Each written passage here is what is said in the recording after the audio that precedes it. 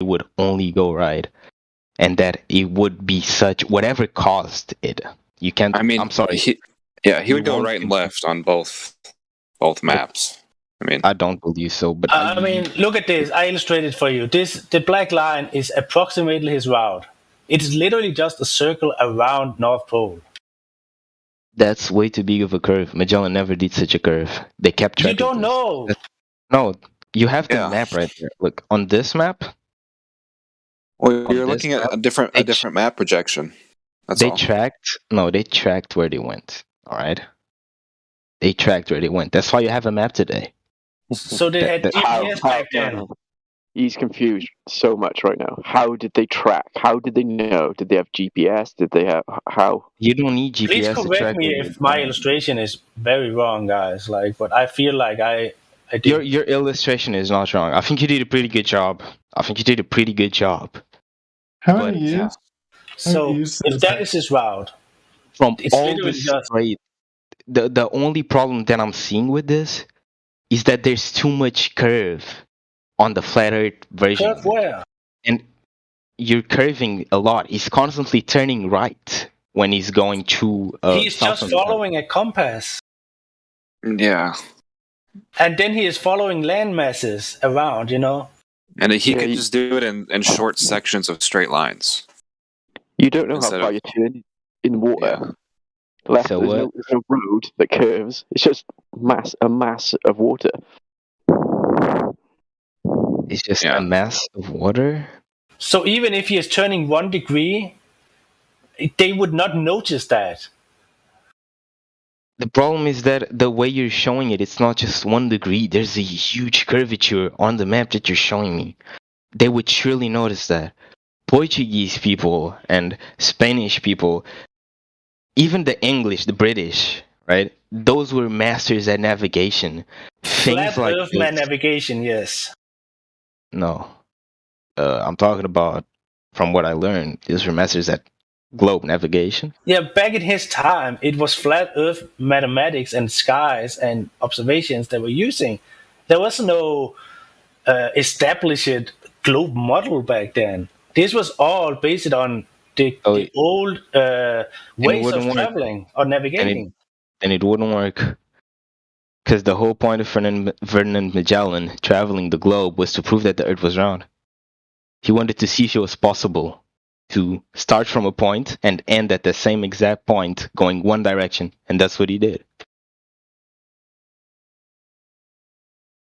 That's exactly what he did, and that's the result he got. Yes, going he one traveled direction. east or west at all Going- yeah. times, pretty much. Yeah, Going- it doesn't prove a globe. That's No, what he going- is proving. He's what proving that you happens- can travel from one point and travel west and guiding through land masses, but stay true west and end up at the same point. That is what he was proving. It doesn't prove either, to be honest.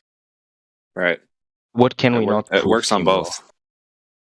It's kind of a They- weird hill to die on because it doesn't really prove anything. I mean, you're just kind of you're just going to believe this guy went on this path, and then you're looking at a map projection.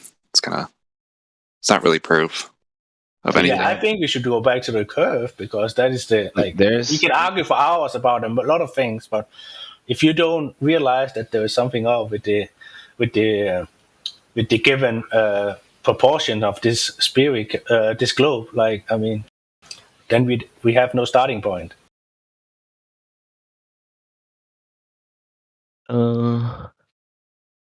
There was Magellan's map. Okay, where is Portugal in this map?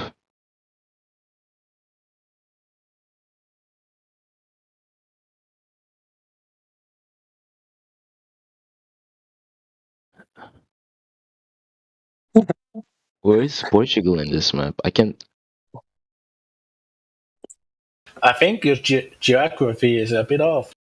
No, it's just that Portugal in this map, it's very weird. That's not Portugal's form at all. So I couldn't find it, but I found it now. Well, that's the point, though. No, I don't think. Okay, mate. If you see Portugal's form today, which is. Wait a second. which is this, and compare it to the thing that's on that map. Wait a second. Fuck. You cannot use that map I was using for one-to-one I don't know. illustrations. I was just saying why I couldn't. No, it's irrelevant. It's irrelevant. Never mind. I was just being petty. Yeah, I mean, I literally started out with that, and that was only for illustrated purposes Either to way, it explain wouldn't north, work. south, and west, east. It wouldn't work either way. No, the map you sent right now. Which one are you talking about? I mean, the blue map. The blue map. Yes, the blue map. I understand. It was you who made it. I understand that was not blah blah blah. I get it.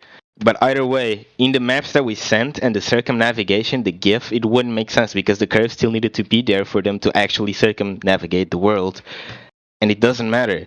It won't work. They just have to keep true west or true east, and they will circumnavigate. It's actually that simple. They didn't have compasses or big ass electronic maps and a pinpoint where you exactly were. No, it was man-made skills to travel and navigate back then. So they just had to have a compass, keep true west, and they would never realize that they were actually turning, because they were just keeping true west and thinking they were traveling in a straight line. But anyway, as we concluded before, like, it doesn't prove either of the worldviews. It doesn't. It is just a conversation about it, how it actually also work if you have north in the center and east west all around. Yeah. I'm sorry. Can you repeat that? I was searching something. I'm sorry. As we concluded before, we cannot use this to prove anything. I merely did it to illustrate that east to west circumnavigation and north and south and stuff like that work on a non-globular projection. Like north in the center, east to west all around. If you follow true east or true west, you will circumnavigate. It works, but it doesn't prove anything. Like, it doesn't prove that we are living on a flat plane, or doesn't prove that we are living on a globe at all. It is just an explanation that it actually works also, Right. I don't Yeah. think the circumnavigation Fernan did would be possible if we lived on flat Earth and with the maps he showed me. That's okay. Because Can then you again, look at the voice text? then The yes. chat? Okay, go ahead. Because then again, as you guys said before, you're trying to illustrate to me a travel, a voyage about a man who did this a long time ago on a map that you don't have. You don't have a model for the flat Earth, as said before, right? Yeah, we do. See that map there that Kosho posted? That's the map that Magellan actually made.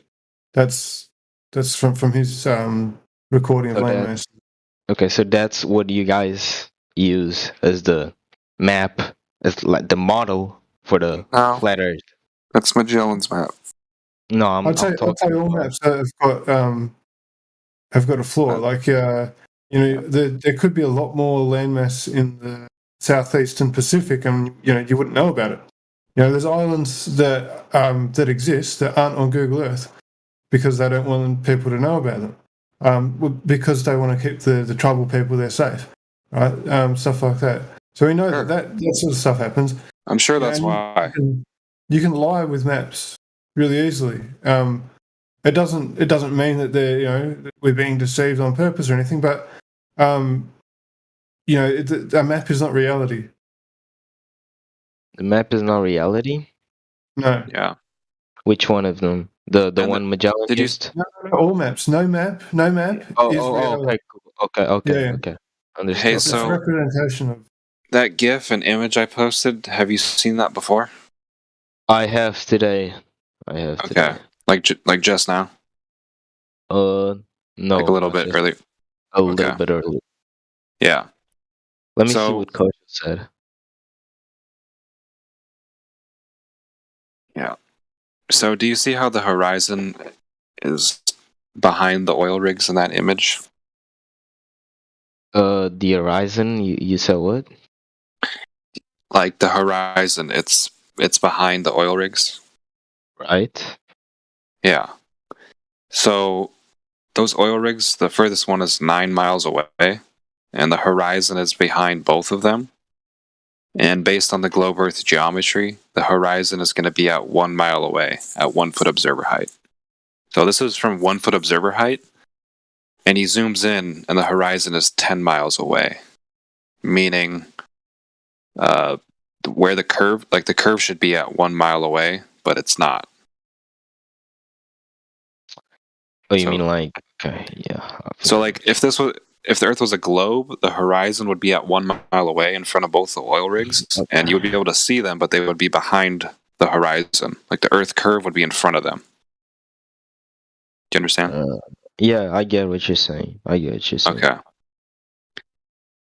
So, yeah, that basically proves that the Earth It is doesn't- flat. It doesn't sound like it, bro, but you're actually really good at explaining this. Okay, Because cool. you're explaining it very simply. I appreciate that. Yeah. I don't actually have an explanation for that because, as stated before, I don't actually understand how that works. So I'll just leave it at that. Actually, Yeah. I mean, that basically just completely annihilates the whole globe. Like everything about it, pretty much. I just got a question.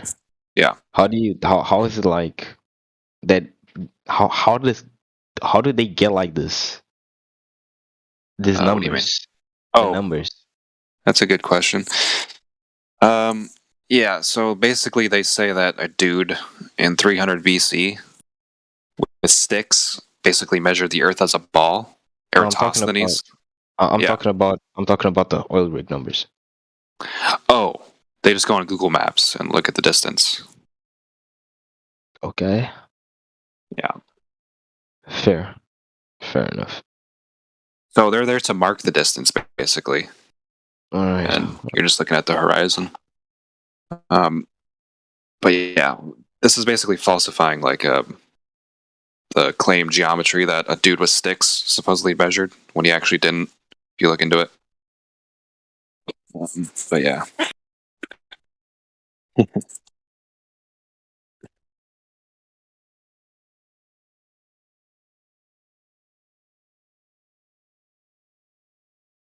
Okay, I already got that. He said it. They searched it on maps. But then there's a problem, isn't it? Because I think your friend said it. Maps, not every map that on the world. He said it. Every map is not a reliable source. Yeah. Well, the thing is, all the maps are based on a flat Earth because the Earth is flat. So even if you have a map that's wrapped around a ball, it's still based on flat ground because in reality, the ground is flat. So you can take a cartoon and wrap it around a ball, but it doesn't mean the Earth is a ball. I don't think that's how that works. Because this map, for example, I'm sorry for the ping, Tim. This map is not based on, it's not based on flat Earth. That map was specifically made to be turned into a ball. That's why the Right, but dimensions are off. that's the whole point. It's actually still based on a flat Earth. It's just made to look like it's a ball, but really it's still a flat Earth because the Earth is flat. No, it's based on a round Earth. They just make it flat. They just how make could it it be- flat. Yeah, how Because- could it be based on a round Earth if the Earth is not a ball? I could say the same thing about your maps. How can this map, I'm sorry, I'm pinging you again, Tim. How can this map be based on a flat Earth if Earth is not flat? It's about what you believe. You believe the Earth is flat, so you said that map can be based on a Well, round Earth because no. Where? No, we know the Earth is flat from measurements and just our own experience. But it's what I was saying before. I think some people in here heard it. But Have you ever actually seen for yourself that the Earth is flat? Have you actually like you've seen for every day. yourself?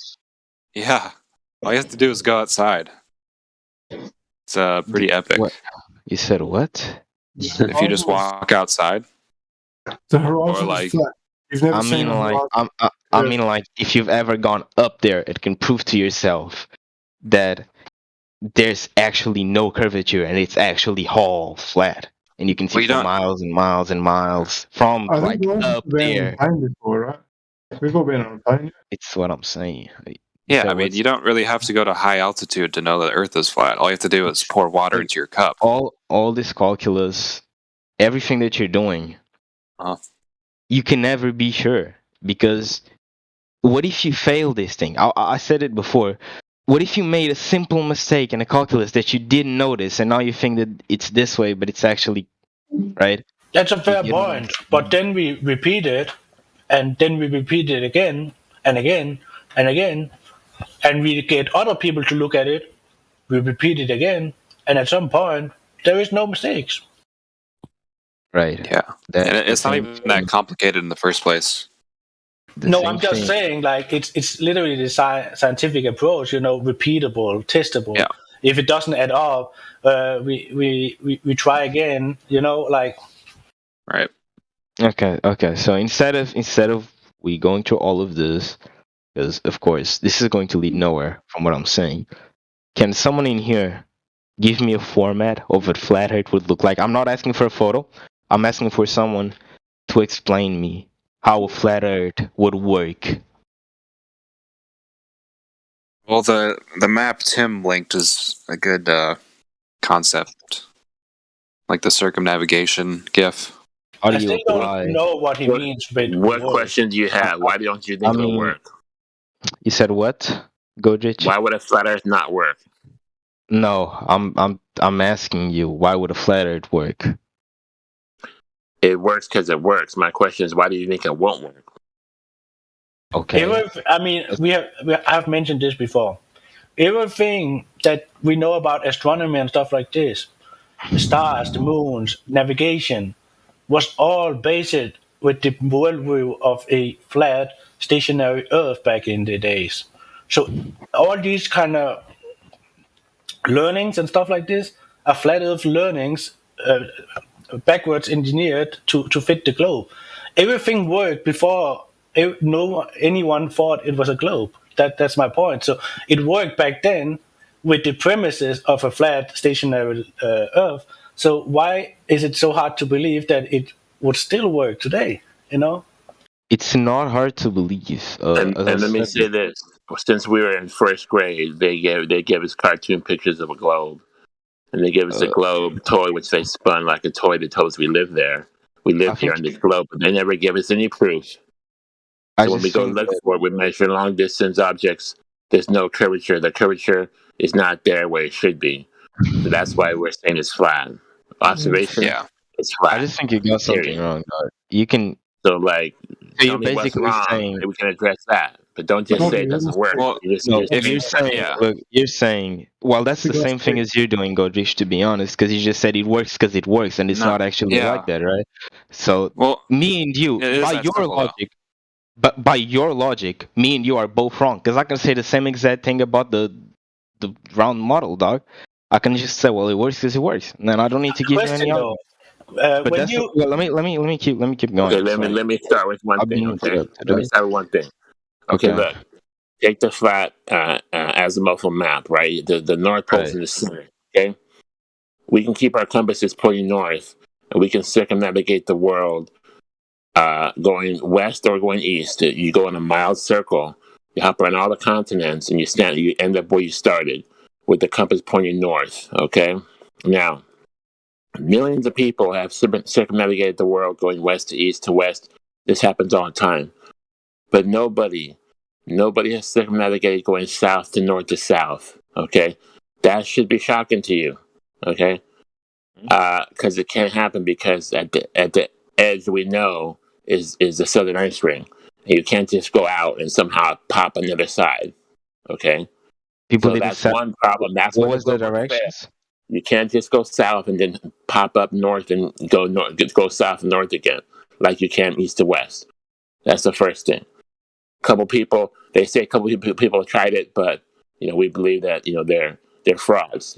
But Millions of So, people have gone west to east. did you But say I north to challenge south? you to find someone that's legit that'll go south and come up Yeah, north. there's been no north to south circumnavigation. That's correct. No, that's not how So I that's where the imagine it. Glober fails. That's not how I imagine it. That's definitely not how I imagine it. I actually, because you've not given me a proper model and you've not actually explained me, Imagine. you've not actually Yeah. explained to me how a Why flat are we Earth talking works. about I your can, imagination? because someone said, "Is this how you imagine flat Earth?" And I'm Well, explaining we him. don't have to give you a 100% working model. We have already explained to you and shown to you that the numbers they give us with curvature doesn't add up with what we can No, observe that's and measure. So that is the bottom line. but We look, don't so have to many give you the full system of the stars. so many things can justify you that not adding up. You've What then? Because look, because one thing doesn't work, it doesn't make another. Because you don't like when I think it's kind of like the one thing when you Hey, say, no. It's really simple. If the ground measures flat, then the Earth is flat, and it all works over a flat Earth. If you're trying to go, well, how does this work? How does that work? You're just thinking incorrectly. Like if the Earth just measures flat, then it's all working over a flat Earth. Pretty simple. I mean, there's for it to be a globe, right? There's got to be three things happening. The Earth has got to be curved. The Earth has got to be spinning, and the mass has to attract mass. You know, this gravity, spinning, and curvature. But none of those three things can be proven. I'm sorry, I was too distracted with the girl wearing the flat Earth shirt. I said, you know, on a globe Earth, Yeah, that's a the globe, good the globe model. is That's on a a very globe good model. model. On a globe Earth, the Earth is spinning. The Earth is attracting objects to it, so it's got gravity, and Yeah. it's got a curved surface. Those three things can't be proven. Yeah, these are There's- positive there's- claims, and there's three the things. positive claims carry the burden of proof. You said that those things we can't prove. The Earth isn't curving. There hasn't been. Yes. You can't measure a curved surface of the Earth. You can't Yeah. measure the Earth spinning, and you can't If you measure say, objects attracting to each other through an effect called gravity. What do you mean you can't measure the Earth spinning? I don't get it. Well, you'd expect that if something's spinning, you'd be able to measure and show that it's spinning. Like if I was to tell you this ball is spinning on the end of my finger, this basketball, you'd be able to look at it and go, oh, look, yeah, it's definitely spinning. But you can't stand outside of the Earth. But you would think there would be some way of using a scientific contraption to be able to say, okay, this measurement here proves that the Earth is rotating. There's movement. But no, there's What one about moment, please. What about the Wait, Jolvin, you What asked about mic check? Did I ask what?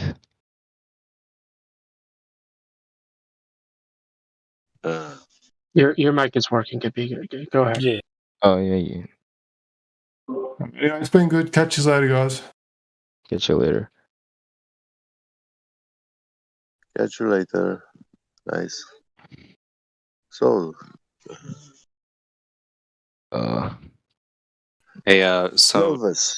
I don't know. Yeah. He said Elvis, yes.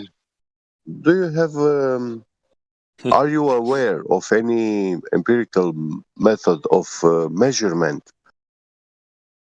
Measurement of How what? you could, yeah, how could you measure the curvature of the Earth? Of any empirical method of measuring the Yes. curvature of the Earth? Yes. I've not gotten that deep yet. No.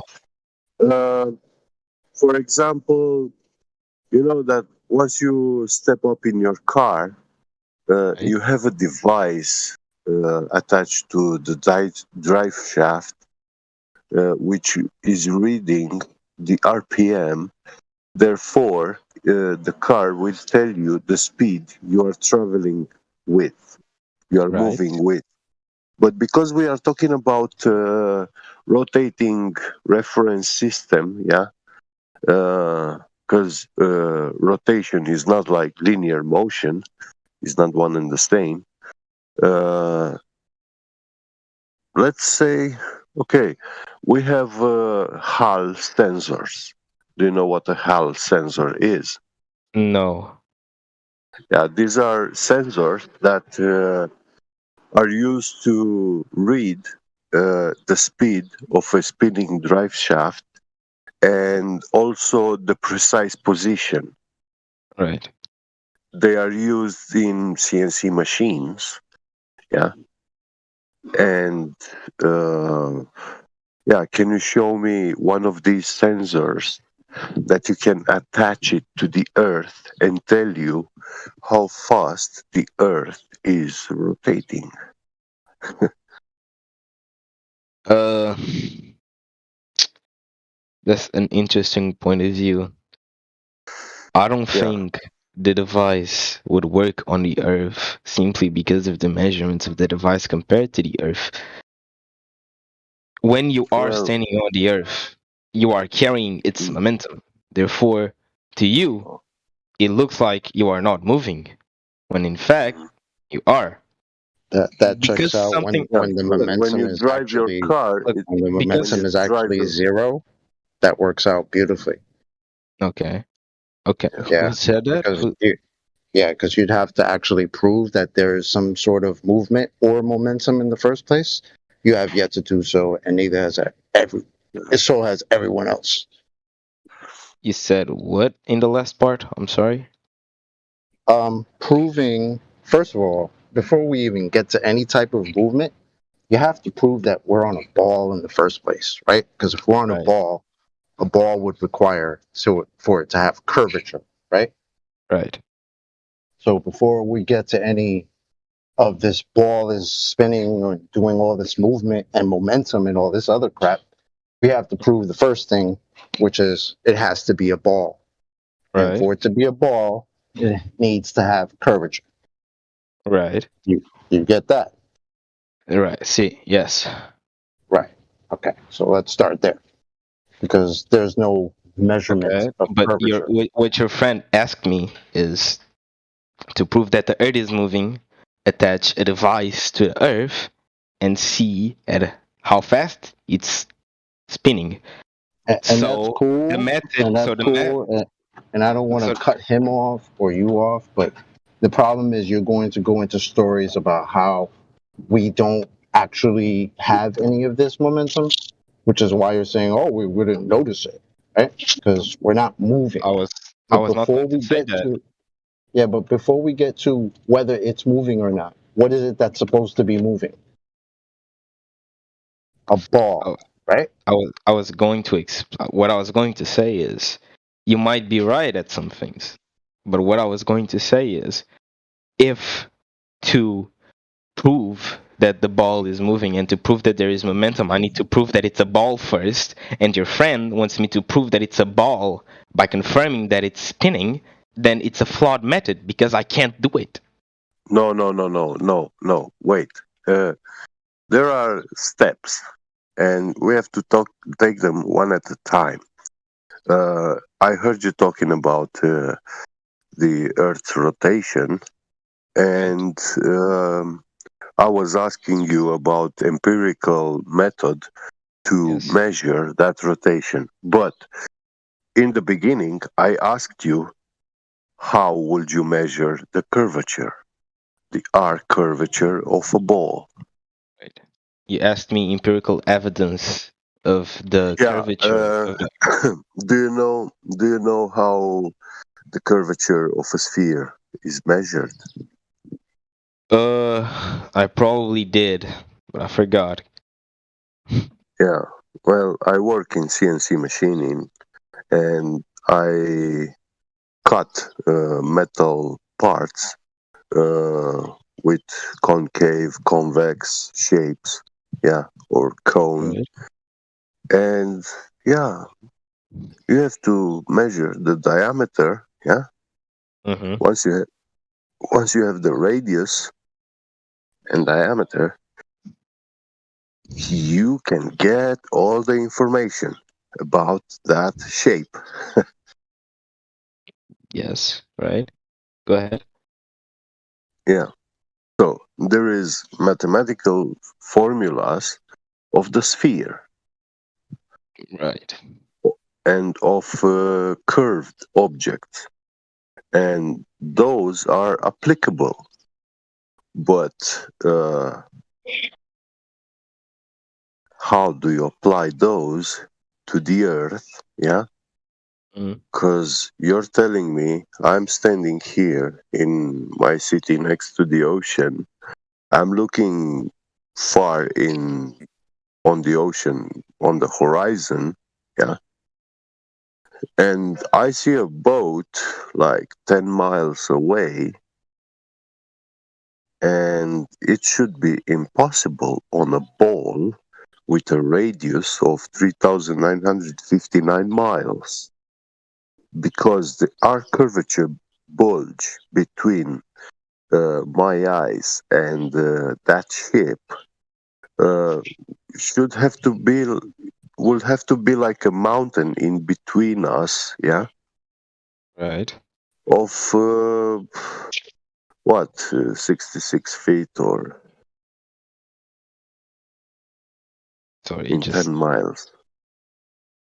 There should be a 66 feet hump. I've I think I think I've heard that argument multiple times before. Just today, you guys keep going back to the argument that I already said that I have a lack of knowledge in, which is you're talking about that 6 feet Mm.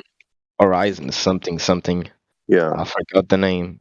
You guys keep going back to that argument. The Black Swan picture. Yes, that is a very famous picture, which we took it as default, yeah, and we use it because we've been positively told that we live on a ball, and according to the math, yeah, of a sphere, it tells us that a man, when he's laying down on the beach, so the observer height is 1 foot from the sea level, you should not be able to see any further than 1.225 miles far away Right. because of the arc curvature drop, overall arc curvature drop of the ball. Mm. So at 1.225 miles, that's the point where things start to disappear from the bottom up because they are going behind the hump. The hump, okay. Yeah, Right. like the hill. And it doesn't. Well, obviously, when I go to the beach, uh, like in a holiday, I go every day to the beach, and in some days I see very far away, and in some days I see much less. And that visibility is given by the air refraction index. So the air dictates how far I can see, Mm-hmm. but not the curvature. Right. And in a day with a high refraction index, yeah, when your visibility is very low, well, if I take a binoculars or a telescope, I enhance my ability to see much further, because this is what these tools are doing. And something which with the naked eye, a sheep which disappears when you look it with your naked eye, when you use a telescope, you can bring it back into view. And you get the Yeah, same because results you do this you every see, day, or do you this do it thing, often? yeah, this thing can be done by any person. I'm asking specifically you. Do you do this often? Yeah, yeah. Does anyone else here do this I often? do I do such observations. Because okay, do you get the same results every day? You can see more than 1.225 miles every day. Well, I never encountered that day where I was able to see only 1.2 to 5 miles far away. I always saw like A little bit 5, less. 7, 8, 10 miles. Sometimes it's less than that. Yeah, What's it your point? varies between, but Joel's, what's yeah. your point with that question? I'm just asking. Mhm. I'm curious to see the studies that are being made to discover this this math behind all of this, basically. Mhm. Because for all I know, right? I'm not saying you guys are lying, but I'm saying for all I know, from my knowledge on this, the image that I'm seeing and the measures could be totally fake. It doesn't matter how famous the image is, right? There could be addition, That there could be image, lies, spread on yeah. the image, Wait, there could be a lot of things. wait. I will explain you that image. So, that image is a still shot from a camera zooming in, and this zoom was made with a Nikon P900 in 2000. I forgot the year when this guy made this observation. He used one of the most high-tech cameras available on the market, commercial cameras. Right. Yeah, it has been made with a professional camera. Nikon P900 is still considered a professional camera. It has one of the highest optical zooms. So it doesn't. was one of the most advanced, one of the Yes, that most doesn't that technologically doesn't advanced. change. I understand. I'm That doesn't sorry? change anything. That doesn't change anything that I said. I said that the image could be edited, and from where I'm standing, it was indeed edited because the image that you're taking is from a video, correct? Or was it a There photo and is then the a video? original video. There is the original video, and the person that took it, if you really want to, you can come in contact with that person. Wonder if you have that same type of So, scrutiny when you see pictures of a magical spinning water ball. You have that same type Uh, of scrutiny, or do I no? have the same type of what? Scrutiny. Scrutiny. Do you have the same type of scrutiny when you look at this image and you say Well, that it's I've totally never real? actually When you seen see a magical spinning water ball with my own eyes, but this Okay. picture is so Have somewhere you you could actually go to. It's a beach have you that been you can there and actually you seen go it to. with your own Joe, two eyes? Joe, No, I have a I question have for not you. Then personally, okay, no, but I then have been it might to a make sense. beach and I've seen plenty of horizons before. All I'm asking is, do you have the same type of discernment when you say, oh, this could be fake? Do you say the same thing when you see the ball, or is that automatically real to you? Just No, trying to no. be honest, man, As I Yeah. said before, because it seems like multiple you don't times. even understand what he's trying to tell you. But the first question No, he's got is, I well, this could be fake. Well, that's okay. cute and all, No, but no. I think you got all of this wrong, dog. I don't know what you're nah, trying to nah, I don't say, got bro. nothing wrong. Let me Joe, talk. Let me talk. I said multiple times before. I feel attacked right now. I'm not gonna lie, bro. I said multiple times before that I wasn't even. I'm sorry if I sound like I'm attacking you. I'm really not. All I asked you No, was a question. that's all right. That's all right. No, it's just the way you worded it. It was kind of weird to me. But I'll say that I said multiple times before that I'm not here to. I wasn't here originally to argue. I said that I would debate because there was nothing else to do. With my little yeah, knowledge, okay, I Hmm. said that I would do it, but I was here to learn both of the points. So when you ask me, do you use that same type of scrutiny when you look at a magical spinning ball? Yes, I do. Yes, I look yes. at it. I look at it from outside the box. Okay, I Oh, don't take it as reality. is that what the problem was? Is that I called it a magical spitting ball?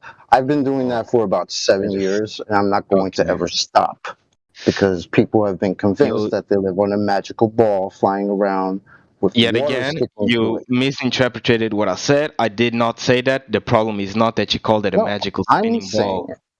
No, I'm saying you totally didn't understand what I said at all. I'll Okay, repeat it once Jonas. more. at Uh, this point, Joel, I don't really care. Listen, Okay, Joel. what my man is trying to explain to you is that I the understand. horizon. What is it that you understand? Please tell us. I understand what your man is telling me, okay? Your man is telling me that from the point and the distance that those things are, according to the math calculated to see how far the horizon is and where the curvature should be, those should not be possible to see, okay? That's what he's trying to say, good, correct? That's, good. that's right. Do you Correct. understand That's right. Okay, Joel. so, okay, okay, so do you so, understand what that means, right? okay, yes, I understand what you're trying to say. Do you think the I horizon is the understand curve of the what you're earth? trying to say. You think Yes, the I do. Oh, horizon I is have the a curve? question for you. I Let me do. ask you a question. Hold on. You do think the horizon is the curve I of the earth? Yes, for the third time, I do think the horizon is the curve of the Earth, be it for lack of Interesting. knowledge or pure So, ignorance. so if it's the curve of the earth, and according to your geometry and your math, according to you guys, your side, the curve of the earth at 1 foot observation height should start at 1.2 miles away. It does not. It does not. Yes, Yeah. I understood that. For the So fourth what? time, So for the what? fifth time, I So don't know. why Let me is speak now. Let me that speak a now. problem? Do you know why No, that's a problem? let me No, speak, bro. Let me he speak, bro. hasn't. Look. For the fifth time, I don't know how many times I've said this. You guys keep going back to the same argument since I've joined the voice call here, bro. Well, I wasn't I here when already, you joined. I don't I care about your already. Yeah, sob wait. story, bro. Let To me, be And honest. bro. Let let's me. take it back smoothly. Can I? Because I heard You you want to be smooth and saying shit, that you man. came here to learn, and I that's did. something I appreciate. Yeah, that's something I value and appreciate. So then, I want to ask you 3 questions, simple questions, Go ahead. to establish your position between knowledge and belief. Okay. Because when we talk about these things, is very important when we perform such discussions with people uh, about mathematics and sciences and religions. You know, it's important to distinguish between the three. So, in mankind's history, uh, who do you know in mankind's history that was the first man who measured the curvature of the earth, and by which method? Those 3 questions were already asked me by what was his name? Oh, I think it was so you've been through the 3 points. yeah, no, they I never. already asked me. Okay. The answer to all of them is no, by the way. If that's what you're asking, the answer to all of them is no. Oh, so you answer no. Then, what you have here is not knowledge. You have belief. Right. That's Yeah. what I'm talking Yeah. about. Yes. So, I said before yeah. I said even before I started the argument, And I think I heard it. I level up heard it. I said that I was not yeah. here to debate whether or not I was not here to debate my beliefs. Okay? Yeah. I even said it word for word. I'm not here to debate or argue my beliefs. I was here to learn, but Yeah. due to lack of something to do and due to trying to entertain everyone that was in the VC talking about it, I decided You to see, try and now, explain why wait. I think or why I'm more inclined Hmm. to say the Earth is a sphere. Right? Yeah. That's what I agreed on. Yeah. So that's probably nothing why I got a bad. little. This is something which vast majority of people do by default when they come in here. So I know You it's don't a think we know reaction that that's because a it's a normal different. reaction? That's You don't probably It's think? a why different I got a little paradigm, you know. That's probably why I got a little agitated when Yeah. Chocolate saying talked the way he talked. Because I wasn't here to do this, right? And feeling attacked He when that wasn't was not. he wasn't Listen, attacking you, but he listen. was attacking the claims, Hello. or you know. Hold on, Gabby, hold on. Go ahead.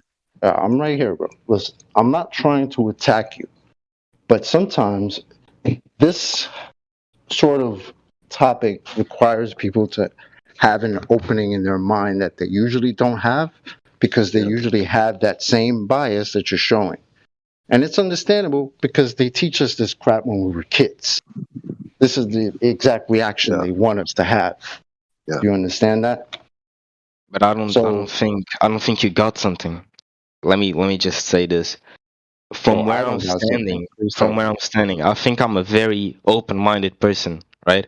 I've been on this call for like, look, it's 1 p.m. in my country right now. I've been on this call since it was 6 a.m. I left for like 30 minutes or 1 hour or whatever, but I've been on here for Quite a long many time, hours. and I've been Okay. listening to what everyone had said. Okay, Mm. now the point is, I've came here very open-minded. I even said that, uh, shit. What was I saying before? I even said that, I, fuck. Wait, I'm trying to find word for word. No, I'm trying to find a word for dog. I haven't slept since like yesterday, and it's 1 p.m. right now. it's I'm very all tired. good, brother. Don't worry about it. It's all good. Okay. Okay. We understand if you're tired. It's not a problem, you know. But I want to ask you a question now. Yeah, Something go ahead. totally different. Go ahead. Do you believe that your feet are older than your head? That's that's an interesting question. Huh? No. No. Could you believe such thing if someone told you? If he gave me a logical explanation as to why, I think I could. Yeah, but have you ever said in your life to someone when someone asks you how old are you? Right? Did you ever told them like, hey, my feet are this age and my head is this age? No. No. Good. And now when you look at this problem that I presented you, it looks kind of crazy if a person answered that his feet are older than his head. You will say that person is crazy, right? I would say it's a little bit weird at the very least. Yeah, yeah. Well, this is what Einstein is saying with the theory of relativity. Fair. That's That fair. that our feet are older than our heads. That's fair. So Why? whoever believes in Einstein's theory of relativity, which is not scientific, he's agreeing that his feet are older than his head.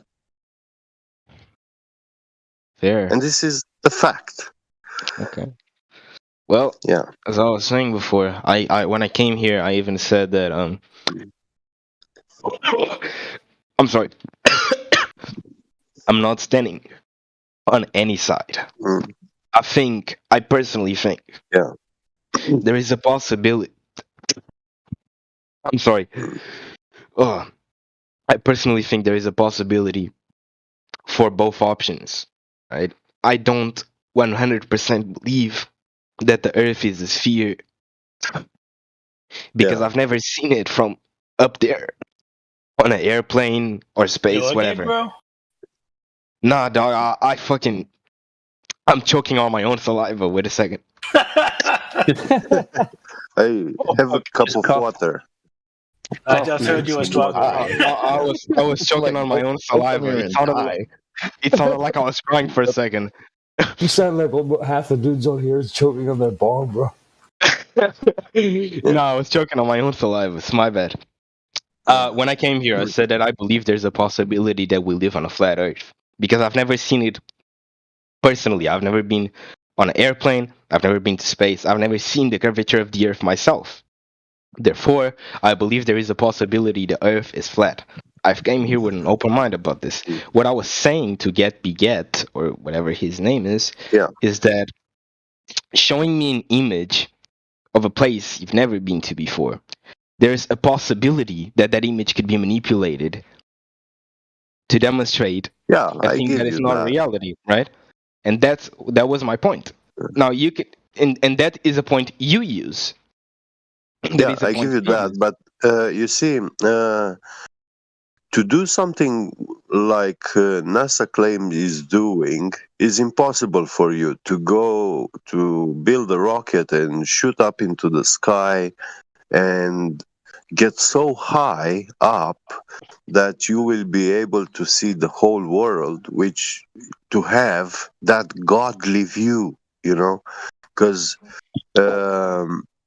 when you see the whole world, that is a godly view perspective. No man has ever seen that much.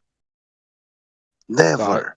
I got a So question. when NASA when NASA is presenting you that image with the CGI ball picture of the Earth, they are posing, they are taking the position of a god.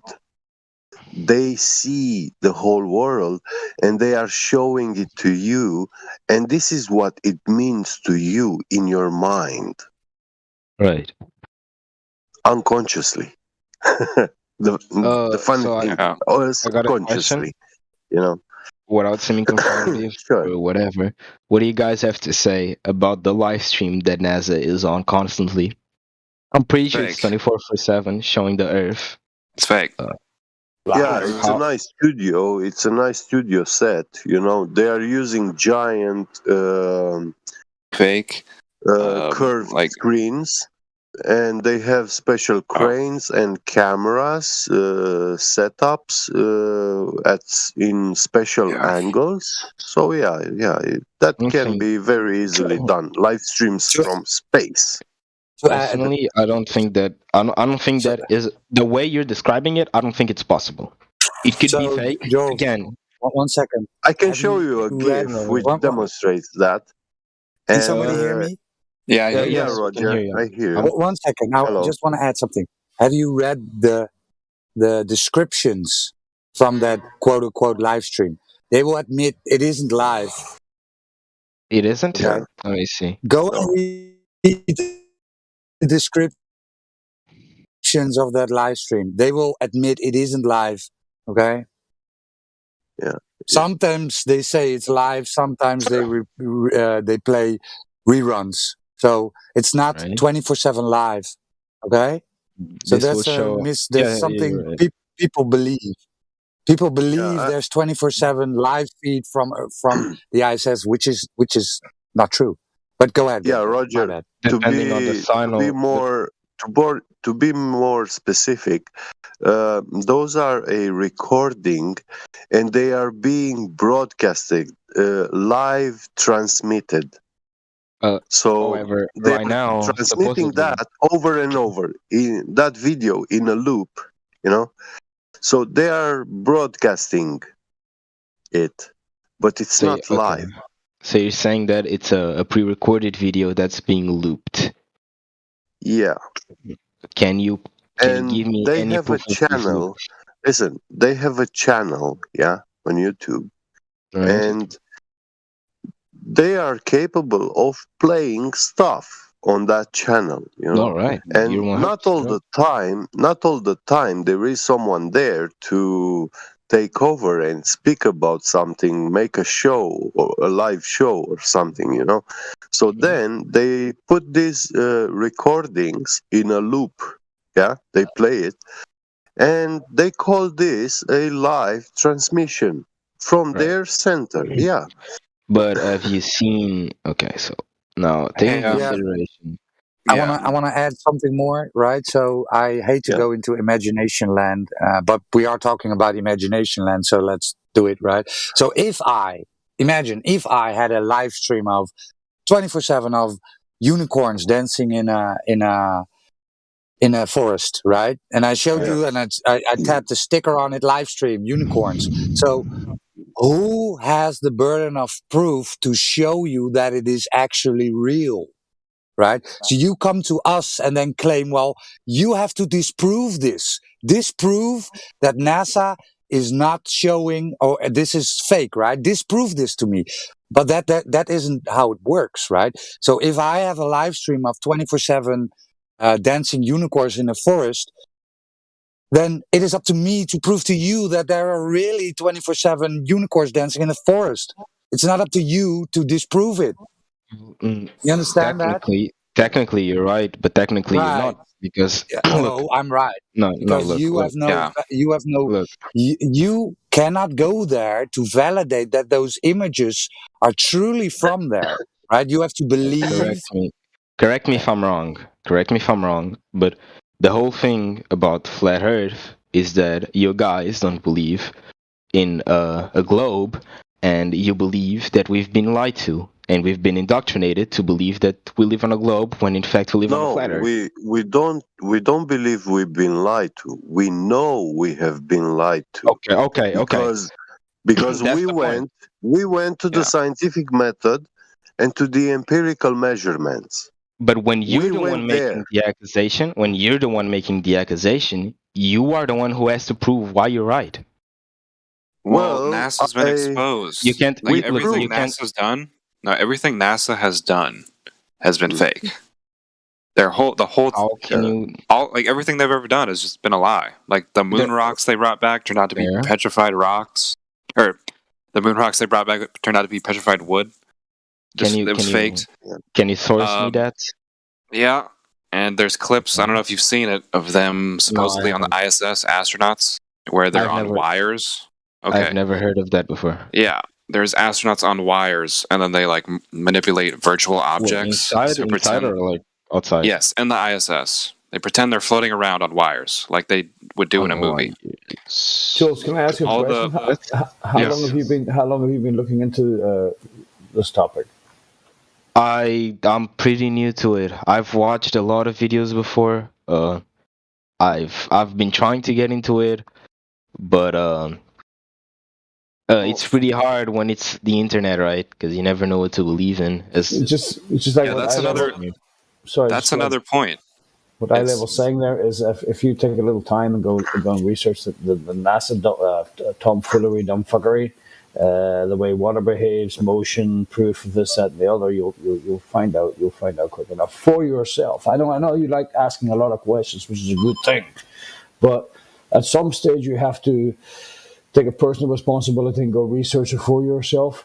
And start figuring out that water doesn't behave the way they say it does. We're not on the way it is, and there's a lot of tomfoolery going on up there in the so-called NASA space. I've researched a fair bit on my own. Of course, a lot of things. I'm not very good at math, so that's one. Hey, But you just started, so I knew about the one argument everyone kept going back to, the one with the 6 foot and the horizon view type of stuff. I don't know the name. I knew about that before. Yes, I That's knew the about black that. swan. I knew about the black swan too. I knew that. Yeah. okay, so you know that like YouTube and the mainstream censors flat Earth information, right? So like that dude at the beach zooming in, they'll censor that video. They're not gonna recommend that video to anybody. They want to hide that. You know that, right? They admit that. Right. Yeah. Okay, so NASA, everything they've done is a lie, and they're hiding all the mainstream information. Like platforms are hiding what we're saying. Like a dude going to the beach and just zooming in, they're hiding that. So it's pretty obvious. I'm not saying it is. I'm not saying it is. Okay. I'm not saying it is. Just to make that clear, I'm not saying it is. Yeah. But when you own a platform, and this might be indoctrination. This might be brainwashing, stuff like that, right? But you got to put yourself in the shoes of the big company that is known worldwide and that has to abide by certain. Well, that's the whole point. No, it has to abide by certain. How do you say it? How do you put this? Yeah, they can't By put out certain quote information. unquote, no, Right. certain quote unquote common knowledge. Oh yeah, totally. they have to abide by certain Here common is knowledge, you. quote unquote, right? So you could see why they would Yeah, be they have taken to down control. They because have to control the information, right? it That's the it whole would be point. deemed as false information, quote unquote, right? I'm not sure if it is, but it would be deemed as by YouTube. Right, What and that's the whole point. would be deemed as false information? Somebody going to the beach and zooming in? Yeah. Oh, but the point. That's false information. Yeah. No, but the point Why? that the Because that video. falsifies the notion we live on a globe with a radius of 3959 miles. Is that why? Because that's what it does. No, Because at 1 foot, your horizon. No, which is I'm sorry. supposed to No, be your curve of at the this Earth, point, no, you that can't say starts you're at not. 1.2 You can't miles. say it's not an attack. You're not even letting me explain myself. I'm trying to get you to see the point. No, right? bro. We keep Well, let me dancing tell you and going first of all over the place and dancing around Let the me tell you subject. first The of all, you're subject not. is You're that trying you to. No, need no, to have look, curvature for it to be a brother. ball. You We're went trying back to to that tell point you once how again. it has been falsified. Look, But you're what you're not trying to seeming do. to get that. No, I'm not trying to do anything. No. I'm What trying to you're do what I'm trying. doing. Oh my god, dog. Let me talk, No, Well, you're talking over him. Stop doing that. dog. Don't Look, talk over him. me. Yes. Yeah, you. He interrupted me. I was talking and he interrupted me. He was talking over me. It was not the my other man. way around. My See, man. he's doing it again. Yeah, because I'm trying to get you back on the point. Okay. All this dancing around you're doing is not Then helping let me get anybody back out. on the point. First of all, dog, what did you say again? You went back to that argument that I already explained that I cannot prove to you anything because I don't understand it properly. I know what you're trying to say. Exactly I the just point. don't So understand why are you how to trying prove you're to wrong. fight it? I'm not trying to fight that point. That point went a long time ago. We're not even talking about that anymore. All right? We're always talking about that. You spoke so much that I forgot what we were talking about. Can someone catch Really? me? Like, I didn't say a yes. whole lot. I'm just trying to establish that the horizon is not the curve of the Earth like you think it is. Okay. Yeah, Because but if it that's. was I just at remember one that's not foot even what I was saying. observation height, it would be noticeable at 1.2 miles away. It is not. Okay, cool. Therefore, You said the that Earth for is the not a seventh ball. time. Look, Yeah, I know it's Chocolate cool. saying for the Yes. seventh time, I understand. Okay, I understand that by the calculations, we should only be able to see 1.225 miles and not more, when in fact we're seeing 10 miles. Okay, cool. I understand. I cannot explain why. So stop going back to that point. Why does it bother you? Because we're trying to have a debate, and it's something that's not going to lead us That's anywhere. the debate being done right there, bro. That's what you're not getting. Yeah. That's what Like, I'm what- trying to get to, bro. The debate's done. You need curvature. You have none. All right, Debate over. Yes, there is no curvature on a picture, therefore the Earth is flat, and fuck everything that we've learned until now.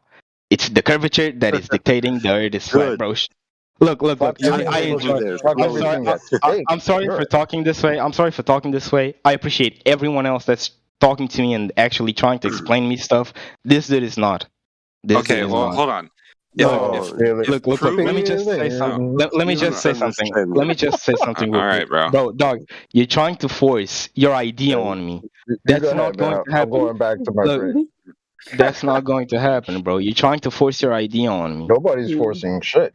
You're trying to. You're damn well trying to. That's all you've been trying to do. That's not going to happen, bro. Not really. What I would actually like you to do is prove that we actually live with a ball, that we could wrap this up. That's cool. But being that you can't, right? I mean, you like you said, you can't. Right? See, so that's the point. It's a weird place that we're at, where it is. And most of the world thinks that we live on a ball, but nobody can prove that. Yeah, that's crazy. But I understand. I'm annoying. I understand you don't want to hear me anymore. But the problem is, it's your problem. The fact is that your side is making a positive claim that we live on a ball that has been debunked. So unless you can provide some sort of a measurement for curvature, establishing that your horizon is the physical leading edge of a sphere, then we're at a crux. Okay, you're right. You won the argument. Congratulations. Now let me go back to talking to the people I was talking to. Feelings. Okay. Joel, No, bro. I just look. Being completely honest, I just don't want to talk to you, dog. I was enjoying talking to the other people. I was finding it very. I was wait. learning. Yeah, Okay. I know. Stop I'm sure you would complaining. enjoy people letting you talk Earth. all over the place and wander all over the place, talk about this, talk about that. But when it comes to the foundation of your argument, you guys don't want to talk about it much. It's very noticeable. You're not the first one to do it. You're not fucking anybody, right? Cool. Yeah. You're not anybody teaching us anything here. Right. So I'm sorry if I'm annoying. I'm sorry if you don't like me, but I'm just trying to establish the fact that you I can't don't. move the lick on the I ball. don't give a Nobody fuck, dog. has. You are not important. I don't care. You don't Good. bother me, bro. I don't need to be important. Jules, That's cool, The bro. fact that you're listen. walking around every day on a flat stationary earth is what's important. That's what's Okay. important. Yes. Thank you. Okay. I'll leave you alone now. I don't Yes, want to stir up any more feelings. Yes. Chocolate Sane is a very pragmatic person, and he's a very good person to talk to. You get to learn something if you do so. So I recommend you. You know, he took you like you're defending the globe. Obviously, you told us before that you're not capable of doing so because you don't know much math. You're not an expert. Yeah. Then also about sciences. All right. And when we talk about observations, yeah, we talk about the physics of light, you know. And if you are not an expert, then it's very hard to even have an argument, you know, because it's one person coming with scientific arguments against a person who have blind beliefs. It's fanatic, you know. Science is not something of his interest. He just chooses to believe something, whether it's true or not, and you can't have an argument, you know, between the two sides. Right. My point It's impossible. Yeah. at this point, we were not having an argument even. You know what was happening is that I had questions. I asked those questions. Mm. You told me why it wasn't possible and why you think I'm wrong, right? Yeah. I am learning with your answers. Hey, Jules. That Jules. was what. Yes. How's it going, man? I'm all right. What about you? Good. So you believe in the globe model, right? I'm inclined to that option. That option. Yeah. All right, cool. So when I was in school, I built a globe model, and I Right. built a solar system model. Right. Started with the globe, and what we did is we blew up a balloon, and we put some paper mache around it, and we let that dry, and then we popped the balloon, and then we had our little ball, our little globe, right? And then we painted on all the continents, and then we created other little balls, same way, and we created a solar system model. So would you say step one of building the globe model was to first create the ball? So would I say that to build the globe model is to first create the ball? Right, just a simple thing exercise that Actually. I did when I was in grade school, right? So the first thing we had to do was To create the that paper heliocentric mache ball, model. right? Yeah. I'd say that you should. I never did that, mainly because I'm not from the U.S. I think, but I'd say that if I had But to you build a understand what we solar did, though. Yes, I just said that Mm.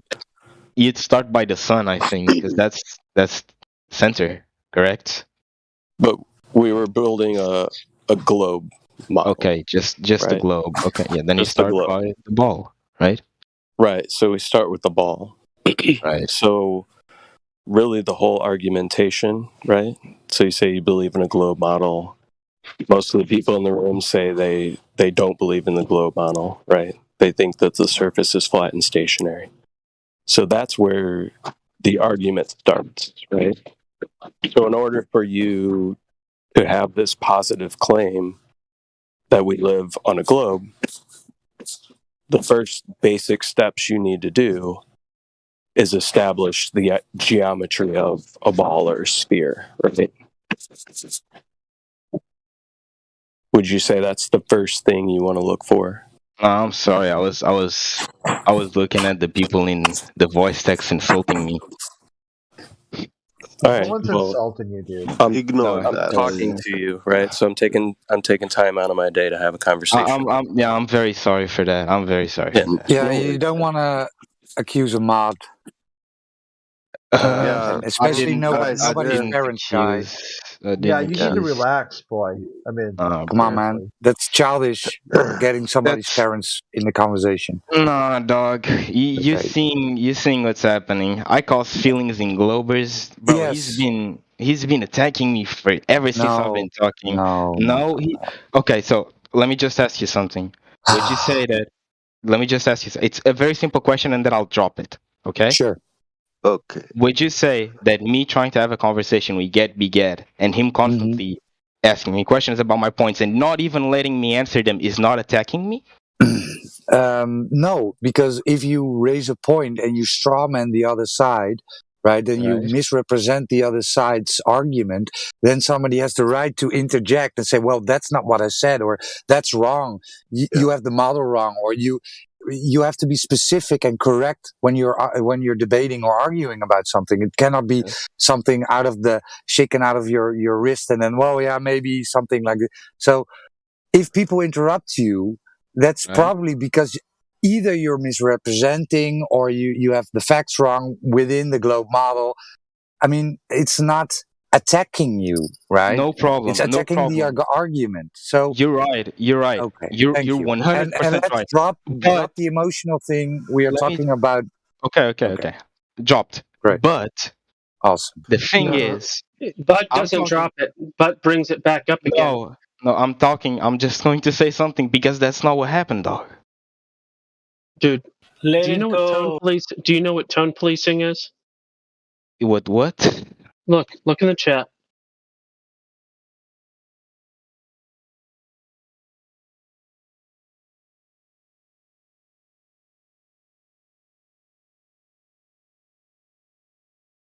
But Also have that's to consider that's that No, this no, is not but. Do you also Not understand what? Hold on. Do you know what Discord is? Oh, I know Do you what understand Discord how a is. server operates? Do you understand Right. the different roles that are within a server? Do you I understand what a moderator is? I've Do you read the understand what rules. moderating a conversation is?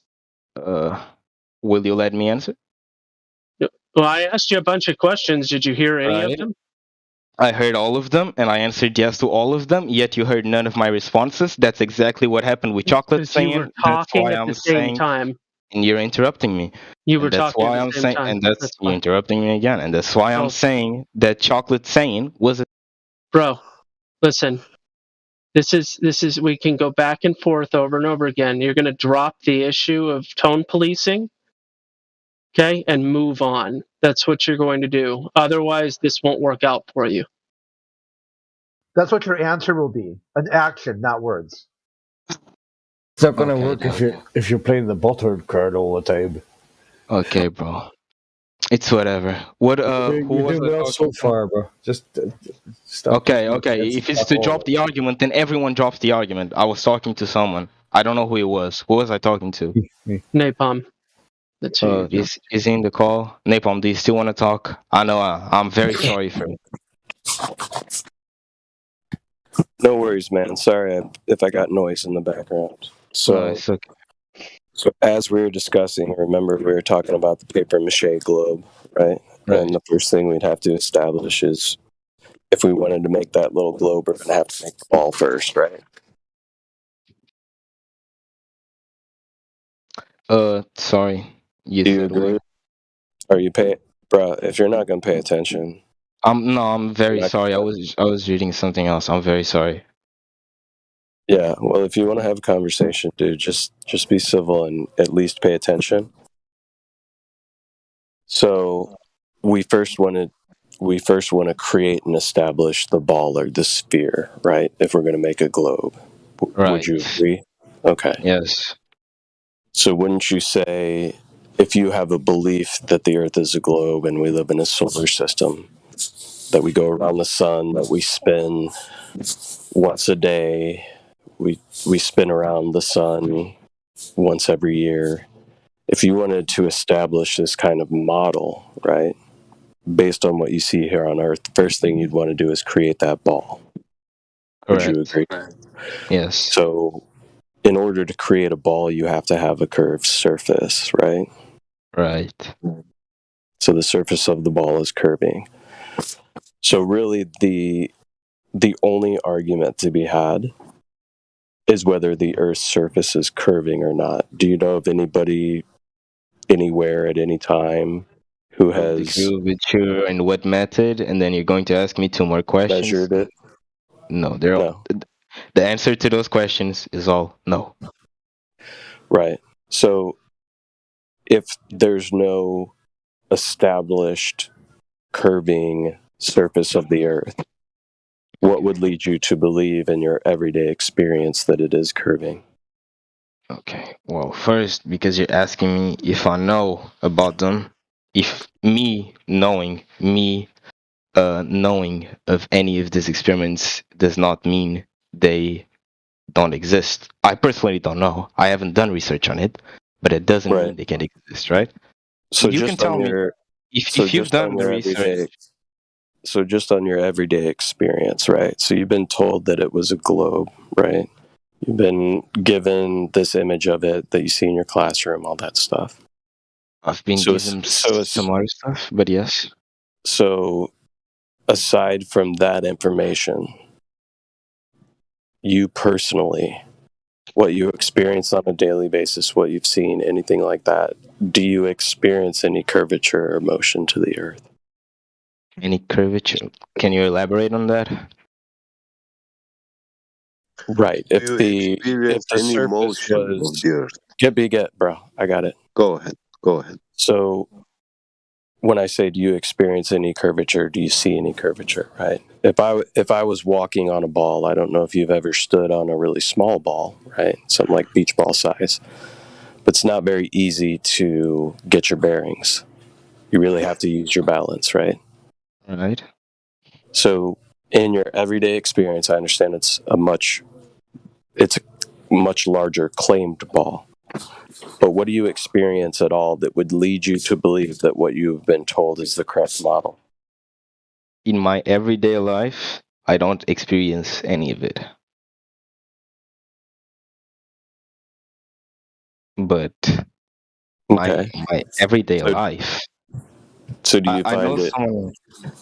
I know someone Go ahead. mentioned it earlier, and it was that your life, what you're living, does not dictate what the others are living, right? And that's why we're having these arguments, which Correct. is Yeah. For most right? people, like, perception is reality, right? Like, they can be told that they live on a globe Earth, right? And that the Earth is a ball, and then they can go up in an airplane, which doesn't even come close to high enough to see any type of curvature of the Earth.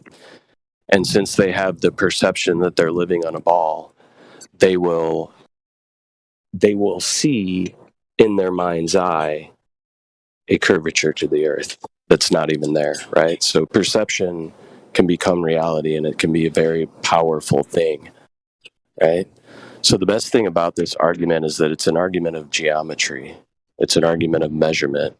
And you can go out and you can observe the world for yourself. And that's why most of us are here, because we've gone out and we've physically tried to measure and or observe curvature to the Earth. Have you ever done that before? If I've ever tried to see curvature on the horizon? Yeah, have you ever tried to go out and actually I might have tried without the proper tools on a not prepared day, like just that random thought that comes into your mind. But not professionally. I've never gotten like out of my house and went to a beach and said, "Today I'm going to try and check the curvature of the Earth." I've never done that. Gotcha. Well, the funny thing is, when you do try to do this, what we find is that the model that we've been given, the numbers that we were provided for the curvature of the Earth, the claimed radius value, it doesn't comport to reality, right? And it's not just me that's done it. It's been many, many people all across the world. And everybody's coming to the same conclusion. The ones that go out and say, hey, what is this whole flat Earth thing? What are these people claiming? You know, is there anything to this? Let me just go out and do some observations to see if what these people are saying either comports to reality or not. When I say these people, that can refer to people who perpetuate the globe model, or it could be to the people who claim that the Earth is a flat stationary plane, right? So that would be a good place for you to start. If you're really honestly interested, is to go out and do some observations for yourself.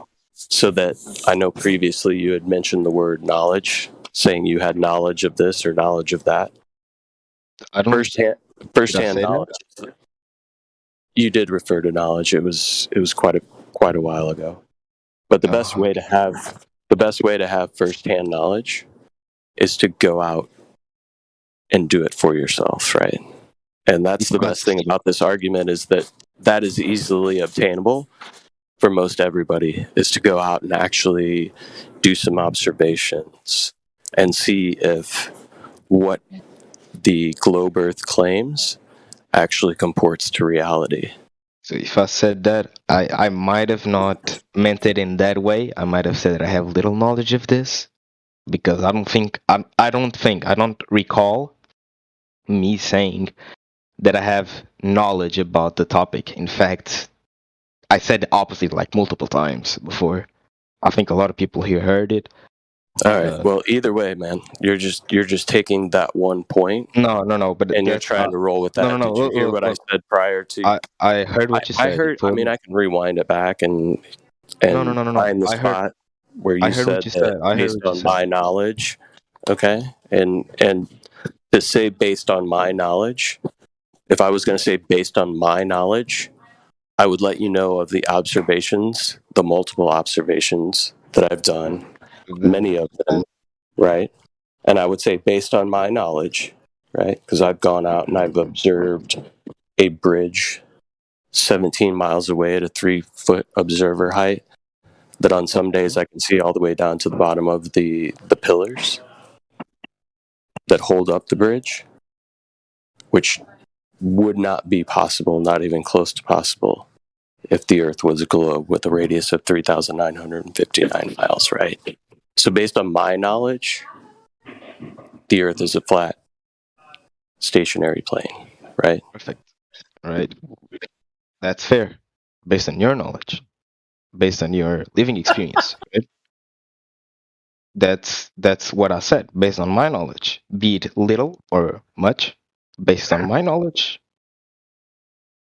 No, wait. Right? You can't say that. You can't say that because you answer no to the 3 questions, and we already established that what you have is not knowledge, but it's personal belief. Right. Yes. Right. And that is not knowledge. Then I worded it wrong. It's not knowledge. Then I might have worded it very wrong on what I meant. Okay? Yeah.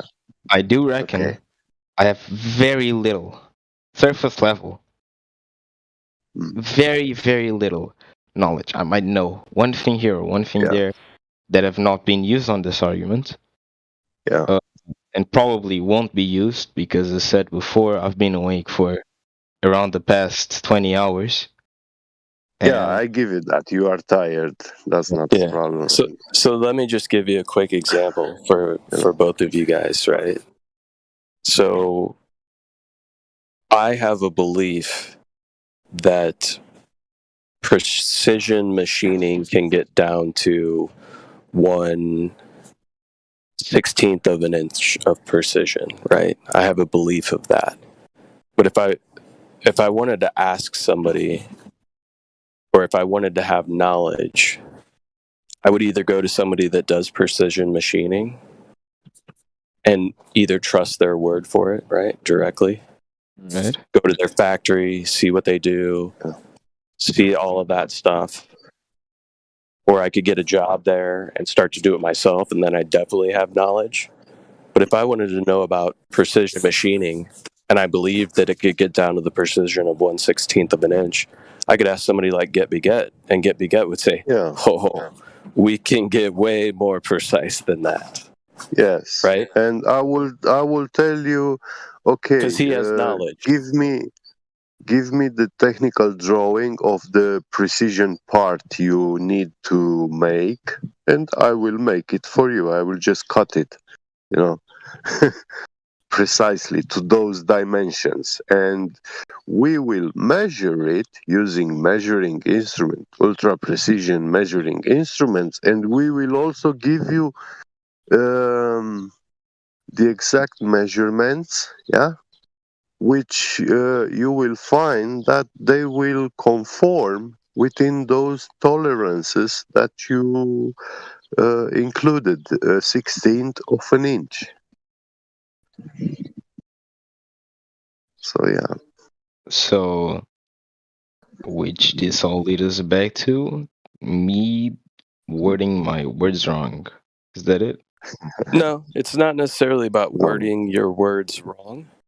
It's about you understanding the difference between knowledge and belief. And if you actually legitimately, honestly want to have more knowledge just for yourself, I mean, you could go out and you could maybe prove that it's a globe, right? But you prove it to yourself, and then you have knowledge, right? That's knowledge. That's where you start to gain wisdom on something. And all we're asking is, if you're truthful and you're honest and you really want to look into this, there's certainly ways that you can physically go out in the world, the thing that we're talking about, and put the claims to the test. Put the flat earth claim to the test. Put the globe earth claim to the test. Go in there not giving a crap whether it's one way or the other, and just try to figure out for yourself what this place is. For example, when we speak about the heliocentric model, we are talking about a ball, actually a set of balls spinning around each other and floating in a vacuum. So we need a demonstration that you can have, like when you go somewhere and you see a lake, yeah, the lakes are filled with water. But let's say we make a lake filled with vacuum, nothing. And now you have to throw a ball inside there, and it should be floating into nothing. So we don't have this physical demonstration of something being able to float in nothing.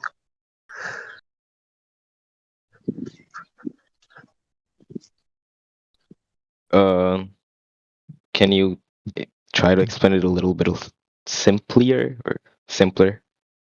See, I don't get like where the argument leads to. Yeah, it's the positive claim that the solar system is shooting through the vacuum of space. Yeah. That's fair, I guess. Yeah. I just feel like I feel like it is personally floating. It is floating into nothing.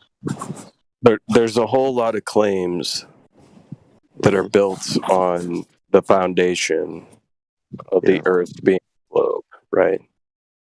Right. We don't.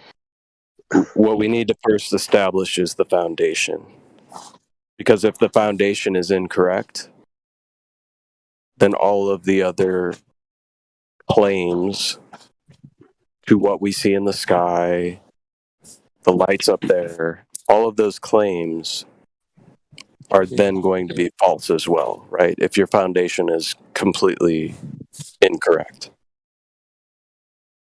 Would you agree? Somewhat.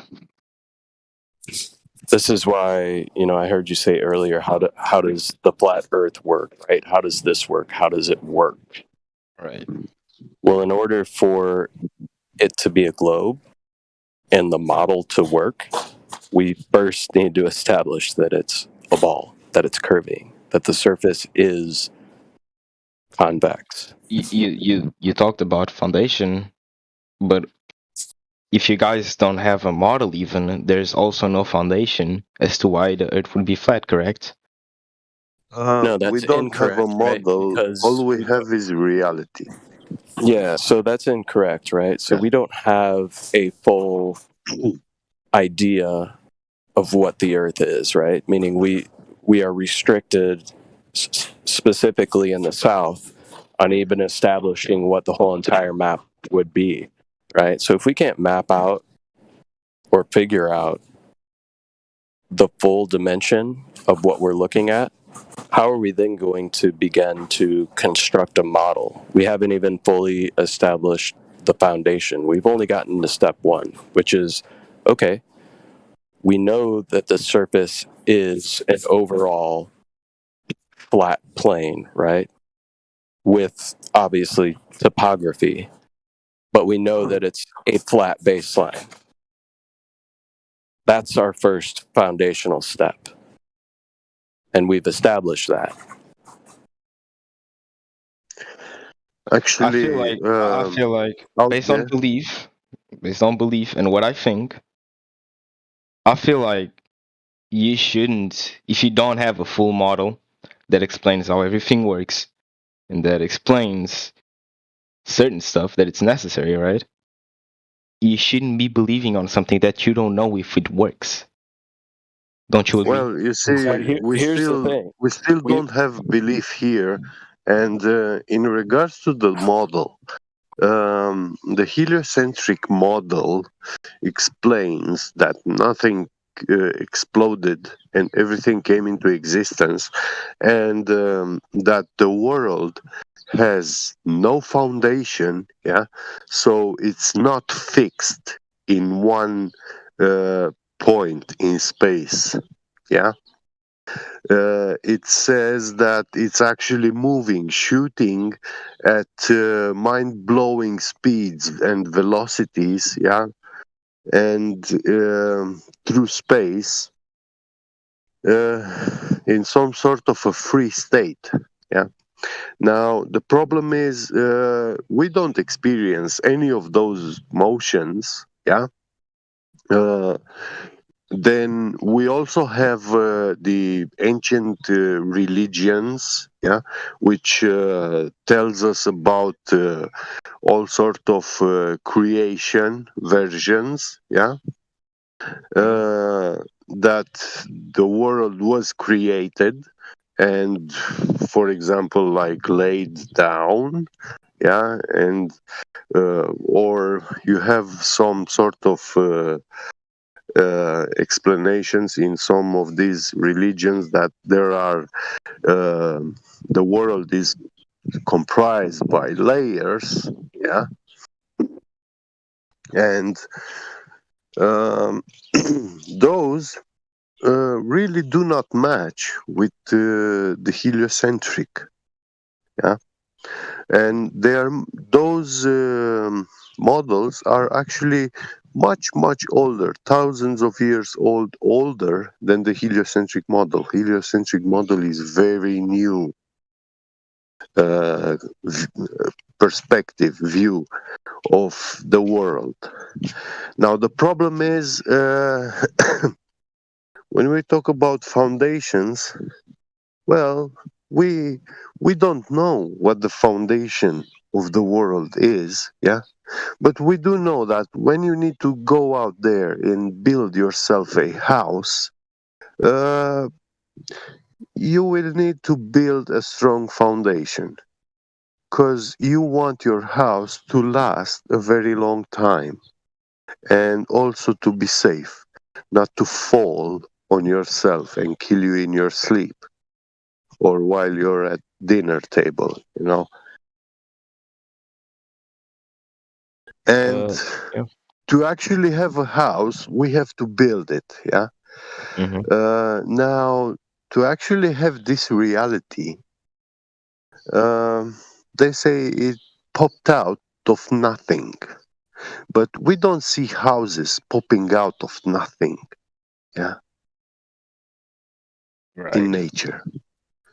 Because if that were the case of reality, that everything comes into existence magically, popping out into existence, then why the hell do we need to manufacture stuff? So can I say something? Sure, go ahead. Based on your what do you call it? It's not analogy, right? It has a different name. It's analogy. Is it the name? Let's call it that way. Okay. Okay. Based on your analogy, based on what you just said about the house and everything, you're saying that houses don't pop out of nowhere.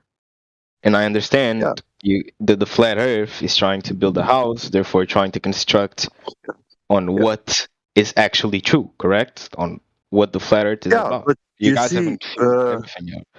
But you don't. We don't listen. Yeah, I just want to add this quickly, and then I let you continue your thought. Hold your thought, please. So we don't deny creation. Yeah, the story of creation is very plausible, and we don't deny it. If someone asks us for a proof, obviously we don't have that proof, of a creator, despite the fact that there really is evidence of a creator in reality. But it's being systems that govern mankind have been working for thousands of years to actually deny those stories of a creator. So us is just two people who are, I'm 40, you're in your 20s maybe. Our lifetime together is a very, very tiny, small part from the time, in comparison with the time that these people had, to actually build arguments and denial stories. They had thousands of years. Yeah, so I wanna. So your contention is that there is no quote unquote flat Earth model. Because of there is no flat Earth model, Earth is still a globe. Is that what I'm hearing? No, that's not what I said. No.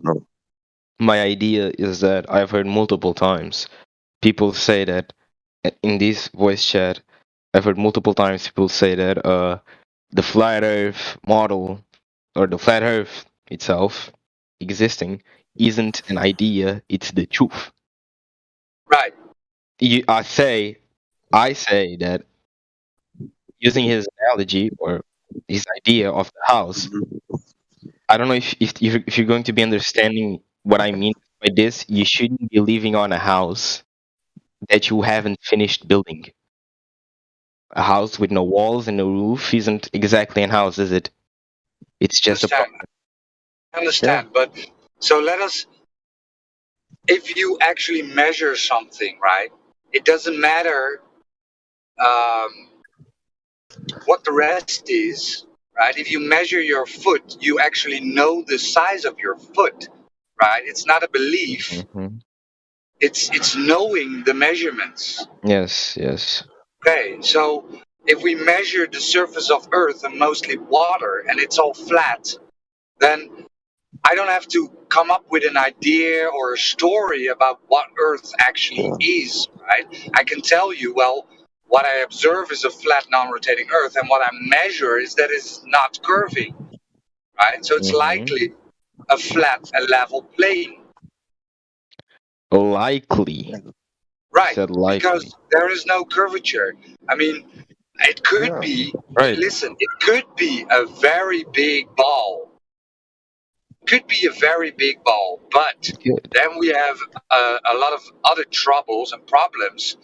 when we look at the heliocentric model, right? So the claim on the table, we don't make that claim. That the claim on the table is that Earth is a ball with a certain dimension. It has a fixed radius. That is the claim, right? And Yeah. you can then go outside and actually try and prove that claim, and then, well, maybe it is a ball, maybe it's not a ball. You can test this, right? We are Yeah. saying that it's not a ball. Yeah, Roger. We do have But the it means is. to test Right. if it is a ball, and you know, the technological advancements that we have today in measuring stuff, we never had such precise measuring instruments as we have today. And these instruments, all of them, they are showing no curvature, no rotation, yeah, no constant acceleration.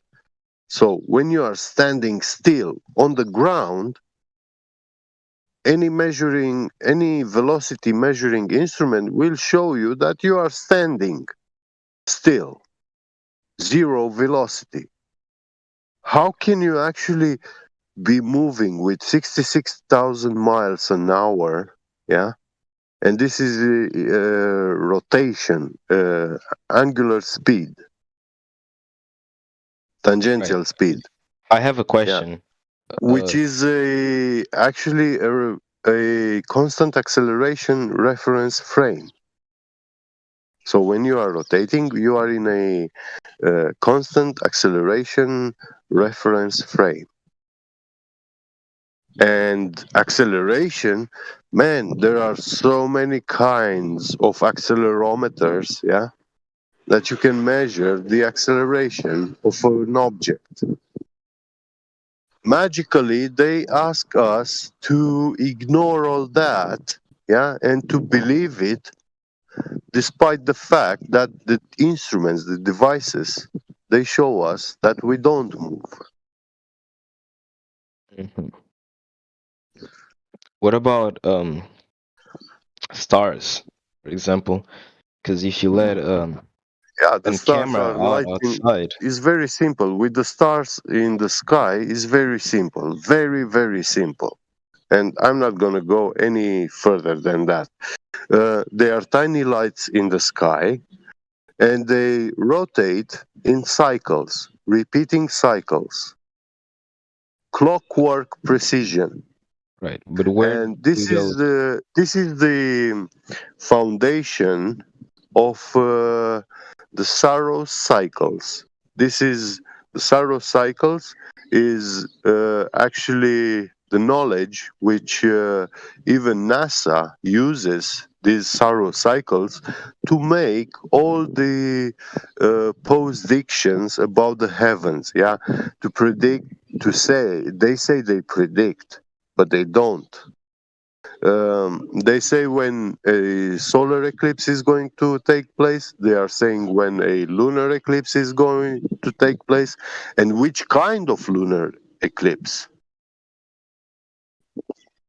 So, what these about are cycles, these solar and lunar eclipses, they have been observed by mankind for thousands of years. They recorded it, and they found that they precisely repeat themselves.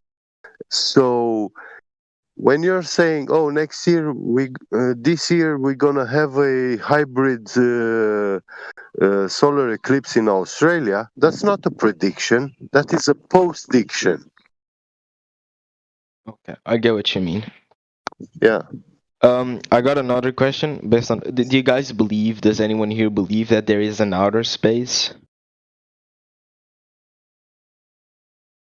Like that What do you mean? infinite vacuum of space with Yes. infinite galaxies and planets and aliens and stuff. Yes. No, Yes. no, nobody believes that bullshit. How does the flat Earth explain asteroids and comets and stuff like that falling onto Earth? I don't know, they are shooting stars. I don't know what they are. I never caught one, you know. And if NASA says that they caught a shooting star, yeah, and they have it somewhere, well, obviously they are not showing it to us. And whenever they are showing is some sort of rock, yeah, like it's coming from Mars or from the moon or whatever, most often it happens that is a petrified wood or stuff like this, you know, rocks which you really find here in the world. Yeah, let me emphasize there's again, right? but I don't want. I there's want cases. Can I just say my this? bad. Yes, sure. Based on this topic still, but there are cases of this objects that we don't know where they come from, destroying houses of civilians that apparently did nothing, right? So how is that explained as well? Would you say it's a scheme from the government to hide that Now, there is? let me take it back, right? Because the Earth is what it is, right? Rocks from the sky does not prove what the Earth is. Measurements of the surface do. So whatever these things that you think they are, right? Because you have you've probably seen a quote unquote shooting star through the sky, right? That's what we all witnessed at one day. But I've never witnessed one hit the Earth. The only time I saw they claim it was hitting Earth was on television, right? So it could be anything, okay? That and again, the most important thing is things falling from the sky does not prove what the Earth is. So it could be a rock, could be whatever. It could be an electric discharge. Some people say what you see through the sky is an electric discharge, right? That's just speculation. It's just speculation. I have none of this. I have proof for, right? Even I don't have proof for what is falling from the sky. Neither do you, right? They tell you it's this, but you don't have any proof. Doesn't prove what the Earth is. Yeah, I guess so, but shit, what I was going to say. I was going to say something. Yeah, this goes back to my point about establishing the foundation, right? You really have to establish what the surface of the Earth is first. Yeah, my point is, where is that curve at? Yet again, I was going to say that, but the thing is that those things, they're not shooting stars. I assume, from what I know, I may be wrong. They're called asteroids, and they eat Earth. They hit Earth. Asteroids hit Earth. They are called meteors because they burn in the atmosphere. Right. Okay. Meteors. An asteroid would actually have a physical contact with the ground. Okay, I'm sorry. I used the wrong word. I didn't know. I was not educated in that term as well. So, but the fact is, there have been incidents of them eating Earth, be it by whatever it is. It has happened. That's a fact, right? We can all acknowledge that. No. Sorry. No. Okay. I've showed you a video. I tell you what. Recorded I tell you something that you 100% do not know and never heard before. We have mythological stories, like in Greek mythology, where they say, people say in those stories that, for example, when volcanoes explode, erupt, yeah, they shoot out material up in the sky so high that they will never fall back down, those stones and rocks. Yeah. How can this be actually happening? I would say, yeah, we all see in laboratory, for example, quantum locking effect. Do you know what quantum locking is? No, I'd like for you Yeah, to explain it.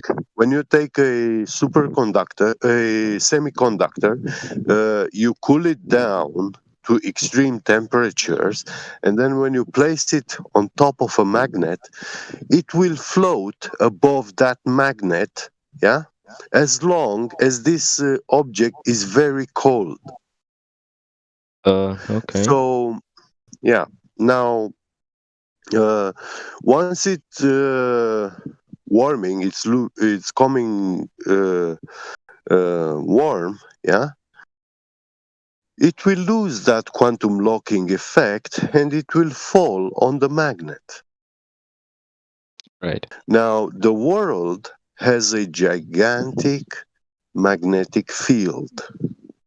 Yeah, that's why you can use a compass pretty much everywhere in the world, except some remote places where you have in the ground some sort of metals and mineral deposits which affect the magnetic field in that remote location. Right. Yeah. So I would say that those things that fall from the sky, it's material that has been shot from the ground up in the sky, and they've been there for thousands of years, quantum locked in the sky, and now they are losing that energy and stuff, and they fall back down to the ground after many, many thousands of years. And people have observed this and they wrote, and we have knowledge about this from ancient Greek literature. People said that there were gods before who threat some men that if they do something, this god is going to take them and throw them so high in the sky that they will never come back down. They will never fall back down to earth. So we had this concept from many thousands of years. It's Okay, not. so can I answer? Yeah, sure. Go ahead. Before I answer you, I just like to say, Roger, that is not what I said. No, I know. I just that is- asked if there is an I know. explanation for that.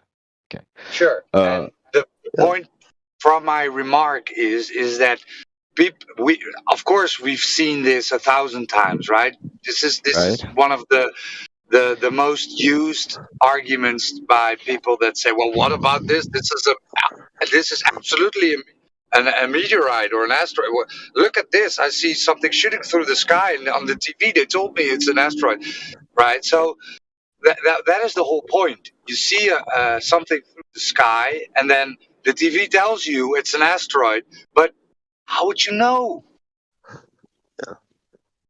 That's fair. Right? I'd say that's fair. Right. That was the goal of my remark. Because people come here and then they absolutely claim, well, this has to be an asteroid. Look at that thing shooting through the sky. Yeah, well, where's the impact? Where's the thing? Well, that's the only thing we got. That asteroid in specific that I showed you actually hit Russia. You can search it up if you want. I'll link you to it. Oh, the Chelyabinsk yes, it actually meteorite that exploded in the sky. Well, that for me personally, that one isn't a meteorite. That one is actually the Russian military test. Yeah, in 2010, they launched a ICBM. It's a intercontinental ballistic missile with nuclear propulsion. Yeah, so this means that once you launch this missile, it's capable of flying, maintaining flight 1,000 years. So it can fly continuously for 1,000 years. It was a hypersonic missile, and it was flying Mach 20, something like that. Extremely fast. And yeah, they had it flying for 2 years. It had also stealth technology, which the Russians actually told the Americans that, yeah, you will see, we launch it, but then when we activate the stealth system, it's going to disappear from all radars. So no radar technology will be capable to detect this missile or to find its location, to know where it is, heading to, flying to, nothing. And that thing actually happened in 2010. And in that moment, the whole US army and NATO caught their asses in fire. Yeah. they went in the scare mode, in the fear mode instantly. Yeah. And now, because you have a missile which is hitting you, and you do not know who launched it, yeah, where it came from. But wouldn't you So say? that was, well, it has stealth technology. That's what the stealth technology is for, you know. So you don't know who's attacking you. you said hypersonic speed. Was that hypersonic speed? Is that what you said? But you Yes, can hypersonic. Wouldn't that be? Sorry? Wouldn't that be faster than what we see on the video? It is, you see, what you saw in the Chelyabinsk meteorite, yeah, exploding. They were actually doing the tests, explosions at hypersonic speeds. How do they behave? How explosions behave at hypersonic speeds? Because it's one thing to put a bomb in a car and detonate it. Yeah, that's one thing. And it's a whole different level when you have a bomb flying at hypersonic speed and exploding in hypersonic flight. The behavior of the explosion changes dramatically. Right. Okay. Yeah. So it was sped down, basically. And actually, this is my personal speculation that that wasn't a nuclear detonation or anything like that. It was the self-destruct mechanism activated in hypersonic flight. They tested a small explosion in hypersonic flight. And it showed that a tiny explosion actually devastated, yeah, a very big area, because you can see like a line across the sky, a line of fire in the sky, yeah.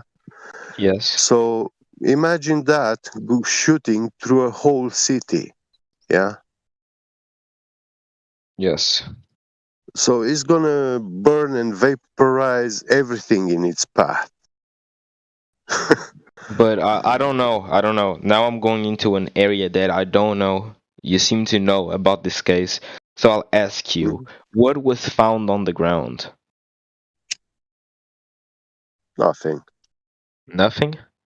There was no impact with Earth whatsoever? They can claim anything, right? Yeah. They can claim anything was found on the ground. When we look at, for example, 9/11 Pennsylvania, right? Of Pittsburgh, what was it?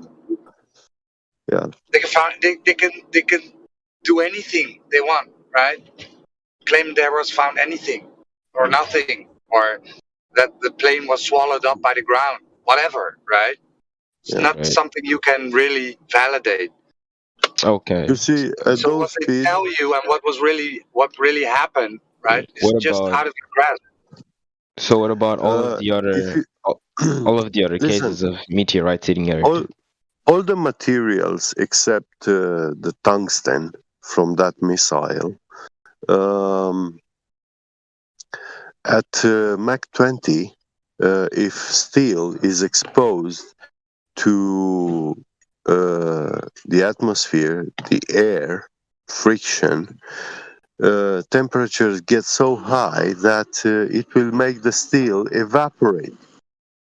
So it doesn't just melt it, like turn it into liquid molten steel. It's so hot that it will evaporate.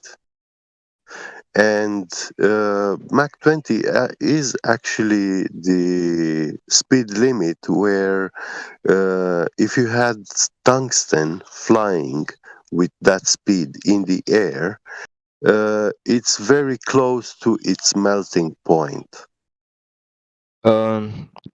So So what about that this case? explosion, because the tungsten was near its melting point, it's much easier to actually break it into pieces. So when that missile exploded, all the tungsten components, yeah, they just turned into dust. I sent a new case right there. It's a meteorite that crashed to a woman's. It was recent as well. It was 2021. It crashed to a woman's ceiling and laid right near her on her bed. She found it and she called the 911, desperate, uh, telling that a meteorite just hit her home. What about that, for example? Yeah, well, I Again, told right? you, They there is told you, stuff. yeah. So there's stuff falling out of the air all the Yeah, time. This The case, shit has been raining like frogs and fish, and so a rock falling from the sky. I mean, it's a shouldn't be that. story. It's a great story, right? But who knows? And again, what is falling from the sky does not prove what the Earth is, right? So we can speculate No, but like that's. I the whole didn't say day that. about what it is and what it might be and what it No, might be not. I just asked but how this would fit into flat Earth and how And this then, and what do you guys think about this? If you guys well, think it's fake. well, I just told you that we have volcanoes which erupted Yes, thousands of years ago. I was going to answer that. Yeah, Can I? yeah, I sure. know you mentioned. I tried to keep this in the back of my mind because it's a topic I'm also interested in, mythology, and I've seen, I've seen in your roles that you have Viking. So I'm assuming you're from up north. Yeah, Um, I'm Romanian. Yeah. You're Romanian. Okay. Um, uh, Mythology is a bunch of stories about gods, right? I'm incorrect. Mm, I'm incorrect. that's not correct. Okay, it's an idea that there are multiple That's what gods, and there's they teach you in educational system. That's so. what they want you to believe about What, it. Yeah. what would you Greek say it is? mythology. Well, you see, the ancient Greek writers were very gifted people in the art of writing. Yeah. Right. Yes. So, and the way they were speaking in those times, and the meaning of the things that they were saying, has been altered.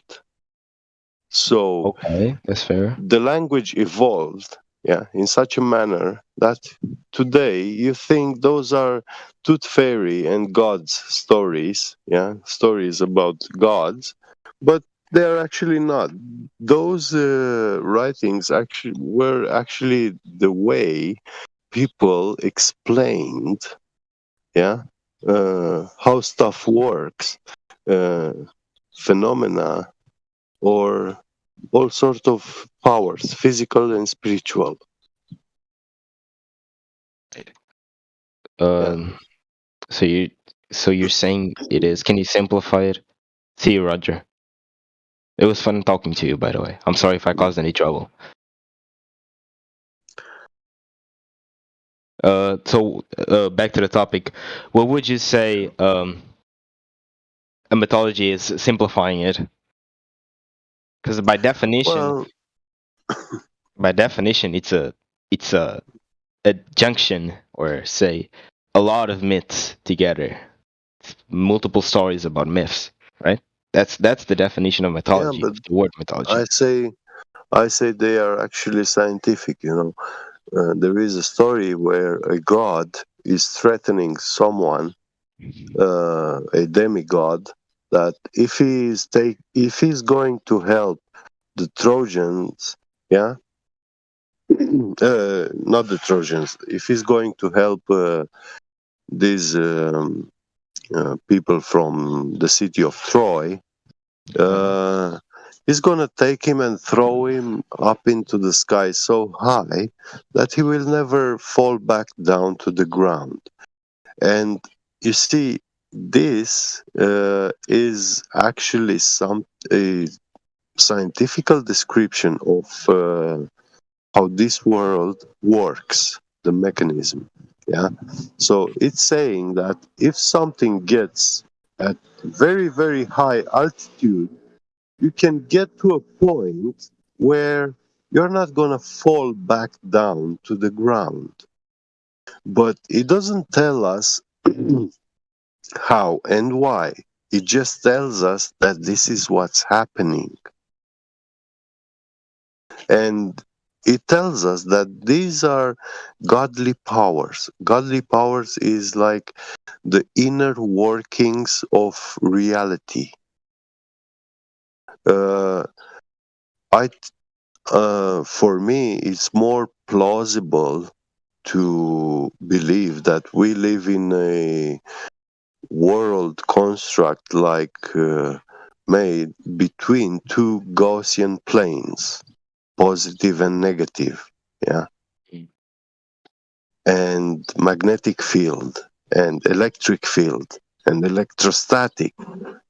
And according to the charges of a particle, yeah, positive or negative, you can have forces manifesting of attraction or repulsion between the two Gaussian planes.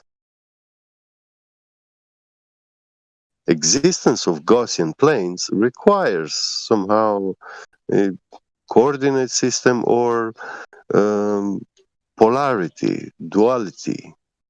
They are binary constructs.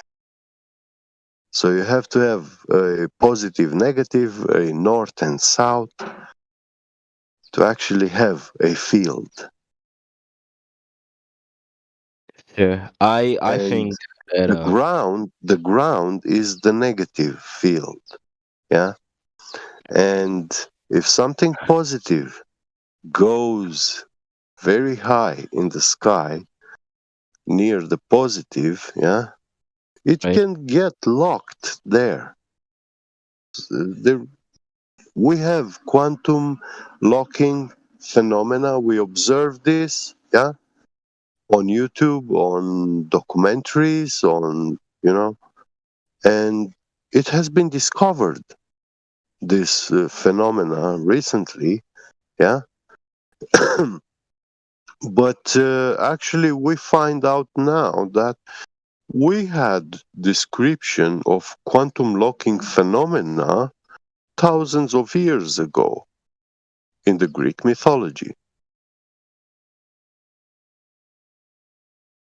I don't think that but I get what you're saying. it was described, the same phenomena, but in different wording, yeah. And for us, that way of speaking doesn't sound scientific at all.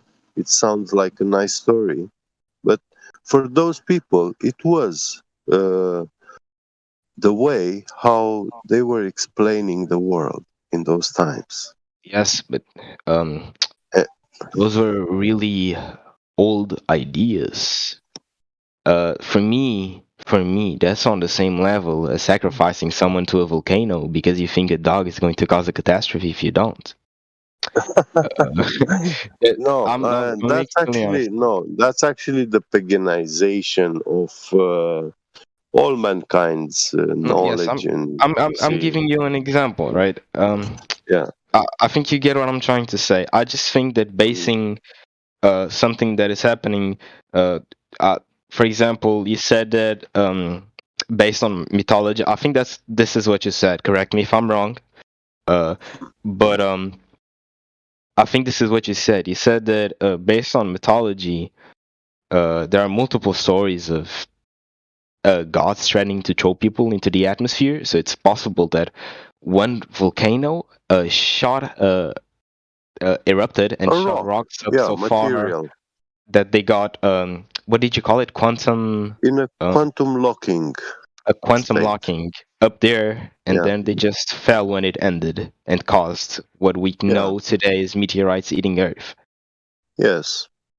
I just personally I can't see it happening because when we step onto that, it's something that we've done a lot, in fact, but we're going into the land of speculation.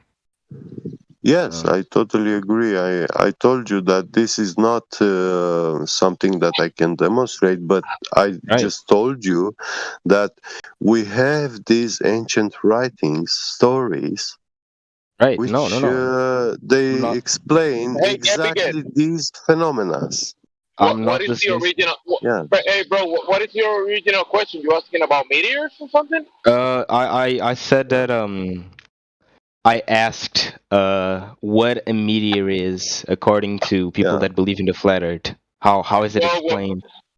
when we observe from the Earth, right? We observe the phenomena that is labeled as meteors. When they eat the So- Earth, by the way. What? When they eat. What was that? When they land on the Earth. When they land on the Earth. So you're talking about rocks falling from the sky. Yes. So the thing is that from the sky, what we observe from down here, we observe multiple phenomena, right? Right. And some people might think it's the same thing, but the rocks falling from the sky, that is something that happens. That is a phenomena that has been described. So let's call it that, right? Rock falling from the sky. Then we have something called shooting stars, right? Have you seen the light that crosses from one point of the sky to another point? It's like a really shiny. Something called what? The shooting star. Shooting. Oh yeah, I've never seen one, but yes, I acknowledge them. So yeah, that's a phenomena that everybody can observe, right? That's a phenomena that nobody here is gonna deny. We can look up on the sky during the night, or even It's happening every during the night. night, Yeah. and it happens, right? Nobody's saying that doesn't happen, right?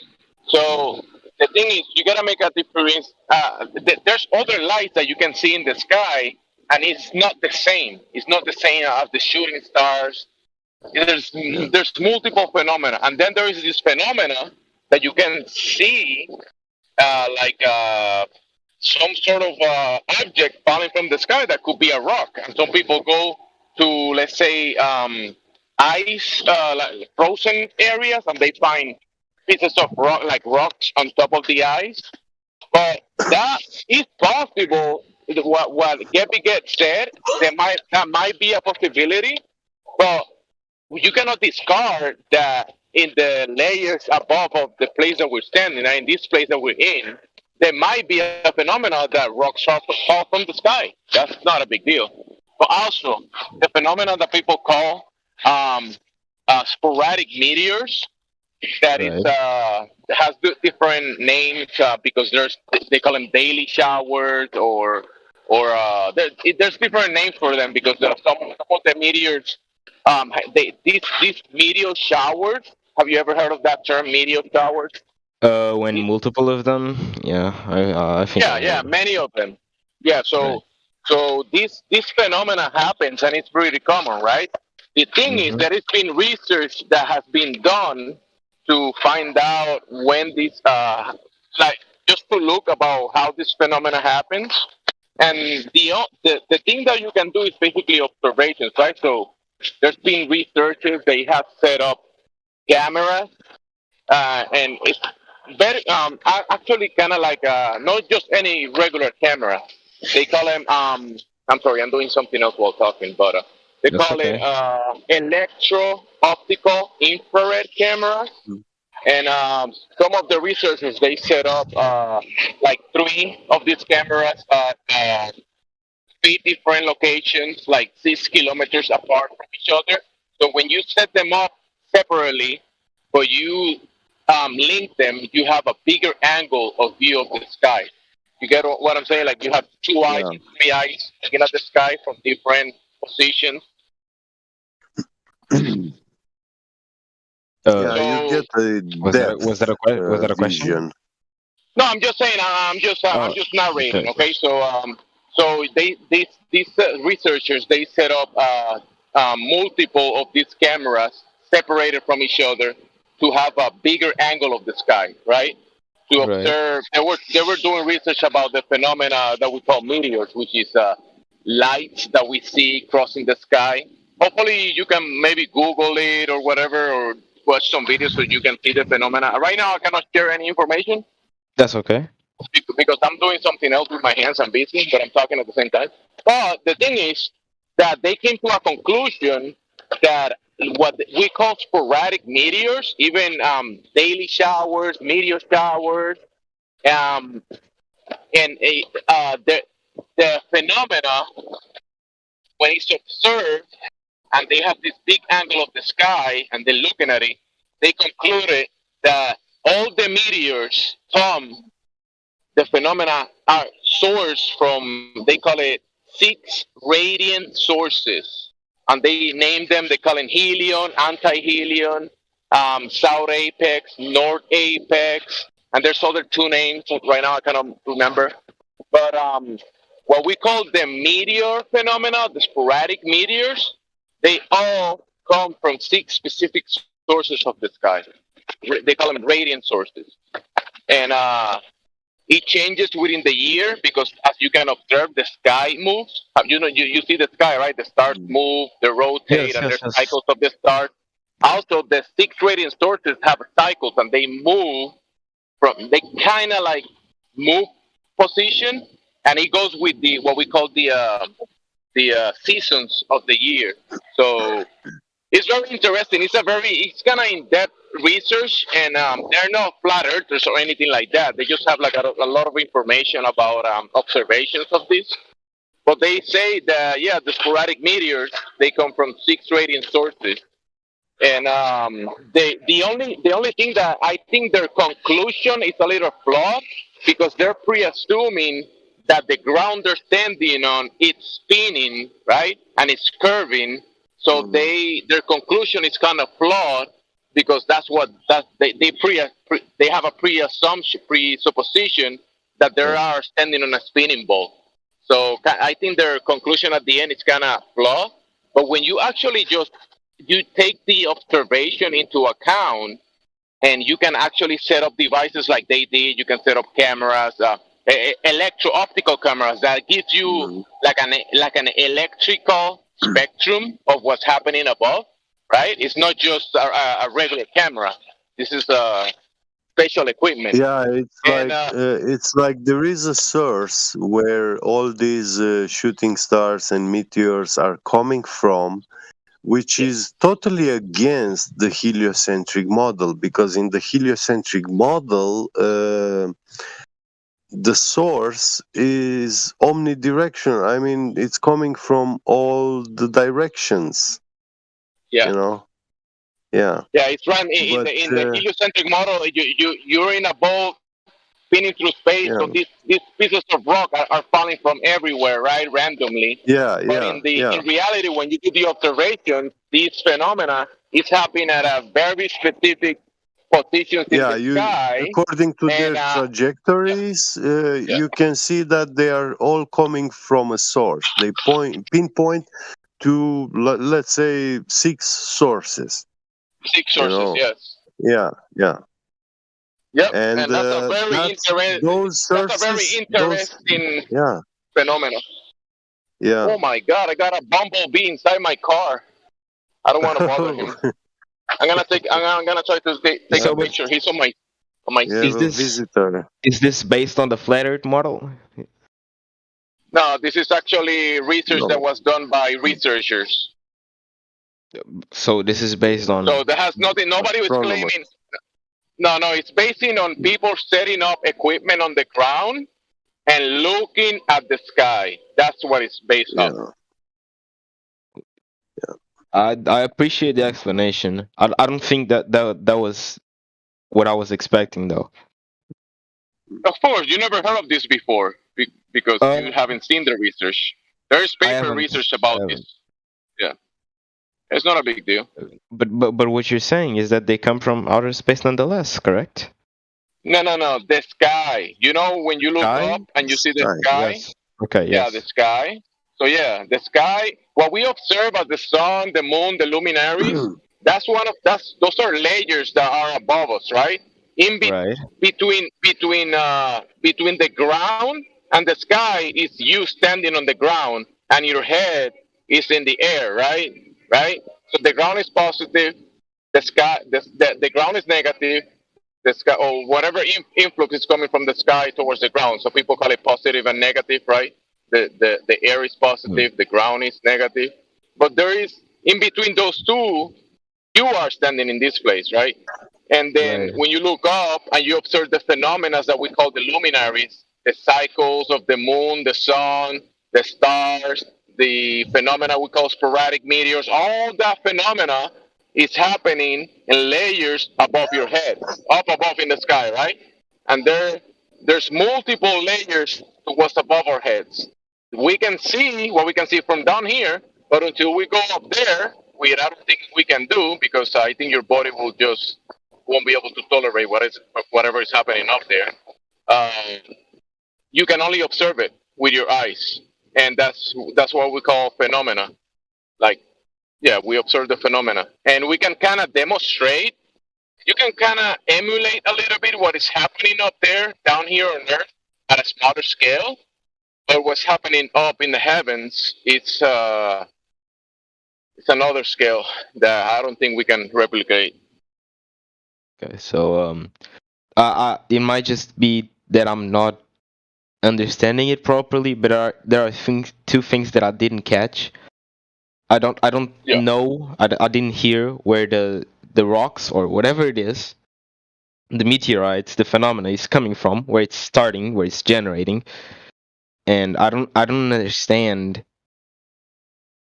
No, I think it's only that. Honestly, I just don't think where it's. I So didn't. the researchers, they labeled it. They labeled it 6 radiant sources. So when they look with the special equipment, the electro-optical equipment, they saw that all the meteors will come from these 6 specific points in the sky.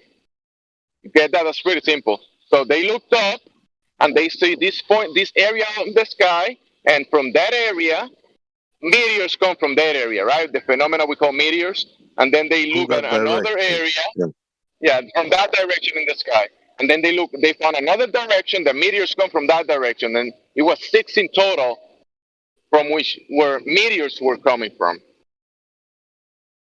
Okay. So it's not like a random thing. Yeah, and it's also according to the seasons which you make this recording. Yeah. Yeah. It goes way deeper than what I'm telling you, because the imagery that they capture when using this equipment from above, that imagery is actually pretty amazing. But most people won't get it. But where do the my question is where do the rocks generate or the meteorites? So listen, okay, like I'm telling you, from down here we observe the phenomena, right? We see the meteors and we see the radiant sources, the points from where the phenomena that we observe, that point, the phenomena is coming from that point. Okay. Okay, no, I understood that part. Yeah. Whatever, you understood that part. But whatever is happening above the phenomena that we observe is probably happening beyond the firmament, or we looking at the phenomena happening within the whatever we call the firmament or the layers above. So there's something happening above in the layers above that is causing the phenomena that we observe and call sporadic meteors or the sun, the moon, the luminaries. So that's the thing. We cannot go up there and verify it, but there's layers above that things happening, and from here we observe the phenomena. But I don't think we can pass the container. Will you agree with that, Bigger? Do you think we can pass the container and check? So I don't think are these physical phenomena? Like, say, can they eat the Earth and actually cause damage because they're falling, or is it something that is? The thing is that this is an issue that I pointed out before. When people say meteors, they have this imagery in their mind that is being given to them as huge rocks that are the size of countries or the size of Texas or something like that. We're talking about pieces of rock, of mostly iron. Stones. Because I'm also talking about that. I'm not talking about a whole ass state comet or the meteor coming down. I'm talking about little rocks. When rocks fall from the sky, obviously depending on the size and whatever, if they fall on your roof, they're gonna cause some damage. My they're question not gonna destroy is, the Earth they're not gonna destroy the Earth like they say in the movies. Oh, a meteor is coming, it's gonna extinguish the dinosaurs. My question is, where do those rocks come from according to flat earthers? Hey, Joe, how do they get to the sky? Joe, one more thing you need to maybe put in a full picture. Have you ever seen, because that's something that no one can answer me, have you ever seen a comet falling upwards from the beginning of the horizon upwards from your view of looking? Because when I see a shooting star, it's always something that is falling down to my perspective of the ground that I'm standing on. You will never see a meteoroid or anything else entering the atmosphere or whatever they think in their mind, shooting upwards from the horizon line, upwards to where you're standing. It never happened, it was never recorded, and it doesn't exist, because the Earth is not a sphere. For one, I haven't seen a shooting star or a meteor, period. Oh, okay. So I did, and they always. I haven't. Well, but they're always falling downwards from your perspective. Always. If you go out at night, the cases that I'm mentioning are even of those who hit residential areas, and that those rocks and such were found by civilians, as per mentioned in 2 links that I sent. One was what's the name of the place? I won't pronounce it correctly. Yeah, bro. Rocks can fall from the sky. That doesn't mean you live on a spinning globe, bro. No, that's not what I'm saying. I was asking. That. I'm just saying. But yes, rocks fall from the sky, and the answer that I can tell you, we can observe the phenomena. We can set up equipment to observe it and kind of determine a few variables about the phenomena that we observe. But why it's happening and how it's specifically happening? What is the mechanism above our heads, above in the layers above, how that works? We don't know. I can tell you I don't know, because that's the reality. We don't know. Anyone that tells you how it exactly works, they probably went up there and checked it themselves. But I don't think people can do that. The thing is, I can show you a video of Sodom and Gomorrah, which is the alleged city which is written in the Bible that was destroyed by pure sulfur balls, and people just write it off as being a meteorite attack that never happened in this particular situation, the way that it has happened there at that time and that date and with that city. And you will not find pure sulfur balls in any volcanic region as you will find in the city of Sodom and Gomorrah, and that stuff just came down from the sky and destroyed that alleged city of pure sin and what else that they did there. So things can fall out of the sky, especially in the creation. Yeah, sometimes I hear that video? listen, I'm just sometimes I hear I'm just I know, confused on I something, know. which is We were It's all the fine. confused. He made a comment for not just for you. He said that for he said it to you, but everybody, other people are listening. So if you're confused about it, it's not a big deal.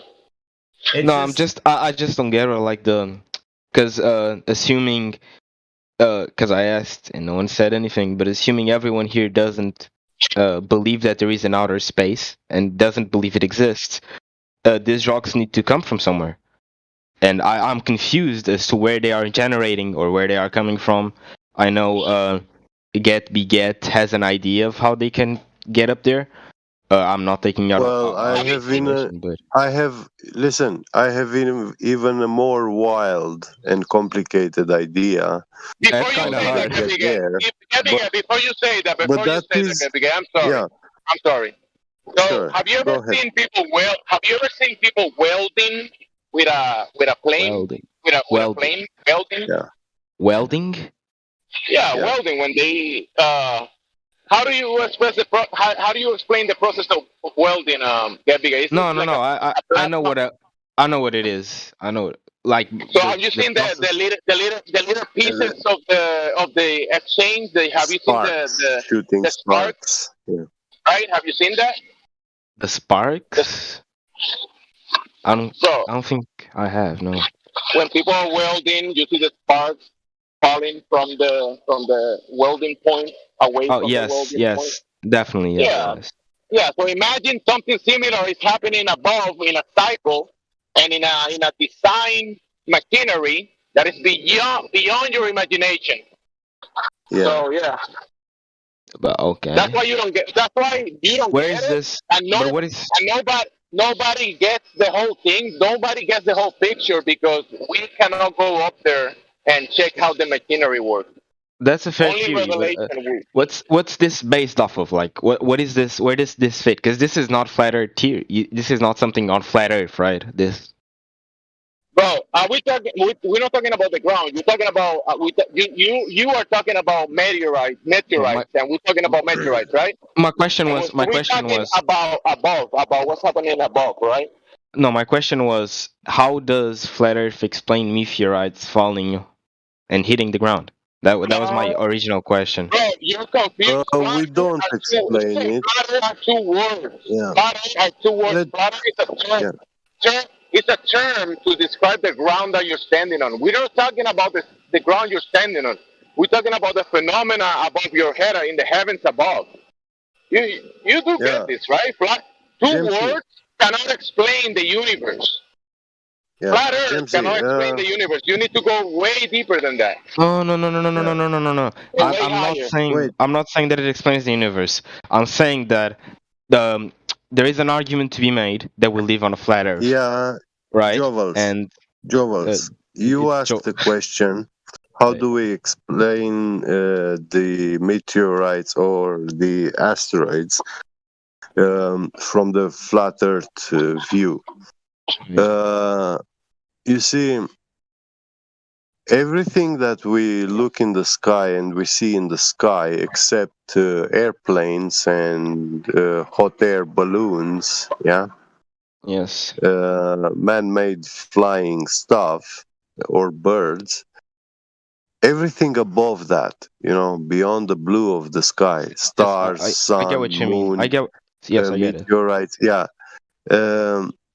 Any explanation about those is wild speculation. Except, when you look at the sun, you can say, oh, it's the daily luminary, yeah? So, yeah, that's a positive claim, and it is true. But to say that the sun is a giant burning ball of gas, that is wild speculation. It is fortune-telling. And it's the same with the moon. It's the luminary of the night. Yeah, it's a light source for the night, a weaker light. Hey, I want to discard the fact that there might be gases burning on the layers above and causing the spark of light that we observe, right?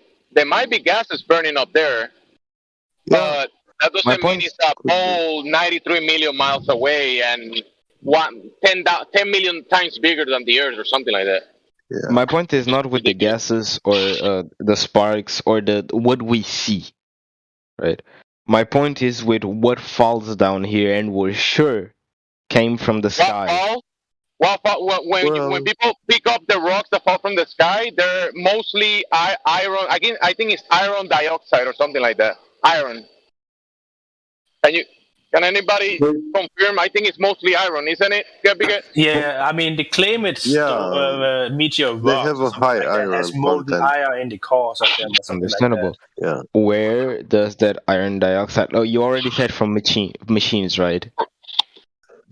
Well, iron obviously comes from the ground. It's extracted from the ground. It comes from nowhere else.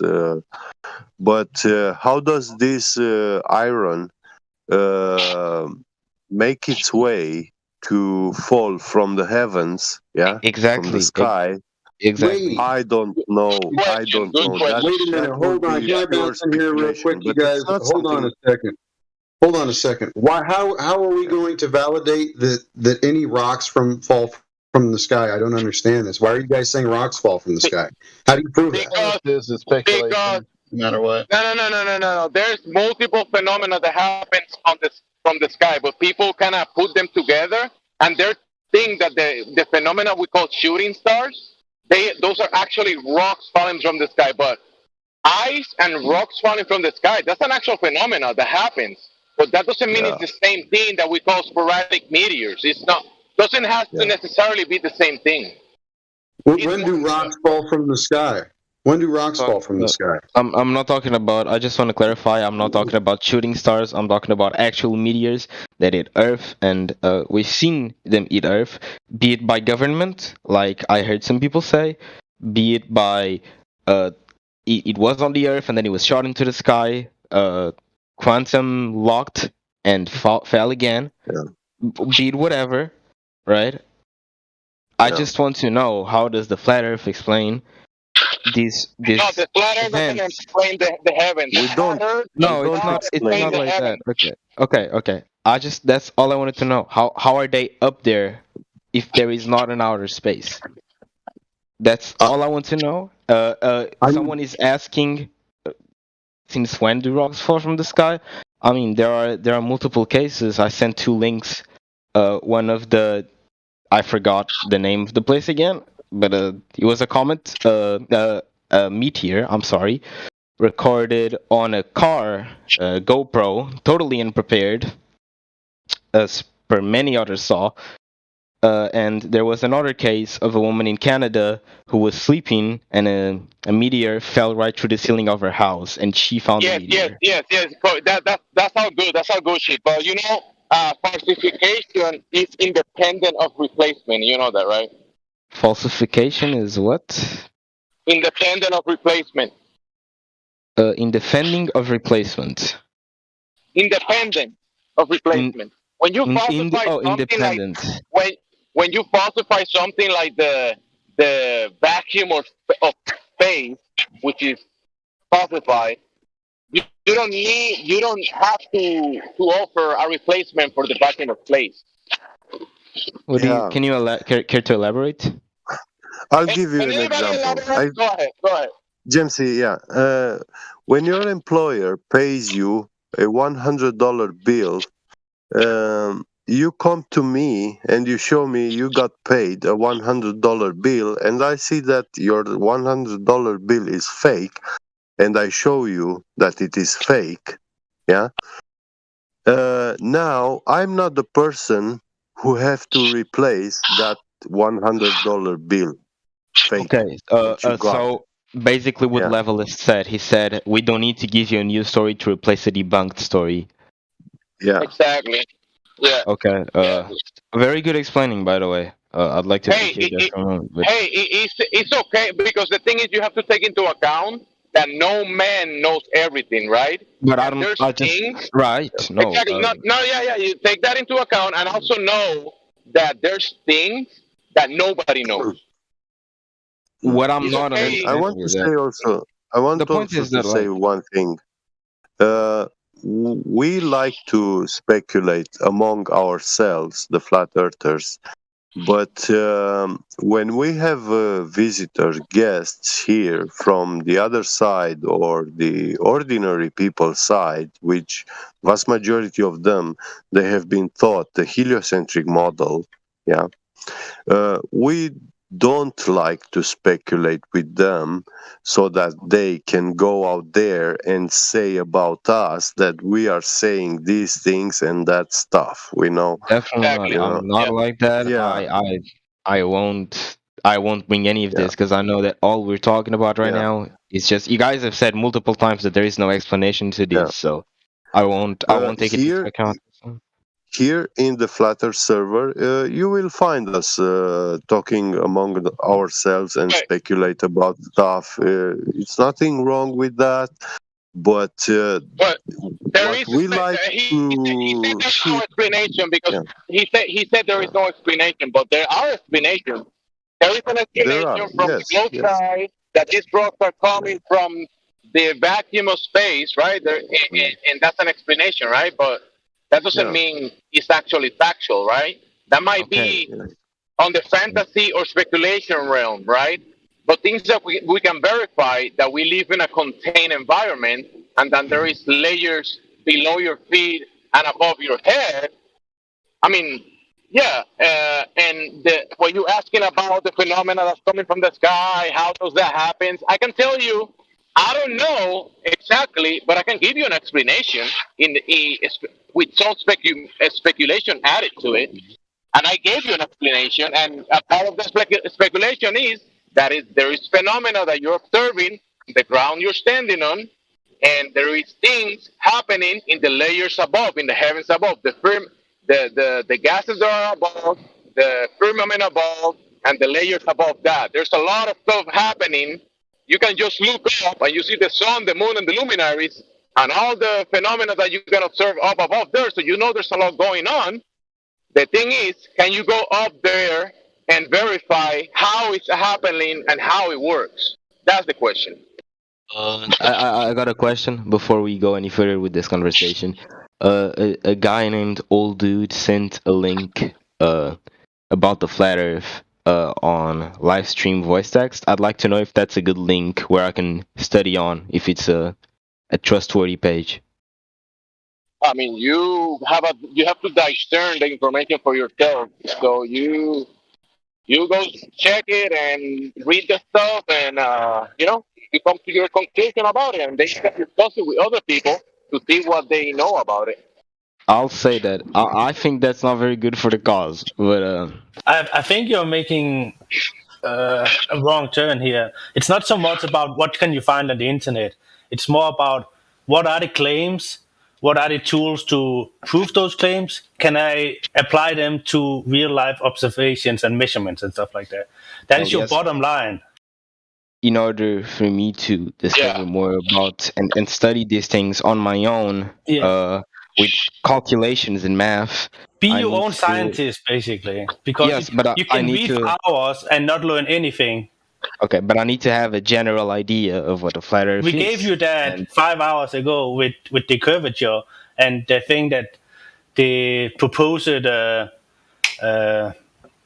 sizes and measurements of the globe doesn't add up with the observations that we showed you. Then you can take that and apply that to a real life situation for yourself.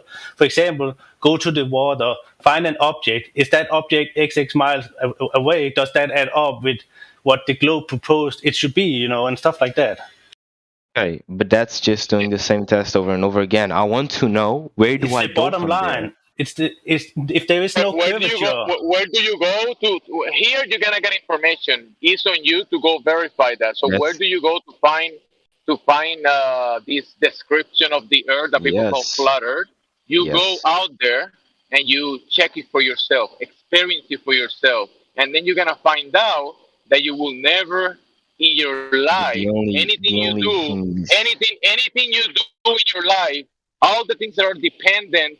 And anything that you do practical will never ask you for a globe. Everything is going to be dependent on a flat, level motionless, contained ecosystem, dynamic system. So there's no globe anywhere. There's no globe needed for anything, for nothing in your life. So when you ask about where is the flat Earth, you have to go out there and experience it for yourself and test it yourself. Can I? You can. But based on that, the only thing that I'm going to find out is what I already learned here. I want to know. This is not the only thing that there's about the flat Earth, right? This is not the only thing you guys got. That's When you say the other thing, what do you mean? Can you be a bit more specific? Because I mean that what I've learned up until now and what I can learn out there on my own, just trying to figure what out have you stuff. learned? Tell me one thing that you have learned. Tell me. I have learned that the math based on the 6 foot whatever I forgot the name again. I'm sorry, I don't know the name to these things. But the field of vision, right? You were only supposed to see 1.225 miles, and in fact you can see 10, 8, whatever, based on refraction and whatnot. Things like that. I've learned that. I've learned that basic Have you stuff. verified like, these things for yourself? Okay. But That's the next step. That's the next step. Yep, you have to go out there and do that. That's what I heard. Based on refraction, you can see more or less over that 1.225 miles. Wait, you mean that something that is obstructing makes you see more? That was Morvis. That was not my argument. I didn't say this. I know someone in here did. I don't remember who it was. I don't know, but yeah. The thing is, like, you shouldn't take our word as definitive fact, and you shouldn't take this as a new belief that you have to learn from text. You have to feel this yourself. You have to experience and actually apply these things to your own life in some sort of way, and realize when you realize that, okay, there is a curve. Okay, then you know this. If you realize that there is no curve, then you're also like, okay, what else is not up to date? Because if there is no curve, there is no globe. What else have you been lied about, for example? And there is a bottom line that you have to establish before you can actually go deeper into any subject. You can read any books, you can read 10 books, but you haven't learned anything. You have just learned to repeat what says in those books, but because you have not applied it to your own, thought processes or tests, or you know what I'm trying to say? Yes, actual experience, objectivity. Someone was explaining to me the field of view based on the Black Swan image, and they said that refraction had a big impact on how far you can see. That's not refraction. Refraction is one of the variables. It's not the whole thing because that's also what they told me. when you there is also this. Look, you need to be taught something for you to elaborate on it and discover more about it, right? You can't do it alone. You're not like, unless you're you grab the information, you review it, and then if you have questions, you go test it yourself if you're interested on it. You see the information and then you go test it. I need to learn something about it first, though, correct? Also, you mentioned someone told you about refraction. Have you looked up the definition and actually read what it is? Or did you just take his word on it and now you have learned a new word that you can apply to a conversation about these things? No, without actually knowing what it means. Look, everything that I've just said that you guys are talking about now, I've heard here. People were telling me. That's my point. You're taking a word for it. You're taking a word for it. That's fine. That's fine. Yeah. That's what that. All right, but the way you used that word earlier, when it came to being able to see the horizon and being able to see further, was not due to refraction.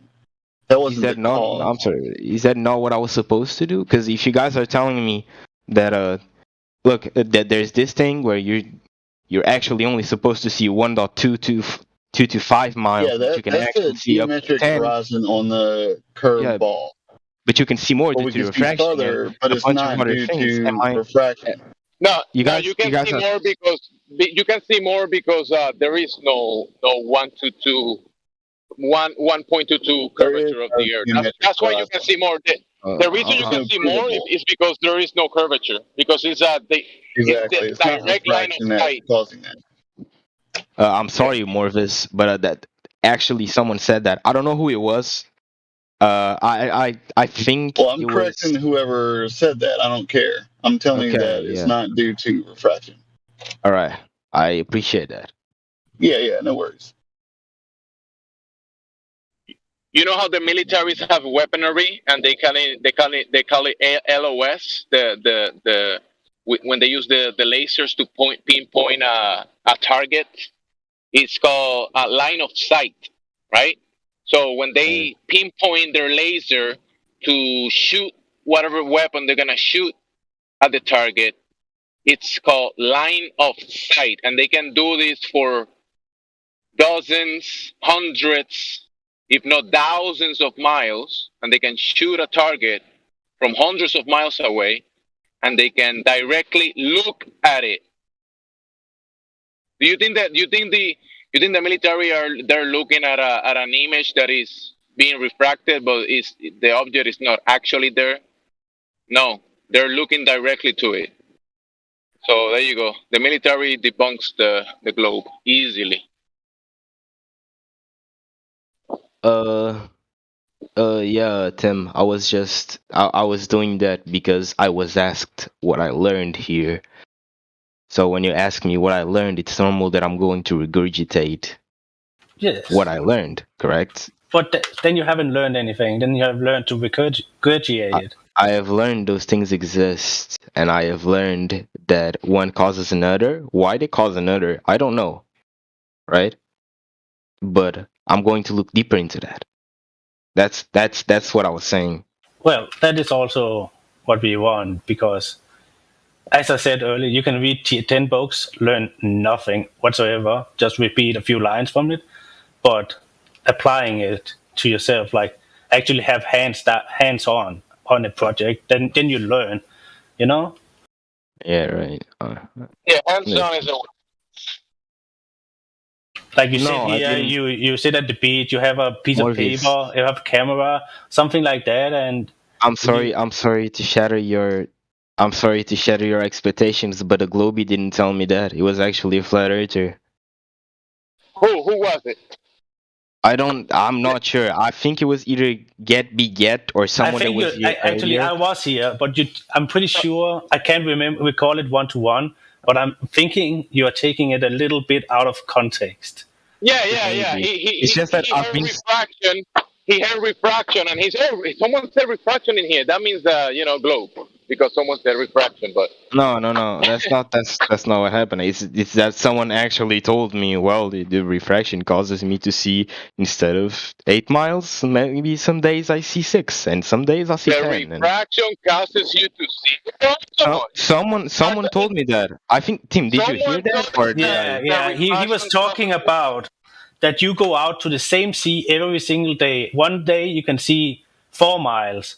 Another day you can see 10 times. And it was something about atmospheric refraction and pollution and blah, blah, blah. But the bottom line of that was that you could still see longer than the physical horizon, or the physical curve horizon, or whatever the globe should give you, you know. That was the point from that no matter what day it is, you can always see longer, you know, unless it's a completely foggy day and you can only see 10 meters, but you know, you can always see longer, and some days you can see longer than other days. That was the point in this. Yeah, one day you won't be able to. You see like 3 miles, right? Because it's too foggy, whatever, or whatever the curvature, and then you pull out the infrared equipment, and you could see hundreds of miles. So, yeah, where's the curvature? The thing is, you have been here for like 6 hours now. It's been a lot of talk. I don't expect you to remember it all, but that is also why we have to be careful about just keep talking, because I feel you are moving away from the bottom line, which is you have to test this curvature claim for yourself, and then you can move on from that, you know? Okay, so after I test the curvature, what do you recommend I do? Come back in and talk about your results. As you can see, we are really open to talk, you know, like, and discuss things and explain things, but 100%. But what comes after that? I come here, let's say my results was that I saw absolutely no curvature in the Earth. I mean, then you have to maybe look in and say, okay, what's up with this? And then you maybe have to do it again and again and look at other people's observations. And at some point, you will realize that at some point in your learning curve in the school or in the indoctrination camps, like I call it, someone has lied to you. What else have they lied about? You know? Like, and what else? Okay, so if it's a flat realm, how does things work? And then you can discuss it with us. You can read about it. You can apply more tests. Like, you know what I mean? It's not something. Oh, now I have the answer on everything. It's a steep learning curve. Many of us, we have been in this for 8 years, 7 years, and in deeper conspiracies for like 20 years, and we still don't know the answer of everything. You never stop learning. That's my point. Okay. Yeah. Morvis, I might have worded it wrong if I actually said that. In a sense, it's still the same thing, because you can see farther than 6 on another day because of refraction.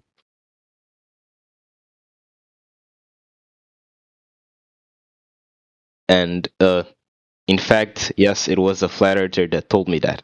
So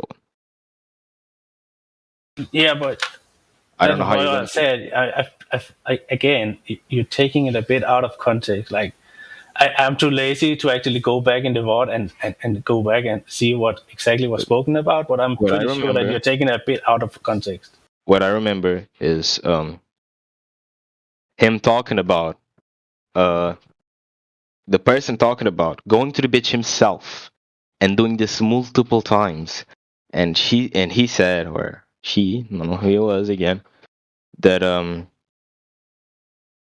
some days when he goes, due to refraction and some other elements, probably, I don't actually remember if the part was in, but considering people told me, refraction is not an element. I didn't say that. I said refraction. Other elements. Yeah, other elements. You mean other variables, like angle of view?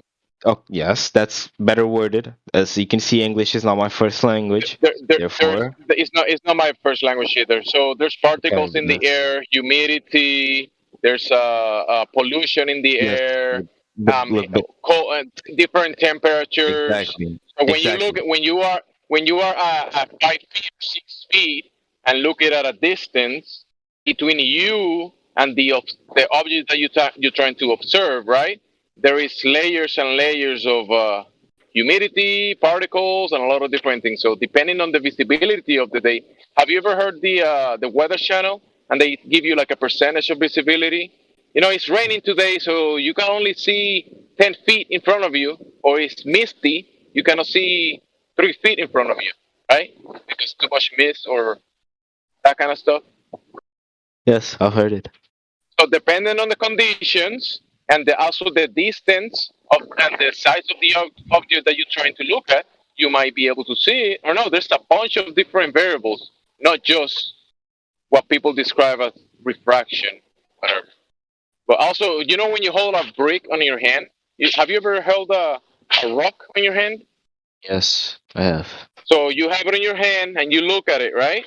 And then you put that rock on the floor and walk 10 kilometers. Can you see the rock?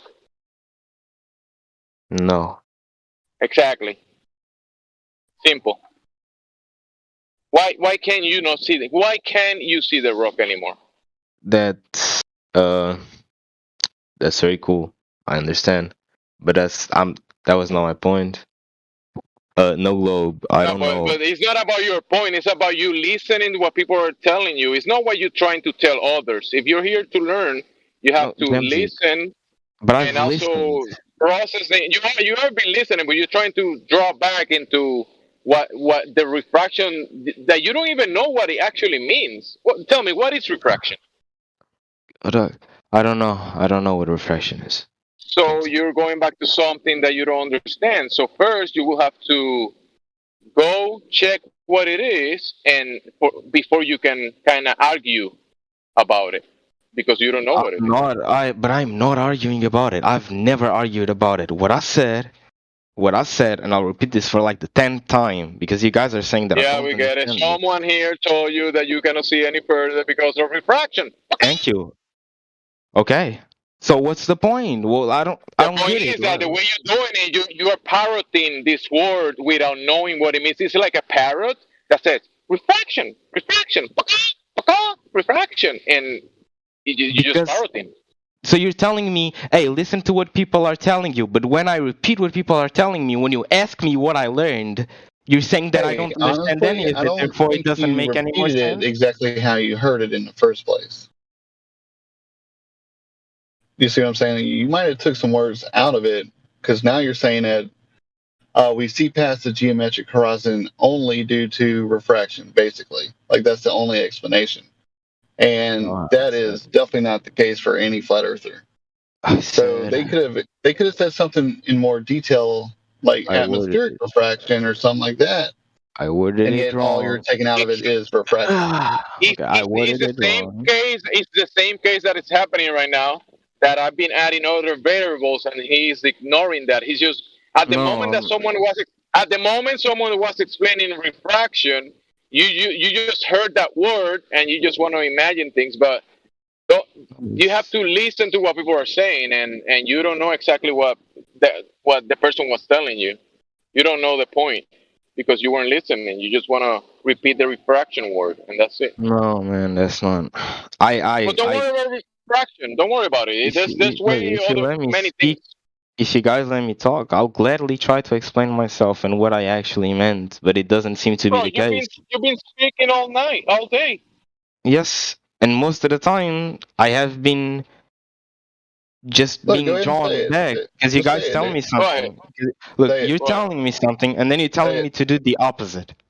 No, just say your point. I'm gonna say something. When I joined this call, I was told to look more into the cause, not cause. You guys get what I mean, right? Into flat Earth, into all of this math and all of this things is explained through the eyes of a flat earther. I was told to look more into this, right? And when I try to look more into this, and when I ask you guys you got responses. You got replies. When every question that you've been asking, you got a reply and you got something. Yes, I said. Okay, so I said. Have you not? How do I learn? How do I learn more? And then someone said, I think it was Tim. He said, well, you can start by doing the test of the curvature. Hey, I'll tell you, bro. Don't worry about that. I'll tell you. When you scroll down in this server, you're gonna find you see the server, right? You scroll down all to all the channels, and you're gonna see something called additional channels or additional information channels, right? And you can go by category, different titles and different topics, and you can do some study, and that's where you can go right now and learn from there. And look at laser tests, scientific method, water, long distance observations. Look at those for starters. And then if you have any questions or any comments about it, you can come back at us. No, Globe, do you want to say anything? Because right now you don't know much about the topic. If you have questions, we can answer more questions. I'm trying to learn. Don't try to be making claims, okay? I didn't make any claims. You guys asked me what I learned, and I just said what I learned. Yeah, you did. You learned that the Earth is not a spinning globe because the claim radius doesn't add up when you do the observations in reality, right? And how is that a claim? How am I? No, that's not a claim. That's what you learned. Yes, but that's what you're saying. I'm making claims, but I've never made a claim. I just told you what I learned. No, you're not making claims. I'm telling you that I am making claims. But it was presented to sure. But now we're talking about what was presented to you, right? I think it was the black swan or the observation that goes beyond the claim radius, right, of the Earth, of the spinning globe. So when someone puts the radius to the test, it's been done hundreds, if not thousands of times, if not more. Every time that the radius is put to test, it fails. So there's no radius of the ball Earth. So there is no globe Earth. There is no ball Earth. Pretty simple. I know you get that. It wasn't that long. It was like 3 hours ago or 4 hours ago, something like that. That's a long time. But that's I don't know how I'm taking the word out of context. It's kind of confusing because It is a lot of information. You have sat here for like 7 hours today, and you said you didn't sleep. So of course, it's a lot of information to take in. I give you the benefit of doubt there, 100%. it's not exactly been It's confusing to say the very least. I've heard a lot of different opinions, some explanations to questions I asked, even had different answers. So it's kind of hard to put a finger on that. But so I got one last question before I leave because this has been very tiring. Would you guys say that this is based on a personal? Many of these ideas and answers are based on a personal perspective. The whole experience is based on your personal perspective, bro. That's the only way you can experience it. That's the only way you experience anything personally, yourself. That's the only way. Other people can tell you their personal experience, but that's not the way you experience it. When you're making something like this, I'd say, well, when you're talking about the flat Earth, it's everyone's experience. Can I quickly say something? So to maybe clarify a little bit easier. So look at it this way, okay? No, I didn't. One second. Let me answer your question, okay? So you asked if it's somehow our personal view, right? So let me answer this way, okay? So we can do measurements, we can do things where we can debunk the so-called numbers which are given by the heliocentric model, right? So we have definite proof of them not aligning with reality, and that's something we can prove, right? So regarding the things which are in the sky and things that are in supposed space for the heliocentric thinkers, okay, just to also put them into the mixture, is always be based on assumptions. So either the heliocentric guy cannot say directly what the star is because he can't check it for himself, or what the supposed sun is because he can't check it for himself. He can only observe the same thing as a flat earther would observe it. In this case, both parties are based on an assumption. But what we can do is, when we want to prove something, an argument, for example, we can go out and measure the surface, and it shows that it's not lining up with the numbers and the model which they supposedly think is reality. Does that make sense? In a way, yes. I think I understand what you mean. Yeah. So everything else, it's just a cool thing to talk about, but we will always the only thing we can agree on is what we observe. And the things that we actually can test, which are within our abilities to test it. For example, we can't test the size of the sun, like, glitchily go up there and grab the sun and test it, or what is it made out of, or whatever. We can only observe and test the things that are in the capabilities of the same frame that we're both used to, right? We're both used to seeing the sea, so we can both measure the sea in the same way, or water, or the horizon line, whatever it might be. But everything else that goes up into space and rockets and whatnot is based on our belief, first of all, and assumptions. Because no side can prove what they're seeing and what they've been given as information to be true. So that's just how it comes down to. All right. So before I leave, I'd like to say some things. Sure. I appreciate everyone that helped me. I'm genuinely trying to learn and understand more about this this whole debate that has been going on, arguments basically that has been going on for a long time now on the internet. I'm standing in the middle, by the way. I'm not taking any sides. I know what I've been saying, but Take your most time. of most of you weren't here when I started this, which was like at 6 a.m. in my country. It's 3 in the afternoon now. I said that I was going to try and debate why I'm slightly inclined for the Earth being round. I said, okay, that's what I said. I also like to apologize to some people. I like to apologize to Napalm because I was not paying attention to our conversation. I was looking at chat. I was looking at the live stream voice text. As you can see, like a lot of people trying to talk basically to what just me at that point. So I was trying to take in all of the information at once, which I couldn't do. So it led to you having to repeat yourself many, many times over and over again. And I'm sorry for that. No I'd like worries, to man. apologize. Just I appreciate the apology, and yeah, paying attention in this topic's pretty key. Okay, thank you. I'd Well, like to you've been apologize. a good sport. You've been a good sport, and the thing is, the information you have to yourself overview it and go through it and take your time at your leisure. So whenever you have time, you look through the information, look at the imagery, look at the PDF, the laser test, and that kind of stuff. And then you have to take time because a lot of the information you're not gonna process it just within one conversation. Right. And you I'd sound also like fairly young, but you having a conversation, and that's good. And good job. You're a good sport. I'd also like to apologize, especially to Gospel and Gospel Bearer, for what happened earlier. When I got mad, I genuinely got mad. I genuinely felt attacked. And I know it might not have looked that way to you, but that's just the way I felt.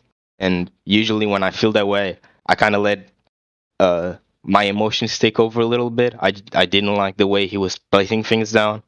Maybe you see it another way. I still haven't changed my mind, but I'd still like to apologize for the trouble I caused you. Tim, you too. Thank you. First of all, thank you for trying to like help and actually help me learn about the topic that I'm interested in. And sorry if I caused any confusion.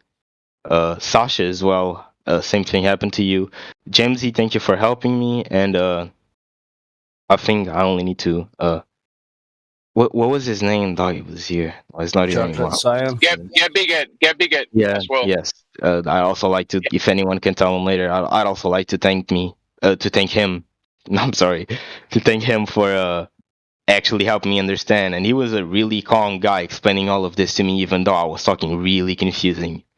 So I definitely appreciate him. Hey, The other that's great, dudes, man. And I just gotta tell you that there's a lot of people in here, and you're gonna hear different ways of speaking and whatever. Don't take anything personal because some people are gonna be a little bit aggressive when they trying to tell you something. Just try your best to listen to the information and not worry too much about the tones or maybe the color commentaries that some people do. Don't worry much about that because don't get. It happens to me too. I kind of get triggered a little bit and I get a little bit upset. But you work yourself out of that and no need to kind of get emotionally triggered because that will block you from gathering the information. Can I give an apology to you just for the sake of it? Just like sorry feedback. Oh sure. Yeah, can you say sorry, P-Mac? Hey, by the way, sure, I'm sorry if I caused you any trouble or if I insulted you at some point or was rude to you. I'd like to say. Apology accepted. Okay. Same thing to you, Claunder. Clay Under. If that's your name. You were nice. Man. It's all good. And thank you as well for helping me. Jamesy, I was going to say something to you. I think I was going to say. No, it's just that about the emotions thing. It's just that I was trying to like be calm and speak to everyone, and I just felt attacked at that personal moment. And I don't like when I'm trying to like be polite. I get it. I'm usually not a very polite person. I'm usually not. Right. We all that's do fine. it sometimes. It's just how we are as humans, sometimes get emotions stir up sometimes, and then we need to relax, sit back. As long as we can at the end, be normal again to each other or apologize or whatnot. I really appreciate your honesty. It's very rare that people do this kind of stuff. It takes a lot of strength to actually, do what you just did. So I very highly appreciate this and say thanks for doing that. It just shows that you're very humble, and I like that Yeah, thanks. character. To anyone else, Morvis, you too. Thank you for helping me try to understand and stuff like that. Levelist as well. I don't know if he's in the call or not, but either way, thanks to everyone that I didn't mention, and I apologize if I was rude at some points. I'll be leaving the call now. All right, bro. You're good, bro. Don't worry about any of that. You're good. Come back later and come back with questions and bring your friends. All right. See you And bring guys. your results when you actually make some observations and stuff like that. All right. Later, man. I'm impressed that he stayed that long, to be honest. I'm very impressed by his last statement. Just very nice. Yeah, he set us down and he was trying to have the conversation, even though. Oh, I'll be back. Like intellectually honest.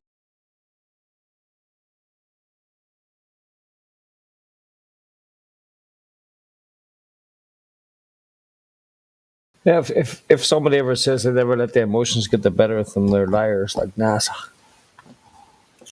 I mean, I get my on the other Discord, so I get my emotions high because he's just so good at gaslighting.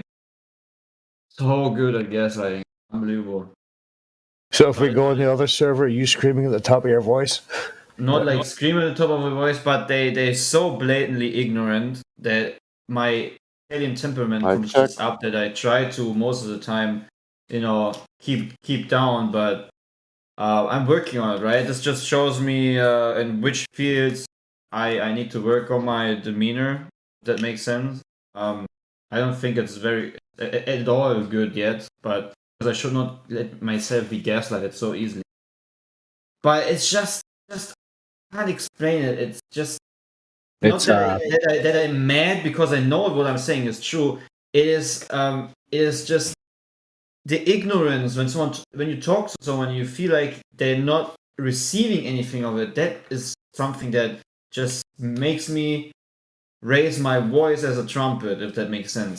I think it's called battle fatigue after 5, 6, 7 years of the same old shit. It's battle fatigue, war weariness. Whatever. It's I Stop losing your shit now, huh? What?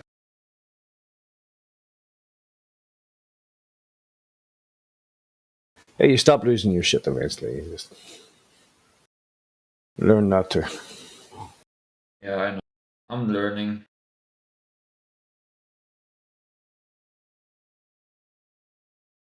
It's a process.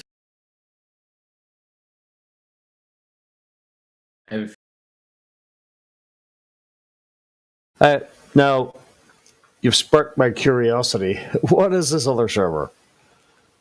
This other server is Debate Flat Earth and more. Trust me, man, you will not have fun. Oh, yeah, I know it, yeah. Yeah, I know that. Yeah. It's a complete pain with these people. They're willingly ignorant. If I like to hurt myself, I would go there. Doesn't like maybe it hurts my brain somehow because I cannot comprehend how people can just completely disregard certain things. And also, what they always do is they tell you that they have proof of something, then you ask for proof and they don't send you anything. For example, I'm still waiting for the proof of a definite definition of level meaning curve. Like this Panda guy says, there's another definition within the word of level, which means that it can also be a curved surface. And I asked him multiple times, send me something in a sentence that says that level can also mean curved, and he's not doing that. And how can I take someone seriously that is not doing that?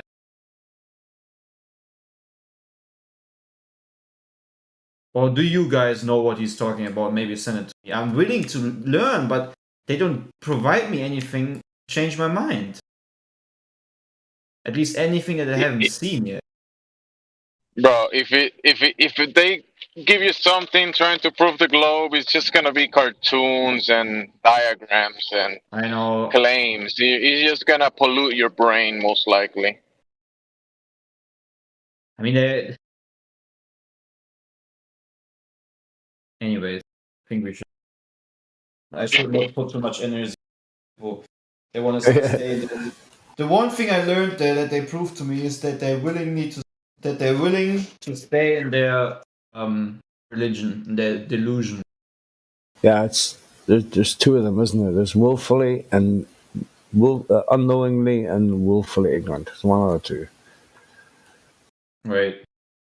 By the way, we have a lot of spies coming over here, right? So like, at one time I talked about their server here, and then their weird bots and their chat start crying about me talking about their server here, right?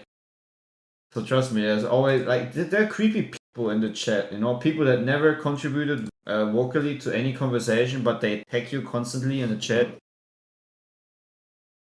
even though probably them themselves have no clue what they're actually defending.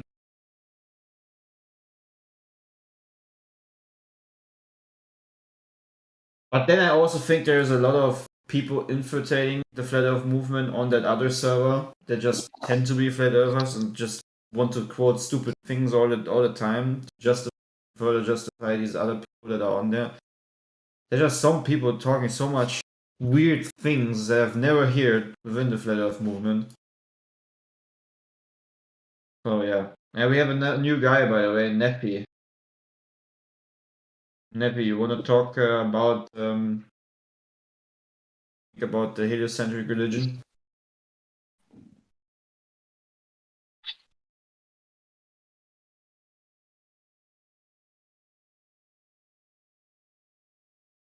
I guess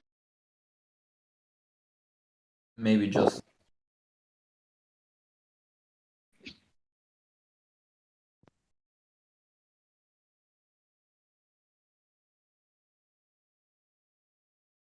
Have you guys ever talked? I like the way you put that heliocentric religion. That's basically what it is. What it is. And I talked. The last conversation I had today is I talked about the connections of the roots of the heliocentric religion. You know what the people that created this whole things did and so forth. And they just said it's not important to know what the background of the people is. It's important to know the evidence that we have for it being a sphere. While I self-admit that they have the only evidence that they have is to use refraction as an excuse, when I already pointed out that the refraction method of the Black Swan doesn't work because you have a perfectly straight horizon, and you also have the pillars, which is the ground base of the oil rigs, that is not being affected by refraction. So if you really have a picture of full refraction, the full picture will show you refraction the same way as you see refraction on a hot summer day on a road. If there's refraction, the whole thing that is the refraction in itself is going to be refracted. You can't have a refracted picture where you have a part of it being slightly refracted and the rest of it shows it perfectly fine. That's what these people don't want to admit. The only reason why these cranes have a little bit of reflection is because of heat waves going up, and you don't know how much heat is maybe being produced from the oil rig itself and so forth. You don't even know if the oil rig itself produces reflection because of the fumes that it's being producing, right? Who knows? That's maybe something we should look into. But the claim of using reflection as an excuse with a silly model, okay, it's a silly model, is just a hiding method. Like you hide behind a bush to not be confronted with the reality of we can see too far.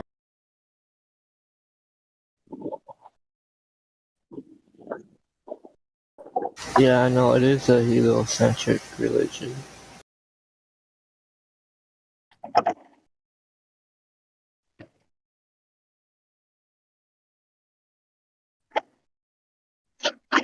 But yeah, it's a real waste of energy over there. Trust you. There's nothing you can do that these people are going to admit that would put their heliocentric religion onto, like, literally.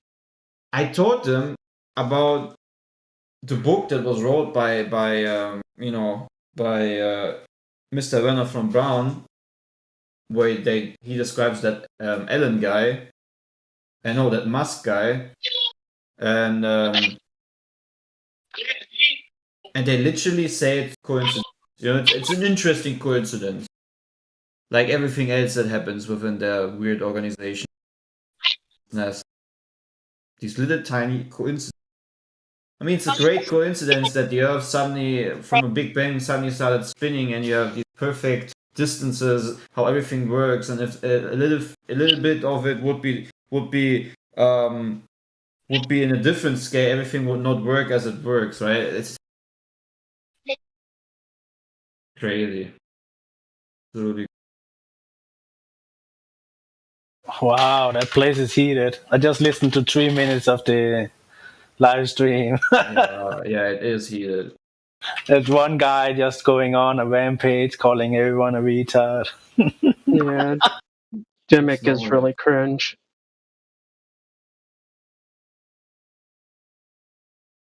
What do you call the server again? It's a link. Level is link. It's in the VC chat. Talking about Jim Panda's server, PMAC. You know it. Oh.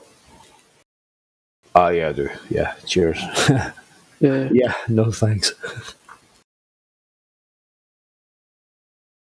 Was Jim Panda ever on this server? Yeah, he's been here before, but he usually winds up getting banned for direct lies. Just he's also aggressively vile. Pretty gross guy. He said some pretty disgusting things. No surprise, of course. Have you ever looked at their chat? Yeah. I think I'm in that server still. Let's see. I might have left it. Yeah, I did actually. I think last couple of months I've pared down all the servers I'm in to. What's the point? There's no point in being in that server. Yeah, there's absolutely no reason. I mean, speaking of cults, that's where Danny Faulkner should go. Is that server if he really wants to observe cult-like behavior? True. Who's Danny Faulkner? He's just a dude. I don't fuck him up too much. A Freemason that doesn't need any attention. Pretty much.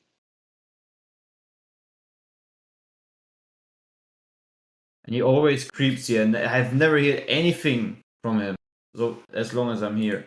Yeah, he's spoken before. He doesn't do that anymore for whatever reason. Because he has no argument. I guess that's the reason. Oh, there he is. He's listening. Lol.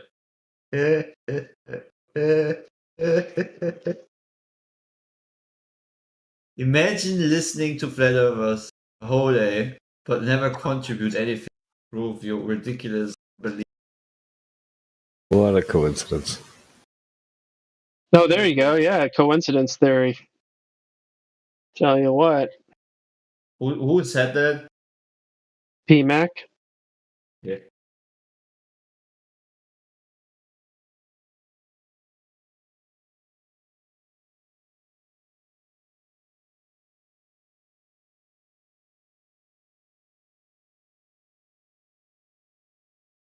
Nice. Updates.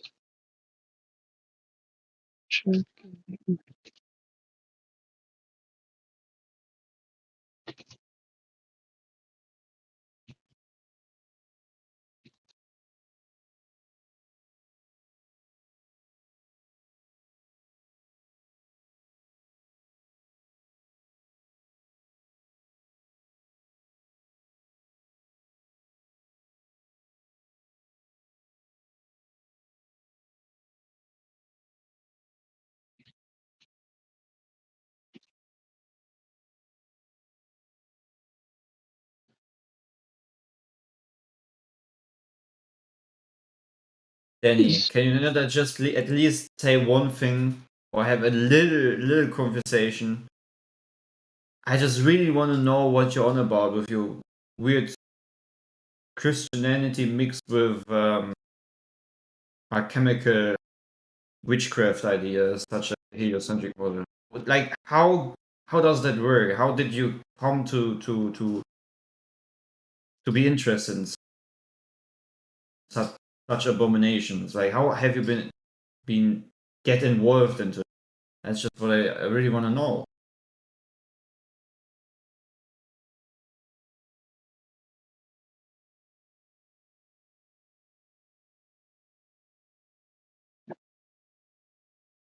I mean, you can get out of it, right?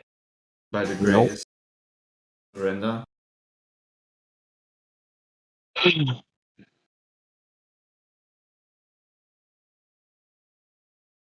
Everything is changeable.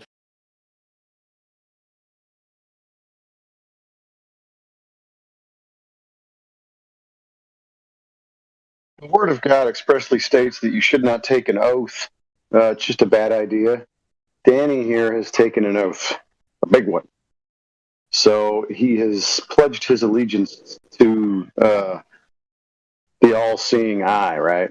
He is illuminated. He is one of them. So he doesn't really want to switch teams anymore. He's kind of stuck. He can't switch.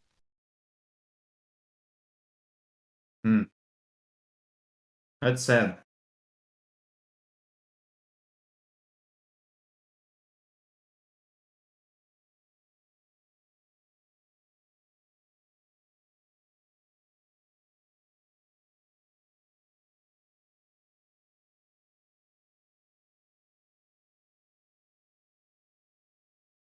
Well, there you have it. A declarative sentence. I like declarative sentences. I like those. It was just it was an accidental symbolism that took place. Then that's what explains it. You know what I like about regarding these secret societies when it says in Isaiah 29:15, "Woe unto them that seek deep to hide their counsel from the Lord, and that their works are in the dark, and they say, Who seeth us and who knoweth us?" Exactly what the Masons. I'm not a Freemason. I'm a Luciferian. I'm just kidding. Yeah, but it's the Most High doesn't want anyone being a part of a society. I think we're definitely under some kind of negative influence all the time, man. I mean, Disney putting subliminal messaging and pictures and shit and all that there. It's just constant bombardment of negativity. Yeah,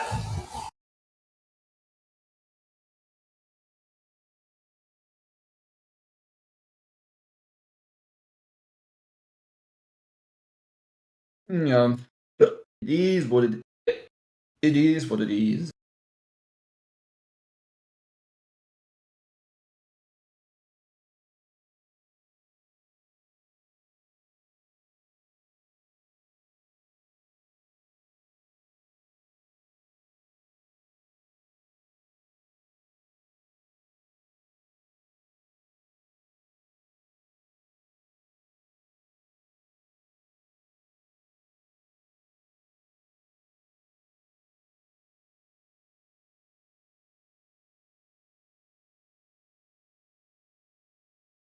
I mean, there's a reason why they're lying to us.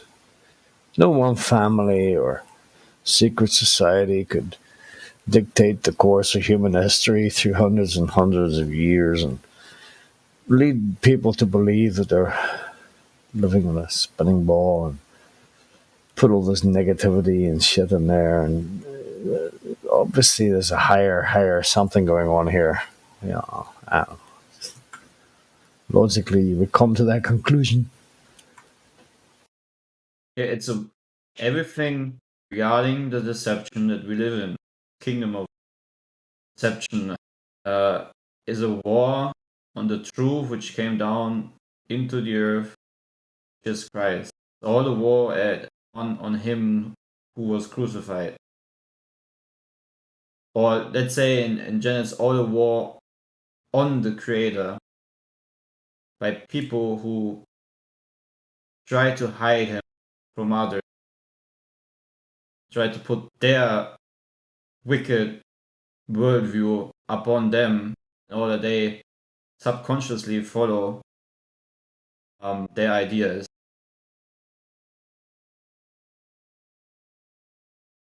That's why they want to have kids so hooked onto space in the early days, right?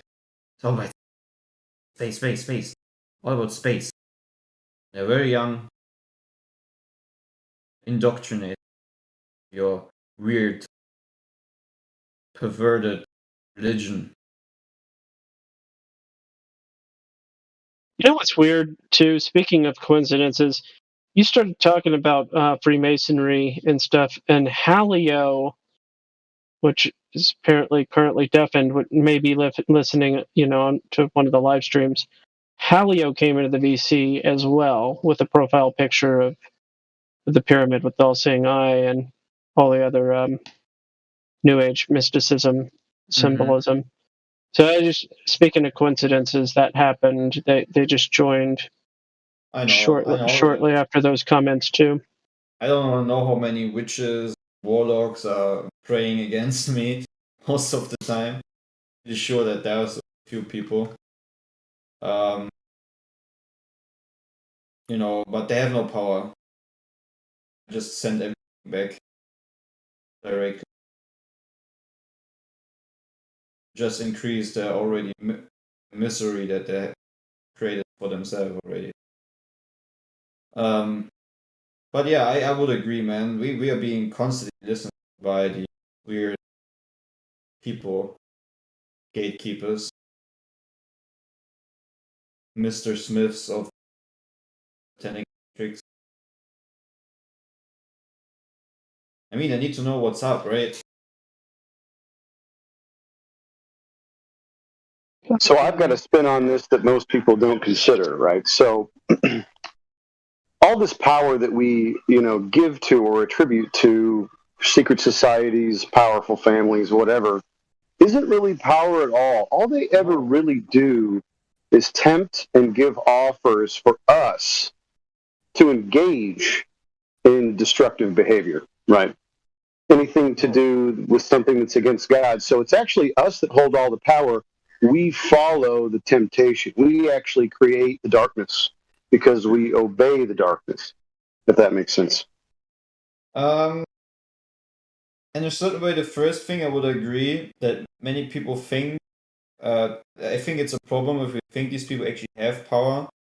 But what you need to know is that the only power source which there is, real power, is the truth from above, is the Creator. Everything else is just vanity. It's just things that happen under the sun. You know what I mean? Vanity. Yeah, I know what you mean. But the Bible states that we remain in the image of God and we have been given authority, right, of dominion over the earth. And so that authority is kind of what gets us in trouble. Not if you walk with the spirit of truth. Not if you claim the authority that was given since the beginning. Oh, totally. Since the crucifixion, Yeah, no, I totally agree. I mean, we have a choice. We have authority to do good, and we also have authority to do bad, to simplify it. Right.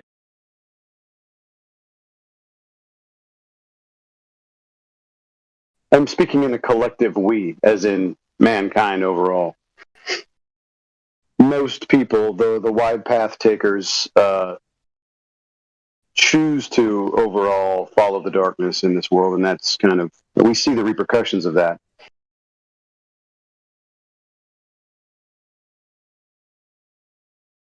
Like Danny, he chooses to believe the lie, right? And that's very destructive. So he doesn't only believe the lie, he parrots the lie and brings others into darkness. He refuses to see the truth or the light, the true light. You mean not the light of Helios? Wait, Correct, Mundo.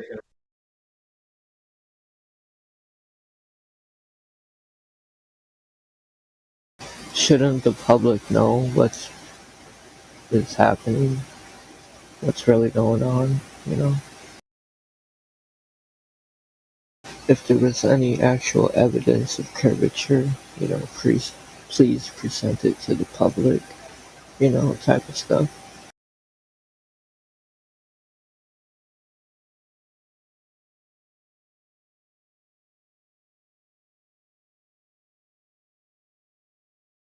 Granted. It's taken for granted like a rock quarry.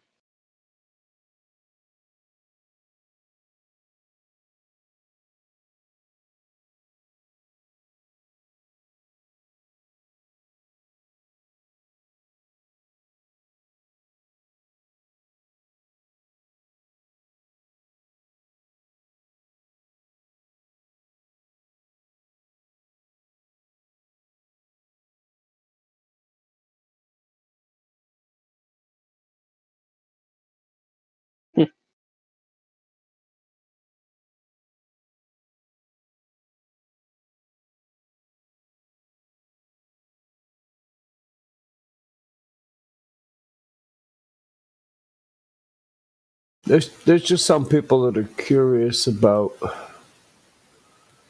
what's going on, the way the world works. Blah blah blah blah. Why they're lying. And then there's some people just aren't. They just don't give a shit.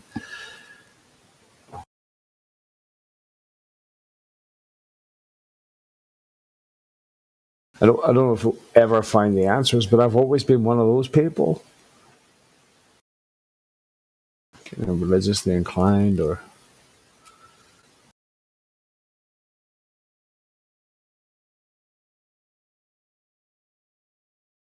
Eventually they'll all get exposed, because they're getting exposed every day. oh, it's happening right now. I mean, this world is turning Yeah. into a fucking shit show, bro. It's pretty much consistently going.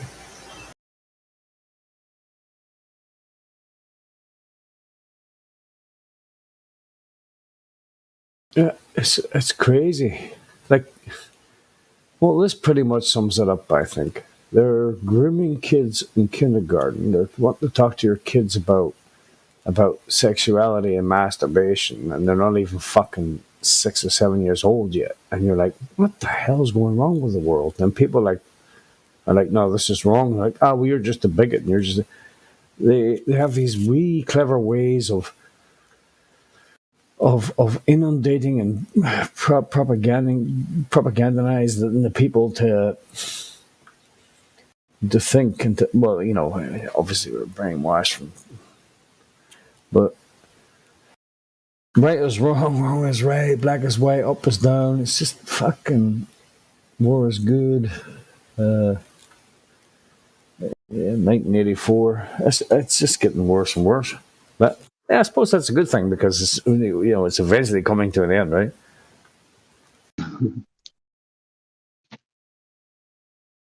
I mean, how much more of this fucking insanity can you take? Good for some.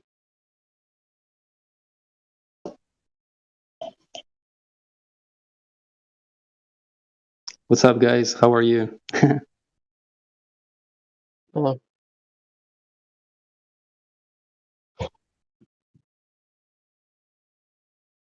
To interrupt the conversation, I've just popped in. No, you didn't interrupt anything. There's no real conversation going on here. We're just shooting the breeze. A little bit of ranting. I came in the right moment, no? Your timing was perfect. Nice. How you doing? Pretty good. Where Just are you chilling, from, bro? I am Argentinian, living in Spain. Oh. How'd that happen? I don't know. I moved to Spain. I was born in Argentina. Listen. No, I'm going to answer your question. Yeah, I woke up, I was in fucking Spain. I don't know, man. I'm too fucking lazy to answer, I suppose. No, I was born in Argentina, and I lived in America. And well, I'm living basically I moved to Spain. I wanted to move to Europe. I didn't want to stay in Argentina so I decided to kind of like go for a change, and I moved here to Spain. That's great. Well, how old were you when that happened? Well, I've moved 3 times. In fact, this is my 3rd time living here in Spain. So, but the last time I moved here was like 7 years ago. 7 years ago, yeah. You got a little taste. You got a little taste of Spain. You thought, yeah, that's for me. Dude, my intention was actually to move to England, but yeah, I loved it. But I stayed only 1 month, and I'm like, oh man, like it was too shitty. Too much rain. I did not have. I went there without a plan, dude. I just went to England. I did not have a plan, and then I realized that how am I gonna work here? I'm not even British, and my mother was living in Spain, and I moved here in Spain with her, and she's Spanish. Also, she's Argentinian and Spanish, and so I started working on my citizenship, my Spanish citizenship, and that's what I've done. So now I'm like Argentinian and Spanish, and I'm living here at the moment. No. Yeah, I'm not planning to stay here forever. Like I just I like, for example, living in different countries. So I don't know when I'm gonna. That's what it sounds like to me. You're a bit of a gypsy, bro. Totally. 100%. That's a good way to be, man. I just packed up a caravan and fuck off to Germany and live there for 2 years. I've never been in Germany. I would love to go there. I don't know where are you at. You're in Germany? Me? Nah, I'm in Ireland. Ah. But I'm thinking of fucking off to Germany. Sounds nice.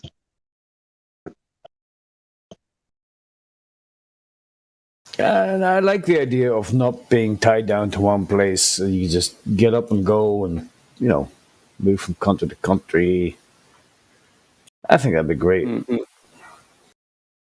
It's too monotonous. It's too fucking mundane living in the same place, paying for the same postage stamp of a mortgage for a fucking house for the rest of your life. Nah, not for me, bro. I would swap places with you, just for the sake of change. Just for the sake of change. Yeah, I'll DM you my email. We'll fucking swap places, bro. Fuck yeah. I love change. I'll take your name, you take mine. Do we look alike? There's plastic surgery and all kinds of shit they could do. Can you fake my accent?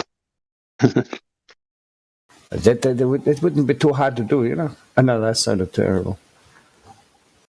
We can try. Argentina. Yeah, Yeah, we got really good football players. Yeah, you do. The meat is very good there too, I believe. The beef.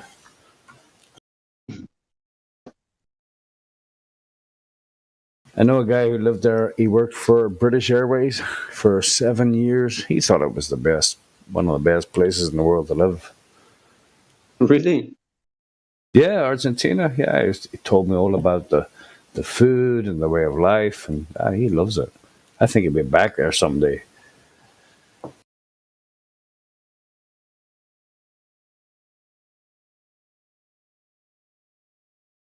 You have an English territory in Argentina called the Falkland Islands, I believe. No, it's not called. That's not the fucking Falklands. It's the Maldives, man. What are they called? The Maldives. Isn't it the Maldives? Malvinas. Malvinas. Malvinas, no? Begins with M. Yeah, but you call them the Falk Islands, correct? Falklands, yeah. Falkland. No, I don't call them that. The British call them that. I'm not British. Oh, okay. But yeah, it's an anniversary now coming up or something. I don't know, was it 30, 40 years or some shit like that? Oh, what? Oh, they do the celebration thing? Oh, fuck, man. We never hear the end of it. No. You guys are proud of, like, having colonized our territory, motherfuckers?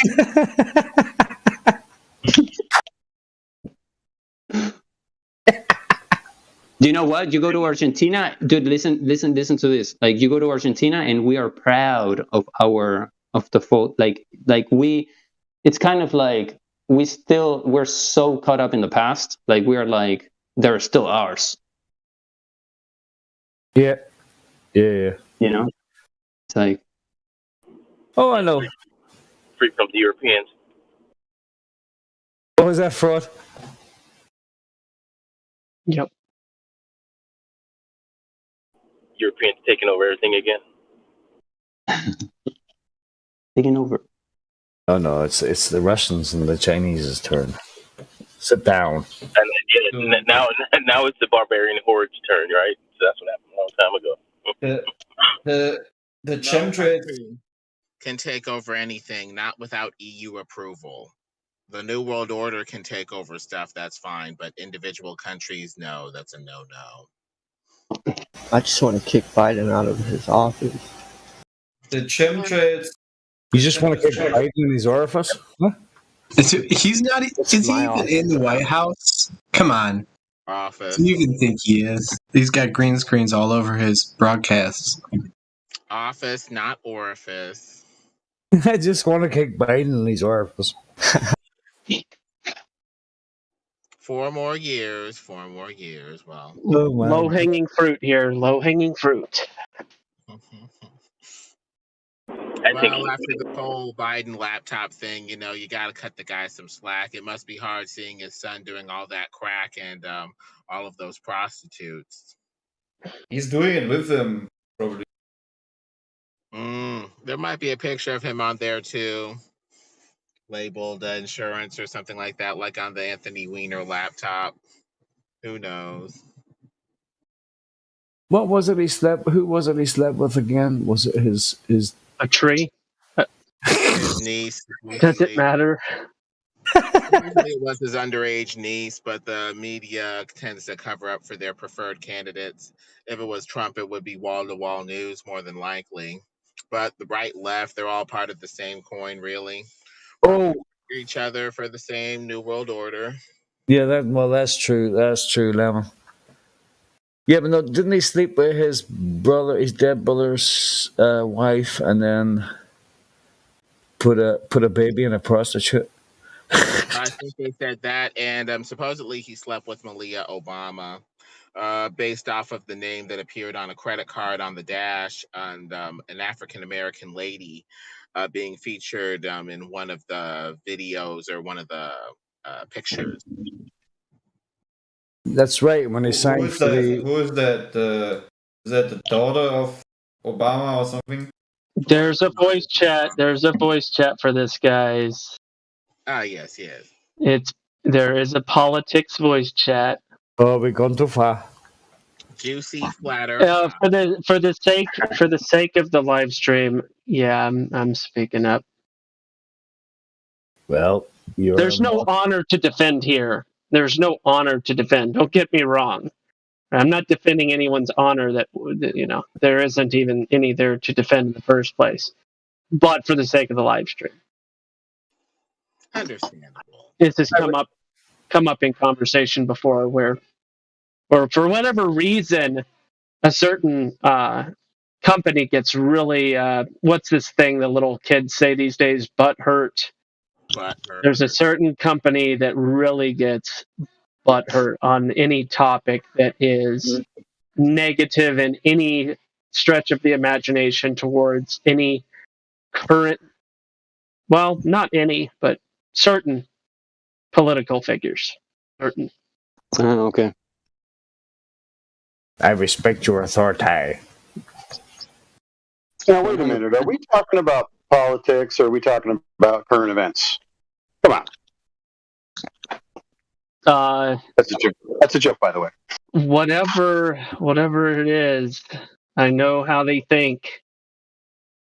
I know how they think by experience. They're bums. Those bastards. Hey, Gospel, have we talked to Naffy 88? Hello, everybody. No, Naffy has not, but Naffy is unmuted, so Naffy can say hello. You get some good rain up there, Gospel? We got some here. Little sprinkles, nothing serious. That's Thank all you goodness. got? Oh, yeah. We got beat up. I got a good storm last night, but ground needed it. Yeah, my basement doesn't need any more moisture. Oh, yeah, that's right. Yeah, you don't need any. I tell you what, it's been a nonstop. Dude, we got a couple of 90s coming up next week. Yeah, I'm not looking forward to that. I got my window open right now. It's 58 degrees. But yeah, when we hit I got to get my window unit installed. But your basement stays cool, right? Yeah, my basement never goes above 60. You go hide out in there when those 90s hit, Something like that's where I'll be doing all my work. Yep. Plenty to do down there. All right, so Naffy didn't say hello. That's too bad. Can't say hello to Halio. Well, I mean, I already mentioned Halio, but they didn't say anything. They didn't unmute, so my idea that they might be listening on the YouTube or something doesn't seem to pan out. Or they're just hiding, which seems to be a popular thing for people to do. They want to be in the VC without taking advantage of this opportunity to have a conversation on a subject they probably don't know very much about. Oh, well.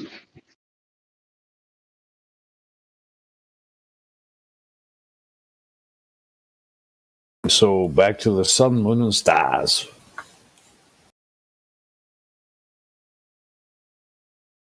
No. We stay on the earth, buddy. None of that stars and stuff. Yeah, try not to stare at the sun too much. Doesn't feel very good.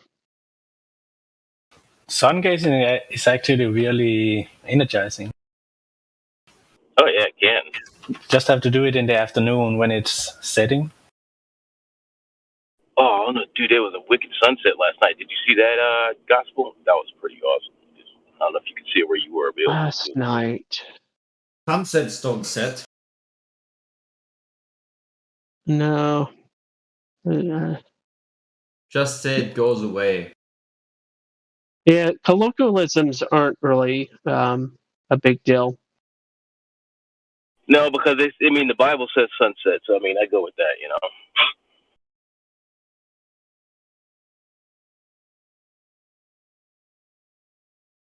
Fraud, what are you sounding? You're talking from a 1960s. What do they call them things that truckers used to use? Coffee can? CB radio? Oh, CB radio. That's funny. It's a little CB radio-ish, just a tad. Well, it was in my car. That's what. Well, there you go. There's your answer, P-Mac. And now I'm on my phone. So how does this sound? Similar, but deeper. The similar tinniness, but deeper in tone. Yeah, it's all good. We can still hear you, but I think you should change your name to Tenny Fraud. Wow. No, I think that is the primary reason, though, Fraud, that you get people going, oh, he's yelling, the people doing the tone police thing to you. I think it does have a lot to do with your mic. But it's funny, you and Baba Yaga, Jose, he's gotten new mics more than once, like new phones, new mics. Always sounds the same. Doesn't matter what he's doing, he always sounds the same. You've always sounded the same over Discord, and then I mean, there's more. There's other people that I've been using the same device for the last 3 years, so I probably always sound the same. I've had the same phone for almost 3 years, but I've went through like 10 mics and I still sound like shit. So anyway. You come in pretty clear as long as you have signal. Pretty clean.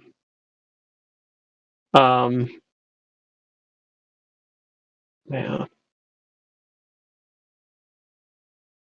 The biggest change that I ever noticed was with several years ago with Jedi.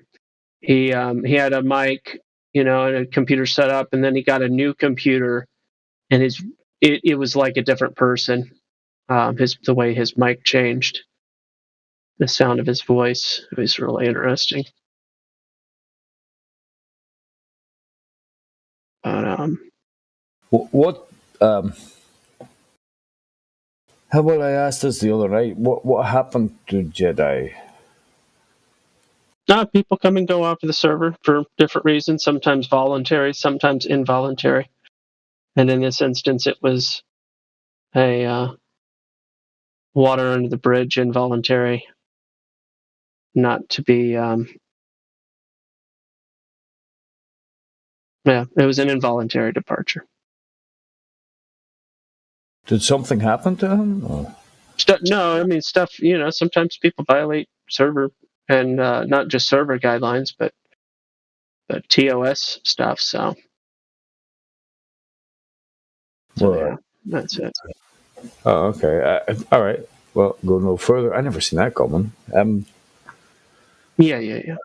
But I see our friend the astronomer is back. Maybe he's got something to add. Any direct curvature movements today, Danny 57? I happen to have asked him literally the most important question for one who proclaims, and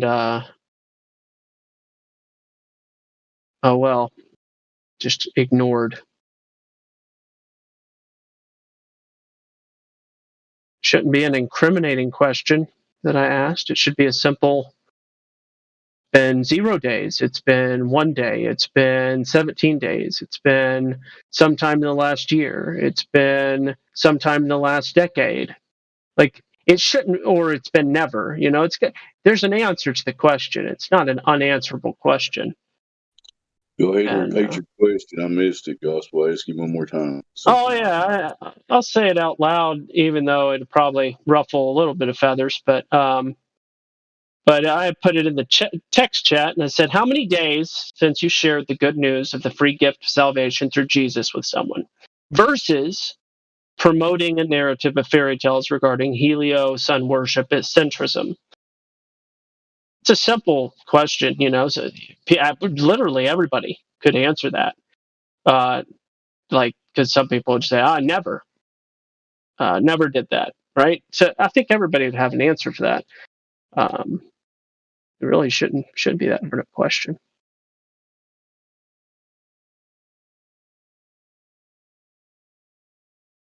I mean, I could tell you, Daniel, less than 24 hours. That's my answer.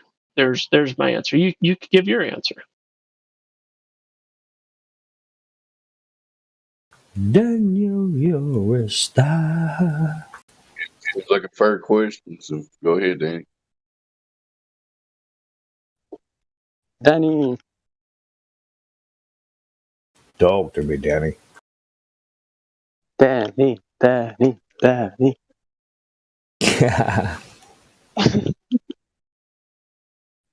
Okay, moving on. He has a chance there. What else is going on, guys? Any new people?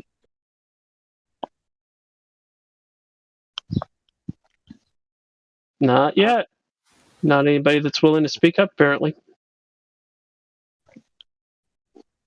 Shouldn't be that difficult to shut down this server. Just show us a direct measurement of drop over distance, Earth's curvature. If it's a ball, it must have curvature. I'll shut up.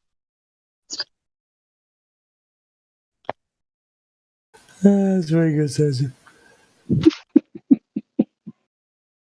What in the world is that? What is that? Is it a gopher? I think it's a gopher, isn't it? Yeah. Hey, Danny!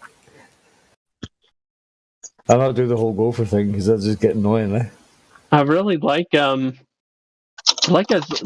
leg. It kind of goes up and back down, like he's stomping his foot almost. Hey, Matt!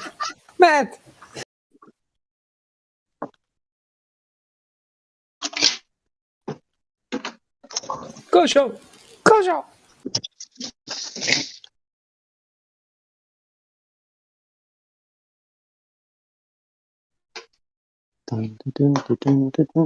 little as those things are, it'd still be slightly intimidating. You're like, whoa, little fella. Calm down. Calm down. It's going to be okay, little guy.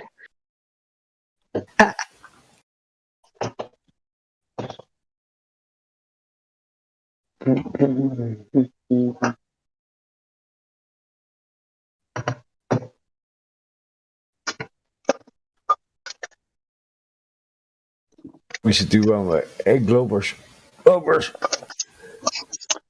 Hey, what do you guys what is your? We don't often talk about the enema. What do you guys know about the enema thing? I don't know what word you're talking about. Enema? We try not to talk about enemas over here. Oh, we don't talk. Okay, are you trying to say analemma? What is it called? Enema. No, isn't it enema? Yeah. No, we don't. We try not to discuss that. Anima because that's a topic, no? Okay, buddy, just spell it out in writing. Spell it out. That's gonna be hard for me. Yeah, well, look it up so that you know that you're talking about the right thing. Oh, I might say something. Wait. Yeah, you are. Yeah, dude. Holy shit. Yeah, very appropriate. Literally, holy shit. For sure. I don't even know how to spell it. Also known as suppositories. Let's talk about the enema. Let's do it. Enema. Let's see if I spell it correctly. Double N? No.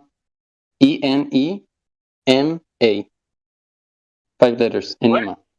No, you can't be talking about that, bro. No? Oh shit. No. ENN. EMA. Is that right?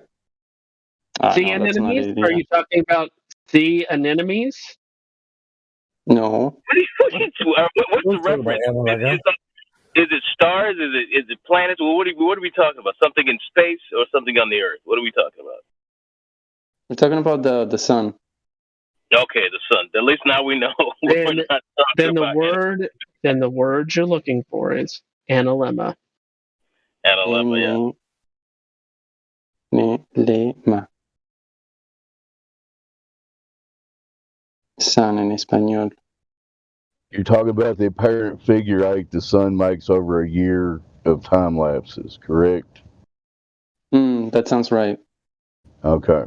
Go ahead, guys. Yeah. Okay. So what's your question? No, not a specific one actually. I just wanted to how can we relate it to how can we relate it to reality? Like what information, what data can we take from that? I'm not saying that anything in the sky proves anything, but one thing you can apparently infer: the bigger part of the figure eight would occur, would match up with covering more distance over time. Am I right about that, Gospel, or anybody? I think it's location dependent. All I know is the position of the sun is directly correlated to the seasons and serves the purpose of length of daylight. Depending on where you're at, it will be more extreme depending on where you're at.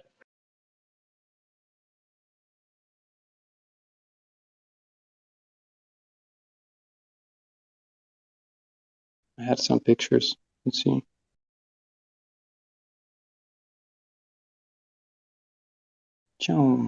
That's a We're weird discussing picture. the I just sun's posted it. enema. That's hilarious. You want to go ahead?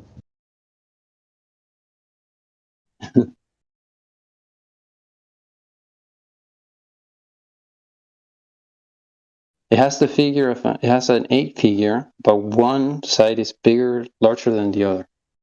Yeah, but depending on where you're at, it looks different. Yeah. Yeah.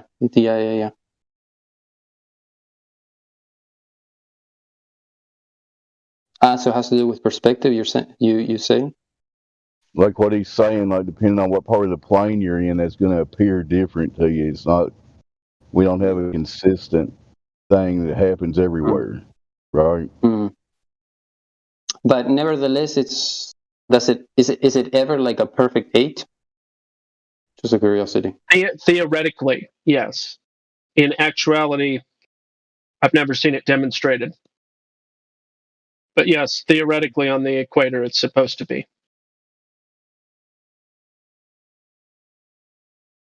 It's supposed to be in the equator. Yeah, I haven't seen any perfect 8s, and I've looked at a lot of those videos, especially 2 or 3 years ago.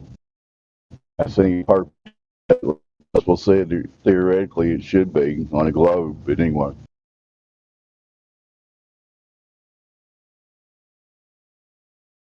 I was looking at some pictures today on Pinterest of like sun clocks, and I just find them so fascinating, kind of interesting.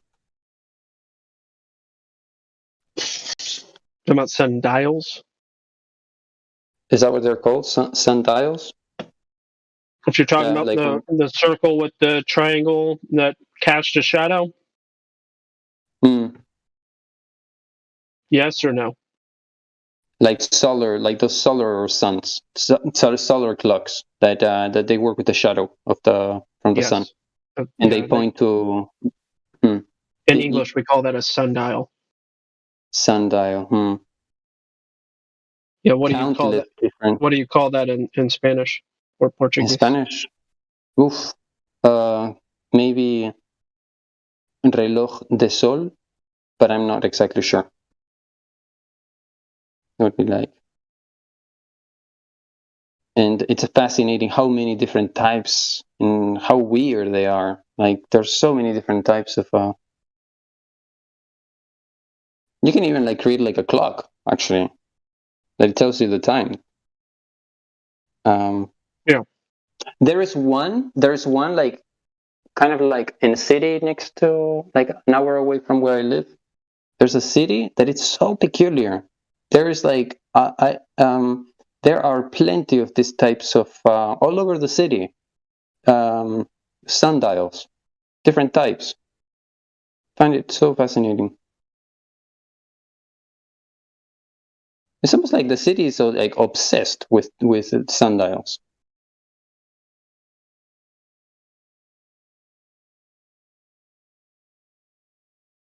I find it interesting because that's something we can observe, and it's available for everybody. Do you know how old these sundials that is spread out in your city is? No, I mean they're fairly new. I imagine that they're using like the model or the system from old ones, but you just have to copy the design basically.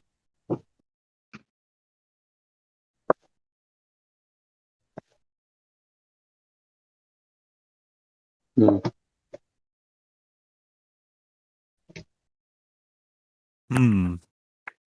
I don't know. Yum, yum. Yum, yum.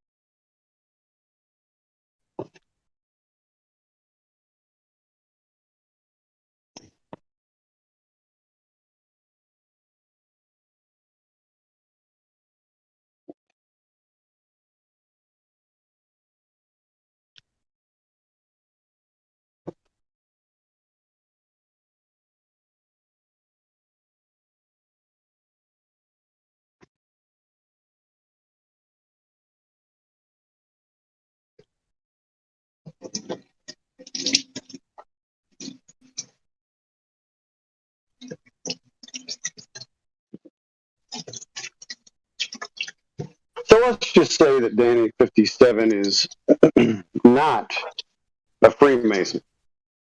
Probably no problem with that, right? The problem is that if we speculate or tell stories about Danny being a Freemason, we can all just assume that it's true because we don't have any evidence to the contrary.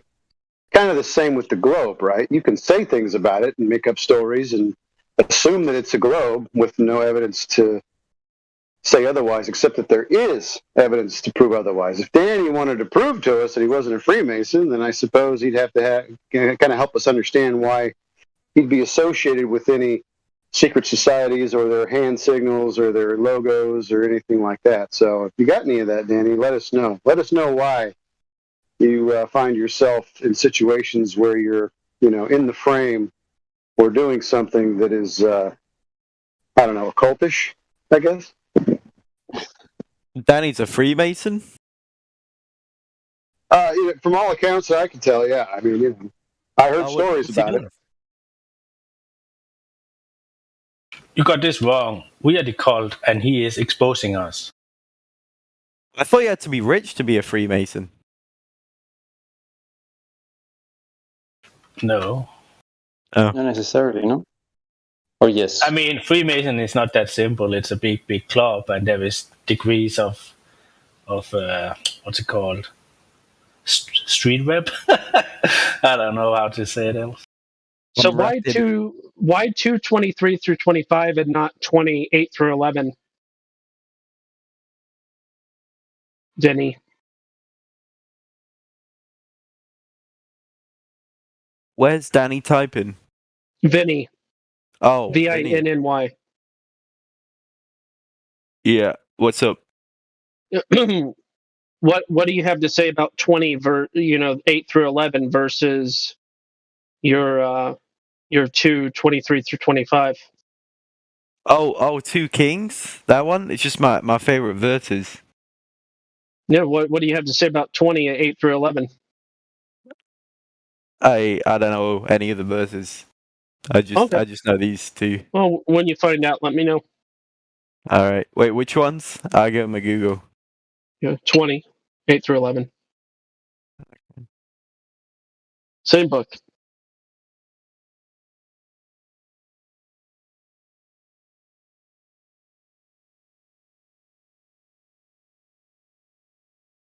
What translation do you use?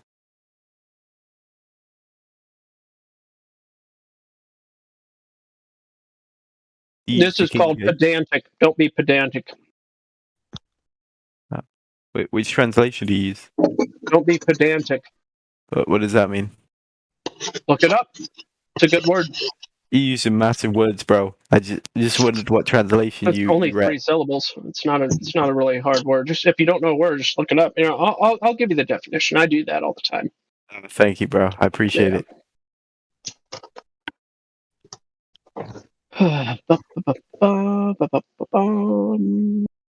Here it is. Yeah, me saying don't be pedantic is another way of saying it doesn't matter. Choose your own. It doesn't matter? No, it's not really that significant for the example. Oh no, I was just talking about in general, not just for the example. Well, if I have questions, I use, in this instance, it would be the Hebrew. But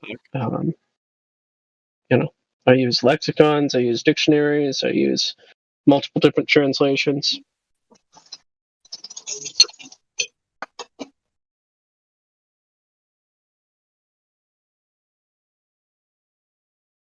So why that verse?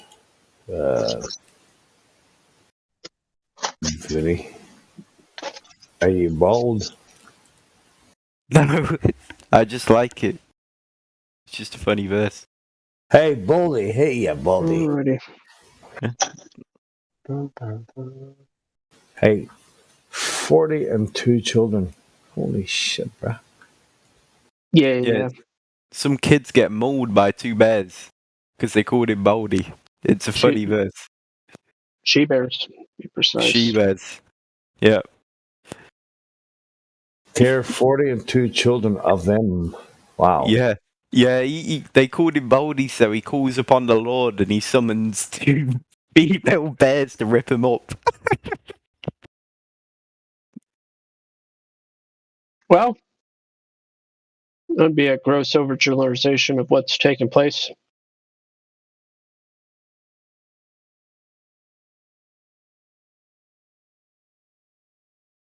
But people can do their own research, as I like to say.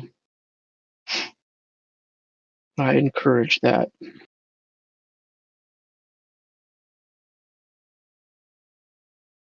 But anyway, Vinny, did you know the sun is the thing that moves and not the earth? Did you know that? I read them verses you're on about. What I don't quite get what it's trying to tell me. It's about shadows moving forwards and backwards. I just told you the sun moves, not earth. Oh, is that what it says? Is it okay? Precisely what it says, yeah. But it's not the only time. It's just one of the times.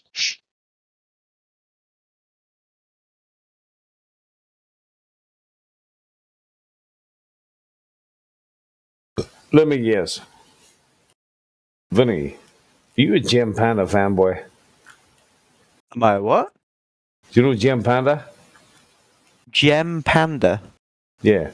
Never heard of him. Right. Debate flat earth and more.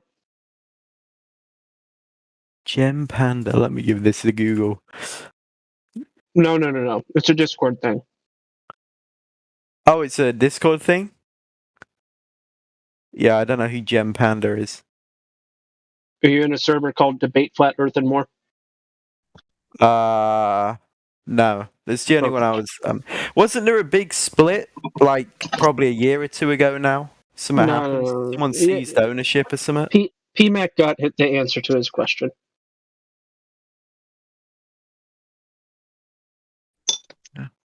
Yeah, I'm not in that server. Why is it a good server? No, he thought you might be a disciple of some anti-flat earthers.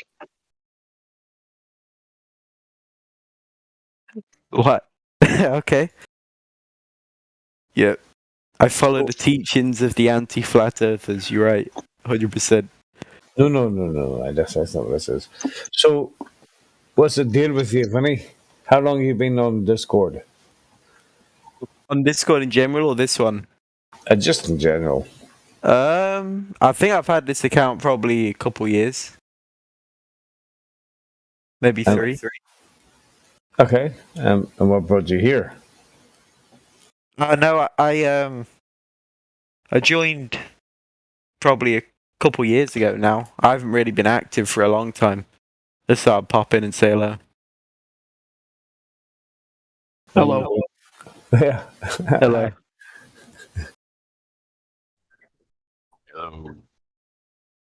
Are you curious about things? Are you trying to figure out things, or are you just having a laugh? Yeah, that's good. That's good. Nothing wrong with that. Jamming. You're doing the Bob Marley. I guess so, yeah. Do you smoke the weed? Occasionally, it's not really my thing. I hit a bong a few weeks ago and my whole head was vibrating. I hated it. I was scared.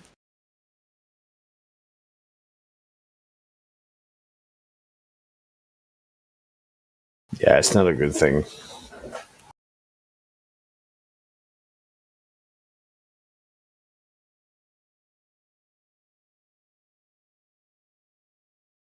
You know, even with that explanation of pedantic, I still don't quite get what it means.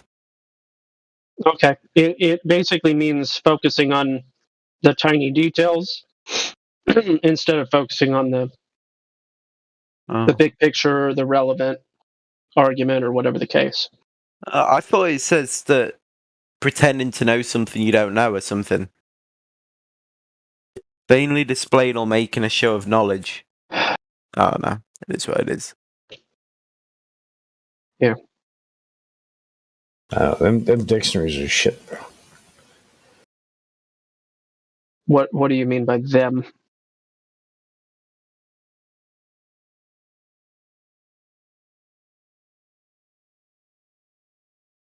The Webster's, because it uses other big words to define the word.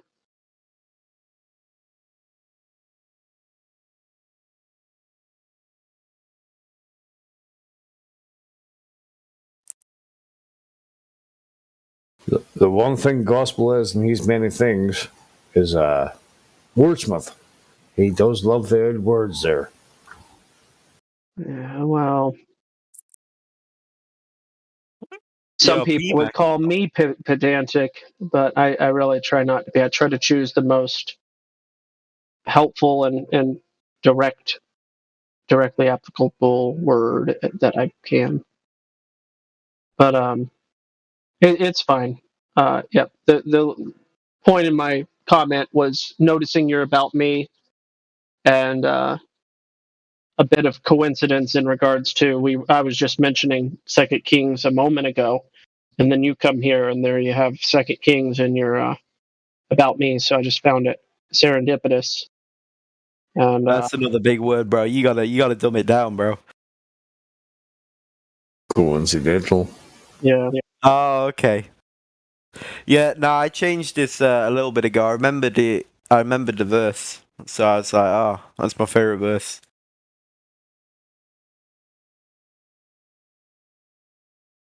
Ask you a question, Vinny.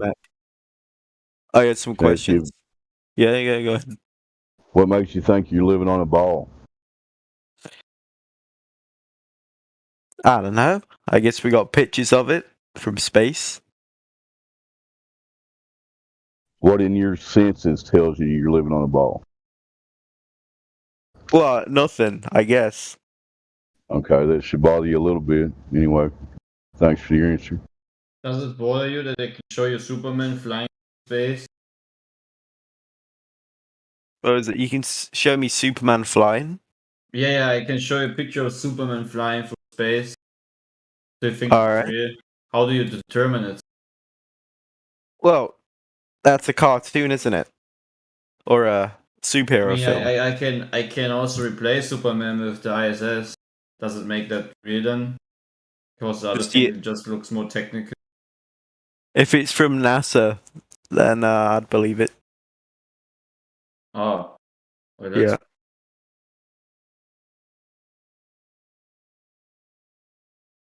So what is the credibility that NASA has which makes it so believable? You know, because the United States government is very kind government and it cares about its citizens, right? Yeah. Okay. Yeah. Right. Yeah. Yeah. Yeah. I don't know if the United States government's ever done anything wrong, so. They even care about Oh, no, this. no. They even care about SS officers, like Werner von Braun. He doesn't need to stand up straight for what he did. You realize there's actually a speech on the internet where Bill Clinton stands for like 10 minutes and admits that the American government took part in illegal experimentations upon the American public, in both military and civilian, and apologized for it. Wait, Bill Clinton's in the SS and he did experiments on people. Yes, yeah. No, he actually apologized that they did. It was a proof that they couldn't hold it back anymore. They actually proved it was a fact. The American government held unsanctioned, unauthorized experiments upon the American public, both military and civilian, and went, well, we're sorry about that. I'm sure it's for the greater good, right? Yeah. Who's is the question? I don't know. The lizard people that run the government. What lizard people? Those, I don't know, the reptilians. Shut up, David. I don't know, bro. I get like why is it that Globies always come up with reptilians? It's the same thing as Panda today said when I talked about the Freemason stuff. He just already implied reptilians, even though I've never talked about that or don't even believe that. Oh, you like the Freemasons control everything? Is that you guys? No. No. Let's address your reptilian statement. How do you like what? I was just taking the piss. I didn't mean anything by it. I was just joking around. Okay. And why? What is the outcome of that? Just a word of warning, don't generalize what you guys think, like group us together. That's not fair. It's some kind of fallacy. Anyway.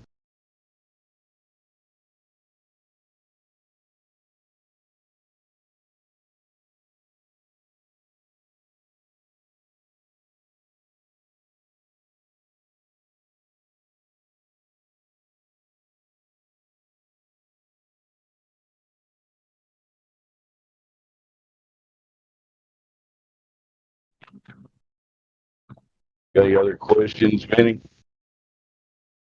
I don't think I asked any. I thought it was you asking me questions. Maybe. Okay. Do you know of any time anybody directly measuring the curvature of the Earth drop over distance? Have we ever directly measured it? I don't know, to be honest. I'd have to Google it. That's an honest answer. As far as we know, that it's never been properly accomplished. So if you've got any evidence of that, please share it with us, okay? All right.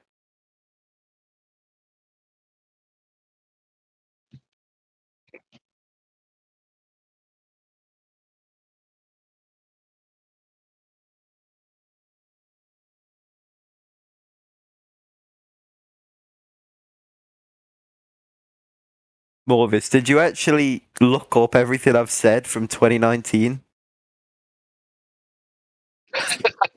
So, are you trying to find dirt on me? It's not hard.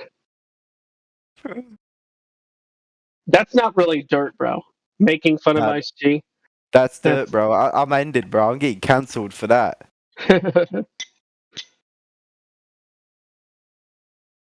I wonder what I have said. I know. Now I'm scared.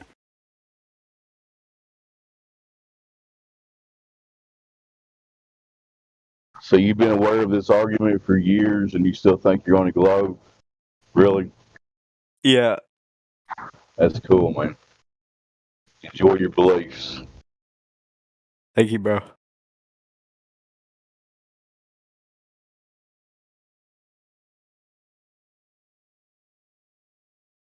Oh, MK Ultra. Ah, yeah. I heard of that. Yeah, that what did they use? They used acid and stuff, didn't they, to control minds? Yep. It's not the only substance, but it's one of them. Did he do it on prisoners? Nope. Oh. What, just kidnap people off the street? No. No, they took volunteers. They actually performed this in several different locations, one of which was Canada. Yes, the American government was doing experiments on Canadians. But no, they took people, volunteers, oftentimes under the guise that they were going to aid them in the process of curing long-standing mental illness or something along those lines, whether it be anxiety or depression. And that wasn't the intended goal. The intended goal was just to explore the possibilities of what the different substances they were trying out on people, to explore the manipulation of the mind. You know, look up all sorts of testimonies. Were lied to about they what they volunteered for something they were under the impression that one thing was going to happen, although another thing happened. So yes, it was. I see. Not coercion per se, but manipulation. But that's not the only mind control that the MK Ultra, by no means, it's just the most well-known one. You got Operation Monarch, of course, and then there's Mannequin, Marionette. You can look these up. These are just the keywords that you can use to look up. Stargate. Will I be on a watch list if I Google it? Yes. If you're worried about that, then you probably shouldn't.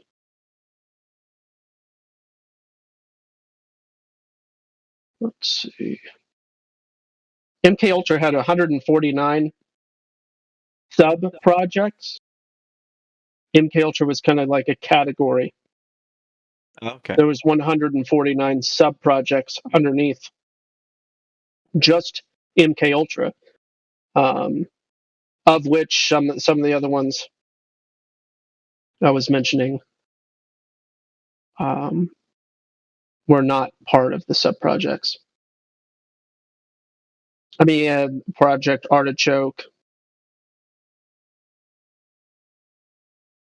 Did they have success with the experiments, or was it a failure?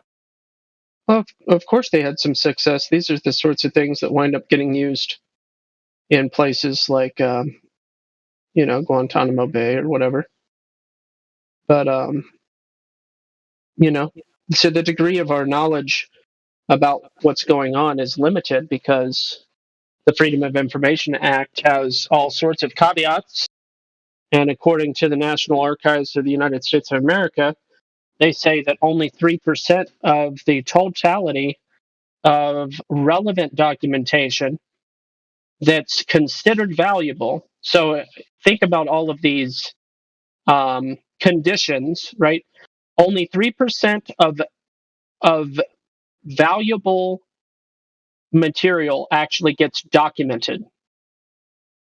And now there are millions and millions of pages of government documents about all sorts of different things that have taken place over the past 100 years or so. But in general, the National Archives told me that only 3% of the relevant and valuable information, which means that there's other categories of information that's either a threat to national security or not valuable history or whatever, that they do not record whatsoever. But then even the 97% of the valuable information that has historical relevance, 97% of it isn't even ever submitted for record. So that the little we like do know. Israel. What? That sounds like Israel, to be honest. No, I'm referring to the United States of America. Oh, okay. The You sure National Israel didn't have something to do with it? So I know you're trying to be funny, but when you try to be funny about something like this, it just comes off as a little ostrich-like. I don't quite know what you mean by ostrich-like. Like what do they do? What do ostriches do? They jam. Means you have long legs and big feathers. Here. I'll post it in the chat. When they get scared, they hide by digging their head down into the ground. Oh, okay. I see what you're saying. Here we go. You ever heard of putting your head in the sand? That's what ostriches do, right? I gotta go eat some jacket potatoes. I'll be back. Oh yeah, of course.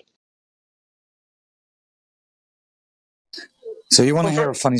Oh, go ahead. Sorry. Well, I just wanted to follow up that anybody that was curious about what I was saying there, the reference. I'm speaking not metaphorically. I literally got an email from the National Archives. Here's his credentials. Right here. So this is where he told me we estimate that approximately 3% of what is created is considered permanent and transferred to our custody. So you want to hear a funny story about Freedom of Information Act? We have that in the Netherlands. So Parliament is Parliament is required to archive all emails, SMS, WhatsApp messages. So that has to be all archived, and you can go to the government and ask for any the information. They will lack everything black, right? What's private information, but you will get the information. So our prime minister was in a pickle like 2-3 weeks ago because he still holds a Nokia, that old one, right? The 3610. Anybody familiar with the old Nokia? Yeah. So he still had that Nokia, and he claimed that he had that for SMS trafficking. So he SMS'd people, highly placed officers, right, and ministers with that Nokia. And then people were like, okay, so show me those SMS text messages, right? Because we want to know what happened during the whole last 2 years and what was decided. He said, well, problem there because the Nokia can only hold 20 text messages. So what I did is when I thought that this was an important message, I send it to my highest officer, or because if the text messages are long, right, are big, then you couldn't forward it. So he then had to call his highest officer and dictate the text message from his Nokia.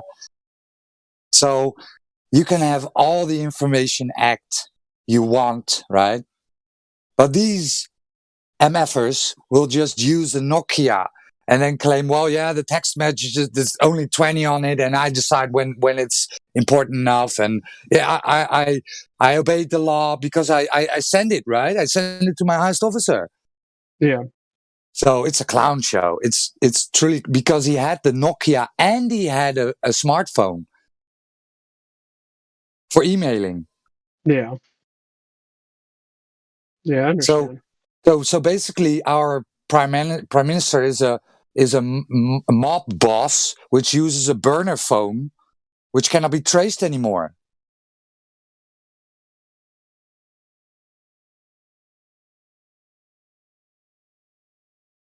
Par for the course.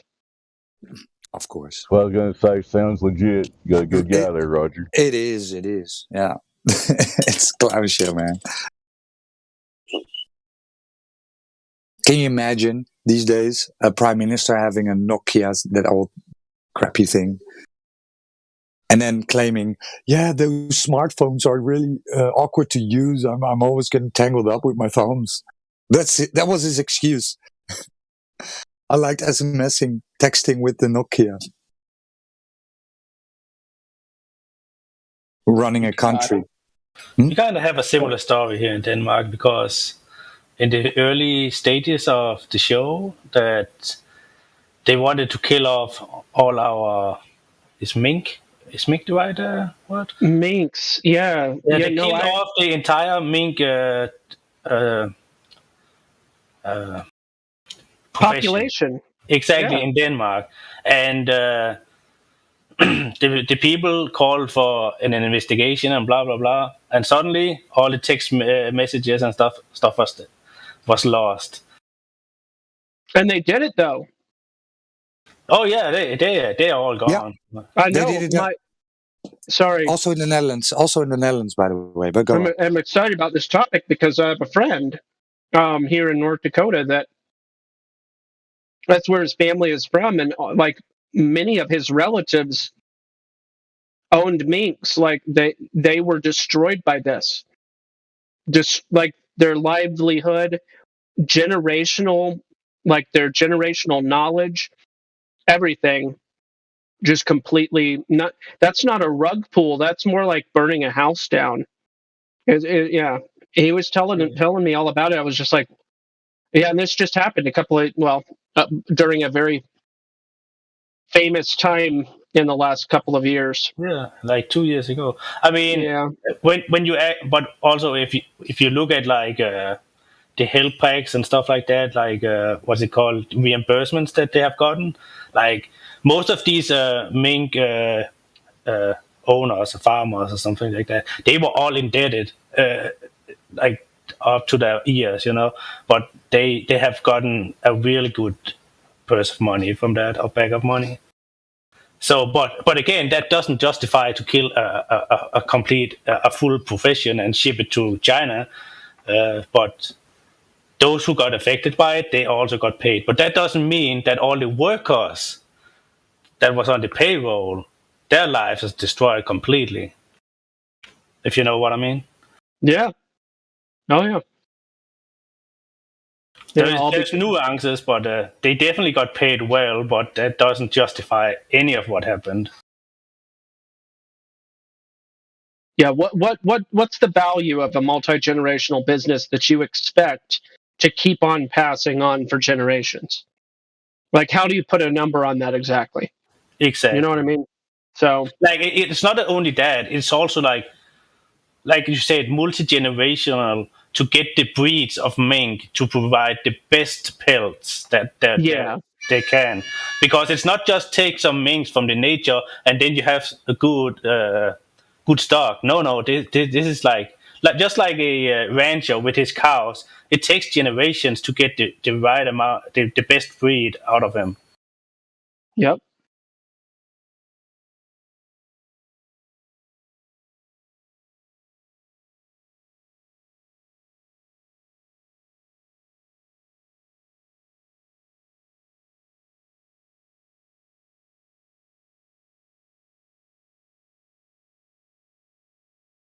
Yeah, they did the same here. So they found 4 people that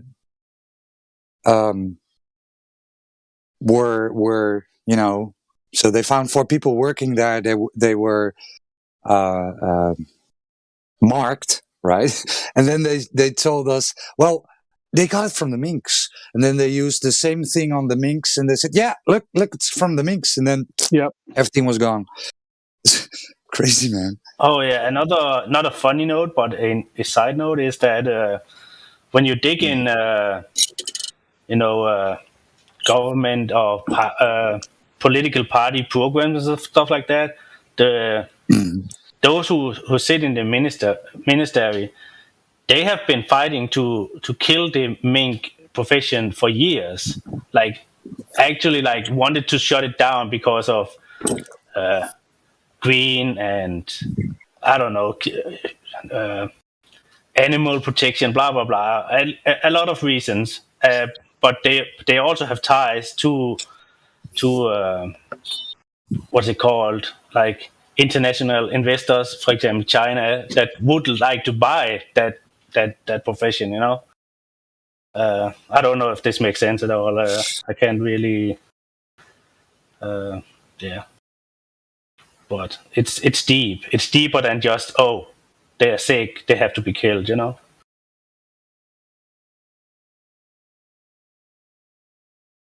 Good day, my friends. Hello, how are you? Hey, what's up? Howdy doody. I just got chat verified and I discovered you guys on YouTube, Kiwi.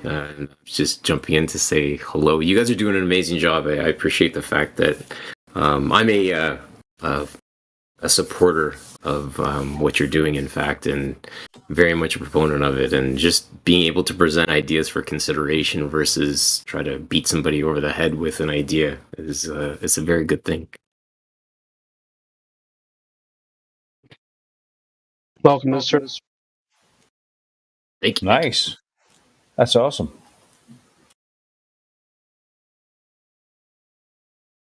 What made you look into it, Kiwi?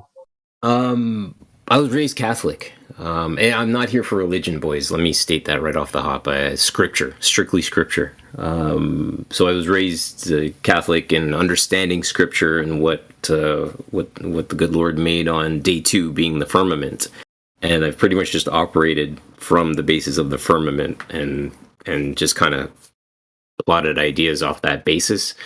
One day I was standing on my balcony and I was looking up in the sky and I saw a plane fly by me. And I know the cruising speed, I think the cruising speed of a 747, commercial 747, is something like 650 kilometers an hour. And I thought to myself, wait a minute, if that plane's moving at that speed, and then of course 42, so I quickly remembered, I don't know if you guys remember that short guy from back in the day, the plane boss, the plane! But I quickly realized that if the Earth is spinning at a certain rate, I can't quote the number because I forget what it is. I went to school for architecture, so I don't do the science aspect.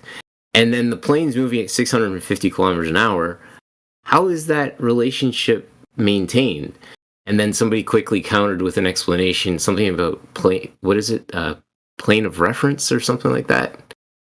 And I couldn't wrap my head around that idea of plane of reference when I'm standing on the ground watching a plane fly by me, and it seems perfectly still. Like there's not 2 moving objects in that. I can't observe 2 moving objects. I'm just observing 1 moving object. Does that make sense? Am I crazy? You're not crazy. All right, cool. High five. Hey, pardon. Yeah, pardon, usually they would say. Usually they would say conservation of momentum, which is a concession. Yes, thank you. They are admitting that there's no 15-degree drift. So I always thank them for the concession. Right. And that, I mean, when I'm a kid, because I used to have to fly a bit when I was a child, and I remember being on the plane and then getting off the plane, and I'm like, the plane moved, but the ground didn't.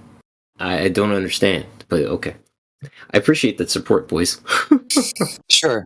So what interested me was architecture, and do you account for any curvature when designing buildings? No, sir. Nothing. There's everything. In fact, AutoCAD, which is the #1 program I've been using AutoCAD since 1995.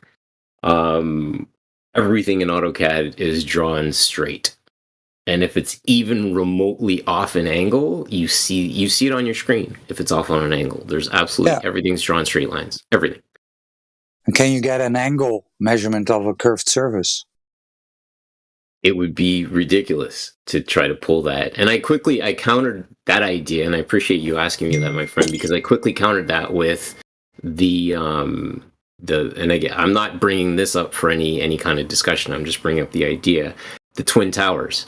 I'm like, how would those 2 towers have been built identically if they were on curves? Like if the curve is perfectly curved, then I guess that would work. But the relationship between the 2 buildings, either they would be built on an angle, which would be splayed outwards at an angle, kind of like a more than, less than sign, if you guys kind of get that visual, versus two straight lines going straight up, like the 2 buildings. And that, again, I appreciate that question. It as my grandfather would say, it befuddles me.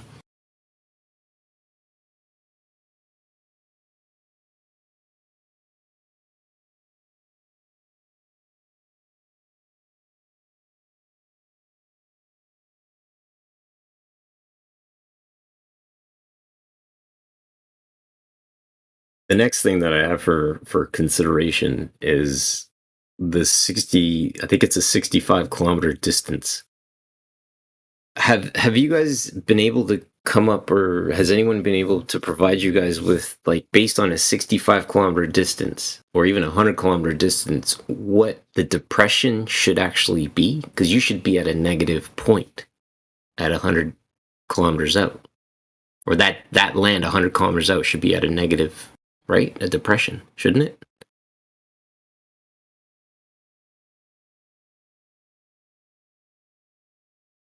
Boys, hello? What do you mean by negative depression? Like it should be falling away from you? Is that what you're talking about?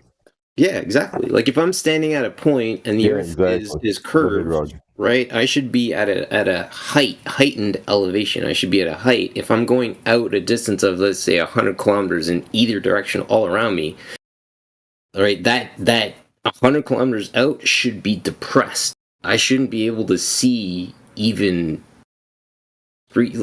the first 2 levels or 3 levels of a building that far out, but I can. It doesn't make any sense. Like that song, I can see for miles and miles. They weren't kidding.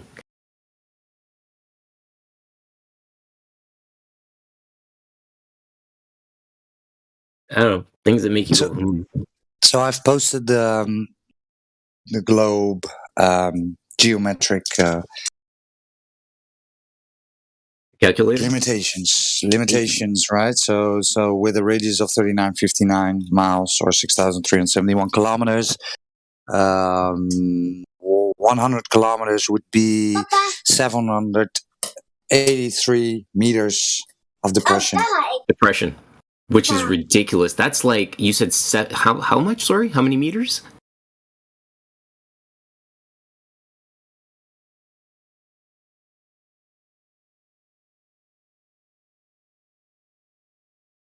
$780.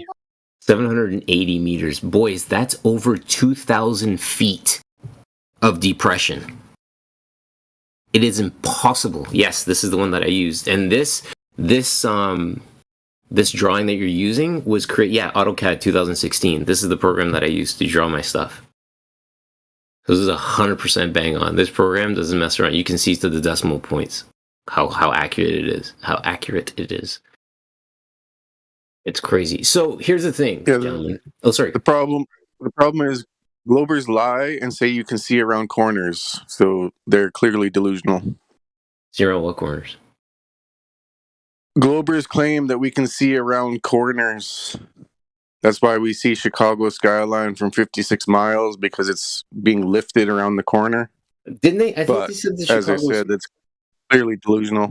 It's a mirage, right? Yeah, they said it's a mirage. You can see the lights in a mirage. I don't know if you guys know that or not, but you can see lights in a mirage. I mean, people were out testing it with boats where they were gradually sailing away from the city, and at no point was it miraging. Exactly. It doesn't flip at any point.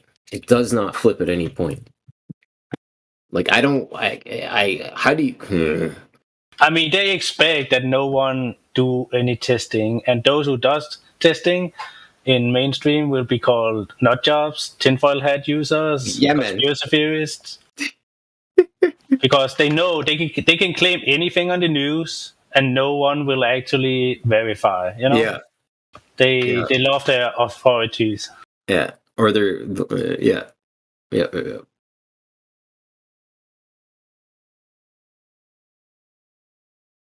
So here's an idea I want to throw out for you guys for consideration. Another thing that kind of helps in this whole idea of us living in I believe we live in a closed system, and the firmament is the lid to the closed system. Asteroids.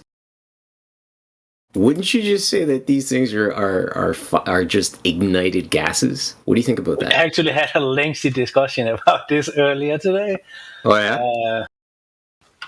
The thing is, I think the bottom line is that whatever happens in the sky is just... I mean, we can observe them, but we cannot definitively say A or B, you know? Okay. But you can still say it with what you think, which is why I want to hear what you have to say. What do you think? Right. So some speculate those are electrical discharges going across the firmament. That's what some people say, right? It's all speculation. Electrical discharges, okay. Yeah. Like a stripe of white light, which could be, right? It's all speculation. I'm not making any claims or what. For sure. Well, that's what we're doing. We can only speculate, and I insist. I want you to go run with it. No, that's the difference, right? We could speculate about things we don't know, but we actually know that when you measure a thing, you know its dimensions. So when you measure Earth and you measure over large bodies of water, then that will be knowledge that Earth is not curving away from a laser, for instance. Right. So that is the whole difference, right? So with heliocentrism, you have to believe a bunch of stuff, right? They say, well, we know that there is an exoplanet there millions of light years away, and then we know it's raining diamonds there, and then we know there's a sun spinning 7 seconds a minute, 7,000 rotations a second, something like that. I don't know. I need to get the article back, but we know this, right? But that's never valid. How could you validate that? What we like to do is we want to distinguish where you can speculate about.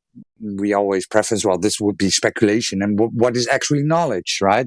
So of course we can speculate what is the thing you see up in the sky, but yeah, will you be any wiser at the end? I don't think so, but sure. Well, I think here's the thing, and I got into a discussion last night with my aunt, and she's like, why does it matter? And I said, because I like to understand this stuff. I think there's a certain point where you have to respect a person's quest to understand something, or attempt to understand something so they can explain it, if they choose to. And I think that at that point, when we ask somebody, what does it make a difference to them, you're actually attacking what they are actually about, if you will. Like, if I choose to look into something, that is what I choose to look into for the betterment of my understanding of what is sitting in front of me. And I think I'm perfectly within my right of doing so. Am I not? Sure. And I love the question, why does it matter? Because it kind of, the other side kind of concedes that their arguments are hollow, right? They don't have anything left. So why does it matter, right? Blowing smoke. Why do you care so much? Exactly. Why do you care so much? Yeah. Well, the next answer could be, well, I care for the truth, right? And it doesn't matter where it leads you. I care for the truth. And yeah, I love the question. Why do you care so much? Okay, so let's explore that a little bit further. Right? And I'll say to you, again, boys, I'm not here for the religious talk. I'm not. Strictly here for scripture, okay? I realize that the Bible, just like the pictures that we see from NASA, are all, quote-unquote, man's creation. That's what we understand it to be. However, this book of scripture has presented a lot of things for my consideration, which I would rather take as truth and gospel to me versus the pictures that I see from space. So when I look at the idea of the firmament, and he gave instruction that he created the firmament, and then he talks about in Genesis 6:14, build thee an ark, and we found this ark in Ararat, Turkey, which is 515 feet in length, 300 cubits as described in the exact same book. Why would I not validify the firmament and the idea of the firmament? This is where I start to look at people who say they're religious, and I'm like, okay, let's talk about your religion and see how far we can get with it. Because as soon as you present that blue marble idea, people jump off the wagon quicker than you can say 2 by 2.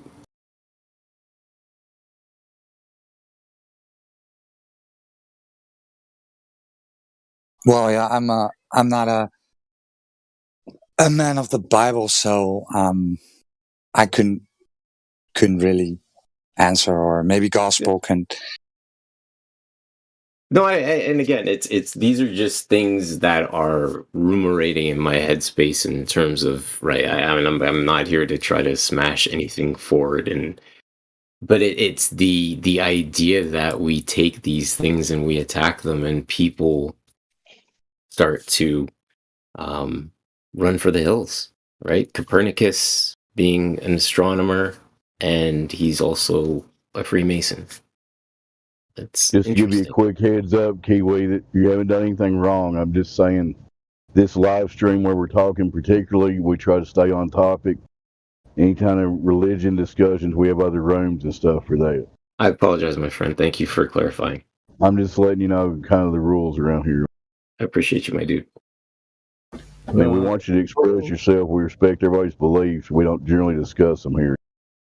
When we discuss the globe believers' beliefs, but you know what I'm saying.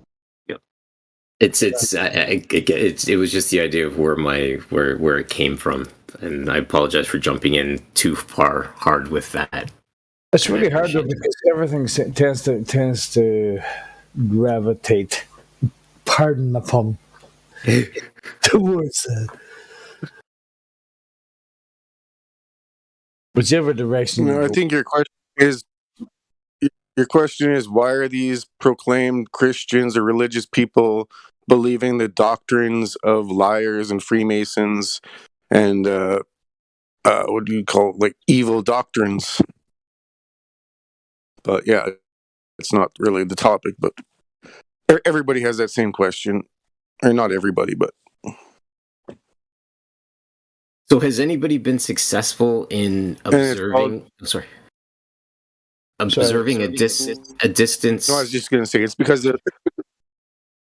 was just going to say it's all because of the Stockholm syndrome. They steal you when you're 6 years old, force you to go to school, teach you all the lies, give you the smartphone, the tablet, program you with the music and Hollywood, and set you off on your way. Make you a good little slave. But what was your question, Kiwi? Well, I was thinking about the distance, and if anybody's actually successfully measured the distance out to give you a depression. Well, I done a long distance observation. I went to the beach in the Netherlands and I saw a big red oil tanker at 24 kilometers away, and I saw a windmill park at 39 kilometers away. So that's that. That's too far. But yeah, I think many of us here in this room done their own observations, right? We have documents of an engineer group. It's called FE Core, which stands for Field Engineer, which done a laser test over, I think it was Bulgaria or Hungary and the Netherlands. If you scroll down this server, we have tons of channels, long distance observation channel, for instance, the laser tests, Kanagu observation with infrared. You got JT Tolan's media observation with an infrared, Nikon P900. I think it's a P900, could be a P1000, but he done some observation in an airplane using infrared. Basically tons of observations and examples, right? Best thing is to do it yourself. That is what we always say.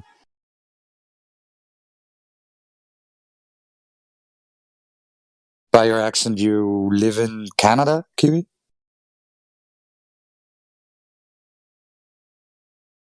that correct? Is he still here?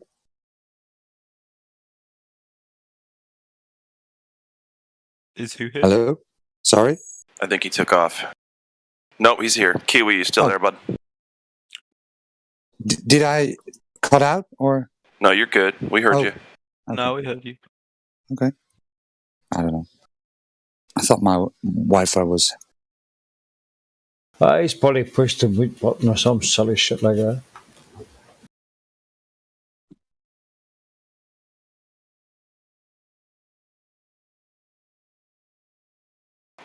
Kiwi, if you can hear us, let us know. So the government admits in countless documents that they propagate electromagnetic fields over a flat Earth. They don't ever mention. In fact, I'd like to see any government document that says it accounts for a globe Earth. Because I haven't seen one, right? We've seen all the ones talking about flat Earth. They're countless. There's too many to count. But where's the globe Earth ones? I haven't seen them.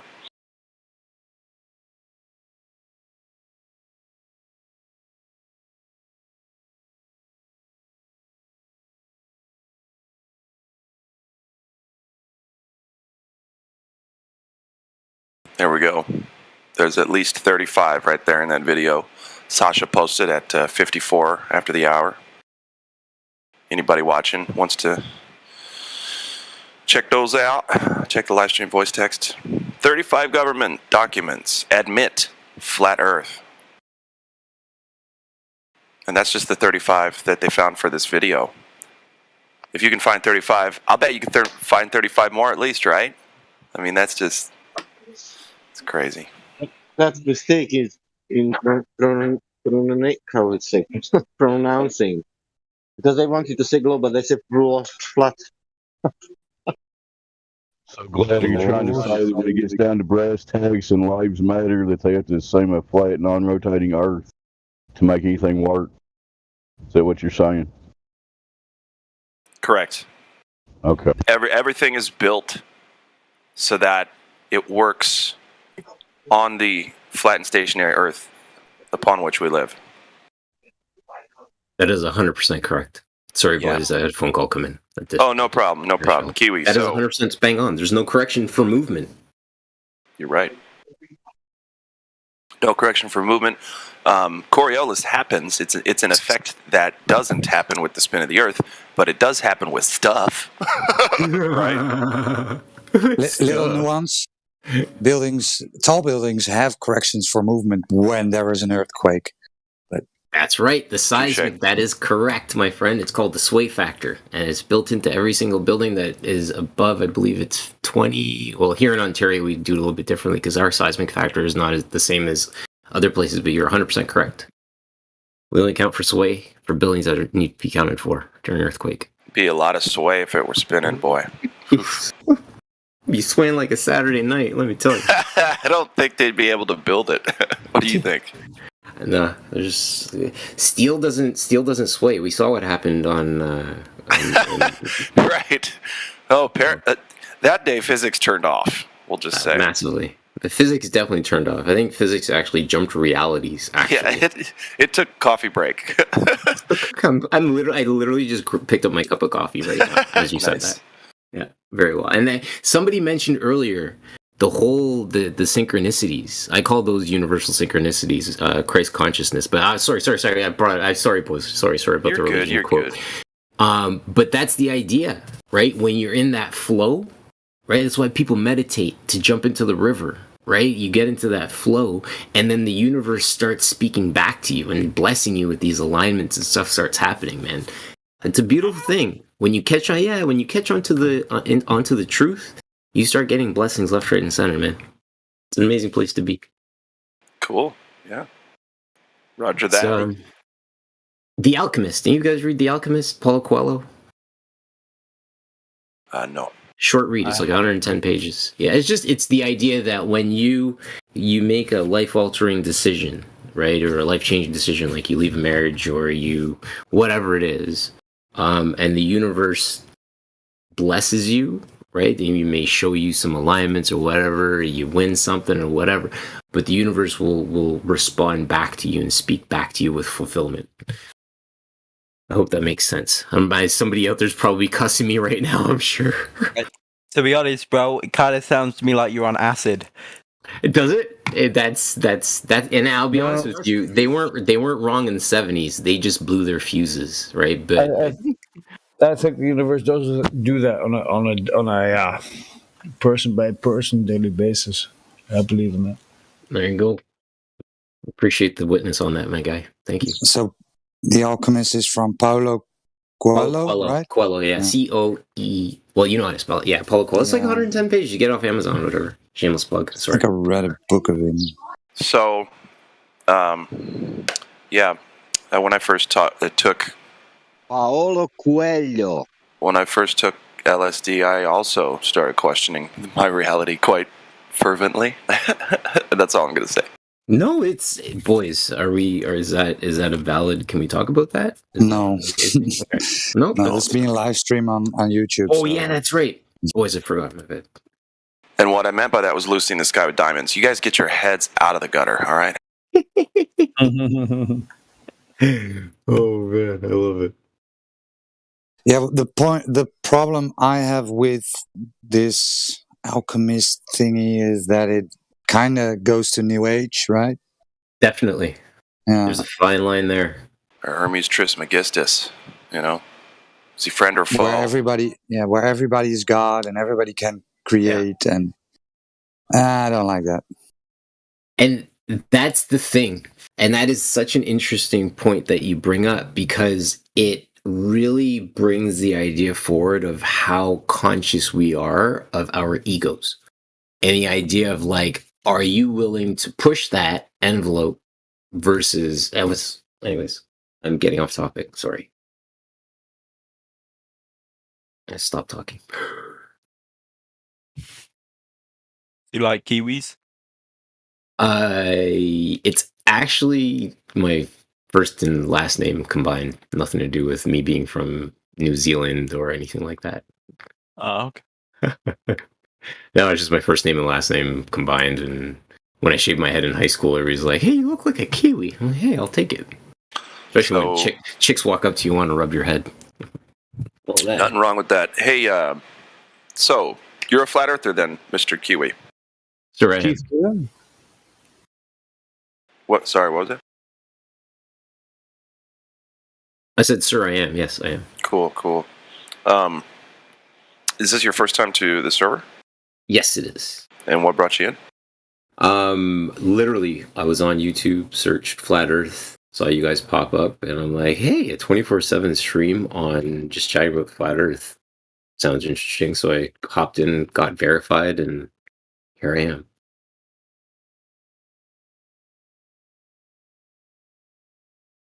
That's a good thing.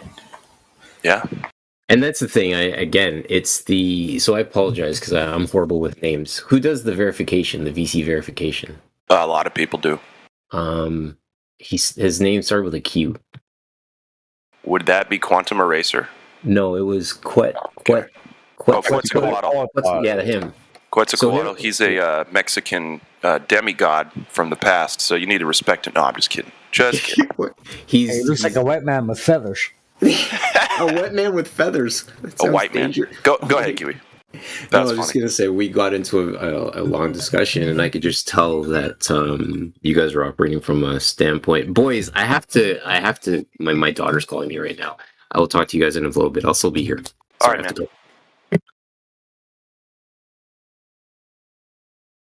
We're here 24/7.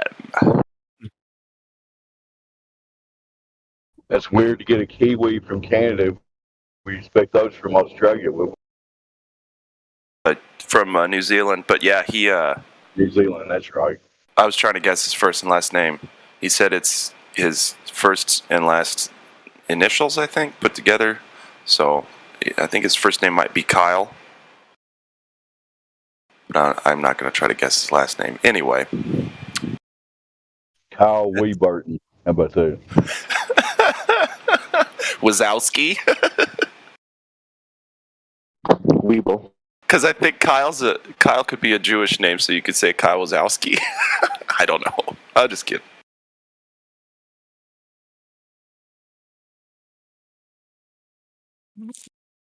So is this another day of not asking the Globers for measurements? You want to ask them to get off their ass and go measure the Earth? I agree with you, Globe. Yeah. How long of a tape measure do I need? Tape measure. Well, here's the deal. You don't need a tape measure because it'd be too big, right? You wouldn't be able to handle that. But what you can do is you can go from A to B yourself. So get like a distance, preferably over level water. That'd be the best way to do it, because then you don't have to worry about dips and valleys and shit like that in the earth. So you go to a lake, you go from one point of the lake to the other point. Now, this isn't just to talk about Earth curvature or whatever. This is just to take a direct measurement over distance that's going to be longer than a tape measure can do, okay? So you go from point A to point B. You set a point at point A, then you swim, right, over to point B. You've now traveled the distance that is going to measure from A to B. And you could use a laser to measure that, right? And that's that. Then you've physically measured something. You don't have to swim it, by the way, but if you want to, you can. That's the beauty about measuring the Earth like that. It's a direct physical measurement that you can play around with. You can swim the distance if you want. You can do whatever you want. So. And I would throw in, do at least 8 to 10 miles. That way you got like a 60-some foot drop that you clearly demonstrate. Right. Correct. And you don't have to swim 8 to 10 miles. The point is... say I'll drown. Well, listen, the point is, you can if you want, because it's physical reality right there in between point A and point B. You don't have to assume anything because you've measured one shadow and then you're going to say something's 93 million fucking miles away, okay?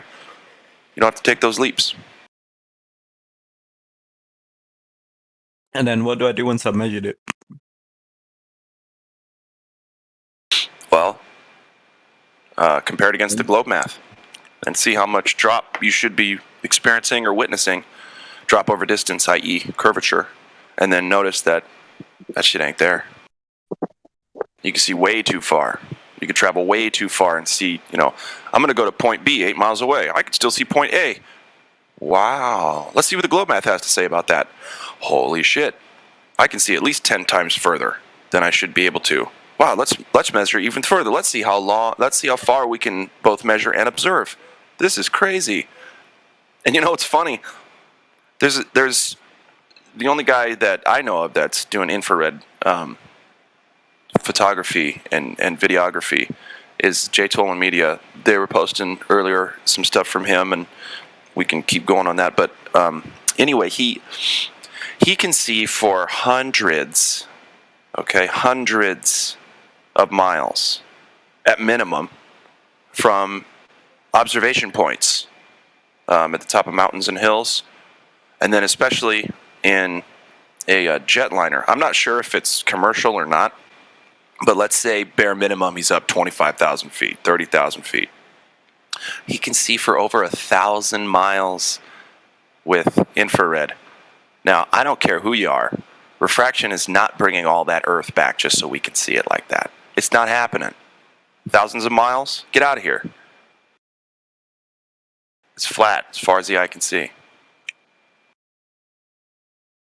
And as far as equipment can see at this point, right? It's crazy.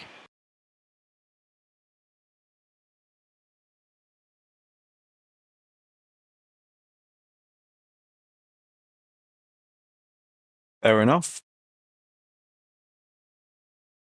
Huh?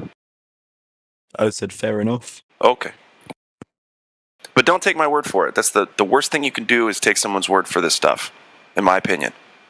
It has to be that you go out and you test it yourself. If you don't get a measurement yourself, at least once over a flat water, right? Frozen water works great too. Then you haven't really, then you're just taking someone's word for it. If you say, I believe the Earth is flat. Well, yeah, but do you know it? Did you test it? Did you find out? Did you measure it? Well, no. Well, then you don't know. Then you're not a flat earther. You're still a glober. Go and check it out. I know without testing. Yeah. Well, then I'm afraid you're probably not a flat gonna earther. test it. I'm just kidding. I'm probably not going to test it, to be honest. You're talking to Vinny. He said his tag says he's a globe earther. Just letting you know, Claude. Vinny, why won't you go out and test it even just once? I don't really like going outside. Okay. Well, that's honesty, I guess. Yeah, he's being honest. Well, from Is that inside, true, you or are cannot you just do messing anything. around? No, I pretty much never go outside. But from inside, it's a little bit difficult. Yeah, pretty hard to do. What about my living room? Yeah. What are you doing? Could I swim Fine. If you watch, across my living room? if you watch, Yeah. Listen, if you want to take it seriously, we'll talk to you. No, I'm probably not going to do any experiments, to be honest. All right. So then you won't do yourself and anyone else a disservice by making a claim that the Earth is a globe, right? Because you're not going to go check yourself, so you can't really even talk about it, right? That makes sense. Hmm? So if you don't go do the work, you can't talk about the thing. So you can't come in here and say, oh, Earth is a globe and it has curvature and this, that, and the other, if you didn't go out and check yourself. I think it's a globe. Yeah. Uh-huh. And so where's the work that you performed to justify that? It's on television. So Yeah, it's on TV. So no work then. Yeah, And so no if work. I had to verify absolutely everything that I was going to believe, I'd be here all day. I'd have to fly to every single country, visit every single tribe. No, you wouldn't. Count every single animal. Well, here's the thing. Belief is the enemy of knowing, so take that and run with it. I mean, I don't think I need to verify everything that I believe in. That's fine. No one's asking you to. We're just talking about the flat Earth. You don't need to verify, but everything what you believe, what was not verified, it's only belief.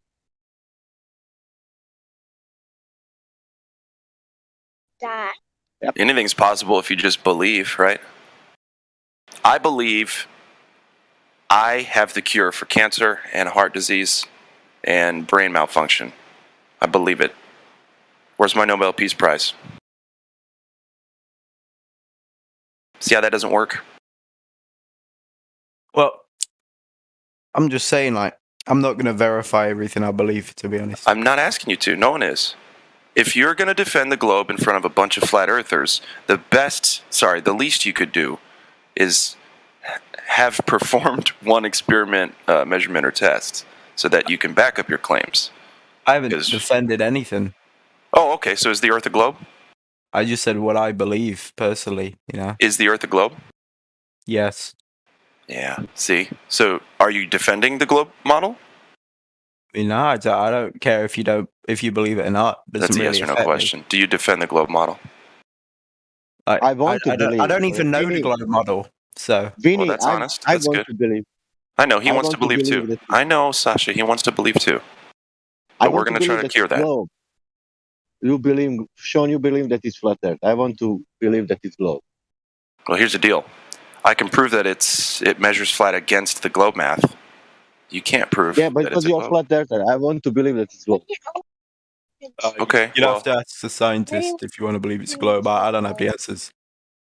Scientist has nothing to do with geometry. Yeah, science is not geometry. That's correct. You don't need to be a scientist. You don't need to be a scientist. In fact, sorry, Sean. He said scientist. Okay, let's give a name. Who was the guy who discovered first? Actually, I don't know. Christopher Columbus. He was not scientist. Yeah, no, I have no idea. I looked into this stuff for a long time. By the way, Christopher Columbus not discover anything.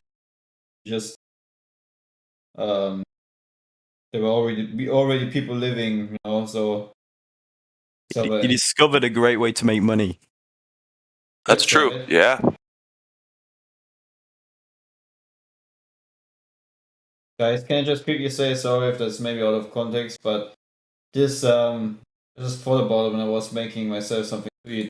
This debate flat Earth server just reinforced, extremely reinforced, why I'm a flat earther.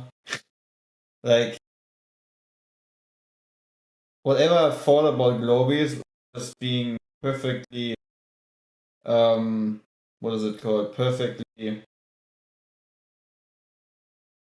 reinforced area. It's very simple. One example, model, experiment, anything you ever seen with a spinning ball with water adhering to the exterior of the shape. Just one. Very, very simple. Yeah, we need water to stick to the exterior of a shape. Any shape. Square, triangle, ball, doesn't matter. While it's spinning at incredible speeds. Right, while it's spinning around. I guess, you know, I would say gravity, but I don't want to go down that rabbit hole. I've been bullied too many times about that. So well, this isn't your first rodeo. That's No, actually not. good. That's good. So what's your opinion on the concept of gravity? I mean, you can't really prove that mass attracts mass. I don't think there's an experiment that can prove it, but kind of makes sense to me. It makes sense, but you can't prove it? Yeah. I mean, you can't, can you? You just can't. Because there's no way to do it. So how does it make sense? Well, just because you can't prove it doesn't mean it's not true. Well, that's crazy speak, man. If you can't prove something... I don't think that's how it works. It's crazy speak. There's a lot of stuff you can't definitively prove with science, though, that people believe. But then it doesn't exist. Yeah. Science is proving something. I got a good one. Here. Hey, does love exist? I don't know. I guess. Really? Can you show me a box of love? Yeah, or is love just a concept that we all agree on? Nah, I don't know. That's not science. Emotions aren't science, bro. Probably not. You probably can't. You can't scientifically prove love, I guess. Exactly. So you can't scientifically prove gravity because both love and gravity are just concepts. Yep. Well, we know there's a force, don't we? And then people decided to. No, we don't. Well, yeah. We don't know anything. What are you talking about? What force? Well, we know that there's some kind of force because it's factored into nearly every equation, isn't it? Oh, and did you write those equations? Did you form all the stuff to get to that? No. I just know that gravity's used in a lot of equations, at least when. So I think we know that a force exists. We just don't know what caused it. We can't. No, it doesn't exist, and gravity is not a force. What equation? Yeah. Let me find it. It's just a fancy equation, mathematical calculus. The equation or the force? Which comes first?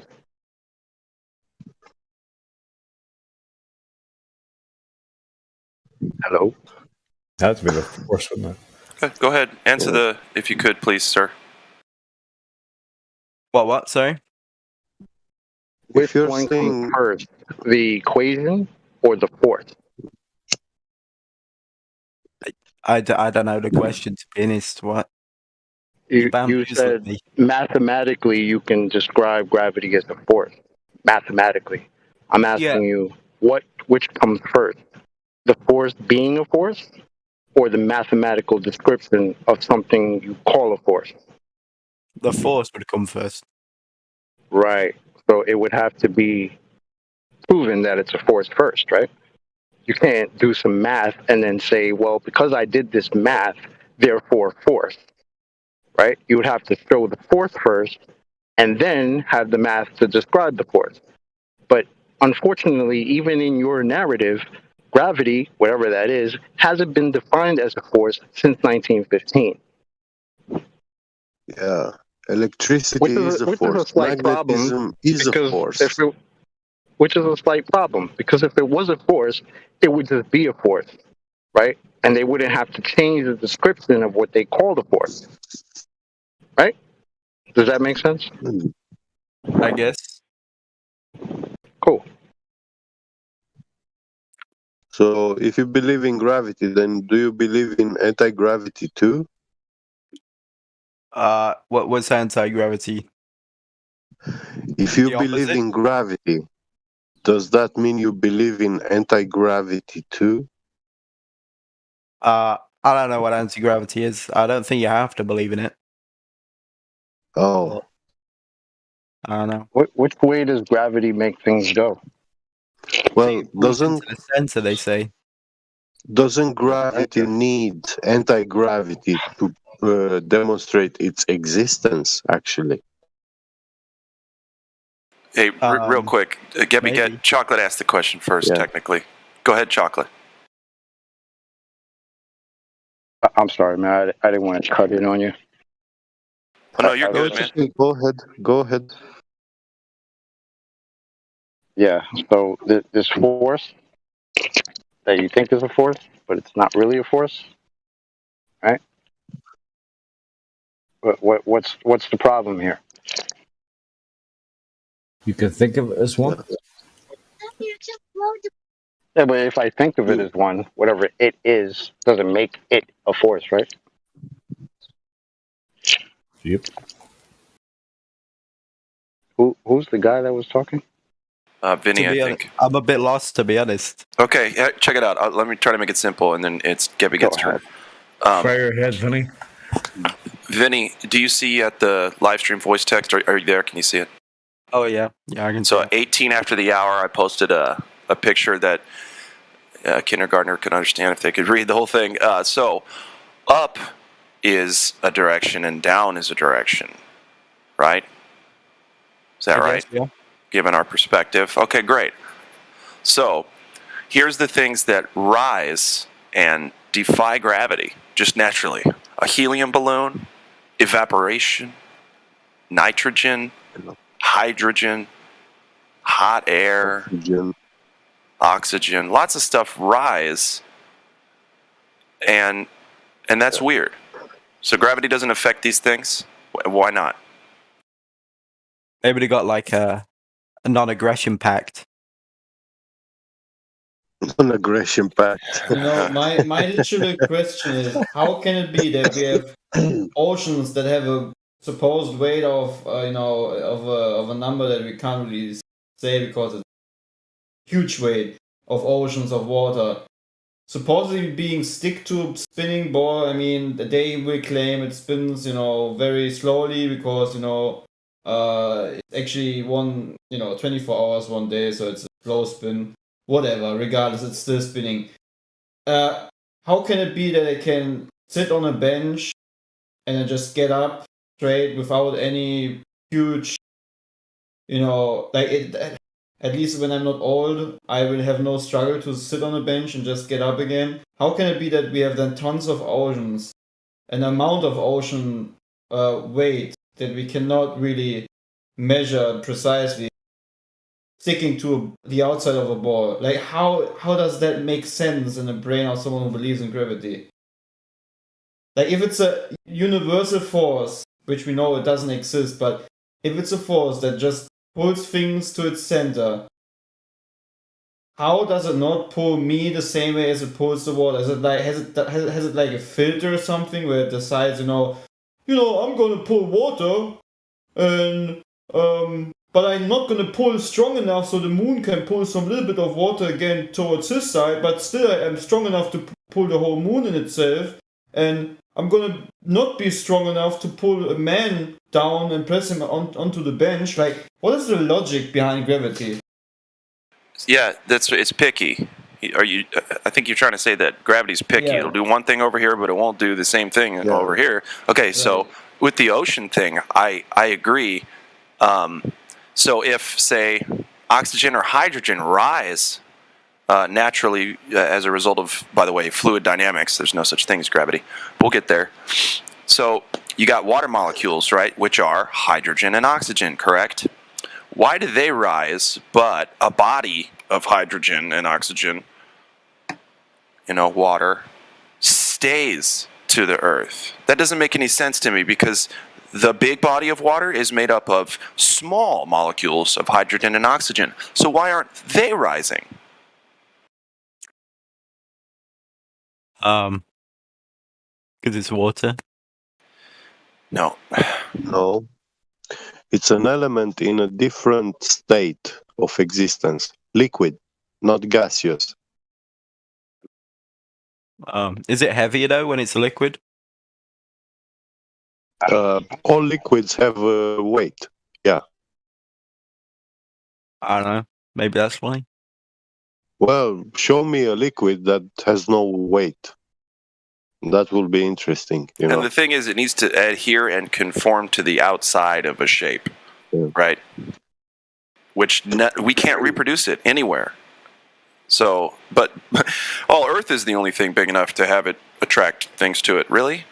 Are you sure? Yeah. Oh, so it's unfalsifiable. Well, I mean, Earth's pretty big.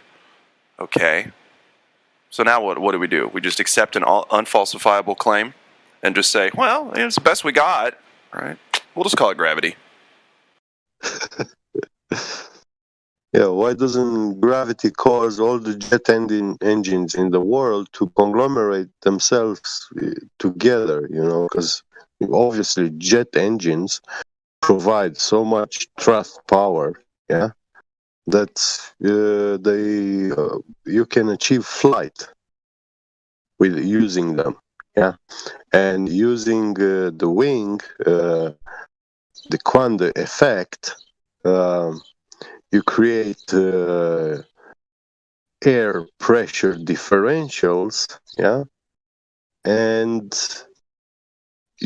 that gives you lift force. Why don't we have a means of flying using anti-gravity? We can levitate objects using sound, yeah, acoustic levitation. We can achieve levitation using electromagnetic forces, yeah. Powerful electromagnets can levitate any material that exists. But we don't have any sort of anti-gravity levitation. Here's the thing, and it makes it so ridiculous when you think about it. One of the first things that I came across in my own mind when I was going discovering flat Earth is that there's hundreds of thousands of pound tankers floating upside down and seagulls floating about. So there's forces holding this massive fucking ship to the underside of the Earth, and seagulls are flying around like it doesn't affect them. So there's now a gravity specific thing that's going on here. Yeah. And you're like, it just sounds so fucking ridiculous. And you're like, how the fuck did I even believe this in the first fucking place? It's ridiculous. And how can you even call it a force when all you have is attraction? When you talk about gravity, you talk about attraction between an imaginary attraction between two bodies. And there is no such thing in nature, a unidirectional force. Yeah, magnetism has two poles, north-south. So according to which pole you approach to the other, you have either a repulsion or attraction. Yeah, north to south is attracted, north to north is repelled. It's the same in electricity. Electricity is a force. So you have a positive charge and negative. Yeah, positive attracts negative and vice versa. Negative will repel negative charge, and positive charge also will repel a positive charge.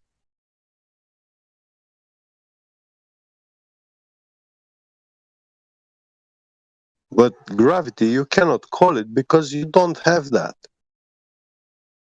You don't have that binary construct of the field where a force can be manifesting. You have only gravity, no anti-gravity. Bring this matter of discussion to any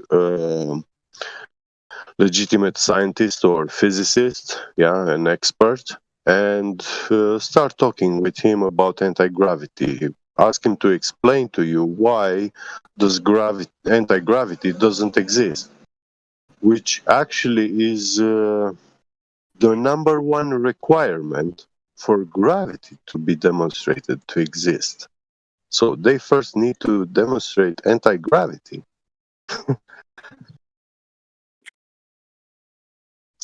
Oh, guess what? We can use even electrostatic charges to achieve levitation or,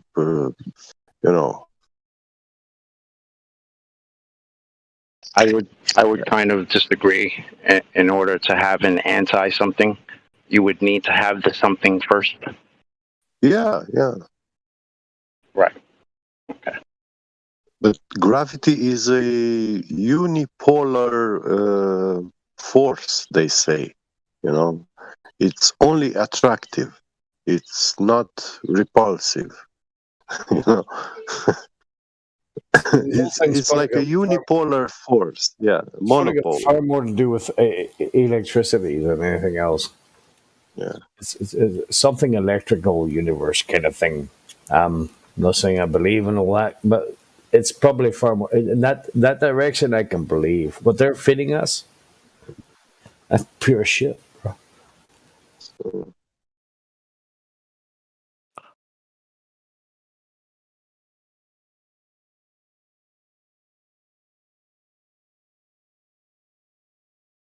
All you have to do is spend 10 minutes and think about it, and you soon realize it's a pile of shit. Well, if you spin yourself, you're gonna get dizzy. So it's gonna be hard to think about anything.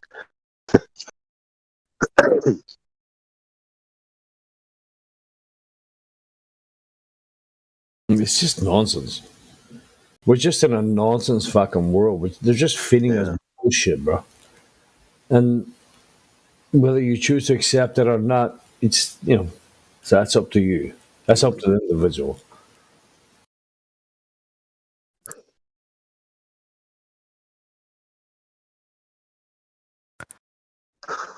So, would all world governments realize that the Earth is flat and are all lying? They know it's flat, and they teach you in school when you don't have a critical mind developed. Yeah, they teach you this globe model, and once you are a grown up, yeah, they know by default that you have no clue about the world, the realm that you live in, and because of that, because you don't know about it, they claim ownership. Yeah, they say it is theirs to keep and to, administer. Let's try with Bolivia. And for living in this realm, you're gonna be paying taxes to them. Let's try with Bolivian government. Why Bolivian government lying? Let's try with I don't know. Let's move somewhere else. Vietnam government. Why Vietnam government lying about the shape of the earth? It's just crazy to think that all of them align simultaneously. Like, is there something that's controlling them all? What is all in your sense? All world governments are lying. How many governments is going to space? Let's say. I know, but like you say, you don't need to go to space to realize the Earth is flat, right? It would be easy for them to. I'm telling you about the globe. I'm not speaking about flat in this moment. I'm telling you how one guy from Vietnam, Cambodia, Croatia, Switzerland, Peru, Angola, how they know that people was in the space and that people moving through the space or blah blah blah blah. The answer to your question is yes. Yes, they are. All world governments like simultaneously lying. They're all fucking motherfuckers. It's just that there's something controlling them all. Because you would have thought at least one country would have rebelled and said this, right? Like, what's keeping all of them in check and not one of them speaking out? For example, why all governments lying about landing on the moon? It's like, because governments all lie, but they all usually tell their own individual lies. Only one government was on the moon. Why all other governments lying on the moon and they never was on the moon? They just proved your point. Just said governments all lie. Yeah, so you don't think they could all be lying simultaneously? Well, it's just like governments. Most of the world governments hate each other, so it's like it's crazy that they all lie. No, they don't. They hate each other like that they they are together in the space. They're all working together, bro. They also have the treaty in Antarctica for 50 years or something like that. They're buddies. What's linked them all together? Is there some kind of like big group at the top? I don't know. Like what?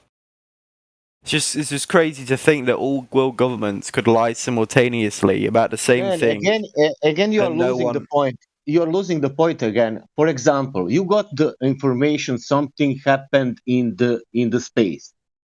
Who gave that information? Vietnam government, Bolivian government, Croatian government, Switzerland government, or some another government? About space, it was probably the American government. Oh, really? And how many of these governments are in space? I don't know. What is it? Russia, America, and China, I think. Haven't they all gone in there?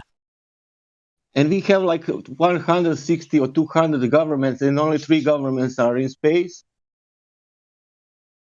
Look, you say it's easy to come to the conclusion that they're lying whether you can go to space or not. Which government you will get information from? Vietnam government or from some 3, 4, 5 governments all the time?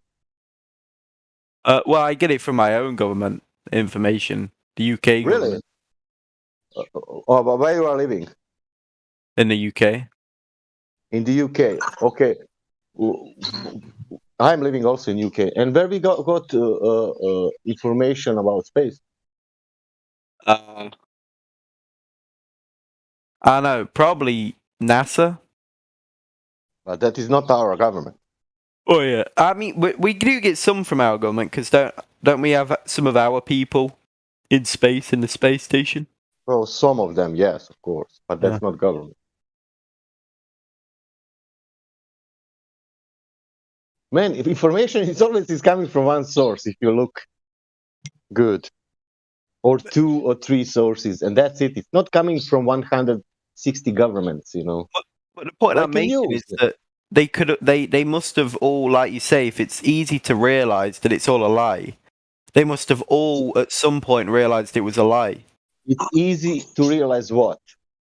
That if you're saying it's this easy to realize that gravity's a lie, space is a lie, the moon landing's a lie, all this, why haven't so all governments must have realized this at some point, right?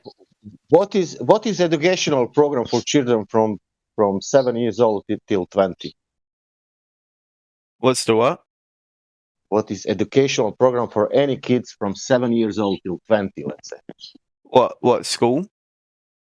Yeah, but about that topic, about space and all that things, gravity and that thing. Oh, what do we learn about it? Yeah. I learned about gravity. I never learned about the shape of the Earth. It was just a given. Hey, of course. Vinny. And how some people, what they are learning the same, like a government. That guy who is in government, let's say president, he was in the same school where I was, you know, and he learned that the Earth is a sphere, and he never questioned that, and he never, why he need to know that there is a lie in the first place if he didn't look into that? So are you saying that governments don't realize that it's a lie? Like there's Vietnam, for example. No, it's a lie. I cannot claim even that because I don't know which government is doing what. You know, I don't know what Croatian or for UK, I don't know, for Croatian government. I don't know if they are lying about that or they are not realizing. Well, boys, what about the Antarctic Treaty in 1960? Who signed on to that? Isn't everyone? That's what I'm saying, right? I think if you signed on to the Antarctic Treaty, you ultimately know about what transpired. Because I mean, they're all working together. Yeah, 1958 to 1960 was like the race to space. They started launching nukes, Operation Fishbowl, all that stuff, right? So who's doing it? Hey, I have a quick question. Is it the Jews? That's a very, you can't make a statement like that, my guy, publicly. That's very, that could cause a lot of trouble. I'm just saying, like, what is it then? Like, that is focused. Listen, you were talking also about space, like who owns it and stuff.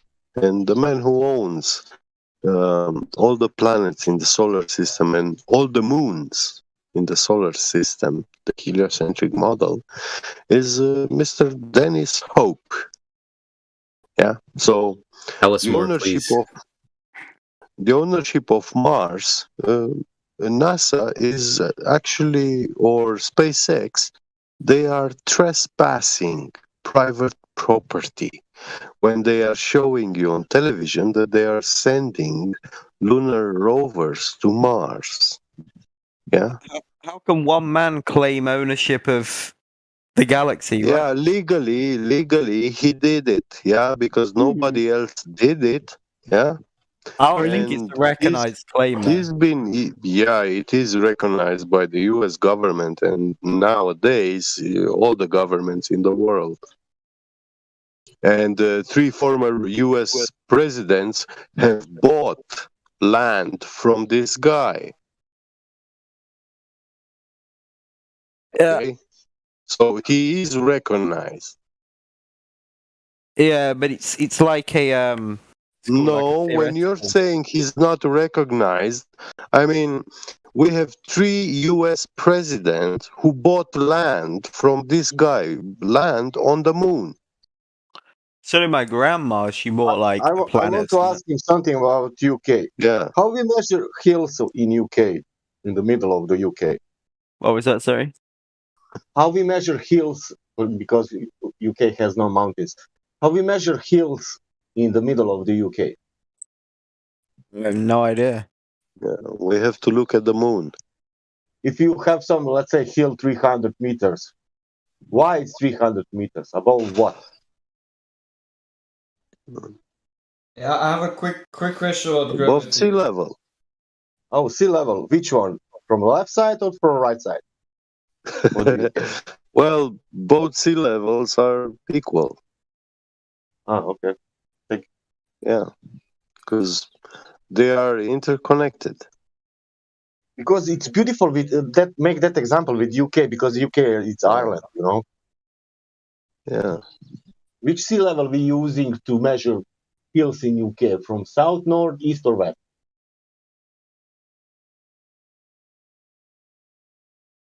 Somebody was saying something about land or buying property in space. Yeah. Yeah. Were you referring to Asgardia? No, something like Look what I Lunar put in the chat. Embassy. I mean, Yeah, they have their own national anthem and everything. And they have, I think, thousands of citizens at this point. Oh, sounds lucrative. Can I get in on that? Bro, I tell you what, there are some lucrative ideas out there. I had a really big one the other day. Did you see Asgardia? Isn't that gospel from the Nordic Asgard? Is that from Nordic mythology? Yeah, from mythology. Yeah, but now they've turned it into a real thing. Well, a real fake real, a fake real, whatever. I don't even know how to phrase that properly. Open the Bifrost. Guys, I have a quick question. When we look at a slinky fall down, is it because gravity is confused? Yeah. Because like literally on one hand you keep the slinky in your hand to make it unfold, right? And the supposed gravitational force is pulling it down so you can unfold the slinky. But why is it that the lowest part of it stays in the air when you just let go of the first part? The slinky, yeah. Of the top. slinky. Shouldn't it be that gravity would equally apply a force, which means that the whole slinky would just fall down, like it would do with a rope, for example? They will try to invoke the elastic properties, you know. And I the know, elasticity of this. the explanation is so unsatisfying and unlogical. It makes Yeah. absolutely no sense when you put in mind everything else they claim what gravity is able to do.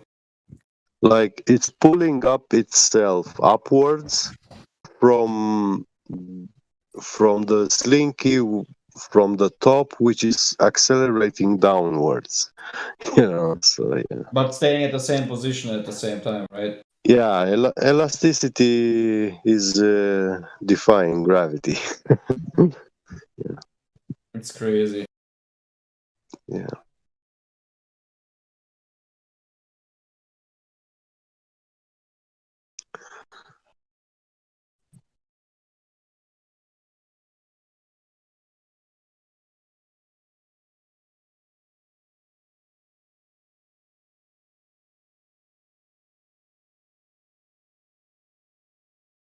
Oh, heaven's gate. Let's put a couple of purple blankets on top of each other, take a couple of fucking tablets, and catch the next spaceship tomorrow. They might have been onto something. You think?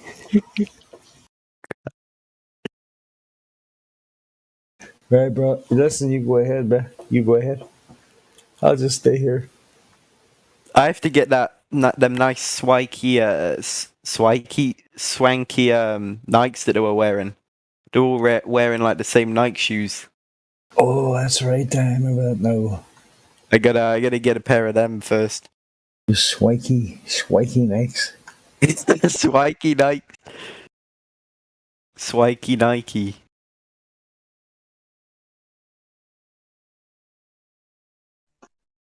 So what's this stuff about Freemasonry? It was a secret society organization, yeah, wicked one. Yeah. And now it's not secret anymore.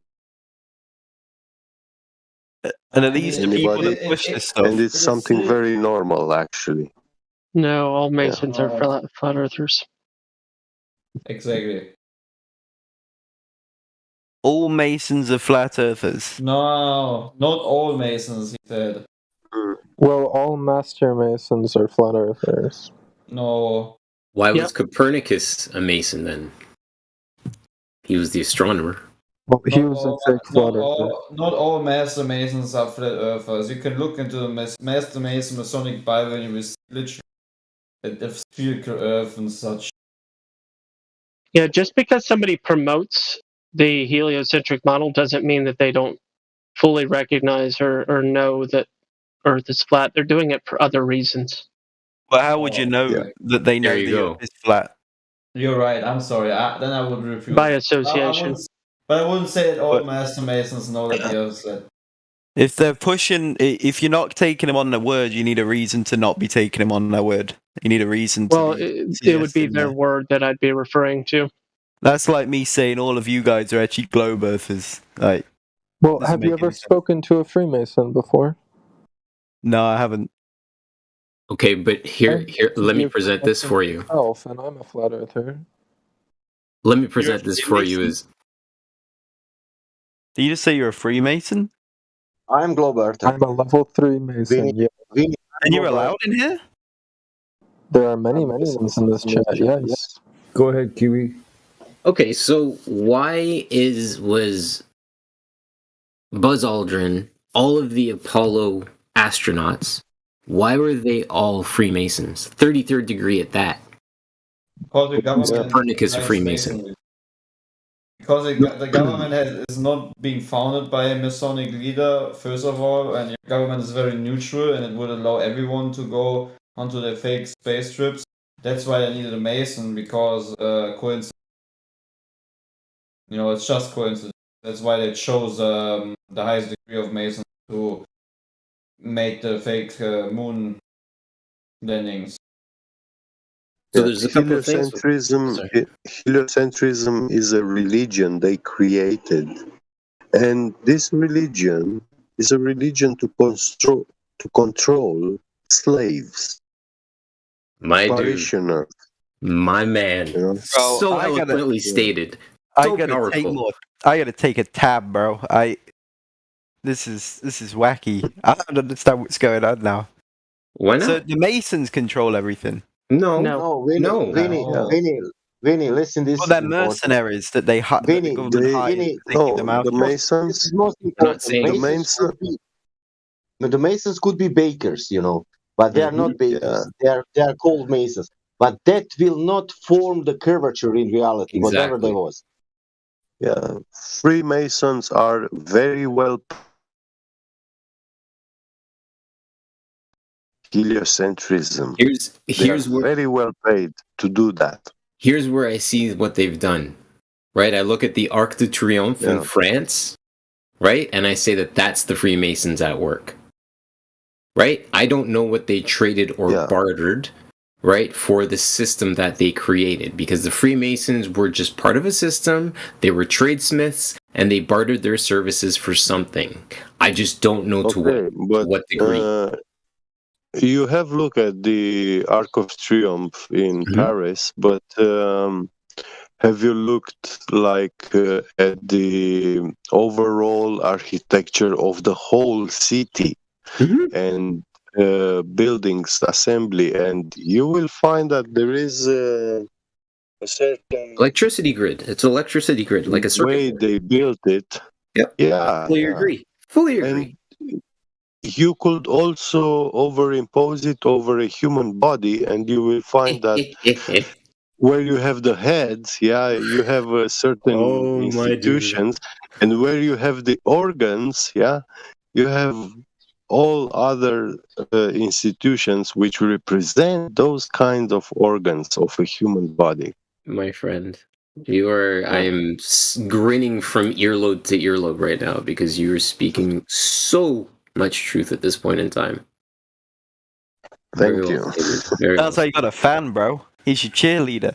Dude, if you speak like that, and that is how you can tell you're innate, when it resides with what somebody's saying, and you're like, that makes a lot of sense, because you're able to stand back from something, remove your ego, right, and observe something for what it is, and start to begin to ask intelligent questions without an ego being in place. Well, science says, well, no, let's remove science for a minute and observe what we can observe and come to a conclusion, which is why I implore this talk. Yeah, I recommend all people to read about sacred geometry and stuff, and you will see that it has been applied everywhere. And whenever you want to build a house, a building, they will not allow you to build anything you want anywhere you want.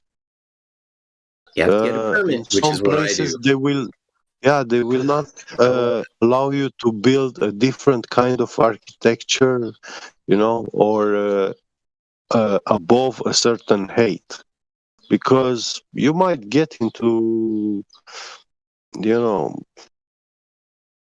mess up the flow.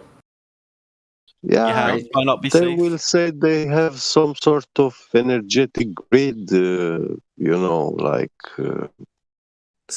are messing the symmetry. Well stated. Yeah. And mathematics, right? When you talk about symmetry, right? It's the idea of mathematics and honoring what's in front of you versus putting a blockage in front of an energy flow. You see, for example, when you look at ice crystal formings, they form in very symmetric shape. I mean, those snowflakes are the most beautiful, the ones which are symmetric, right? Which make hexagonal shapes and stuff like this. But now, if you add a tiny dust particle somewhere, and you are actually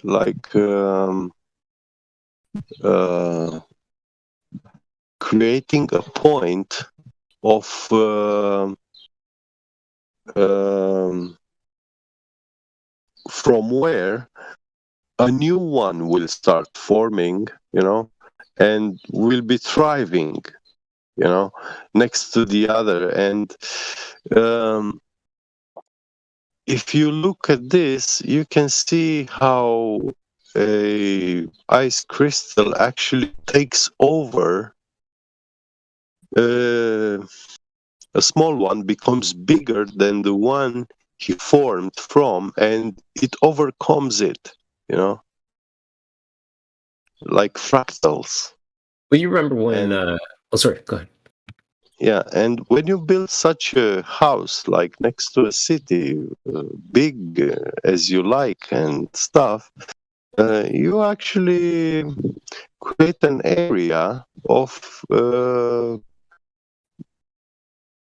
where you can thrive and develop, you know, and become independent from all the city, you know, and then you grow so big that you take over the whole city, you know.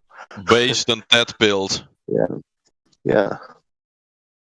Base that build, dude. Yeah, but they see it from all aspects, like economic, infrastructure, you know. Good infrastructure helps you thrive, you know.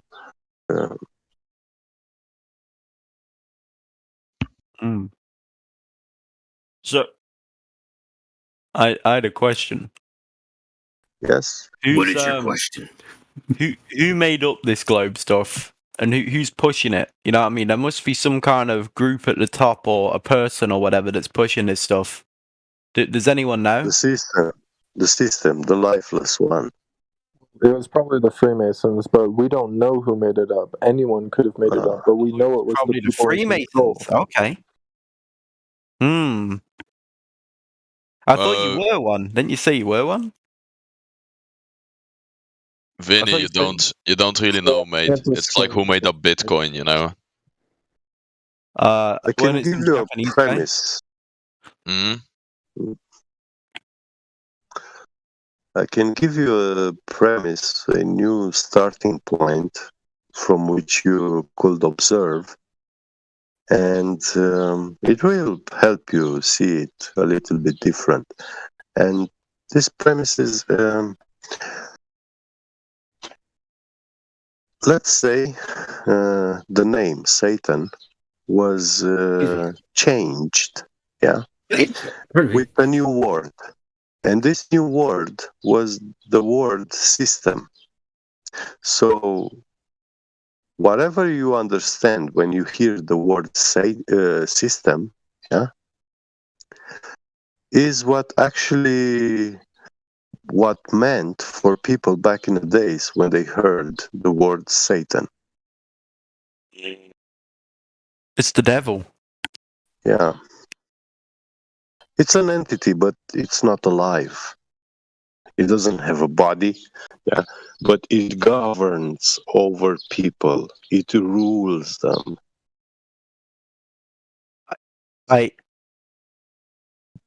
So, an entity did it. Yeah. So it's like a supernatural entity, or like a man-made one.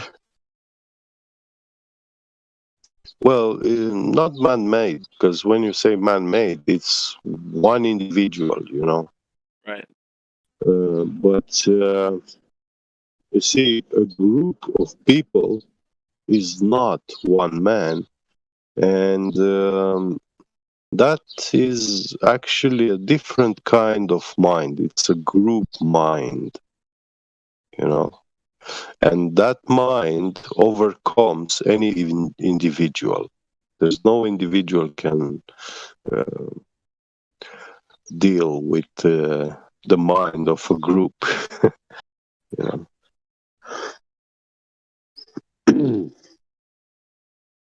All right. So it's like a hive mind. Yeah, it's a very good, like very, very good example. Hive mind. Here's another idea for that hive mind can make decisions and stuff, but those decisions do not belong to any of those individuals from that group. But that decision comes from the whole group together. A collective, yep. Collective energy. Yeah. Are we part of that collective? If you choose to. Well, I had a cousin working in the military, and he told me that he was talking directly with generals, and they were giving him orders, yeah, and most of the time he knew that, yeah, those orders are coming from the general based on the laws that they know they have and the order that they have in the military, you know. But sometimes some orders, they look like they make no sense. You know, why would the general give this order to do this thing which has no purpose, you know? But it showed up that after 5 years of 10 years, yeah, that decision following that order was a good thing, you know, because they knew what's coming before, but the general himself did not knew.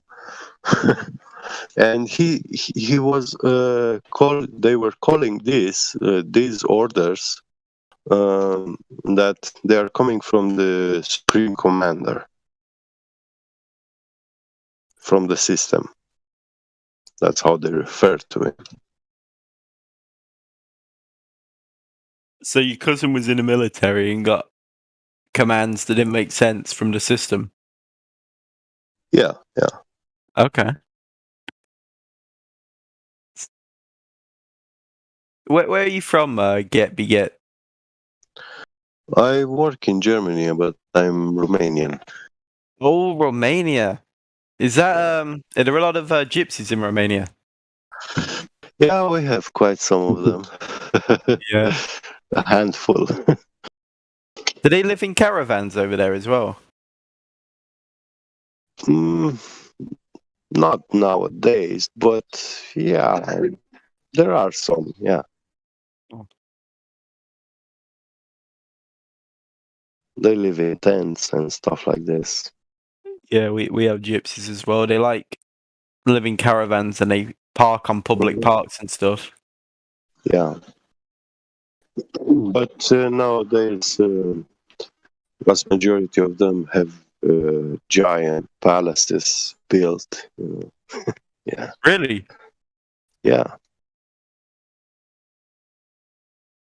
Do the gypsies originate from India? No, from Romania. Oh, okay. And the Indian people were actually the older gypsies. They were called Kagani. And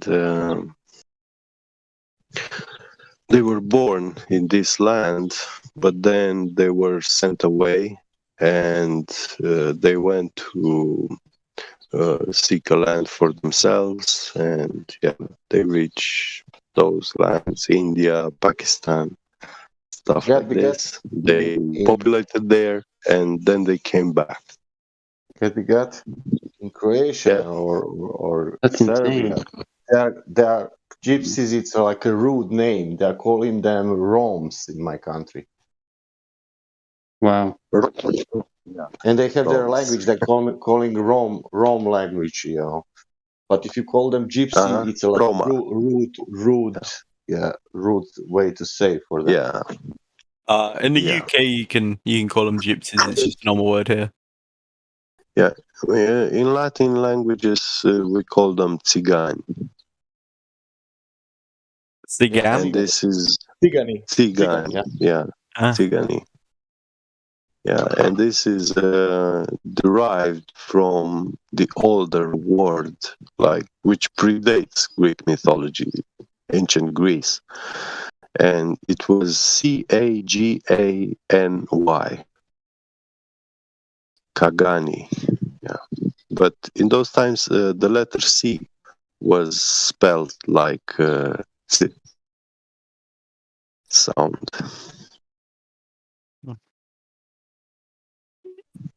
Yo, Sasha 2.0, are you there? Hello, I'm here. Oh, did you say you were Freemason, bro? You got to tell me about it, bro. Okay. Can you teach me the handshake? Vinny, Sasha, well, you need to find your local lodge. First of all, I'm not supposed to be teaching about Freemason on Discord, but I would recommend you go to your local lodge, speak to the leaders there, and try to join. I think you would have a lot of wisdom and insight you find. Should I show me your Discord profile and say this guy vouches for me? No, sir, that's not going to work. Oh, are you wearing makeup or dress?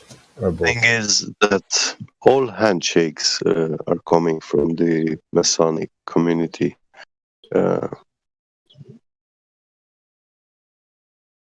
When you do it as a act, gesture, so any handshake is actually Masonic. Yeah. I have a question for our local Freemason. So do you believe that the Earth is flat or round? Our Freemason, or level 3, you said? Sasha? One more level and he's going to evolve. Dude, don't leave me hanging. I'm asking you, bro. Is it round or is it flat? Is this a flat earther or a globe earther asking me? No, I'm an ignorant man asking you a question. What do you believe in, my friend? Is this an intelligent question I'm asking another human being? Well, sometimes I think it's flat, and sometimes I think it's a globe. It depends on the day. And that's a perfectly awesome answer, and I appreciate your honesty, and I thank you for that. There's nothing more than a question like that. An awesome answer. That's cringe. Next time, it's actually a respectable. No, but it's a respectable answer, right? Because you cannot. Here's the thing, gentlemen, and I entertain this idea a lot because I try to engage with the public as much as I can. I cannot fault a man for being ignorant, right? But I can. Sorry. I can fault a man for being ignorant. I cannot fault a man for being lost. That's that's kind of how I've been able to formulate this stance and be able just to try to teach a man to fish, if you will, versus give a man fish. If that makes sense. Yeah, but if you already have the fish and he's asking you for a fish, why would you teach him to fish? Because he didn't ask you to teach him to fish.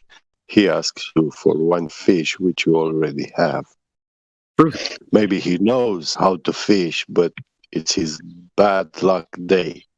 And how much he wants to try to fish, he's not gonna catch. Yeah. You know how to fish, Sasha? Mason? Metaphorically speaking, yes. Okay.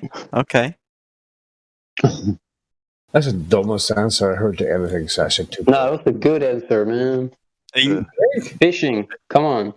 No, I'm talking about Sasha 2.0. Sometimes it's flat, sometimes it's round.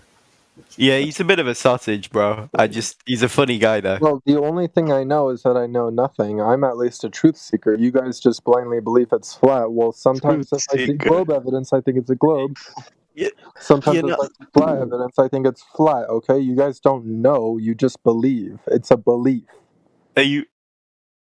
What degree of Mason are you? Sasha, how I can be like you? Degree and I'm trying to move up. Your third degree? Okay. Sasha, how I can get that degrees to be so unique? Well, lodge, like I said. Like you said, can I try to go to mirror and speak with myself and try to see if is my ego stronger than me?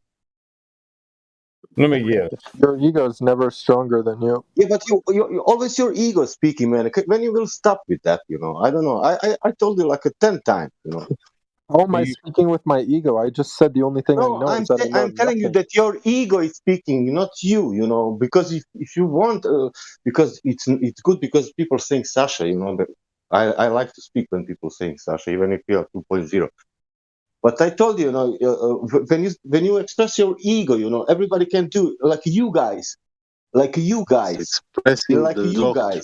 It's what he's and what I think what he's attempting to express is that it expresses condemnation, right? And as soon as you condemn somebody for something that they think, you express ignorance on your part. I hope that I wrap that up, if that makes sense.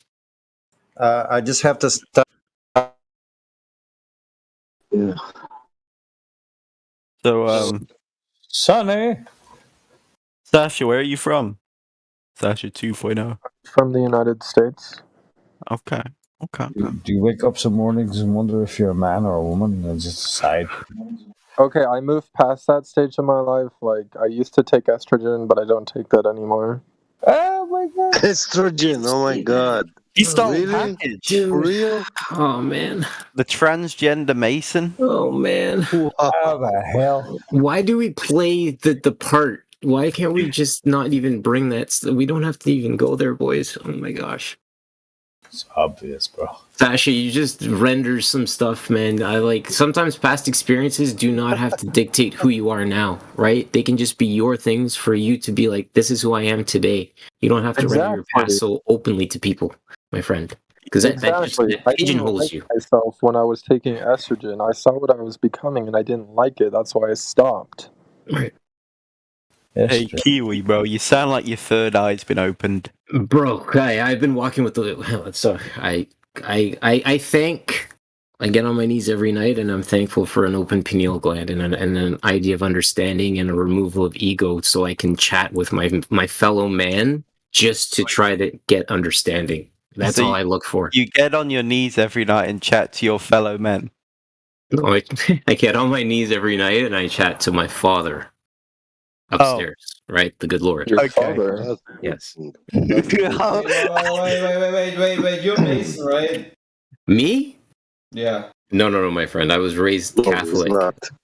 I was raised Catholic. Well, Sasha, right? Sasha is the Yeah, Sasha's the Freemason. Yeah, no, not me. I run away from Masonry. Copernicus was a Freemason, and he's the one that first purported the blue marble idea. I was raised by wolves, but anyway, hey Sasha, stop using these. Did he cut out? Sonny, you're cutting out. Yes, Sonny, you cut out. Stop using this what? I know. I think he's trying to say, yo, Sasha, stop trolling.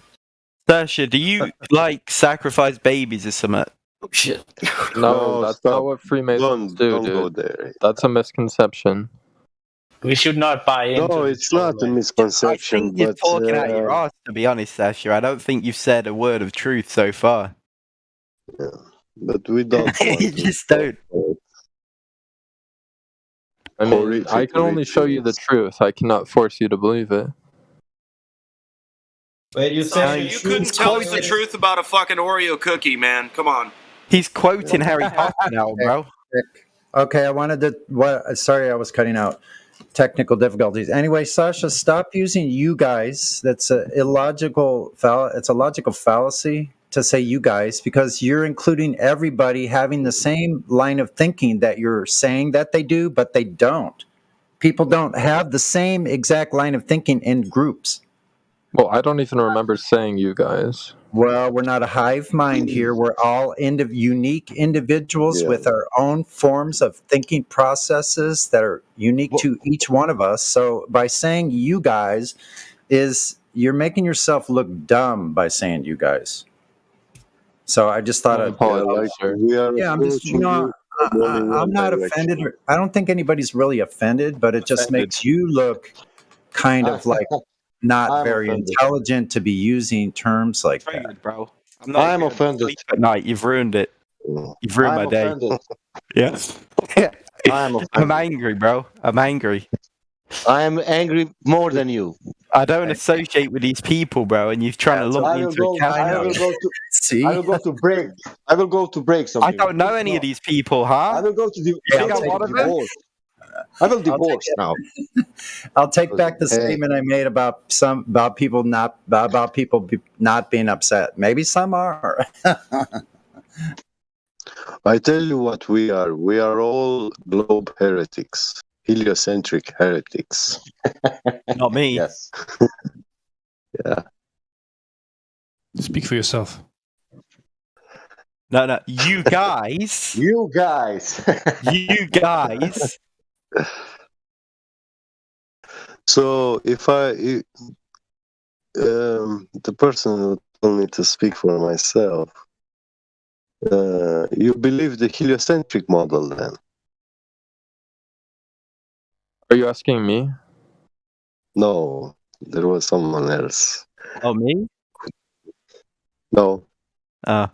Me? Kiwi? No. Oh, good. No. What the fuck? Meanie! Wait, your hand up. Who else thought it was that, boys? I know his voice, but not his name. Me? Yeah. I don't know.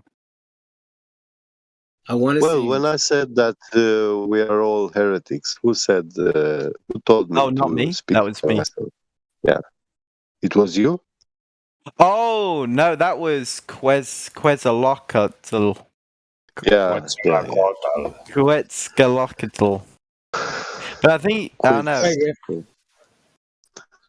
Who knows? Yo, Tim, where are you from? Hey, Tim. Does it matter? Yes, it's a vital important. Guess from my accent. New Zealand. I don't know. Tanzania. New Zealand. Hey, throw another shrimp on the bobby. Are you from New Zealand, Tim? No. Yeah, we got it. Do you think? No. What? Scottish. Oh, Scottish. I think this is the only community I've gotten into that didn't almost guess it. South Africa. So off. Oh my God! Scandinavia, awesome. Denmark. Oh, oh my God! Denmark, silly motherfuckers. Well done. Oh my God! People actually all. I think this is our first sensible human being that's been here, boys. I'm just kidding. Denmark, Kev, because like Sweden's got meat. I want to move. I want to move to Denmark. Yeah, man. Denmark's a beautiful place, man. What's Denmark think? Is an illusion. I'd love to go to Amsterdam. No, Denmark is a good country for work. Oh man. What kind of work? Metal working, yeah. Oh yeah. Yeah, That's they make what cool stuff. Go with their hands. They pay very good for CNC machine in Denmark. I wonder if they'd hire me at 65. I was a machinist for 8 years. Nice. $3,500 for $4,000 a month Friday? in Denmark. Does they work Friday in Denmark? I heard that they doesn't work Friday. We work Monday to Friday, just like any other Christian-based country. What Friday is short day of work. If you are in construction work, some parts of the construction business, they have 8-hour days Monday to Thursday, and then they have a half day on Friday because that's when we can party and relax. Just party on Friday. That sounds good. But that's not in every profession. Like if you go into an office place or something like that, they might have it, but it's not a common thing. It's only in construction, and that is because like I actually don't know it, but it's something about you get more out of the 4 times 8 hours than you get 5 times 7 hours. You know, increased production makes something like that. Yeah, within the trades, blue collar. That makes perfect sense. Yeah, and so then you get free early and the Friday, which also like boosts the motivation because you get a good weekend. You know, you get the company morale up. That's right, man. I think Virgin Mobile. I remember hearing that's what they do. They base their work week on assignments. So you'll have, these are your assignments for the week, and however long it takes you to get done, you get the rest of the week off. So if you crush out your stuff and have it done in like 3-4 days, then you get a 3-day weekend. Just rush it. Yes, I mean it's all wrong. I mean that's also about productivity. A lot of construction work is also like that, and they just work their asses off, so they get free. Like then they can make a 3-week project into 2 weeks and get paid for 3 weeks.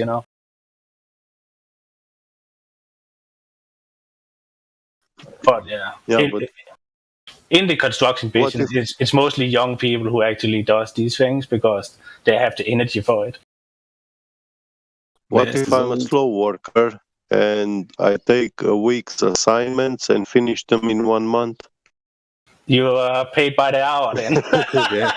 You're a union guy. Yeah, that's good for me, Yeah, you're a union guy. Tim, what currency do you use? Crowns?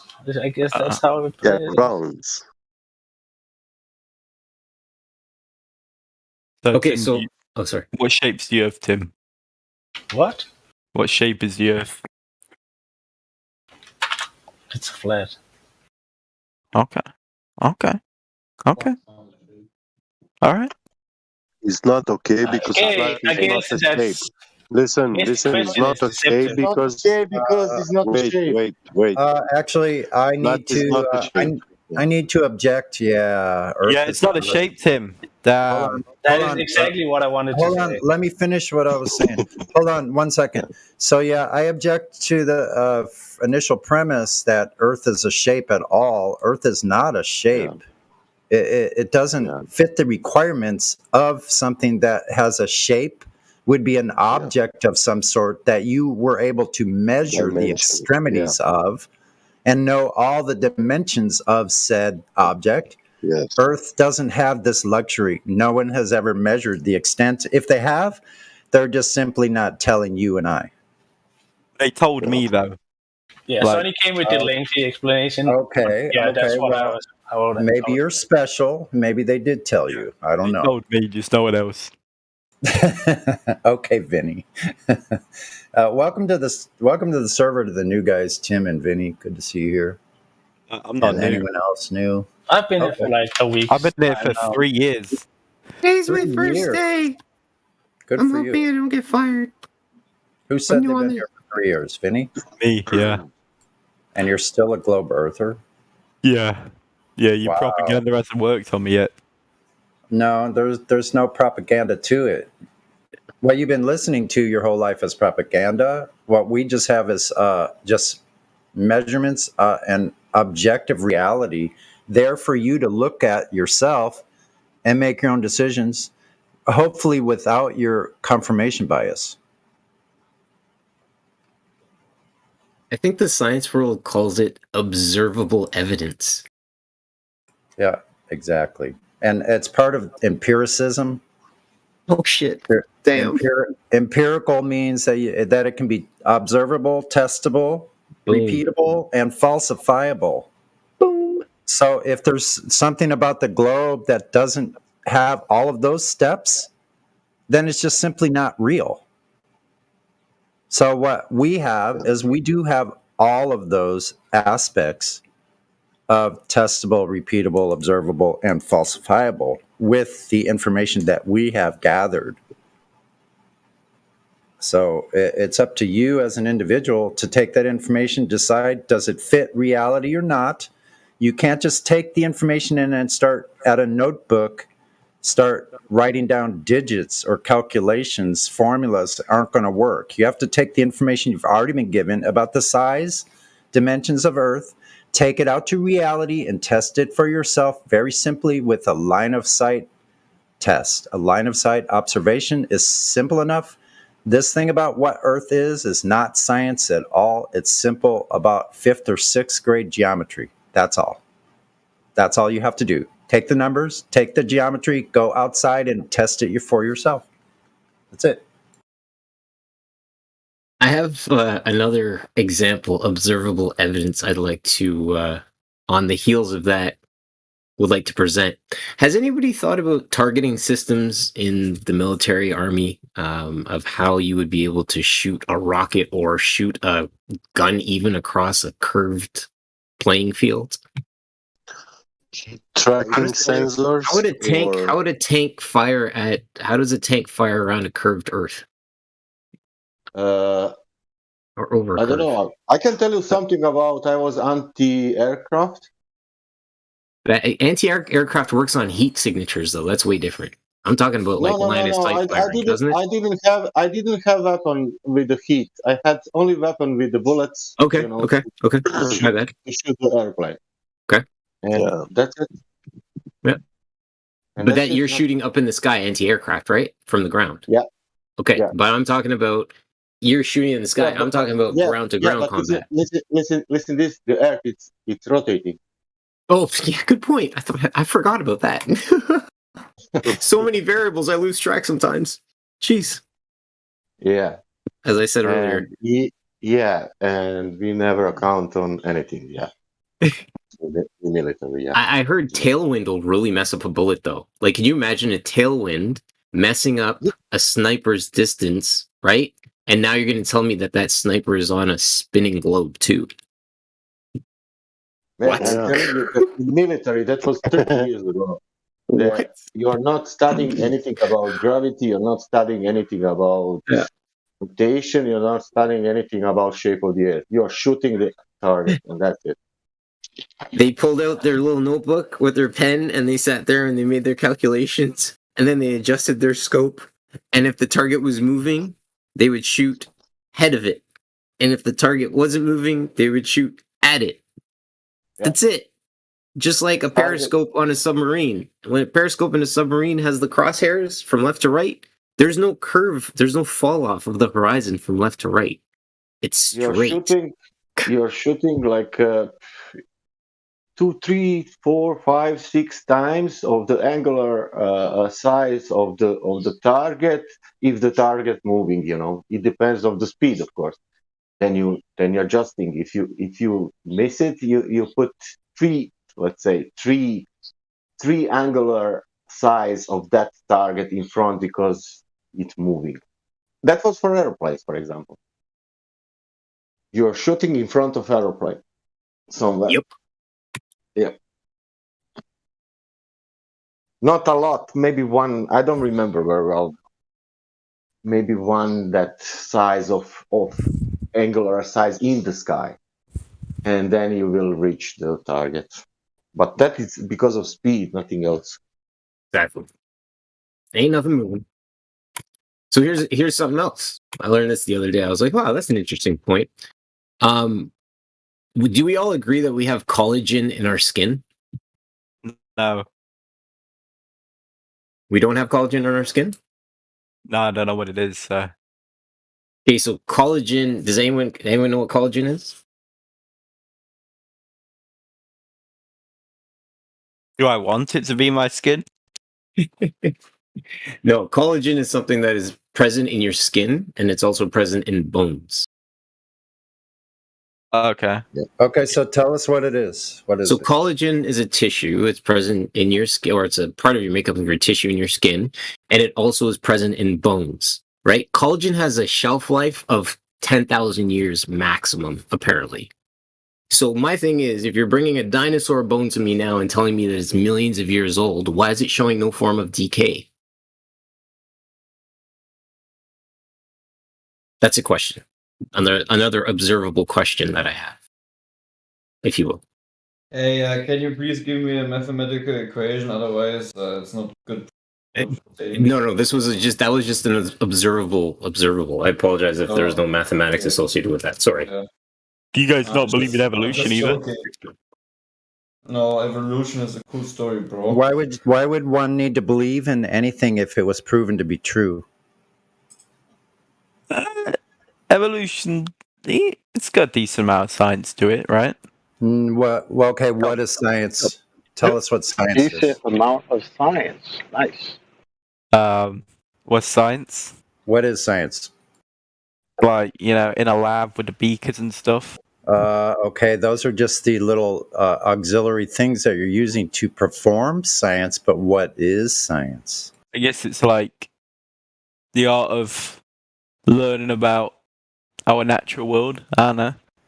Okay, you're close. It's not an art, though. Listen, science is knowledge, period. Now, the scientific method is only to perform a scientific experiment to test a hypothesis to figure out a cause and effect relationship between a phenomenon and the manipulated variables. The manipulated variable, right? That's what science, that's what the scientific method is. When dealing with the natural world, we look at a natural phenomenon and we say, I think this phenomenon is being caused by this other thing that I'm guessing is related to it. So I'm going to adjust or manipulate this phenomenon because that's what is the independent control. You're going to have to manipulate that to show that a different effect happens by manipulating this one thing. I'll give you an example. If you have a glass of water and you have an egg, the water will sink in the medium because it's more dense than the surrounding medium, the water. Now, if you put salt into the medium, you're changing the medium. You're manipulating the medium the egg will start to float depending on how much saline content is in the water. Eventually, that egg will just float right on the top, whereas when you put it in regular water, it sinks to the bottom. That is actually science. That was so good. Holy shit. That's what performing a scientific experiment is. I think if I put salt in the water, it's going to make the egg float where it's previously sinking to the bottom. Iwi, bro, you sound like you're about to nut. Dude, that was the most amazing. And again, I use the word eloquently a lot, but that was the most eloquent explanation of science and how science can be observed and changed. That is literally the exemplification of science. Thank you so much. I appreciate that. If I look up some dictionary definitions, can you make those noises when I read them out as well? No. You only get that. You only get that when you're speaking from the heart, buddy. Sorry, man. Yeah. So here's one more, and then reading words of man's creation doesn't get me excited like that. Sorry, buddy. Yeah, I don't want to take up too much bandwidth, but I think it's important. One more example. You could take plant life, right? They're out in the sun. You could say, what if I give this plant 8 ounces of water a day, and I give the other plant 1 ounce of water every day. So I've manipulated the amount of water, and I can look at the result. Or you could shade one plant, pretty close, the same type of plant, and growing in the same exact conditions. You cover the sun over one and see how it does. By manipulating how much light that plant gets, the plant will probably die because it's not getting enough light. But that doesn't yield instant results like your explanation of the egg. That's why I was so excited about that explanation. Yeah, instant results. Those are instant results. Cool. Instant results, right? Instant results. It satisfies your ego. It's like, wow, that works. Right? Yes, it's an instant gratification. Yes, plus with plants, you have many more variables because they're each individual plants, right? So yeah, the egg thing is pretty stark as far as what we're doing. But Earth doing just measuring, testing Earth itself, it doesn't involve any of these steps. All it does is it involves being empirical about it, which what I said before, and I would take notes if you don't know that stuff, that it's observable, testable, repeatable, and falsifiable. I would take notes on that. Going to have to remember that. If you're going to be talking about science, you better know what science is. Science is knowledge. That's all it is. Now, what is true knowledge? Then you have to go into that. You have to start identifying what is knowledge and what is not knowledge. Because some things we think are knowledge are not knowledge. They're just what we think. And now you got to stop sounding philosophical. Very, very important thing. Do you know what is totally different, opposite from that called science? What Sunny explained it to you. What you need to experiment, you need to verify it, and then you get result. Do you know what is opposite of that? Probably a lie, because he said it was knowledge. It's your right brain. No, it's your right brain. It's not lie. It's called pseudoscience. Well, the opposite of that, it would be your right brain, wouldn't it? It's called pseudoscience. It's opposite. Yeah, I think what Sasha's trying to say is that would be like presupposing the result or reifying the result or the effect before you've even started doing any testing. You're just going to assume that this thing is a ball or whatever you're talking about. That's a good example. Was that placebo? Wait, hold on. I'm almost done. Just 10 seconds. So that would be like presupposing something like that the light rays coming from the sun are parallel. Let's say, just in case somebody had ever done that. That would be pseudoscience because you're presupposing the very thing that is causing the result or the effect. Can't do that. But the observable evidence. Are you done? Sorry, I cut. I'm sorry. I've cut you both off. I want to ask Vinny a question. I'm done. Oh no, leave Vinny alone.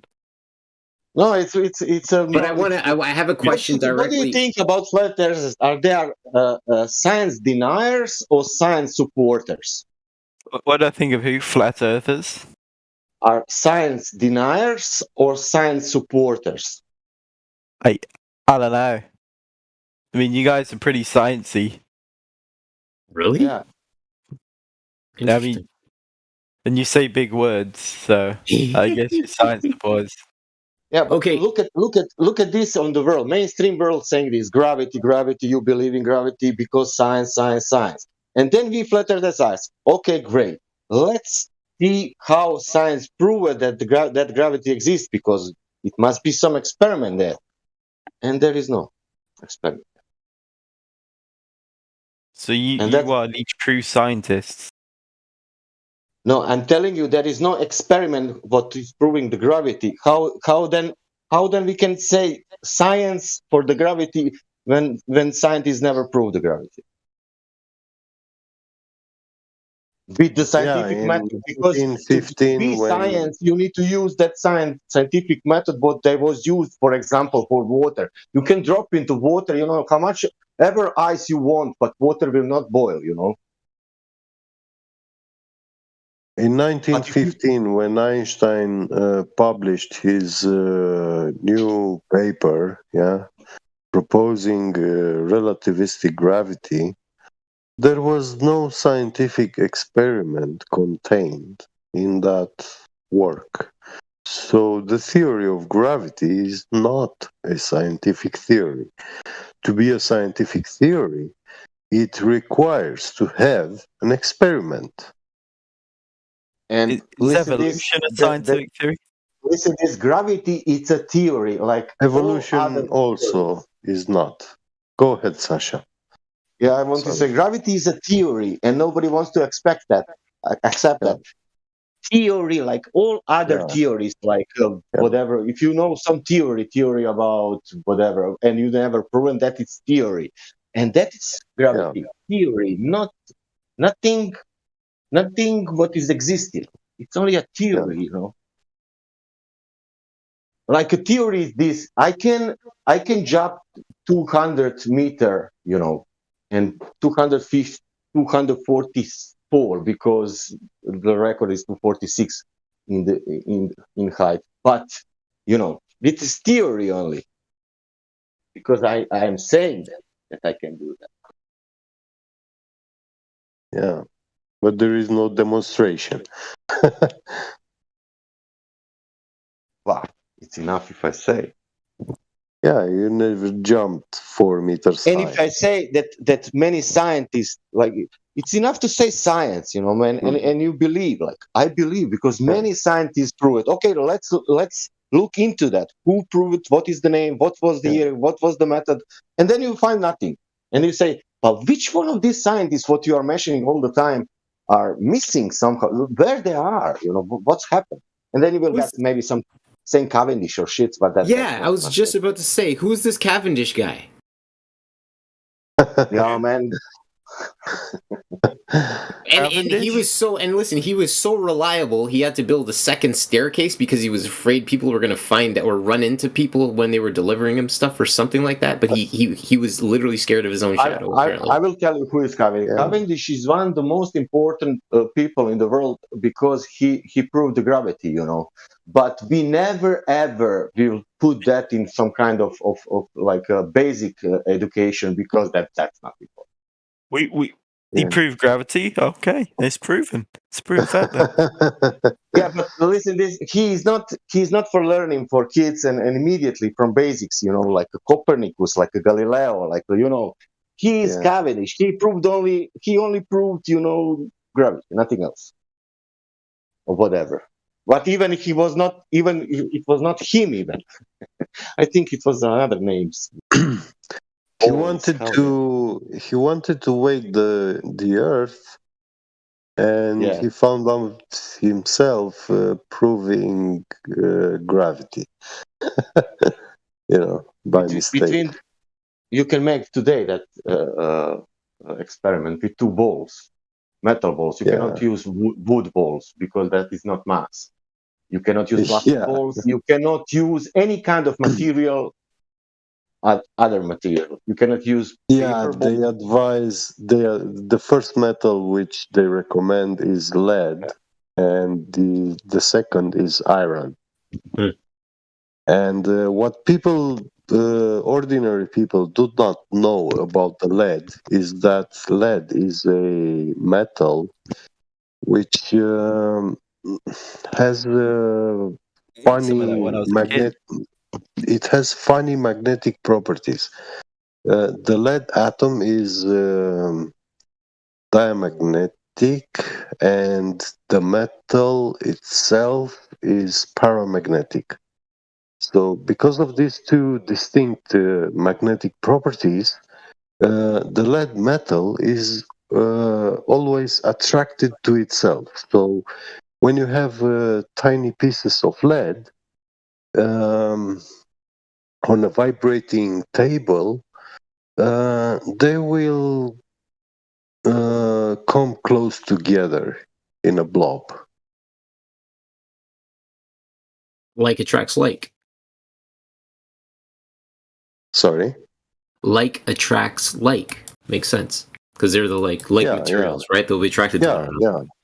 It is slightly attracted to itself, yes. So it conglomerates. And when there's that hive mentality again, actually, right? And now you can do this test. You can test this by taking a scale. You hang a weight of lead on the scale. Yeah. You have I recommend a precision scale. And now when you bring underneath that hanging weight, you bring another big chunk of lead, you will see that the weight which is hanging on the scale is now being attracted also to the lead weight from beneath it, and it will show you like it's heavier. The scale will show you that it's heavier. And this is how you demonstrate that lead is actually attracted to itself. Yeah.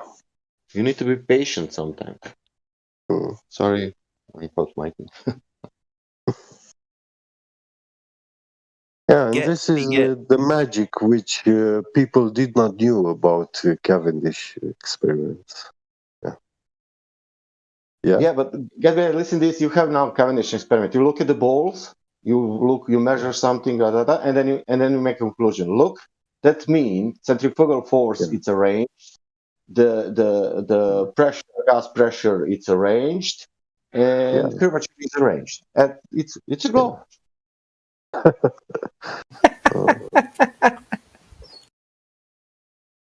This is how you understand lead is attached to itself. You just have to be patient. Yeah. Get. Your voice is very relaxing. That was his premise. Amazing. Your voice is very relaxing. It's a very heavy material. You just have to be patient. It will eventually draw itself. It's poisonous and you shouldn't eat it. I mean, that was all great. All the only thing that was missing was some like Star Trek theme music in the background. That's all you need. That'll make that story excellent.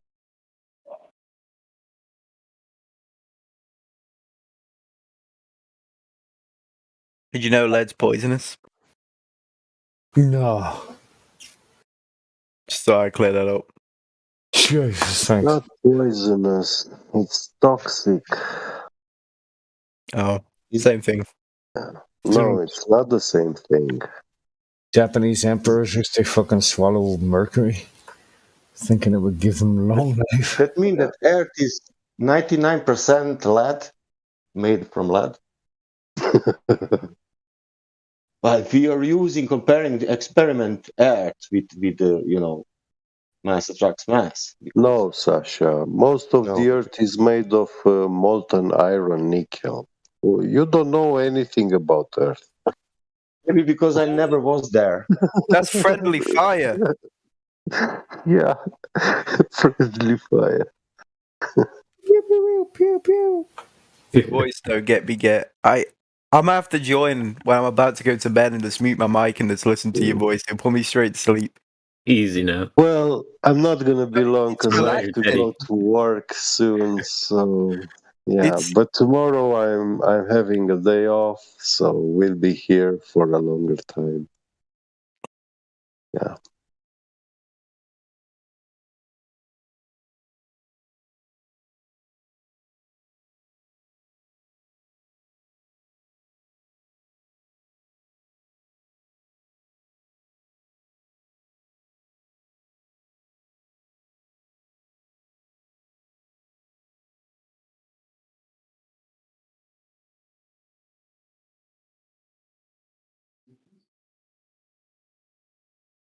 It's very funny. What is gravity? Two lead I don't know. Next question. Two lead balls. No idea. Next question. Yeah.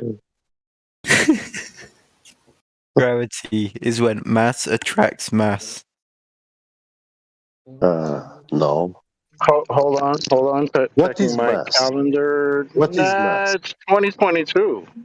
It's not 1915 anymore. That's a problem. That was funny. So mass is resistance to acceleration, right? Wait. Is it? I thought it was how heavy something is. Yeah, resistance to acceleration. Oh, is that the same thing? Okay. Yeah.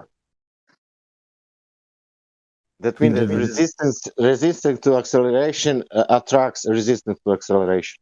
Yeah, and to get the force, you have to multiply the acceleration with the resistance to the acceleration, because the force equals ma, right?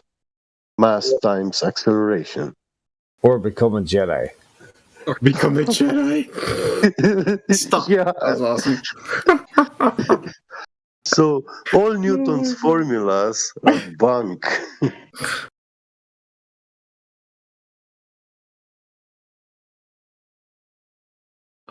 Great.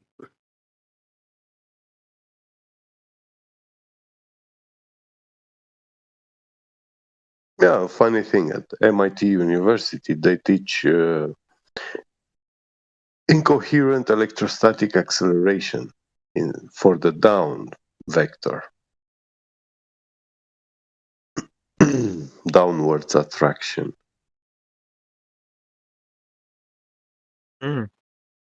Interesting. Do they also teach how the downwards attraction makes things go up too? Well, it kind of explains it because, you know, in electrostatics, we have the ground is the negative plane and the sky the positive. We don't know exactly what it is made of, but 100% it is not vacuum, because you cannot have a positive charge being generated by the presence of a vacuum. You know, vacuum has no charge. But I have to plug my vacuum in, so it does have a charge inside it.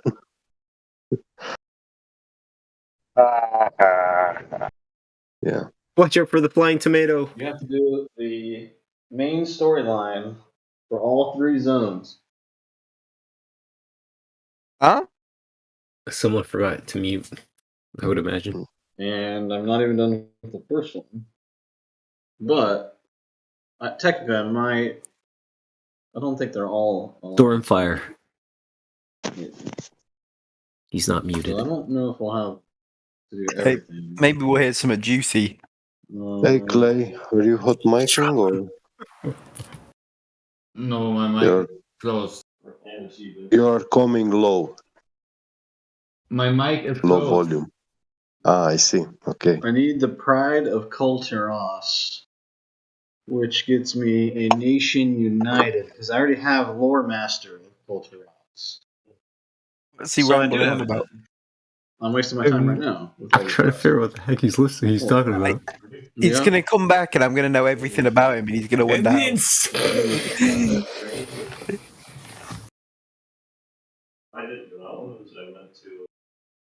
So, Stonefire, you're 36 years old, living in Ohio, married with 3 kids. Of Kulturos storyline.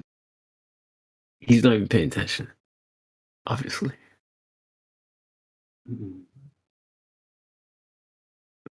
Smoke weed every day.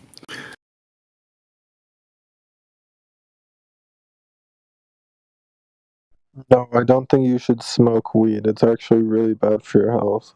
Oh, I'm sure it is. Doesn't change my mind about smoking weed. Sasha, you want to do some rituals with me? What type of rituals? Like Masonic rituals. We can go in the forest and we can do them together. You guys are going to go play in the forest? You just met. Well, doesn't that constitute playing with strangers?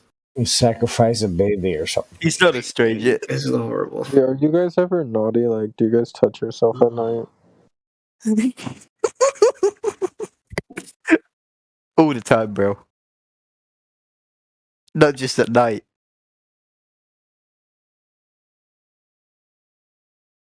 I'm touching myself right now. Yeah, exactly. Holy moly, it's a lot of class. But how do you even get them? It's the harem that breaks out after a comment like that. They run for the hills. By Proudmoore Keep. I think he's playing an RPG, obviously. Something like that, right? Or Dungeons and Dragons. Yeah, no, there's definitely some role playing happening for sure. So the wizard waves his staff. If I hear anything about whips and chains, I'm gonna get really concerned, though. Where I draw the line with the role playing. I ain't about that right now. I'm good. If I'm gonna talk about whips and chains, the chick I'm with needs to happen. That's too much. Anyways, so about that roundy, flatty type of thingy that we're hanging out on. What do you guys think about that? Yeah, it's crazy, bro. Like, it's absolutely blown my mind, the roundy, flatty thing, right? Yeah, the roundy, flatty thing is kind of weird. What if it's like just a... Oh, I think the best explanation I heard yet was, what's his face? The dude that tried to tell us it's fatter at the equator. It's like a pear shape. What's that guy's? Tyson DeGrasse. Well, like it's like a pear shape. It's like a pear shape. Because I won't be able to even get the... It's fat at the equator. Did you guys hear him say that? You ever catch the interview? To the next stuff. No. So on an interview, he was being interviewed, and Neil deGrasse and Tyson, whatever his name is, said something like, because the Earth spins and water is at the equator, the Earth is slightly fatter at the equator. It's more like a pear shape, he says. Oh. Yeah, and he's a Freemason too, by the way. Oh, of course he is. You know, it's always the Freemasons, bro. Listen, Copernicus was. Yeah. I hate to go back to it, but the one that all the science, well, the one that he's the astronomer that all the scientists refer to, right? They say Copernicus, blah blah blah. Correct me if I'm wrong, please. And that's how he likes it, bro. Because he's a Freemason. He likes that. It helps his ego.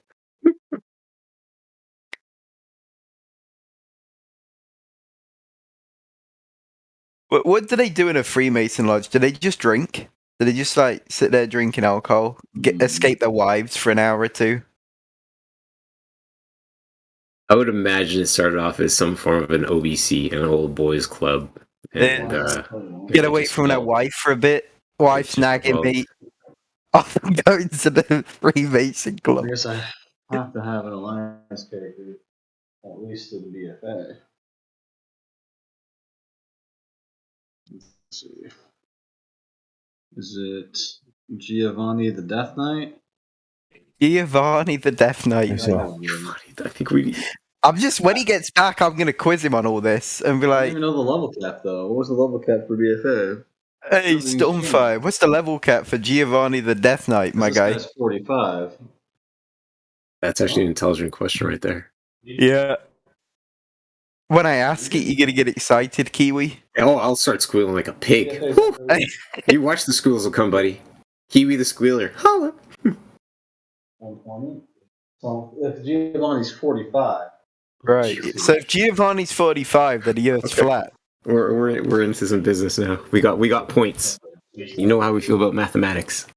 Love the mathematics.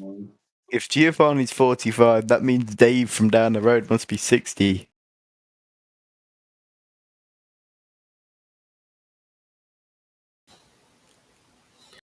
So anyway, how do you guys feel about abortion? Bro, I'm gonna mute myself right now. Probably not supposed to speak about that on here. Oh, should we not? Probably not. Oh. What about God? Do you guys believe in God? That's another one for the religious forum. Oh. Its live stream is reserved for the topic of the globe doesn't exist and things related to that. Got anything about I that? believe in the God. You believe in the God? Which I one? think God is true. I'm a truth seeker, and I think He's true. Which God you repping? I have my own version of God that takes a little bit from each religion. Okay. Like a Listen, hold on. Dave just said we're not going there, boys. We have another section for that. Right, Dave? Correct me if I'm wrong, man. We're gonna start banging on that.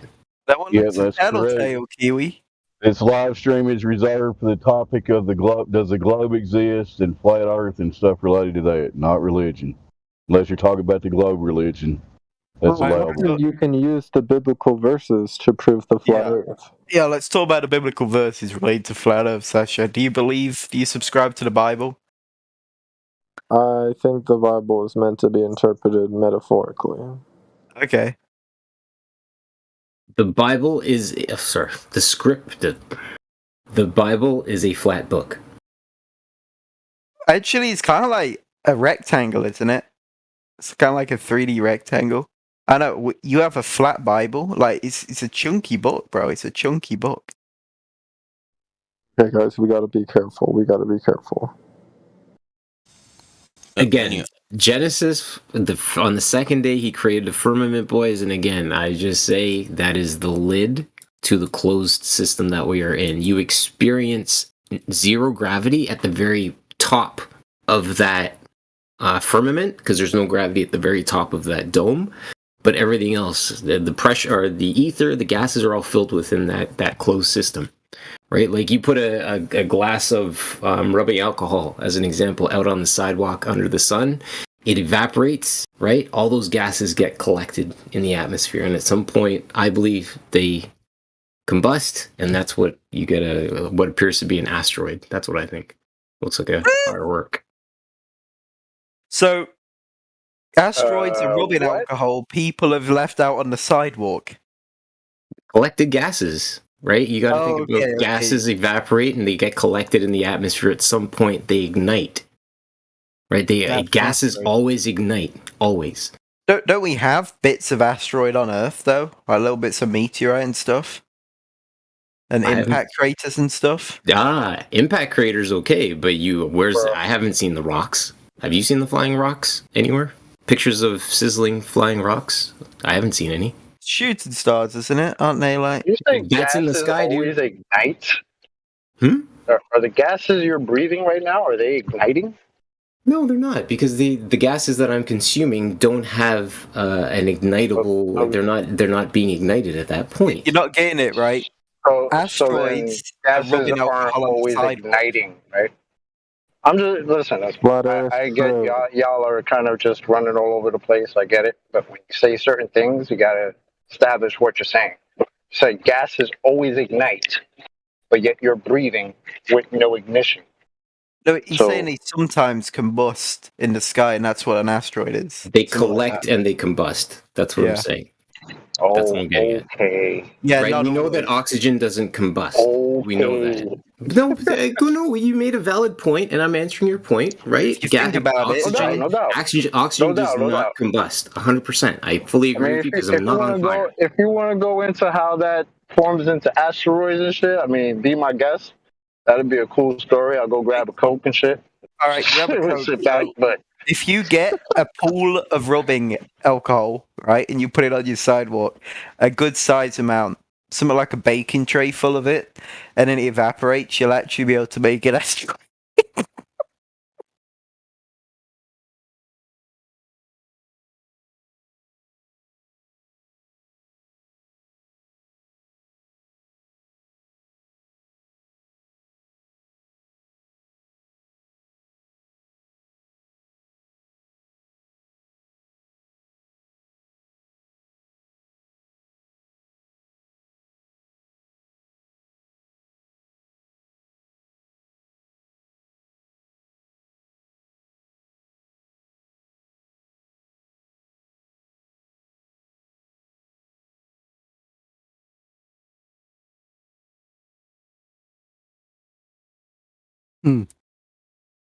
Oh.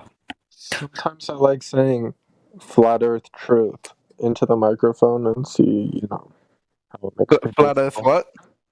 Flat Earth truth. Okay. Hey, Yeah. Sasha, what do you think about leaving rubbing alcohol out on the sidewalk and it turning into asteroids? I don't know if that's how that works, bro. Oh dear. That's the best. That's made my day. I mean, that's as crazy as saying I live on a magical spinning water ball flying around in a vacuum. That's just as fucking crazy. You look at that.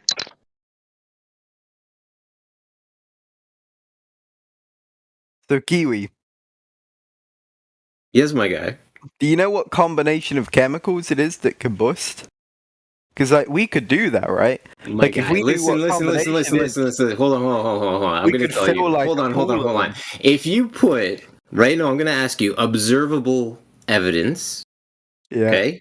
You put rubbing alcohol or something out on the sidewalk. We'll see rubbing alcohol, a cup of it. Does it not disappear? Yeah. Well, yeah. Okay, It goes into that's the all I'm sky. asking you. Okay, thanks. You figure out the rest on your own. I'm good with that. That's cool. And then it That's what I observe, right? Whatever I choose to unpack from the rest of that is up to you. But I've yet to see, right, any smoldering boulders sitting on a sidewalk like I just crash landed from the sky. Right? We're in a closed system. You can't have flying rocks in a closed system. You have to think about that. Like, Exactly. put that in your head. It has to be the rubbing alcohol. Jeez, dude. You really got to open your mind to the idea that we're in a closed system. That's why there's no space. And is that why? Okay. Yeah. No, you've opened my eyes, bro. No, I haven't opened my eyes because you're still laughing with hilarity. But that's totally cool, dude. You will understand it at some point. You will arrive at that realization. It's all good. It's not for me to tell you, to beat this into you. It's not for me. If we figure out the combination of chemicals that causes it to combust and turn into an asteroid, They launch rockets into space, don't they? And that's an ignited gas, isn't it? So we could fill a pool with the gases that can ignite, and then we can make asteroids. If you can move the actual weight of the pool up into the sky, I'm sure that you could get some kind of waiting for it to combustion going. evaporate. Or unless you lit it on fire, sure. Yeah. I think what you were saying. I'm sorry.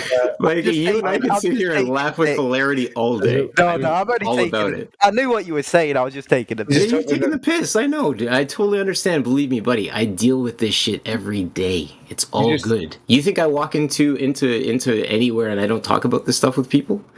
Buddy, meeting people like you is what I do every day. Trust me. Do you do it in real life as well? Do I talk about this in real life? I have no shame at all. The cash register's just like, okay, so yeah, I'll turn to people like, hey, I'll be like, hey, you're like, you know, you know rubbing alcohol creates asteroids. No, people aren't ready for that kind of stuff, man. I only brought this to you here because I actually thought that you had some form of rational understanding that you could actually take an idea and unpack it under its own merit. But obviously, there's some point where you experience cognitive dissonance and blow fuse. That's cool, dude. It's okay. Totally. Sorry, Vinny. Kiwi, don't tell me that you are telling people that water keeps level in reality. Pardon me? Are you telling people that water it's keeping level in reality? I'm telling people that water is keeping level in reality. How? Yeah, six level always. Yeah. Do you think water seeks its level? You think gases? He's asking you if the water Every is time when I say people that water seeks level, they're starting to laugh like crazy. Like, what are you fucking? No, where I go is, why is it that I stand on a stable plateau and I look up and I see a plane flying above me and I can't ascertain why I'm moving, or sorry, the plane's moving and I'm not? I can't figure out that relationship. That's the question I ask the general public. Earth, right? Flat Earth. Why can't you figure that out? Why? Yes, you can figure it out. Hold on. What's telling you that you can't? Your vestibular system in your head, you have 2 gyroscopes, one in each ear. Those are telling you if you're in motion or not. in any little minute little motion of your head, you know the angle difference. You know all of that information from your vestibular system. So I'm asked. So the question that I ask the general population when I'm talking to people at the cash register, as an example, is why is it that I'm standing and I'm looking at a plane and the plane is moving and I'm supposed to be moving, yet I don't feel that I'm moving when I look at the plane that's moving. It's using jet engines. You ain't got no fucking jet engines. Bro. Huey, do your like cash registers? Do they fear you? Do they all like try and hide? No, hold on a second. Listen. Don't concern yourself with a conversation between myself and who was it? Sunjoy, is it? Yeah, Sunjoy or Sun and Joy. Because he Sunny, sorry. He has asked the question, right? That's what I'm having a problem identifying with, is that if I'm on a moving blue ball and this airplane is moving as well, I can't make that connection. And you told us the cash register.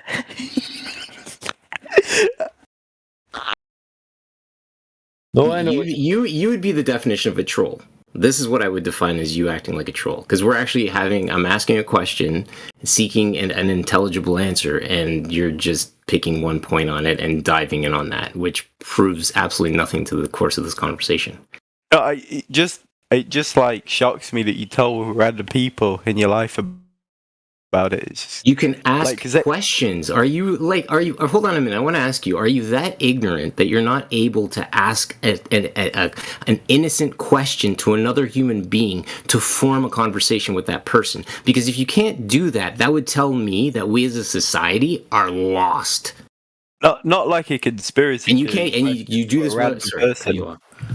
Yeah, a random person is my brother. Last time I checked, I could have a conversation with that person, couldn't I? You can, but like if they're just and without them breaking out in laughter as you just did. Well, because that's why I say society we're lost. It's just like I get it talking about it in here, but to just go up to a random person and say, "Hey, yeah, that's what's lost in this world, my dude. That's what's lost in 2022. That's why we have war and all that stuff. That's why, because I can't have a conversation with another human being about the fact that a plane's flying above me.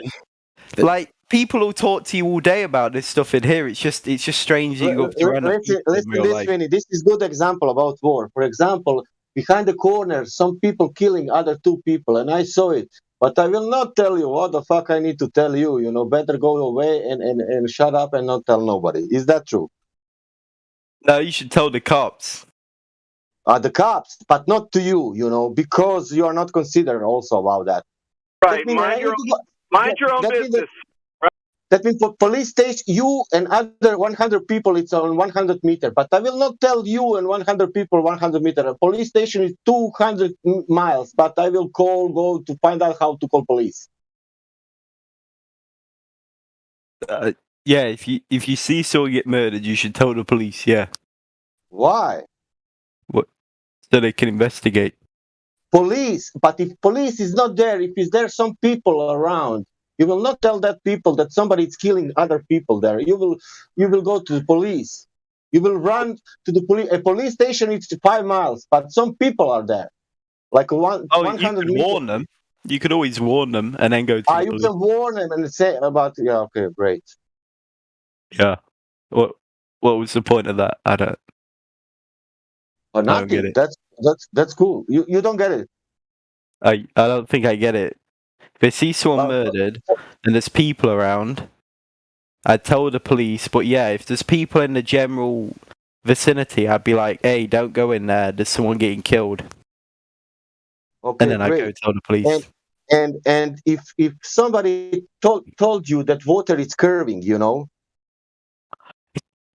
If some random guy, you know, like I'm just like. But it's not random guy. You know, listen to this. It's not random guy. You're learning that in school, that water is curving, and then one guy come to you and saying to you, listen, this water does not curve and it cannot curve.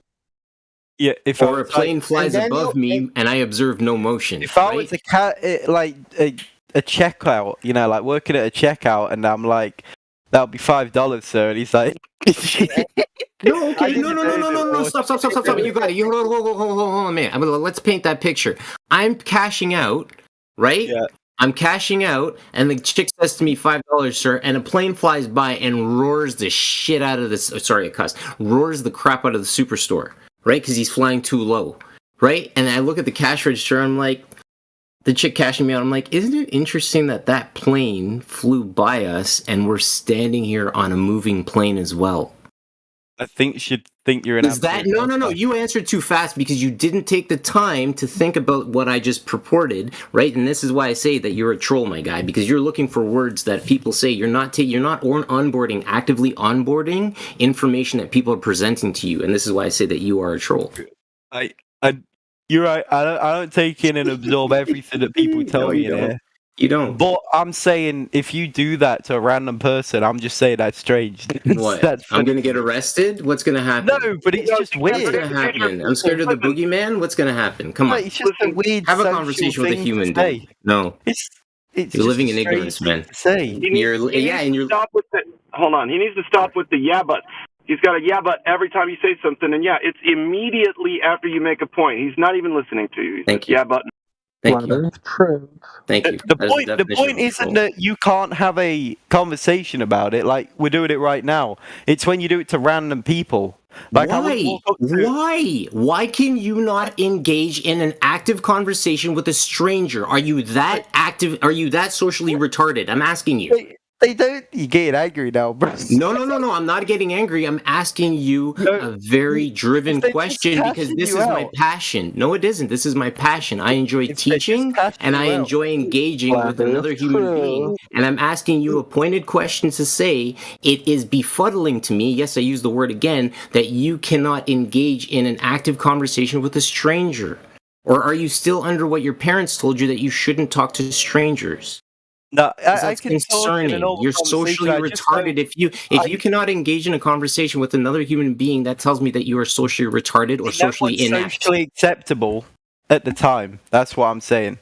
You can have conversation about whatever you want with whoever you want, but if you just say it to a random person, start talking about conspiracy theories, they're gonna think you're a nutcase. That's the point I make. So you're speaking for them. So you're speaking for them then. You're saying in their headspace they're gonna assume that I'm nuts. Oh, that's how you would react. So you get to speak for the other person too. This is why I get passionate, because when you find the point on somebody and you start digging on that point, they get defensive and they withdraw. Right? And this is my point with people. I enjoy this. I love this.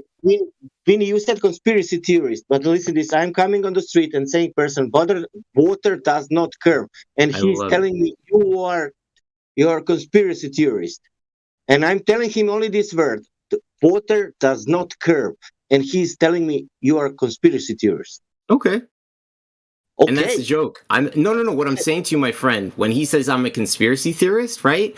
It's not on me to try to make him believe what I just told him. But the thing is, when I present something and I plant a little tiny seed, a splinter in your mind, and I walk away, that is the space that we are looking to create for people to create thought. Look, you got another answer already. Let's go. What? Yeah, so you walk up to people, drop a bombshell statement, makes you look crazy, and then walk away. Okay. Sure. Well, I'm just saying, like, you can do it. Sure. You know what I'm saying? I'm not saying you can't. I'm just saying that's a very... when you said that you do that to people in real life, it just kind of... You're the one giggling like a girl now. Wow. No, if someone came up to me on the street and just said a bombshell statement and walked away like nothing happened, I'd say, get the fuck away from me, dude. What are you doing? That would be weird. Like, most people... That would be that's absolutely strange. You're the sexually retarded one for thinking that that's an acceptable thing, or like that no one would raise their nose at that. Right, but again, that's on you. Somebody's walking with me on the sidewalk and they see a plane fly above my head, and I'm like, isn't that interesting, my fellow brother? A plane flies above our head, moving, yet we're on a moving plane or we're on a moving ball as well. How does that relationship work? Question mark. They're not going to know. But it's still a question that I asked, isn't it? Yeah, but you can't have a conversation. So if a tree falls in the forest, does it make a sound? Does it? Does it? Does it? Does it? Does it? Bro, I can't answer that, bro. I'm not a retail employee. Yeah.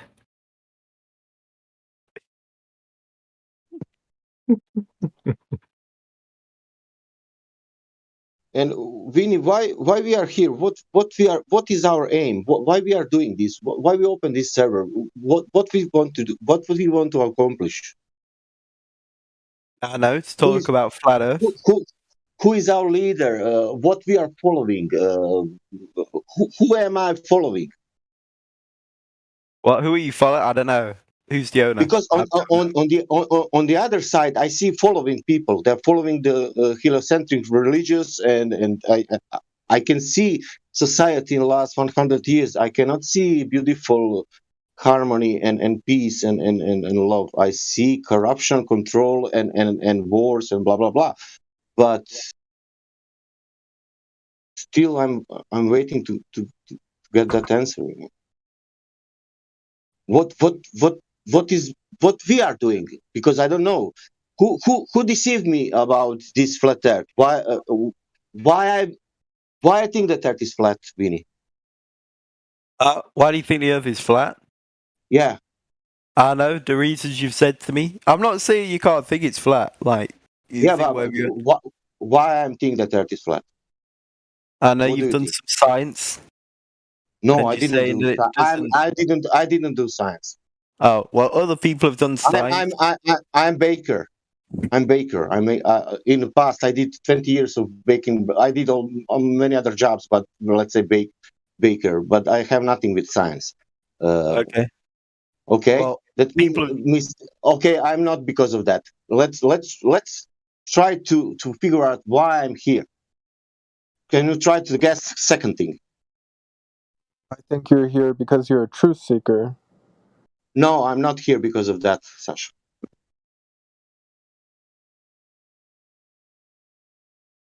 Why I think that Earth is flat, Vinny? Well, you've come to that conclusion, innit? Yeah, but what gave me that conclusion? What information? What you know? I know the science that other people have done. And can you say how to say in what is really concrete? What changed my mind from the globe to the flat? I don't know. I don't know. You don't know.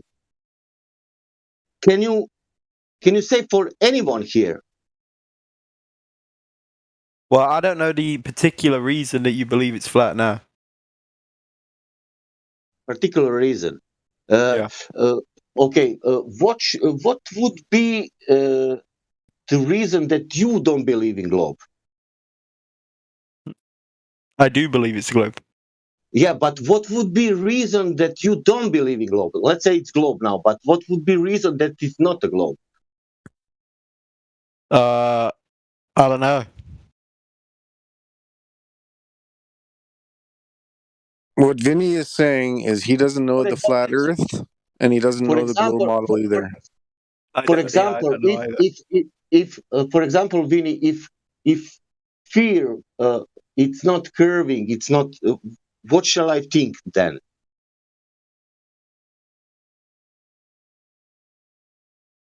If I realize that sphere is not curving, sphere, you know what is sphere?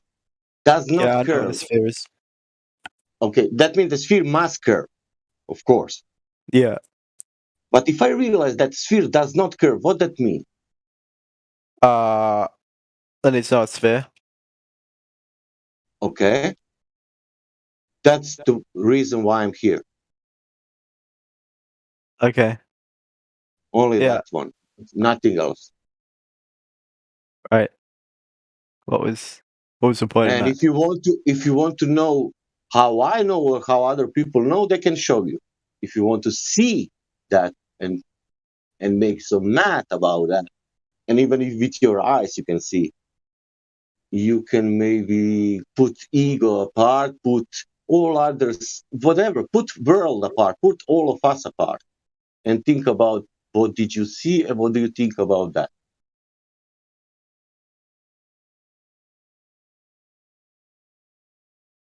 What do you say? Yeah, I know. Yeah, you can show me at some point. I'm just jamming at the minute though. But at some point, they are saying that Earth has dimensions. It's 24,000 miles or 40,000 kilometers around. and for that you have the math, and then on some distance from A to B it must curve. But when we go in reality, there is no curving anywhere, and that's the whole point. And if you're on a sphere, it must curve everywhere, and not curve everywhere. That's the point.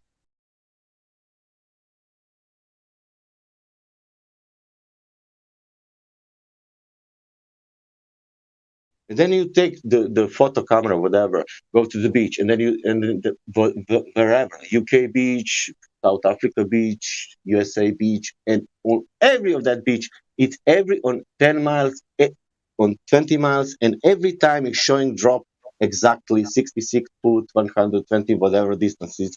And in every observation, shoot to show. And look at the devil, it's not showing that, it's all showing flat. And you can see the wake at the bottom of the boat. The wake being the white sea foam when the boats are in the water, and as the boats hit the water, you can actually see the white foam. That's called the wake. Jesse asked the question in the chat.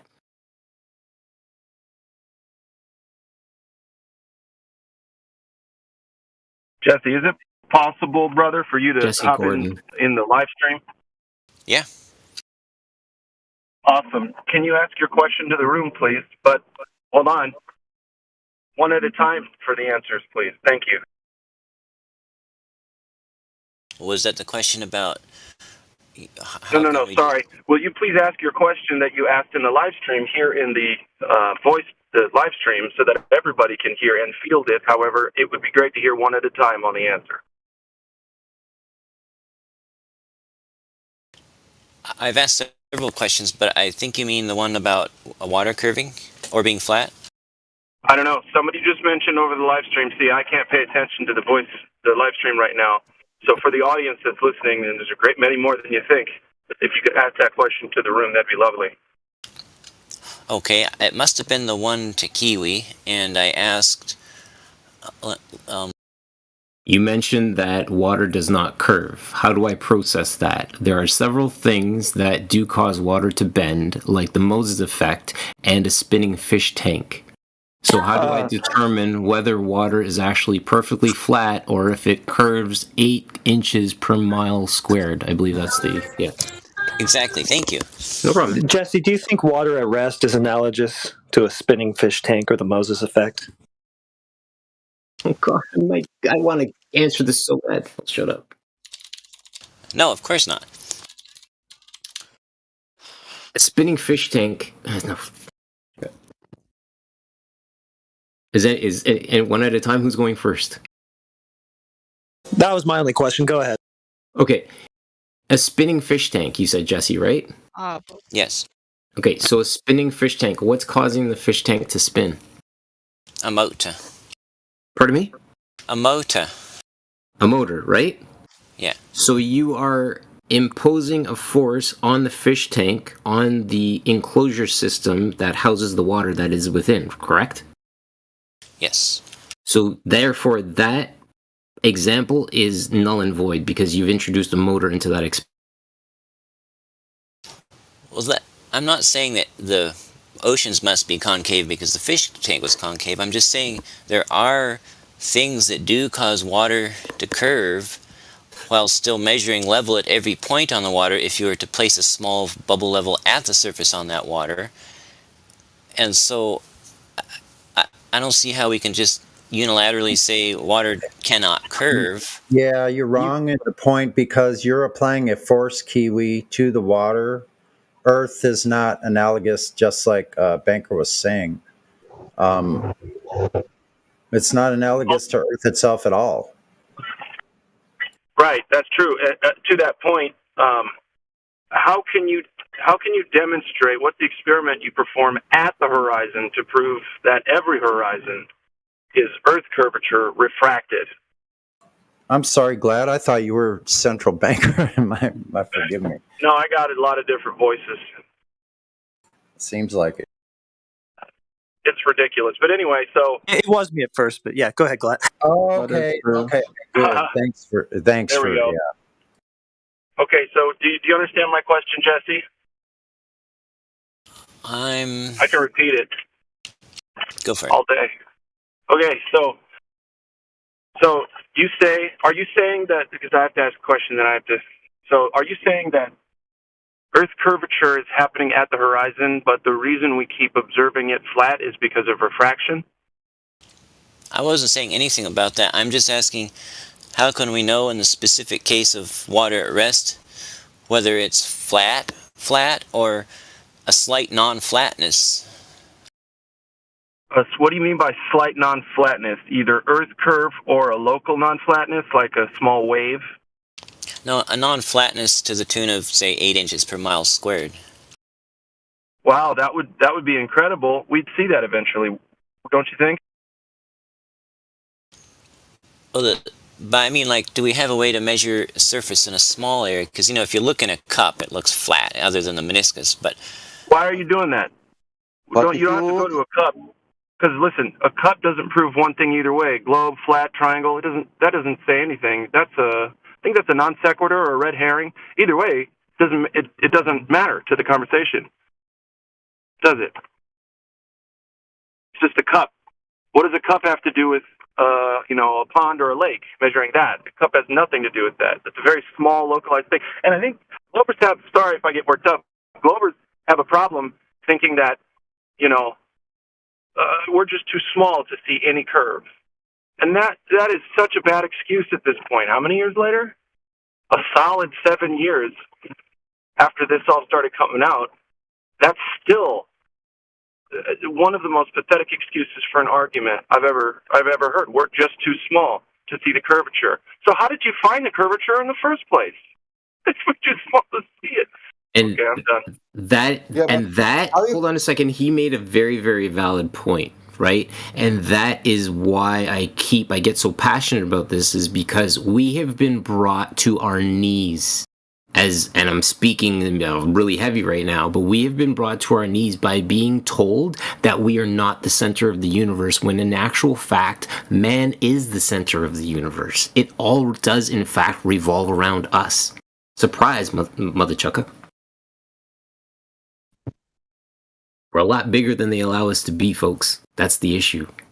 The point is this: he's saying about 8 inch per mile square and then use the cup. And I'm telling him from the beginning about 8 inch per mile square, and he's cannot proceed about curving water. And if you want to understand, that means, that 8 inch per mile square are not in reality measurable. That means not in the. We can unpack that, as I said earlier, over a distance of 65, let's take, again, 65 kilometers, right? Over a 65 kilometer distance, and this goes out to, I think it was Jesse, right? You should observe a depression of at least 800 feet over a distance of 65 kilometers. Does that make sense to you, Jesse? Hold on, Jesse, does that make sense to you? I haven't checked the math, but yeah, I understand. If we were on a sphere, then there would be what they call horizon dip, right? Is that what you're saying? I would constantly be on an angle of superiority, higher, right, to all the plane around, or not the plane, but all of the land around me, constantly. But I'm not. That's what I observe. Observable evidence. Okay, I'm done with that point. Yeah, Jesse, if you want to know whether the water is curving away from you at 8 inches per mile squared, just check that picture where there's supposed to be a horizon at 1.2 miles at the 1 foot observer height. Yeah, that's where that horizon would have been if that was happening. So there you go. Hope that clears it up for you.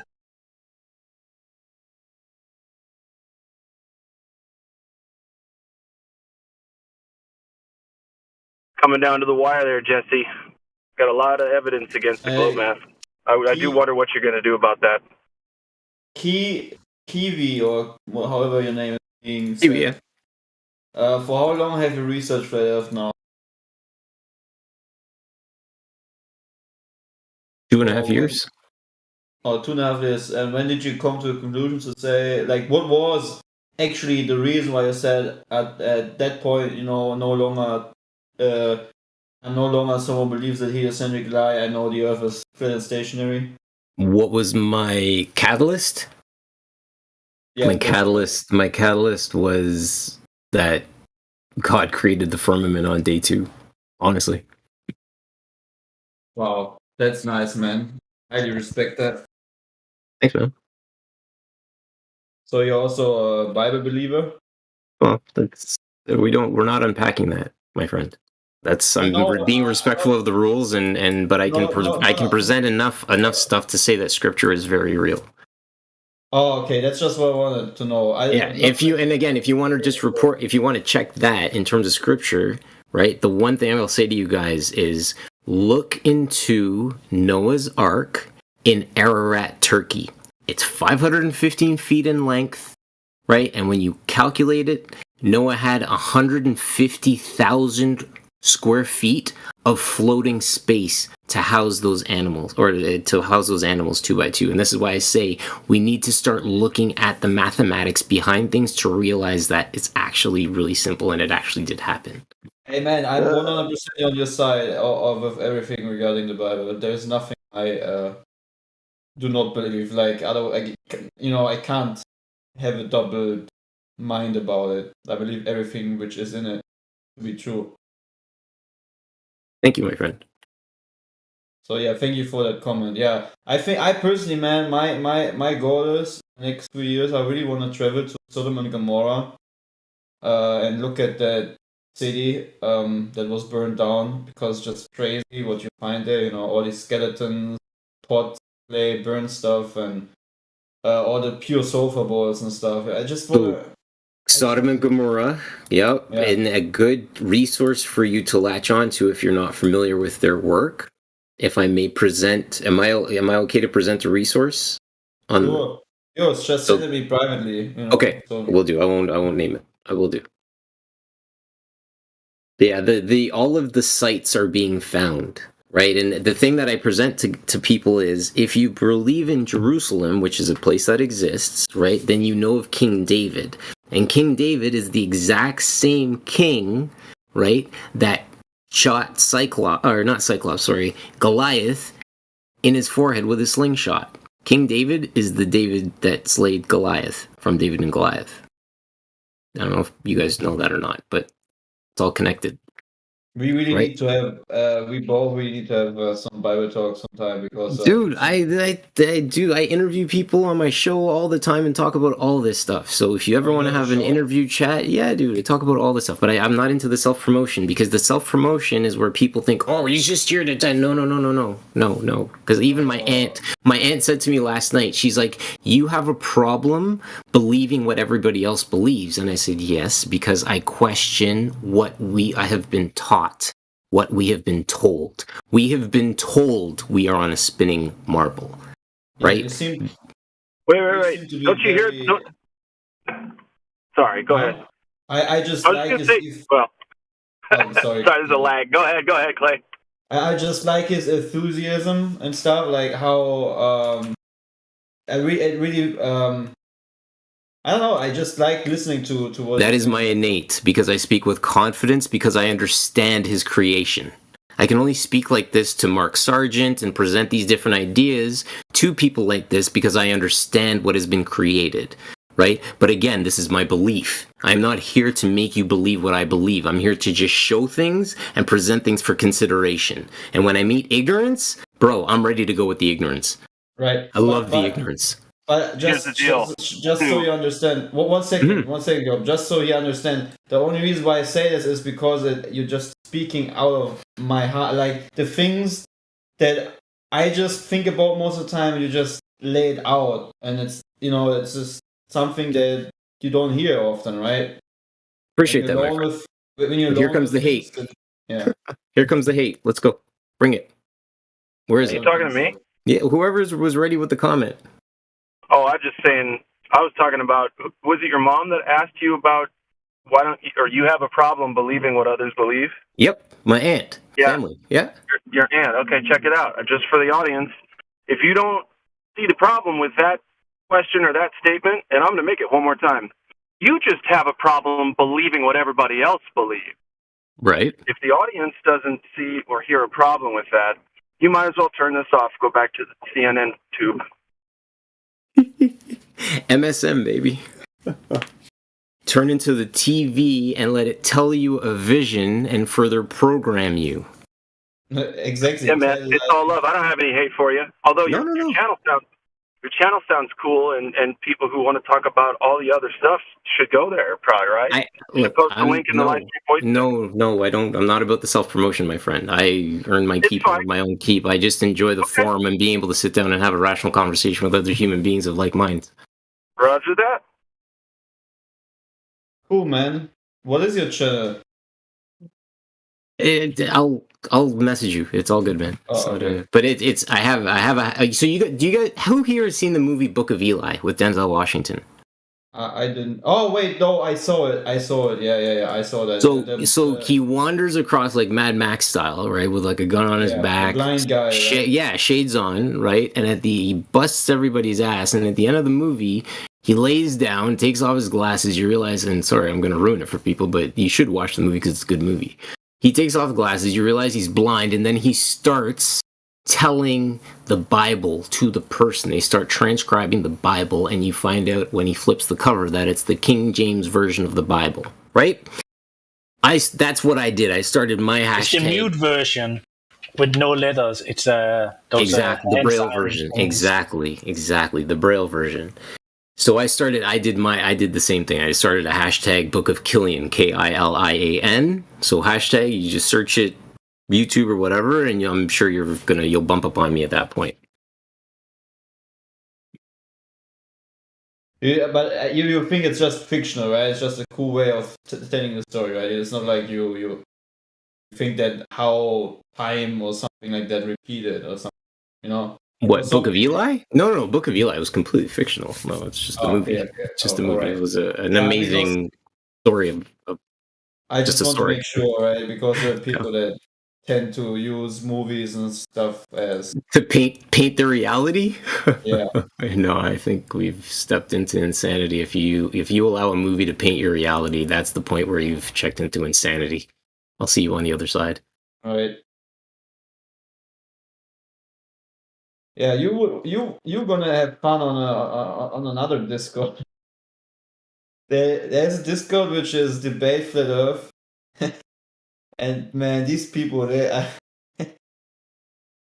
it's just fun to be. You and I will talk more offline, I'm sure. But I enjoy engaging with people who haven't opened their minds yet. Right? Because you can tell when somebody is not grasping an idea. When you present something, right? And I call it's like you that drip that goes into the lake, right? You watch the drip come down, it hits the water, the waves go out, and you wait for the reverberations. You wait for that energy to come back.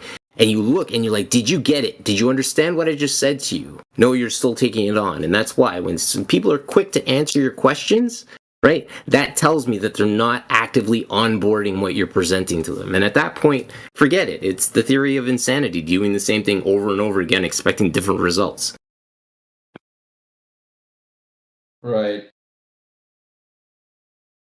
Yeah, I need to still learn a bit regarding not hopping on the train of insanity. Some people. So like really, I'm glad that I joined this other server because I understood what I really need to learn to not jump, like get too gaslighted by certain people, right? There are just people that love to be deceived, and they will not change regardless of what information you present to them, right? Like there are literally people like if as NASA official would say on TV that everything they do is fake, they would still use a excuse of why it's not. You know, these kind of people.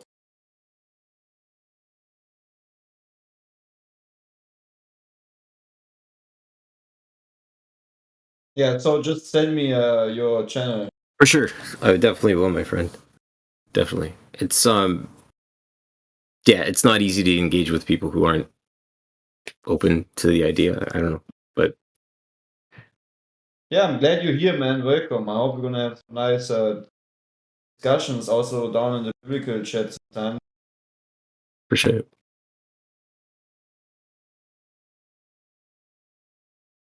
But that's actually the main reason for why I love Flat Earth. actually. Yeah, what was your trigger? What was your catalyst?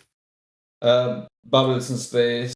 Definitely bubbles in space. That Bubbles was in before. space. Yeah. Did you Like, hear I the looked latest at- report that they're getting water in their spacesuits now and they've stopped spacewalks? Yeah, I've seen that. The thing is, bubbles in space was like the engaged thing where I said, okay, this can't be true. Like I've seen bubbles rising up the same pathway, and I was like, okay, let's look closer onto spacewalks, and then I just realized, dude, the whole thing just looks like it was filmed underwater.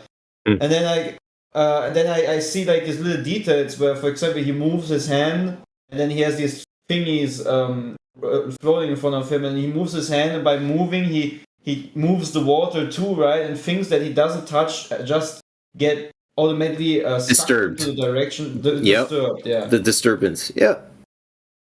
Yeah. It's Other insane. than that, or either that, or astronauts are low key Jedi's, and they didn't tell us that they possess the Force. Exactly. Maybe that's what Freemasonry taught them: the powers of the Force, the way of the Jedi.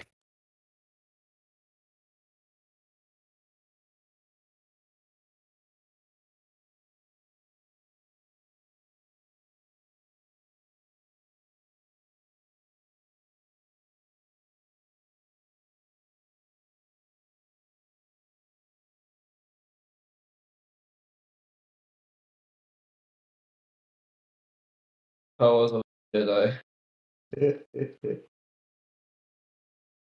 But that one. Feel free to quote me.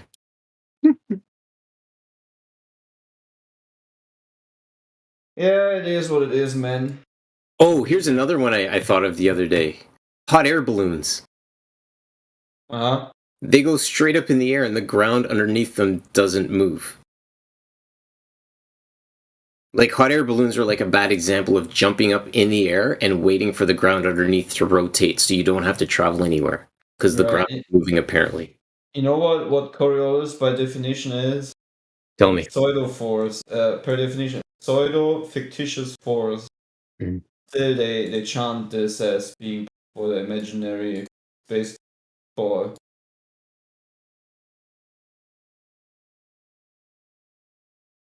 Crazy, right? Yep.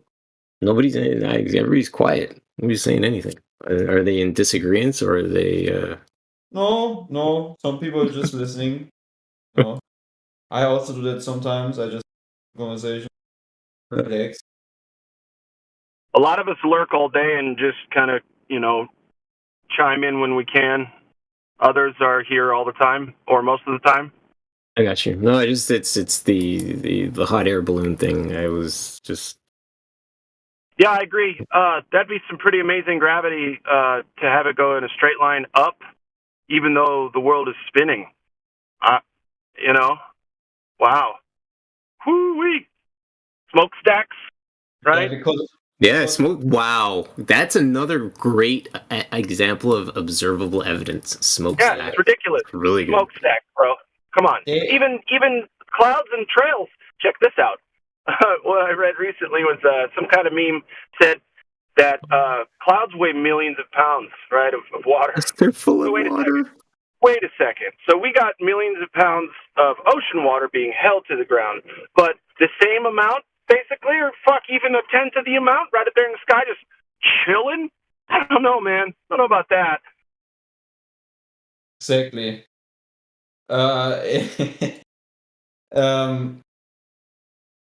They just gonna, when you ask them this, they're just gonna apply, gonna say it's because everything moves with the earth, so that it just looks as if it's being still, the smoke and such, because it just moves with the air and everything else. Here's the deal. Yeah, you're right. What's the threshold? When does gravity turn on? Gravity go active. Oh, shoot. You know what I mean? How big does something have to be before gravity Takes affects effect. it? It's so stupid. Goodness. You're I love how passive aggressive you are. It's absolutely fantastic. It's so Thanks. good. Somebody said something earlier about the sun's rays and how they're, what was it? We get affected by the sun's rays or something? Because the sun. I mean, this is a news. This may be a news flash, but the sun and the moon aren't actual objects. Is that too much of an idea for people to grasp, or are we blowing a fuse or experiencing cognitive dissonance? For me, it just sucks because it's sky stuff, and I just want to talk about how Earth observes and measures flat. Fair. Nothing against you, right? But okay. But what I observe is the moon has translucency. Why is the moon sometimes translucent? it looks like that. Yeah, but dude, here's the thing. Sure, it looks from our vantage translucent. Is it? We don't know what that thing is, man. No one's been there. Yeah, did you just make the claim that the sun and moon are objects? No, I said they're not. Oh, you said they're not. Okay. So do you have any evidence for that? Okay, here's a long shot of an evidence. I'm going to try this one out. I'm going to try. You guys tell me if this works or not. No. We don't care about long shots of evidence. Just evidence, please. Okay. I can read a book in the shade of sunlight. And that tells me that rays or the sun's light is not a projection. Because if it were a projection, then there should be no offshoot of light. How does that tell you whether or not it's a solid object or not? I believe that the gases are illuminated like the sun is like the element in an oven. It makes the gases in the environment active. Yeah, that doesn't make any coherent sense, and it started with the word believe. Okay. I need to get more then. Fair enough. I appreciate that.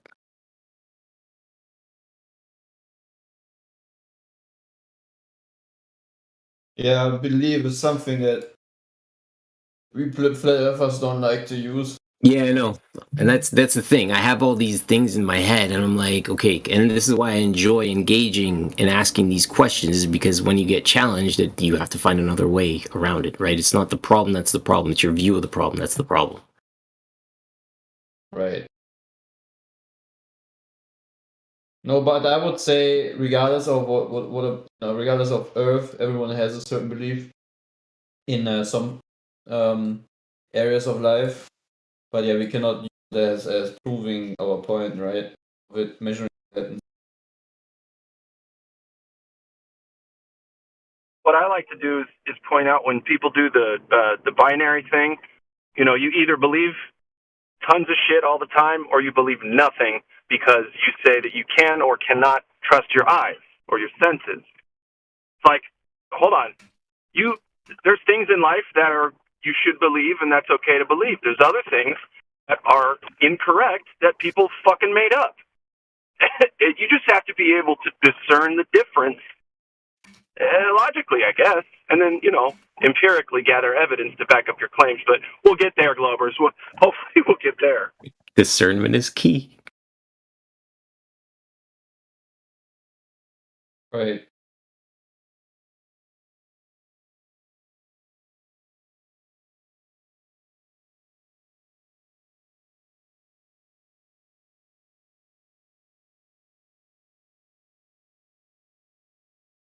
Yep. Yep.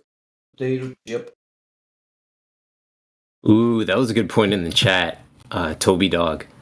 I'm just reading the chat now. Reflections in water would look different if it was curved. That is such a valid observation.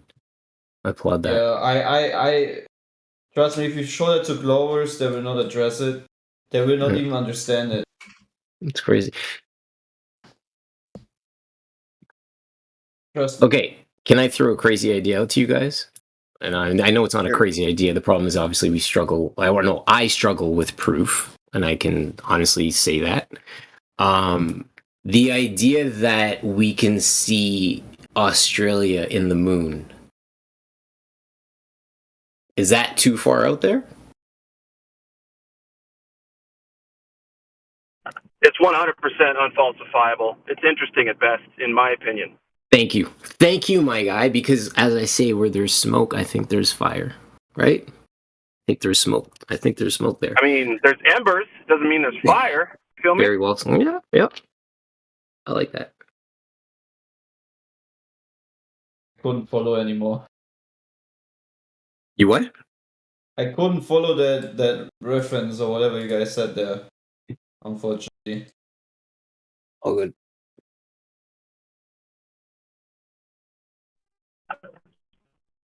Sorry, I got to shut up anyway. I got some work to do. Love talking to you guys.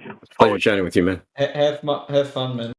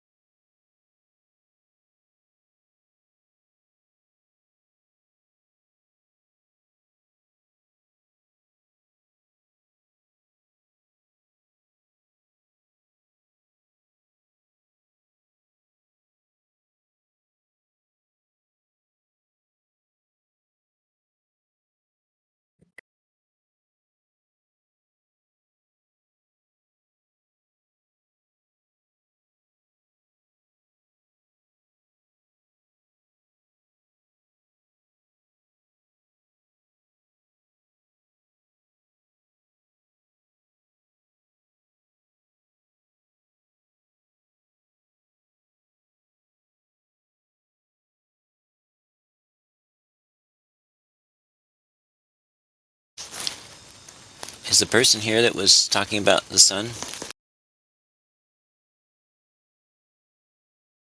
User? I didn't see who said something about the sun earlier, but I heard it. Yeah, it was me. What's up? Oh, me and I guess I should say I and a fellow on the other end of the United States did an interesting observation. I'm in the west end of the country, and he's in like New York or something. And we coordinated with our P1000s, and we took pictures with sun filters so we could see the sunspots of the sun at the same time. And then we compared the sunspots to see if we were looking at this, getting the same view of whatever it was. And it was the same view. We were both seeing the same pattern of sunspots. Duh. Have you traced the pattern of the sun in the sky? Or have you pulled up, because people have covered it left, right, and center, about the pattern of the sun in the sky. It forms like almost like a figure eight, like a fish. Yeah, I'm fully familiar with the equatorial mount, too. What were you trying to prove? I was just curious if the sun looked like it was, like if we were looking at different angles of it, because my friend had said, I think it's close, and I says, well, interesting, let's, we're 2,000 miles apart or whatever, let's take pictures of it and see what we see. Well, the thing in the sky, triangulatory-wise, could be 3,000 miles from the two of you. Yeah, it was just an interesting little observation. I thought you'd find it amusing. Yeah, I would ask. How would you go about measuring the distance to the sun?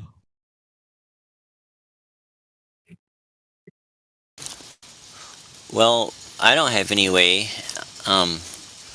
unless I build a big radar transponder thingy, until I, actually, I do have this idea.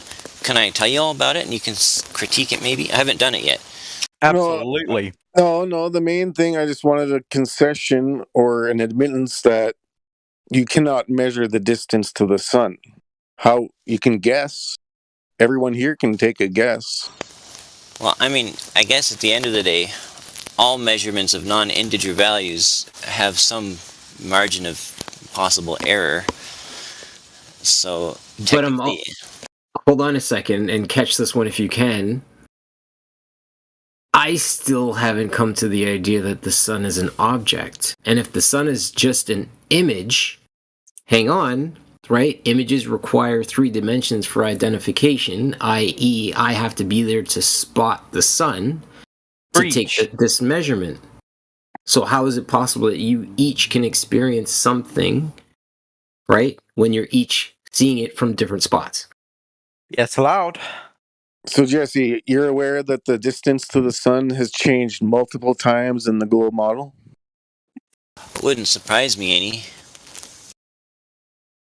Yeah, there's a meme where it shows it changed like 10 times. It's gotten bigger, bigger, smaller, the distances. So, to triangulate the size of Mount Everest, they concede it's an approximation, but you can actually go to Mount Everest, you can climb it, so they're within 10 feet, 20 feet. It's changed multiple times, but with the sun, it's an apparent distance, it's an apparent whatever, we don't know what the sun is, so we can't measure the distance to the sun. To measure something, you have to actually pretty much measure it.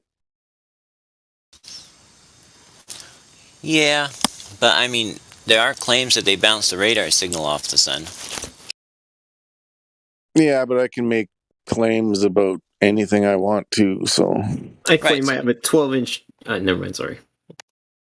So that's all I was saying is there's a conceivable way that I might be able to measure the sun if that works, and I built a radio transmitter and bounced a, but otherwise, other than that, triangulation is kind of difficult since we don't know the shape of the Earth's surface. But I did have an idea that I would really like to tell you guys about. One other point I want to make is, are you familiar with the moon illusion? Oh boy. Which one's that? A lot. The moon illusion is a phenomena in reality, and in the globe model, there's videos about it, of how the moon appears to be bigger at the horizon than it is at the top of the sky. Oh yeah, I'm an amateur photographer. I used to frame people's kids with the moon behind them. Yeah, it was really neat. So that kind of demolishes like some angular size claim that it's one size. If it appears to look a different size at different places, then that's going to change all your angular measurements, all your calculations. So for the globe model to be locked on one thing, it's over. Well, but we can... The illusion of the moon being large at the horizon is just an illusion. If you actually take a picture of it with a calibrated instrument, even just the same camera, but the same zoom, and then wait 6 hours until it's overhead, and take another picture and count the pixels, you'll see that it's not actually angularly measuring differently. It's just our brain compares it to the trees on the horizon or whatever and tells us it's bigger, but it's not actually angularly bigger by that much. So it just appears to get bigger from your vantage, right? It's a mental. It looks mentally bigger. It's optical, purely optical, correct? Incorrect. If you take a picture at at moonrise. When did you go to the moon and have it get bigger as it went further away from somebody? Were you on the moon? Tell me how you think it gets bigger when you've never been there. You just have your vantage. How did we switch from talking about the apparent angular size to having I guess I didn't ask a question because he's now asking a question. Sorry. Go ahead, guys. But no, if you just get a zoom camera, make sure you're at the same zoom at sun or moonrise, and then when the high moon. How is a camera direct measurement from the Earth to the moon? It's an angular size. You have to prove the moon. Listen. You have to prove the moon is physical and something that you can test with experiment. Otherwise, you just have your mere observation, and I don't care what kind of camera you have. How's that grab you? Well, you don't seem to understand what angular size means.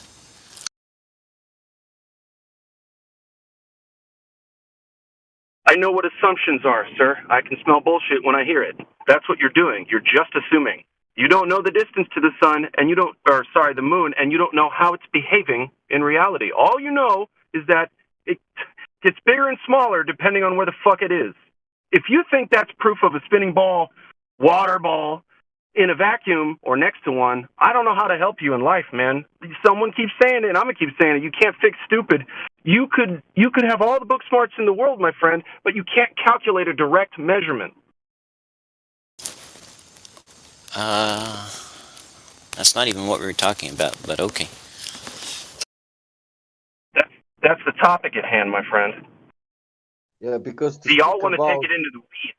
It's not what we were talking about. No, it's not what you were trying to talk about. And I'm going to leave it here. It's sky stuff, dude. Earth measures and observes flat. Why the fuck are you talking about the moon? Thanks. Glad, because fog, the fog, sometimes it's near to the earth and sometimes it's floating. Fog, and it's white all the time. Yeah, anything's possible in the globe model, for sure. Whatever.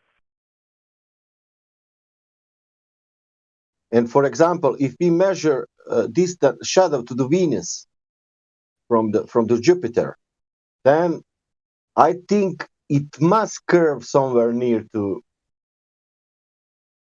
Santa Barbara.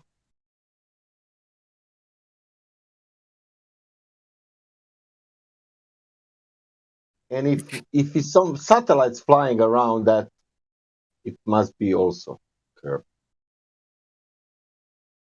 Okay, I have a question. Jesse Gordon, you posted an awesome picture of a periscope and the water, the horizon of the water, right? It's through a theodolite, and I don't know that it's awesome, but it's what I had. But you have crosshairs, right? Correct. And that's X and Y axis that's shown on the picture, right? Do you see any curve occurring from left to right? Nope. Okay, I rest my case. Should I? If the Earth was curved, you should. Well, I don't see... Because water sticks to a globe, buddy. I don't see bacteria on my hands unless I get a microscope. I don't know that... His point is, if you're claiming... Don't attempt... No. Here's the thing. Because here's the thing, gentlemen. Okay? The distance of that periscope, or that crosshairs or whatever, to the distance of that horizon, we don't know what that is. Okay? Bottom line is, we should see, and the very extremity of the left and right of that picture, we should see a gap. If there was any kind of evidence or evident, no, that's not a word. But if there was a curve there would be a dip between the y-axis moving from left to right across the horizon. And there's not. And this is why I say people who work on a submarine need to use their periscope more. Well, I mean, I guess for me, the question is, like, how wide is that island that he's looking at? Like, what's the distance from that left edge to the right edge? Is it a big enough sample size? Do the math that they give you for the globe model. Like, yeah, you're right. Like, as long as what you're seeing left to right is enough distance, I think you're seeing a lot farther in this picture than you are seeing left and right. You're arguing sample size, right? That's what you're saying. You're saying that the sample size that's shown within the picture is not a great enough sample to show a curve. How big is that island? Yes, 100%. I fully agree with you, my friend. And what I'm saying is that I cannot find another picture, right, that shows a line being drawn across the horizon from left to right that even gives a remote inkling that there is in fact a drop off on the extremities of that y-axis from left to right. That is my point. Hey man, imagine this. Imagine building a submarine, and you have this little, what is it called, the thing that just stick out? Periscope to look over the curved water. The horizon. Yeah, imagine they needed to look over curved water. How many ships do you think would have been killed by any military in the Second World War, for example? Would it have been even profitable to build these things if you literally can't look further than, I don't know? No, they didn't even fight because of refraction. They didn't start to fight. Imagine the refraction that they needed to calculate in. Yeah, because you had something on 1.2 miles, and they were saying shoot, and they were saying, but the fact that maybe it's 10 miles, do not shoot, Yeah, right. So here's another. Oh, sorry. Sorry, it was like 2, 3, 4 times. They didn't know it is not like a shoot 10 meters. It was like you will miss for halfway, man. So here's another example for you with a submarine. Can anyone explain to me how sonar works? Can anyone explain to me how sonar works? Thanks for the beeping noises, bro. Add No it to the problem, man. immersion. Hey, I needed to bring it, make sure that you weren't experiencing cognitive dissonance, not knowing what the radar sounded like, what the sonar sounded like. I need to pull you back, remind you. So I'm asking you, you guys know how it works? So for radio frequency, it sends out a pulse into the water, right? And whatever comes back tells them that there's an object in front of them. Okay? How does sonar work if the sea bottom was curved? It would be shooting sonar out into what? Right? Because sonar goes forward. Does it not? Depends where the thing is aimed at. Yeah, and guess what? When you're on board a ship, like I was in the Navy, and you're in the Command Information Center right off the side of the bridge, and you can see in the bridge they use a flat plane coordinate system, a rectangular coordinate system on a chart that's a clear plexiglass board that they have concentric circles going out to the different diameter designations of distance from the ping. Exactly. Goes out in a flat plane. Exactly. And then they mark the actual locations of their contacts on a flat plane. Exactly. See, if you haven't been in CIC before, it stood watches in there or lookout watches like I've done. And sit in there with the command, and you're talking between the CIC and the bridge, like with the navigators and so forth. So there's this whole coordinations that's going on, but the main point is that the navigation that they're doing and any of the radar and sonar that they're doing is all tracked on flat boards. What? A horizontal. There's a difference between a sunburn and sweating.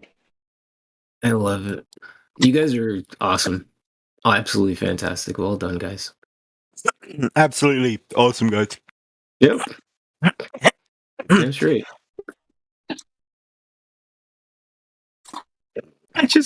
Who's Halio? Oh my gosh, I love it.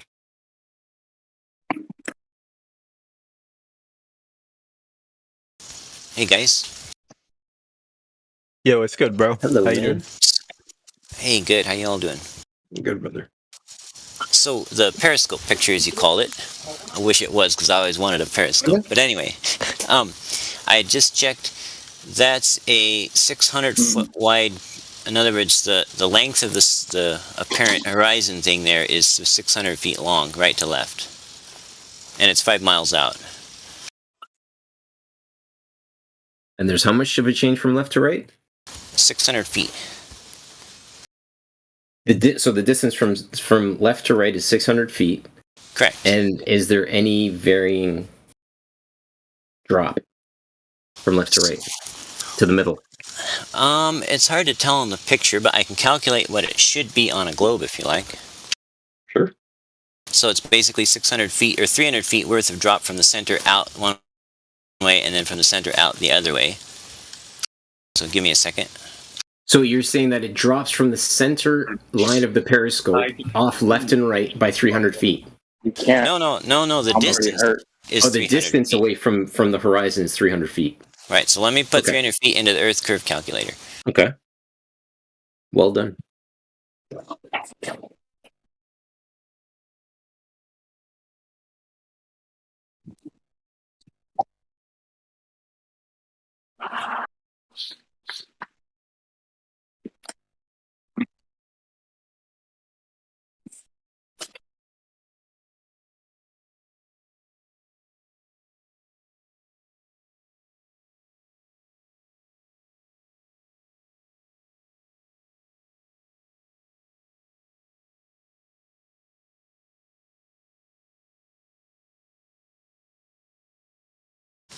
It says that the target hidden height should be, in other words, if you were right at the surface water level, right out at where we're seeing the line at, and you were looking to the right or to the left, in the 300 feet, it should drop 0.002 feet. So Not observable. Yeah, not observable.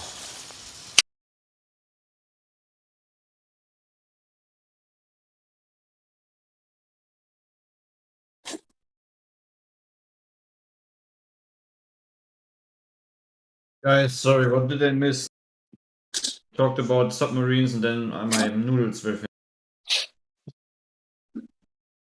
My noodles were in. My noodles. Yeah, my spaghetti, pasta, tomato. Hey, attaboy. Some good eats. But any sauce for that pasta? Yum, yum, yum. Good old pasta. Book of Kilian. Is your name Kilian? Killian, yeah. Guy named Ian and you want to kill him. Killian. That's me, man. Oh, my brother's name is Kilian. You're lying to me. No. That's crazy. For real? I've in IRL, as I say, my kids make fun of me all the damn time. I've never met anybody named Killian except for the running. If you guys remember Running Man from with Arnold Schwarzenegger, it came out like early '80s. The announcer in that movie, his name was Killian. Oh, nice. That's jokes. Oh, my brother's name is Kilian Gabriel. That's crazy.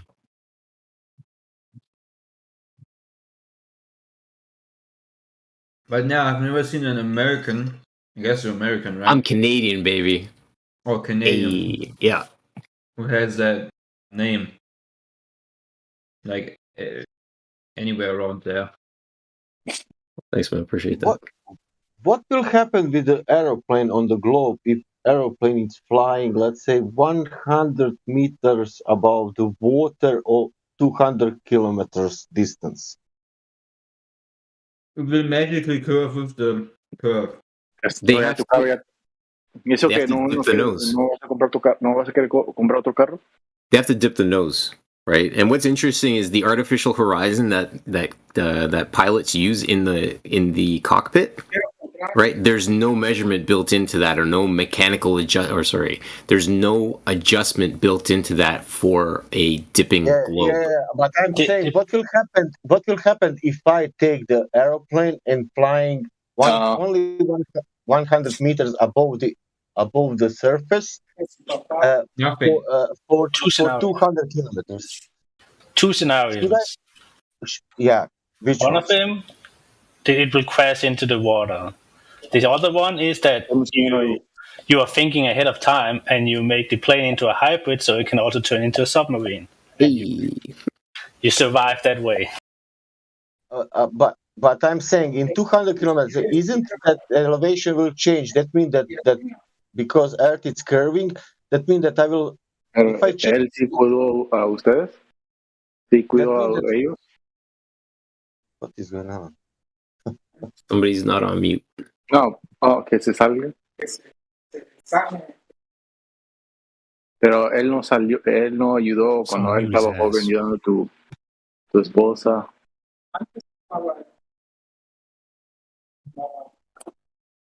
Y ya ustedes lo están pagando.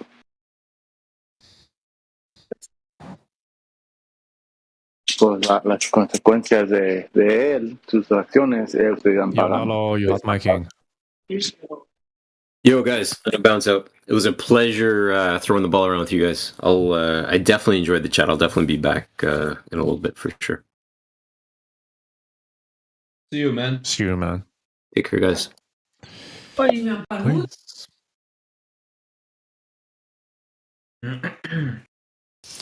I didn't see who said that about the artificial horizon instrument not compensating for Earth curve or whatever, but they actually have things called pendulous vanes. I didn't make it up. Anyway, that actually do slowly level it to whatever the down direction is. So if there was a curve and the plane was flying, they would be compensating for that just as you flew. They would have to actually be physically compensated for it, and they're not. So, wait. Hold on. No. Wait. What are these veins you just mentioned? Well, I'm sorry, what? They're called pendulous veins, and you can Google it. It's all over. It's just what everyone that learns in aircraft mechanics. No. Okay, don't belittle it. Just answer it, though. But what do they do? What is their function? I'm asking you specifically. Their function is to slowly level out the gyroscope cage, the gimbal. Okay, so have you seen a gyroscope work before? Oh, goodness, yeah, I work on those things. I take them apart and stuff. Okay, so you have a cup holder that is based on a gyroscope model. So you set up the cage, it's sitting on your dash of your car, okay? You've got your cup sitting inside of that cup holder that is built on the fact that it's a gyroscope. Everybody with me so far? Right? It has a weight on the bottom, and it is sitting in a cage that is free floating, right? That's the gyroscope. You're driving, you take a corner, right? That weight counteracts the action on the car, so to speak. You're turning left, so it swings to the right. Okay, where are these magic veins that you're speaking of? Because the artificial horizon is built on the principle of a gyroscope. Where are these veins? Right. Well, they're. Jesse, I'm ignorant. I want to learn. Can you post me now this? I want to read this sentence. What did you say? How did you say this last veins? How they call veins? Yeah, they're magic veins. Yeah. Pendulous, as in pendulum. Veins, yes. Pendulum veins. Okay, can you? I want to read this sentence. The pendulum veins in the aeroplane are counting on the Earth curvature.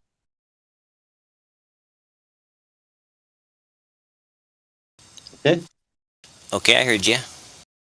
Can you post that I read, and then I will a little bit trust you more. Then I will go into that story if it's written first. Oh, absolutely. Okay, great. And will I get in trouble for posting a Wolfie video? Because he took one part literally, and you can watch it like running with the cover off. And we can watch Wolfie on our own. You don't need to post his stuff. If you want, you can post it. I don't think we're opposed to having their stuff posted. Sure, post it, whatever. But okay, here's the thing: is the aircraft, instead of flying from like a 2 to 3 degree up of the wings, elevation up of the wings, flying in level flight, is the aircraft itself adjusting anything with that other than just being at the constant 3% upgrade of the wings to create more lift? So that's how they fly in level flight. So is the aircraft changing from that? They would have to be going down to accommodate a curvature of 8 inches per mile square at the surface. And that all airplanes has that. They must have that. And the thing is, all of them. They actually go into autopilot, and the aircraft just sits there at 3% in 3% usage rate. Right. Yeah, 3% up inclination of the wings, and they're just flying all across the whole entire Pacific Ocean, let's say, without changing that at all, other than like if they have to move or remaneuver around like storm turbulence, storms or weather events, or if they have to go up above weather events, things like that. But when they're in level flight, the aircraft is just in level flight. It's not adjusting for this curvature. It doesn't matter what the pendulous veins are doing. Is the aircraft actually physically moving down in accordance to that curvature? You would have to. Otherwise, you would end up out in outer space, which doesn't exist. Listen, the pilot is piloting with the aeroplane, also autopilot. But then veins correcting the curvature. Meanwhile, the pilot flying the aeroplane.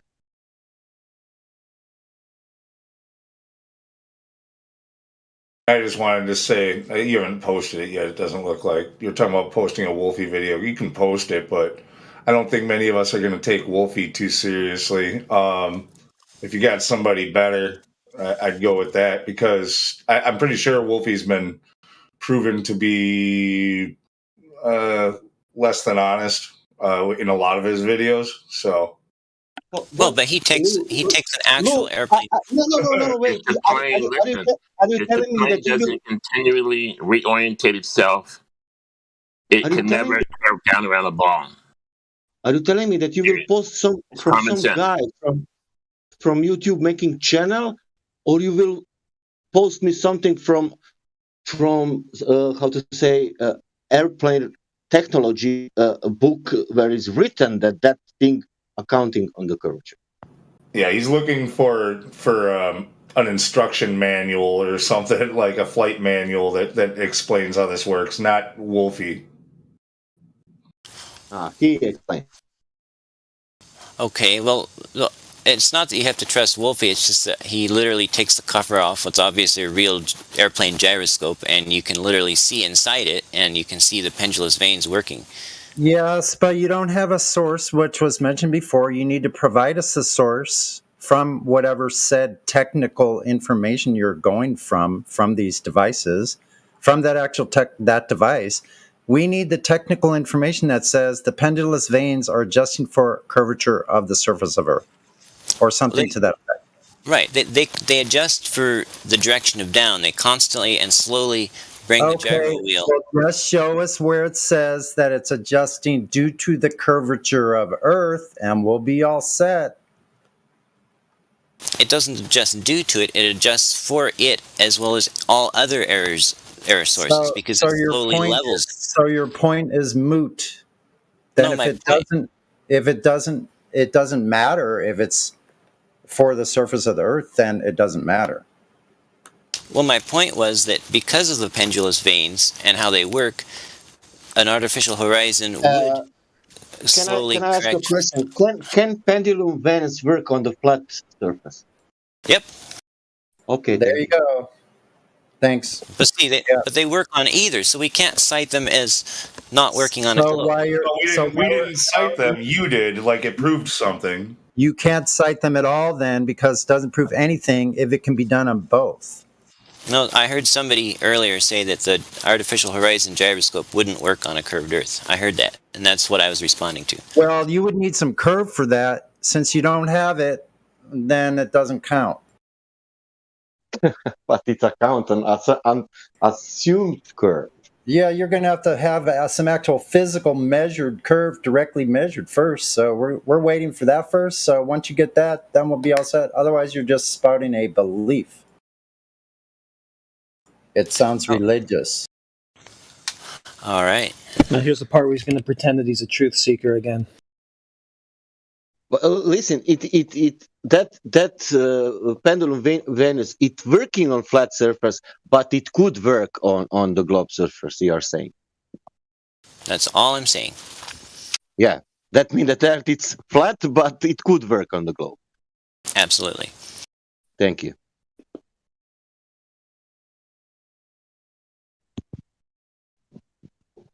At the same time, he's even saying it the other way around, too, though. He could also be saying the Earth is a globe, but it would also work if the Earth was flat. It works both ways with what he's saying. That's what I'm saying, is it would work on either one. No, I'm not saying that. I'm telling you, you need to assume that works on something what could be globe. But something... What a nice bedtime story. Yeah. But you said it could work also on flat surface. But surface it's flat. That means what?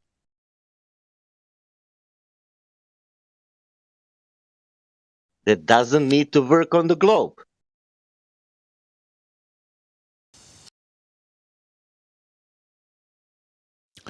Still waiting for that citation, though.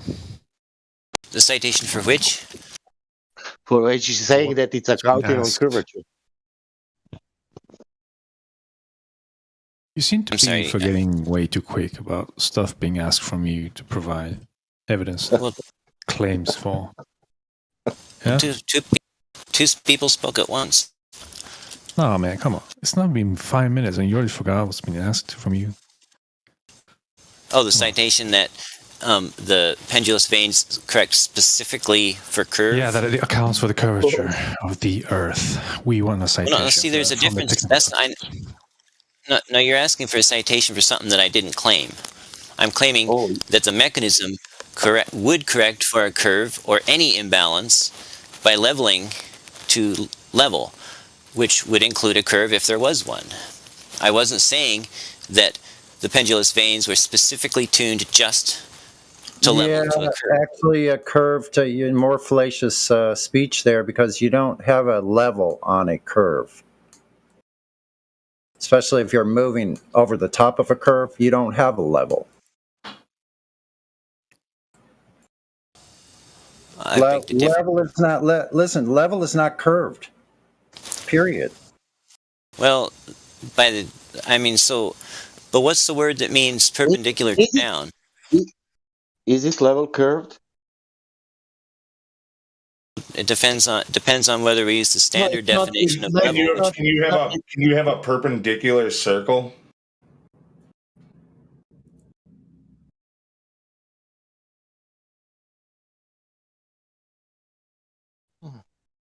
Like if you said perpendicular to down, well, yeah, that works only on a flat plane. You have to be using planar geometry for that. Perpendicular and parallel are straight lines. They're vectors.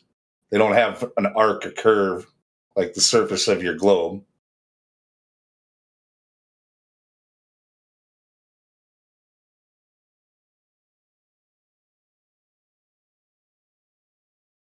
They have, if you want to change narrative, if you want to say that level is curved, then it's true. If I say the black is white, then everything can be true. Well, do we have a word we can use that simply means at right angles really? down? We have. I can tell you in every word, in every language, level it's flat. It's not. Yeah, actually, you're saying it down. See, what you're implying by saying the word down, D-O-W-N, is that down is to the floor, the horizontal plane, or sea level. That's what down means. Down to the level of Earth. You know what's funny? I don't know how many times I asked for the specific definition of level meaning curved on the Flat Earth debate, Flat Earth and More server, and they just don't want to give it to me. Exactly. Well, they don't want to discuss it. They don't want it to even be something that's talked about perpendicular. What does that mean? Oh, that means you're talking about a vertical and a horizontal. There's no way around this.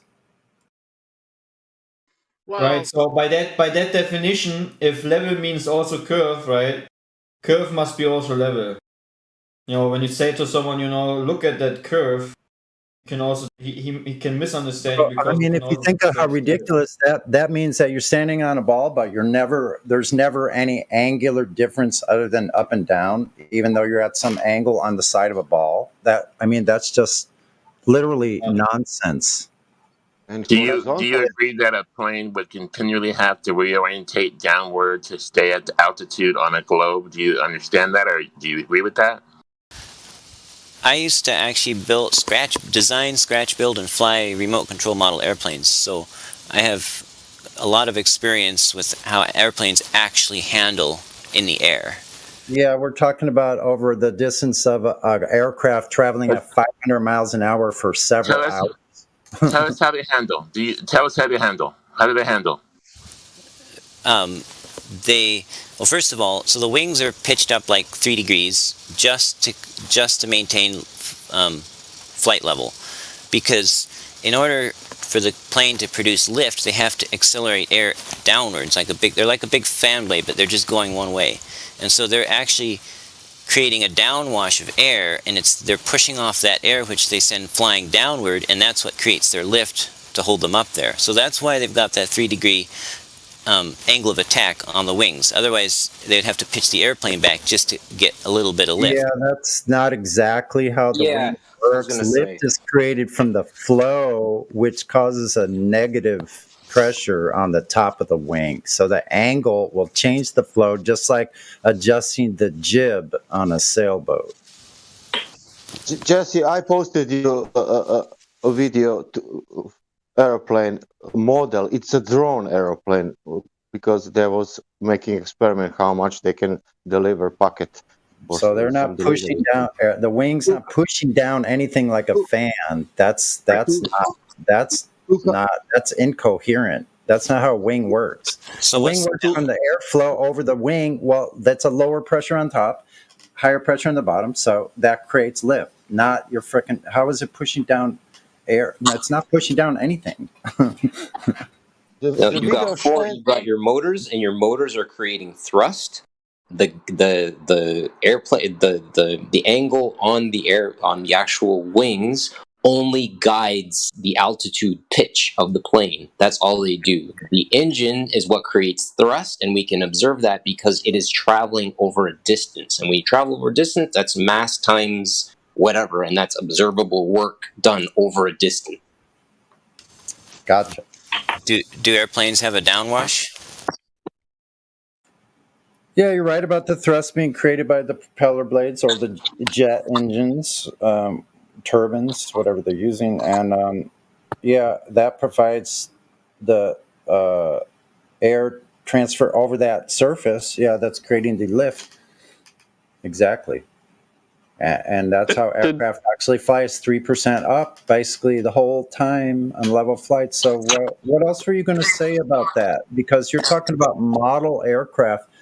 Let him finish. Were you going to tell us that you can prove your airplanes are going over a globe or not? Yeah, let's hear about that. If Well, and you can find this in any flight instruction manual you like, but it's the same thing. But my experience has been that. Okay, what is it you can find in these manuals? Describe that. What I'm about to tell you. Okay, good. Yeah, basically, at a certain designed cruising speed, the airplane will be running not at full power, but somewhat less than full power, and it'll be maintaining roughly altitude. The pilot has to keep an eye on the altimeter. If he starts getting too high, he needs to correct his controls to go back down, and if he gets too low, he needs to correct his controls to go back up. If he's got autopilot, it watches those real close and just keeps him right on, but it's a feedback system. It's monitoring his altitude and controlling his airplane. If you're cruising straight and level and you increase engine power, you start climbing. If you decrease engine power from your holding engine power, then you start falling. You start descending.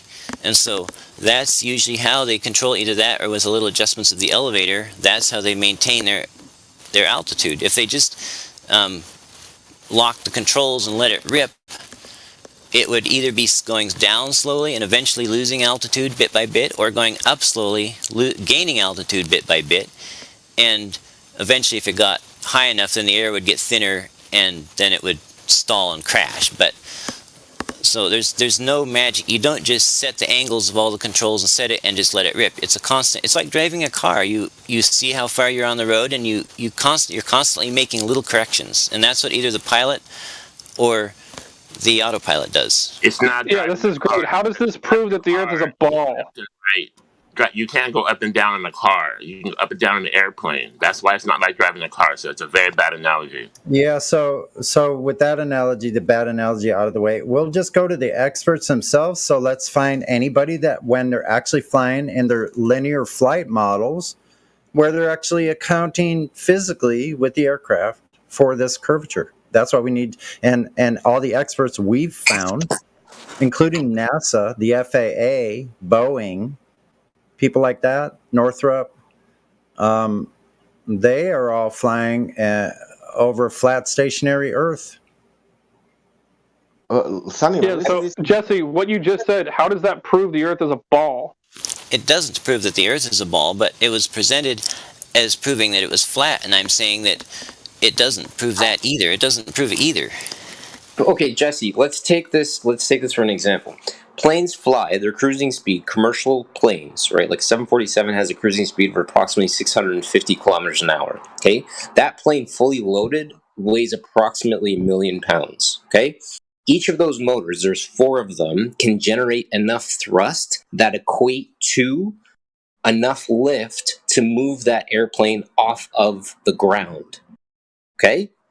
Where does that account for the additional power required if that ground was moving as well? Because those motors would be working overtime to generate enough force to get off of a moving plane as well as the plane moving. Does that make sense as well?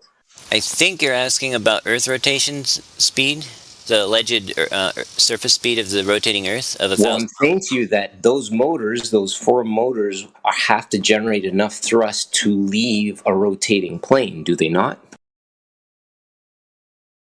You mean like trying to fly a paper airplane up the public bus when it's already going 70 miles an hour or whatever? I guess buses don't know that. Yeah, you can go with the catapult theory, sure.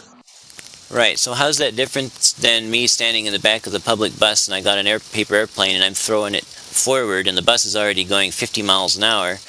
How could a little because paper... the bus is traveling at your advantageous speed. You're assuming that the runway is laid to your advantage. What if the runway is not laid to your advantage? What if the runway is laid in opposition to the way that the world is spinning? Isn't the runway also moving with the world, like the floor of the bus? You're making an assumption, because if the runway is laid, let's say, left to right, but the world is spinning right to left, what happens then? Or the plane is going up and down, the runway goes north to south, and the world is spinning east to west. Well, there's a detachment that occurs that modern science can't seem to really explain too well. Well, I will concede that if the runway were, instead of attached to the Earth, were skating along at 1,000 miles an hour, and the plane took off from the runway and found itself in air that was not moving at that 1,000 miles an hour compared to the runway, then it could be very interesting. Okay, so you conceded that point, and we've also conceded you on the artificial horizon. Well, no, I just conceded that if the runway itself, compared to the surface of the Earth, was moving 1,000 miles an hour, and the airplane left the runway, and the runway was already going 1,000 miles an hour compared to the Earth. In other words, if the runway was stationary and the Earth was moving 1,000 miles an hour under the runway, which is silly because runways are fastened to the Earth, but if you launched the plane off of a runway into wind that was going 1,000 miles an hour different, that would be interesting. But because the runway and the surface of the Earth are moving at the same starting speed, just like my paper airplane starts out at the same speed as the floor of the bus when I fly the paper airplane in the bus, I don't see the point. Okay, so what you can research then is you can go to Google View, Earth View, and you can research the way that the orientation at which runways have been laid. Because all runways at that point, common sense would say all runways should be laid in the accordance with the spin of the Earth so they can take advantage of the catapult effect. What? All runways should be laid in the same direction that the Earth is spinning, should it not? I don't see why. I mean, I could... Can anybody interject, and is anybody else catching what I'm pitching here? Yeah, I'll interject, bro. Jesse, you're getting it right, bro. I agree with Jesse. Okay, so again, if the world is spinning left to right, okay, spinning, okay, right, and a plane is taking off of that plane, that spinning globe, right, that pitch, that energy that's created by the world spinning is going to effectively throw the plane into the sky, will it not? I don't see why. I mean, what if I was on one side of the public bus and I flew an airplane crosswise to the bus when the bus was going 50 miles an hour? You would be fighting a headwind, wouldn't you? Inside the bus? Inside the bus. Yeah, if are we leaving the bus or are we not? A bus is an enclosed system. Is the Earth an enclosed system? No. According to you, it's not. According to you, it's not. Jesse, it's not. I'm saying it's a closed system. It's plain to see that whatever the shape is, the air is not moving at 1,000 miles an hour relative to the ground, right? The air is moving essentially more or less with the ground, not, other than winds. Okay, so at what point does the rotation of the Earth impact the plane's ability to leave that rotating Earth?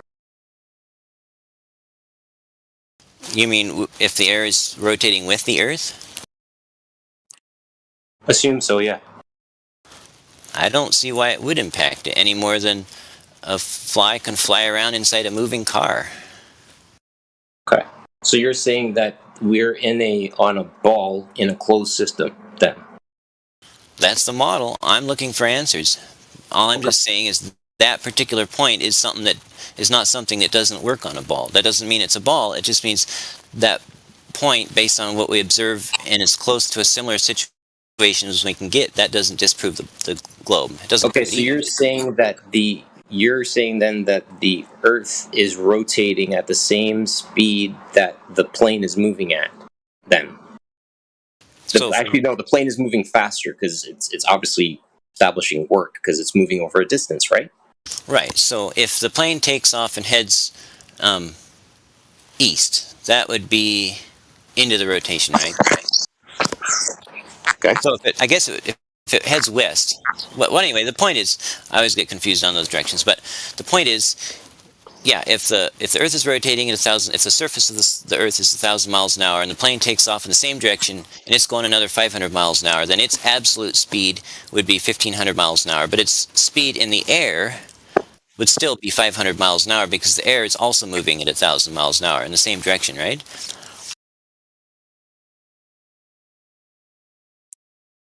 Okay. Spitting facts. So when are the aircraft actually flying exactly aligned with the rotation? It's bullshit. They never are. So any angular difference is a different speed. And also, by the way, you have to account for the different speeds at higher elevations off the ground. Are you doing that? Where is that coming from? You'd have to be going faster if it's spinning. Like, there's all kinds of crazy mixed in with this fairy tale globe that you're preaching to us, actually. But I only want that he imagined the picture now in the sky with all aeroplanes in this moment and to tell me all speeds and all directions and then tell me about the air and everything. Yeah, exactly. Just think about the amount of planes flying in direction. While the Earth is going one specific direction. I just like to point out that planes are not measuring devices, so this conversation is kind of pointless and fruitless. Like, no matter how long it goes on. No, Jesse's slaying, bro. So far, where we at is that the Earth is a car going down the street. Okay, go.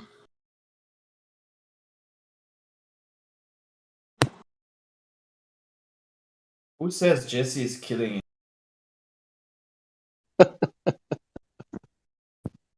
Is it Finny? Finny, right? Now, I tell you what, they partner. Oh, yeah. How could it have been me? Man, you could be one of these guys. You could be perfectly fit one of these guys in the Debate Flat Earth channel that will never come over here instead of, just being in their little chat room where they feel safe.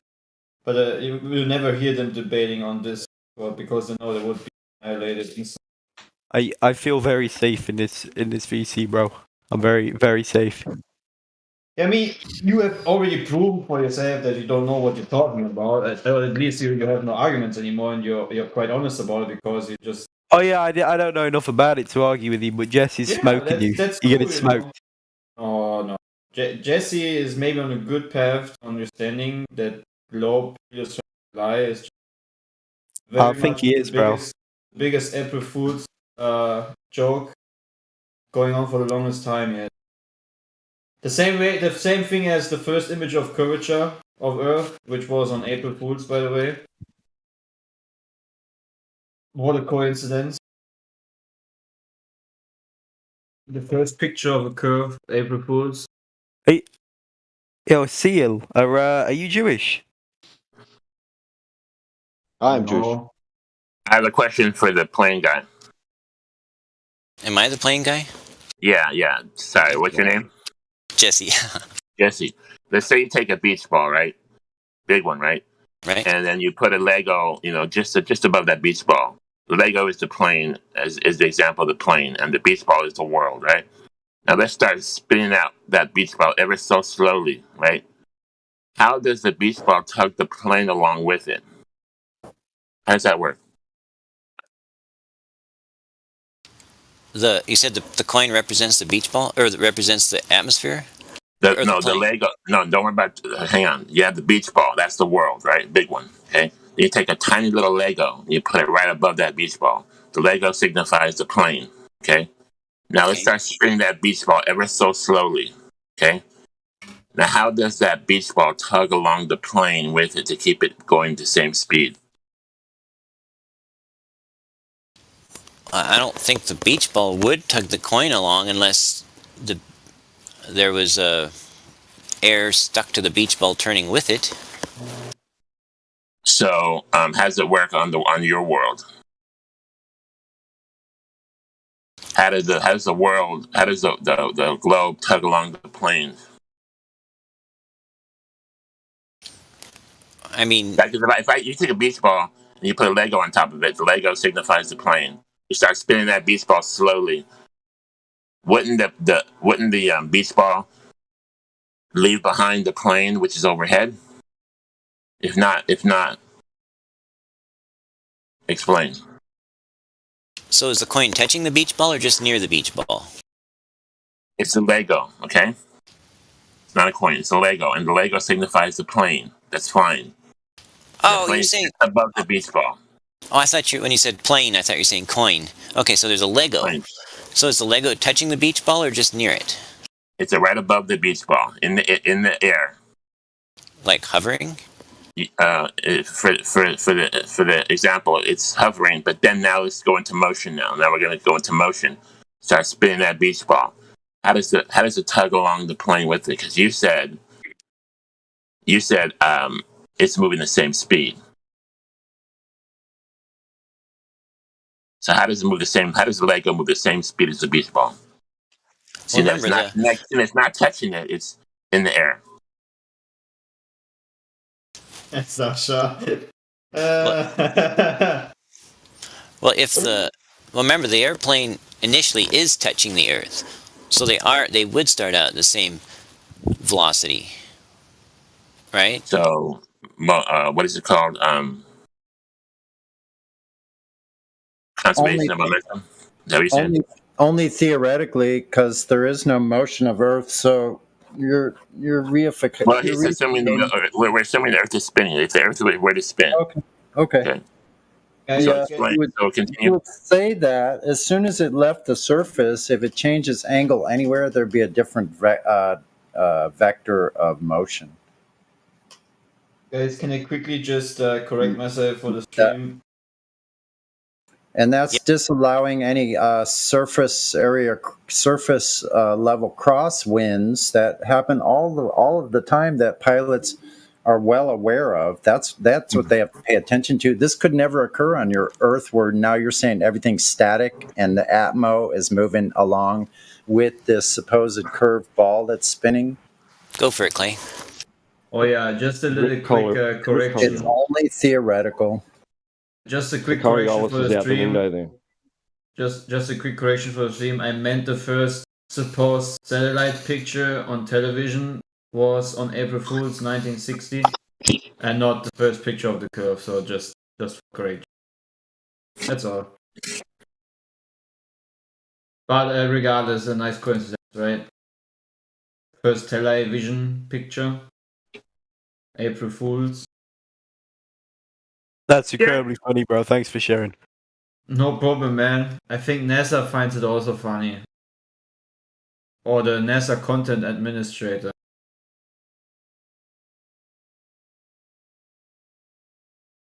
I mean, I also think that looks very realistic.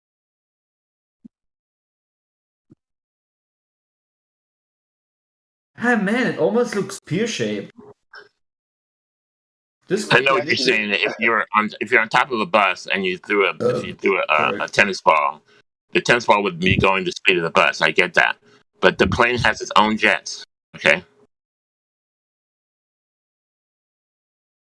it's not like the Earth tossed it into the sky by itself. The plane has its own jet. It's going to start flying by itself. You're going to lose that momentum right away. Well, like, what would cause that momentum to be lost, I guess? Well, like you can take a drone right on the back of a truck, right? And the truck's going 50 miles an hour. And now the drone shoots up into the sky, right? So now, if initially it would have some momentum, right? But once the drone starts working on its own propellers, for example, it would fall back. It would go back. It wouldn't stay with the truck unless it can actually move 50 miles an hour on its own. It would start sliding back. Right. It would be left behind. Yes or no? The drone would, because we've moved it from an area where the air was not moving to an area where the air is moving compared to its former velocity. But since the air at 1,000 feet and 10,000 feet and 40,000 feet is about the same velocity as the ground, then the airplane going up isn't changing to a different frame of reference or whatever you want to call it. So it's just as if it was flat and non-moving, is what you're saying. It would work the same, yeah. So they're spinning 1,000 miles an hour, and the air spinning with 1,000 miles an hour is the same as if it wasn't spinning. It was just totally flat and stationary, and that's the way it's spinning. Exactly the same. Is that what you're saying? Yeah, as far as the practicality he just threw of flight. Earth-based Coriolis out the window. No, just as far as the practicality of a jetliner, or a helicopter, or a hot air balloon, the flat Earth and the rotating spherical Earth would work the same as far as the practical aspects of the flight. So you just threw Earth-based Coriolis out the window. No, Coriolis, yes, you did. If it affects anything, affects things that are not being supported and guided on the air. Coriolis is an effect. Coriolis is an effect that you would see something apparently deviate due to Earth spinning underneath it. You just threw it totally out the window. No, I didn't, because it turns out that the pilot has control of his aircraft and he flies the path he wants. And he's not in a trajectory, a strictly kinetic trajectory. He's actually flying his craft against the air. If he banks and he turns and he pushes off the air, or he banks the other way, he pushes off the air. And we're not talking about the actual path of the aircraft. We're talking about the apparent deviation as observed from the non-inertial reference frame. So that would be the Coriolis effect. You just threw it out the window. Everything moves as if it's one and the same and not spinning. I didn't say everything. I said helicopters, airplanes, and hot air balloons. Right. Okay. So anything within the inertial reference frame. No, things being supported by the air or turning against the air, pushing off of the air. So we're not going to see an apparent deviation from the non-inertial turning reference frame. Not from helicopters, balloons, or airplanes. What about hummingbirds? From the ground, not from aircraft. Right? What mechanism? From the ground. What mechanism is the hummingbird? What about a hovering hummingbird? What mechanism are they using when they're going higher up off the ground to adjust for this? What holds a hummingbird up? Well, it's beating its wings, isn't it? So it's pushing off the air? Yeah, so how is it adjusting for your rotation with the atmo? It doesn't need to, even in crosswinds? How does it stay in the same place, even in wind? It has a feedback system. It has eyes. Oh, really? What is that system that tells it to adjust for this spinning globe? Well, it's got eyes. It can see where it is. Oh, the insect knows that it's spinning because its eyes? Astonishing. Well, the thing is, the spin is only 50. Hummingbirds aren't insects. Okay, gentlemen. So much to me.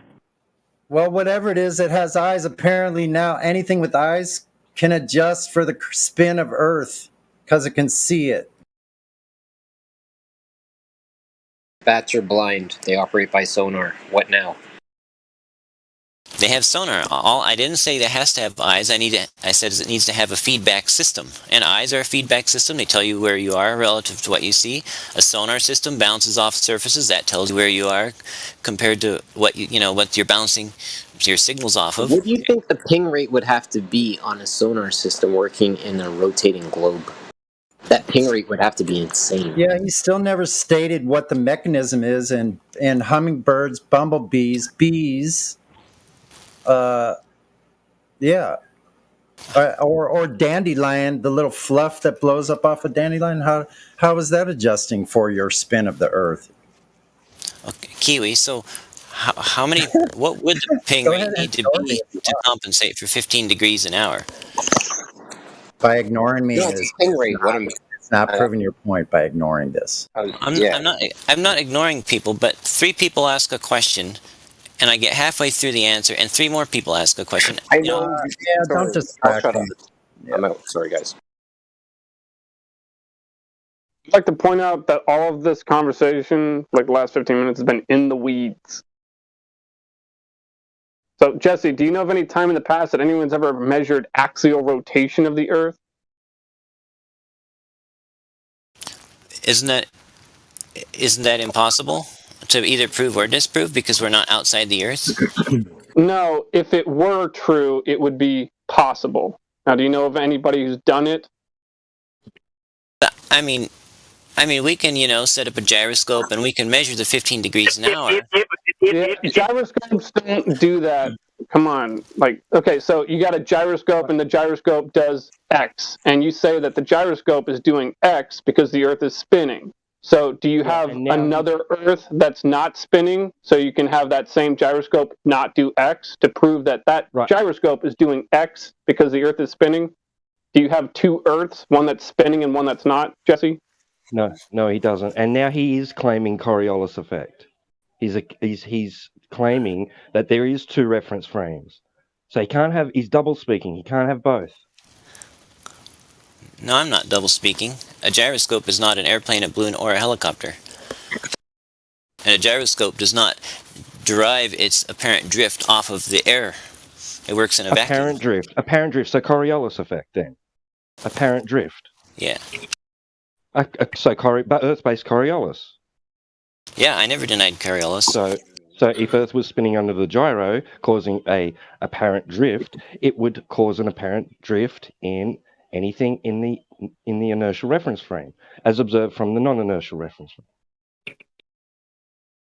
Of 15 degrees per hour, which is very slow compared to the amount of... Which we do not observe. We do not observe it. Well, the 15 degrees an hour we observe, but we just don't agree on what's causing it, even though there's only one known... So going back to what Orion said, right, you are affirming the consequence. Yeah, and then how do you switch your mind from what we're actually talking about to a secondary man-made object, gyroscope, to support your case, which is just fallacious on its face? We're talking about the surface of Earth. We don't have any way. What about high-speed interferometers that can test to see if a surface is moving or not? Should be easy.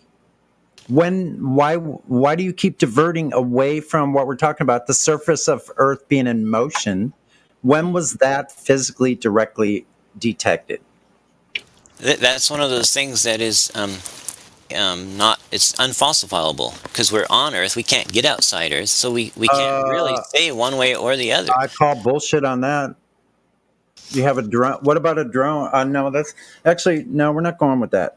We're going with we need a way. There is a way. You're just feigning ignorance right now, because what about interferometers that were used at the turn of the 20th century that were used for this very thing, the Sagnac, Michelson-Morley, Michelson-Gale testing and observations?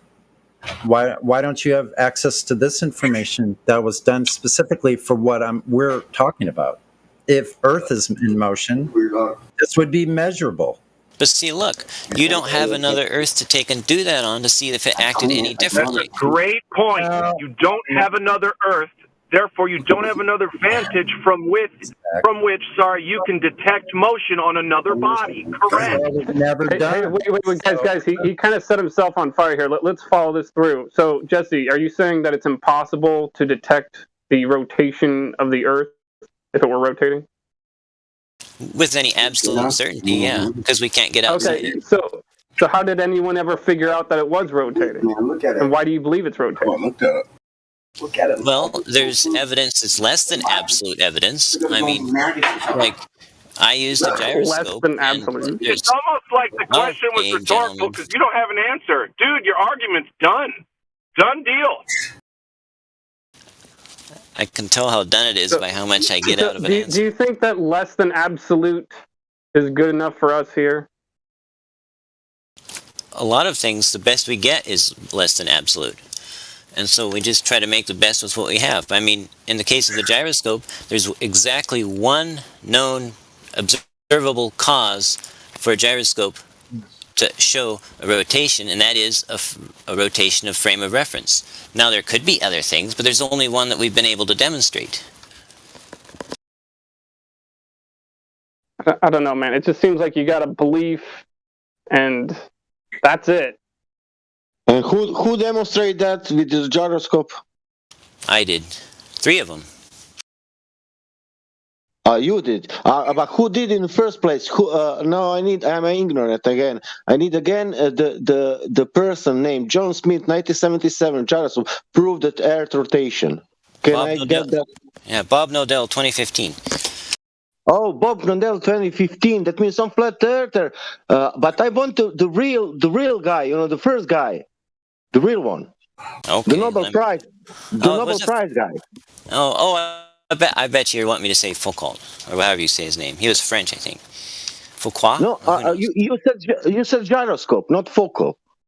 Listen, the reason he wants to know the first person who did that is because once you know the first person who did that, you can go back and see if they actually got what is claimed. Otherwise, it's an assumption based off of an idea made popular, but not based off of reality. Do you know how many times that happens in history? Facts.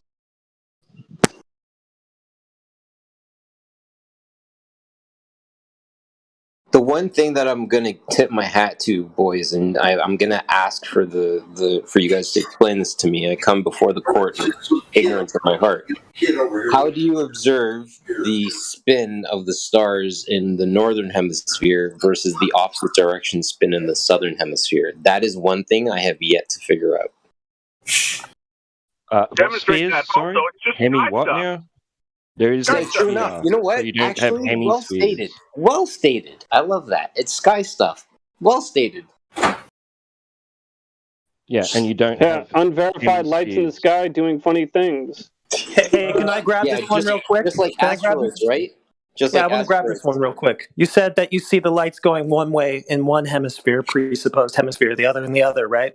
Yeah. Well, I didn't know if you knew this or not, but you can turn around and look south in the so-called northern hemisphere, and also turn around and look north in the so-called southern hemisphere. Give it a try. And that's what I thought. It's all perception. It's how you look at it. It's not the problem. It's how you look at the problem, right? Yeah, it just depends which way you're looking, and you can look in all directions in both quote-unquote hemispheres. You did exactly what I needed you to do, my friend. Thank you. I appreciate you. What problem are you talking about?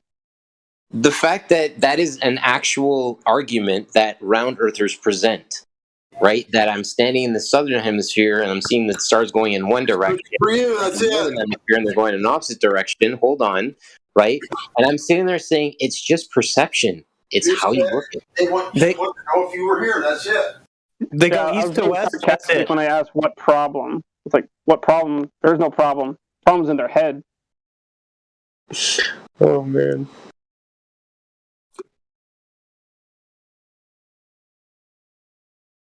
Thank you, guys.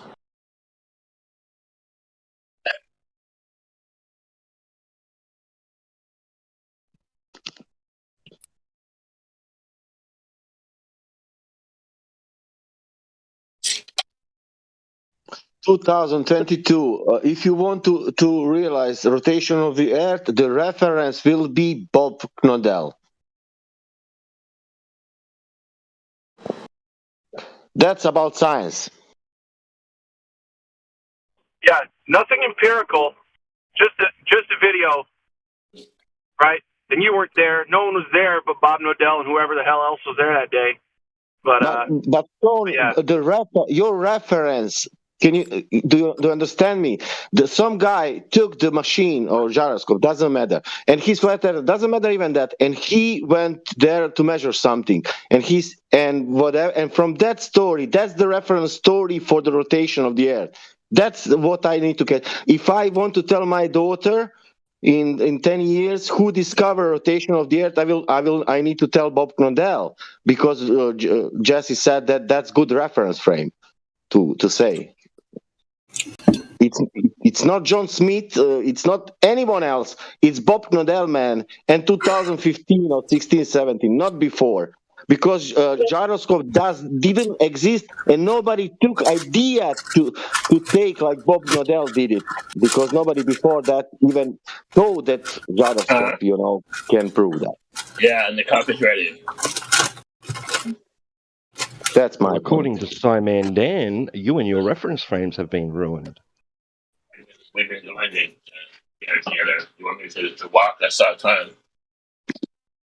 2:03. She's there now in half an hour. Godric, you're hot micing But also, we can't prove any of this stuff, man. Listen, it boils down. Sorry, I'm not. You're good, man. It boils down to going out and seeing if the globe math matches reality. Now, I'm not going to ask for curvature ever again, because that's like asking the sky to do my taxes. It's never going to happen, right? You're never going to find... It's worse than that. It's redundant. Yeah, it's redundant. So, I just want to see some effort.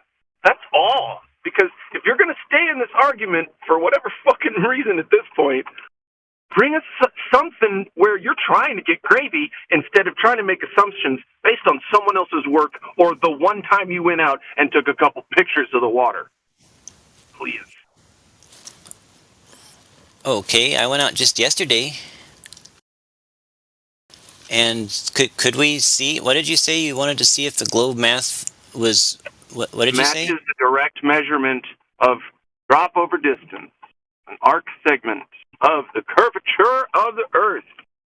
Can you find it? Although, keep in mind, you wouldn't technically do that with optics. Can you look for it at least? Do a direct measurement over water. One glober. Yeah, it has to be done in reality instead of just in your mind with a notebook. Like, I'm getting worked up. I can't believe I have to keep asking for that. It's just one piece of work for you guys to do. Look at all the examples we've done. Where's yours? What the fuck, bro? I think you might have more luck just asking them to get over themselves. No, I think we're just asking for a little cowbell. We're just asking for just one little bit of cowbell from any single glober at all. Some cowbell, please. Make an effort because you're flailing. You know, like when you're fishing and you get the fish out of the water, he's flailing all over the place, but he's got the hook in his lip. Eventually, you're going to have to stop flailing, either because you're gone or because I took the hook out and threw you back, gave you one last chance. Anyway, love you guys. Talk to you later. Well, I've not been able to get an explanation from y'all how I can do a better measurement, but I did do a measurement yesterday, which is a direct angle measurement from 16.5 feet. Is it over water, bro? Is it over water? Big body of water. 10,000 lakes in Minnesota. It's over water. It's an angle measurement. He's not measuring the curvature of the Earth. He's just dicking around with surveying equipment. That's not measuring curvature of the Earth. Perfect. Yep, that's right. But something about this matches the globe math. Man, it's not a measurement of curvature. You're just dicking around with surveying equipment. You can't measure an arc segment of the Earth with one piece of surveying equipment. So help me understand how I could actually go measure an arc segment in a way that would make no assumptions as to the shape beforehand, and it would work on either a flat or a curve, and that you would consider a direct measurement. Wow. Yeah, so it would either be a line measurement on a flat Earth or an arc segment measurement on a globe Earth. You'd have to construct a straight line and show where the Earth is deviating from it, mark the distance from point A to point B on the line, and mark the distance of deviation from of the Earth from the line. Yeah, and there's no such a thing as doing that would work on a ball and a plane, because the plane is going to disallow your ball. If we don't see any measurement and any drop over any distance over water anywhere, then ball is ruled out. Correct. And also, real quick suggestion: please go out with at least one other person. That's going to help with your empiricism. It's going to help with your workload. Everything's going to get a little bit better if you have another person there actually helping you. You know, you can stand at point A, they can stand at point B, and you synchronize your watches. You know what I'm saying? It'll help everything. Keep in mind, Jesse, it's not our fault that the burden of proof is on your side. Remember that. Yeah, it's your fault. You took that burden by making that positive claim of the globe. And I don't know what you're talking about with, you guys still haven't told me how to measure the Earth for curve. We've been telling you since you got here like a week ago to use lasers, some sort of direct measurement of drop over distance. Like, what are you missing still? But you said I have to construct a straight line but you won't let me use the line of the line that light follows, right? How will I know if it's straight? It's just really measure divergence between the Earth and something else that's straight. And I don't know how many more times we have to sit here and explain your own shit to you and explain how to do stuff over the Earth. Jesse, if you really don't understand at this point, I mean, you're wasting everybody's time, dude. Come on, dude. Seriously. Yeah, I would suggest don't come back unless you've listen. Sorry, don't come back unless you've with at least one other person done all the same shit that you've done by yourself and more. Okay. Thank you. Jesse, you just asked, how does someone construct a straight line? How do we build straight lines to make buildings, Jesse? By looking through theodolites like I'm doing, right? Jesse, where do you live, man? Sure. Or using levels, right? Yeah, which have a bubble in them. But you're looking through theodolites up to 8 to 10 miles. They're only rated usually for about 100 meters, so you're just doing it wrong. Because you're trying to reify your globe, and because you don't want to directly measure the surface, because if you do, you won't get the result you want. I got the manual for mine, and I'm using it well within its specified ranges. 8 miles.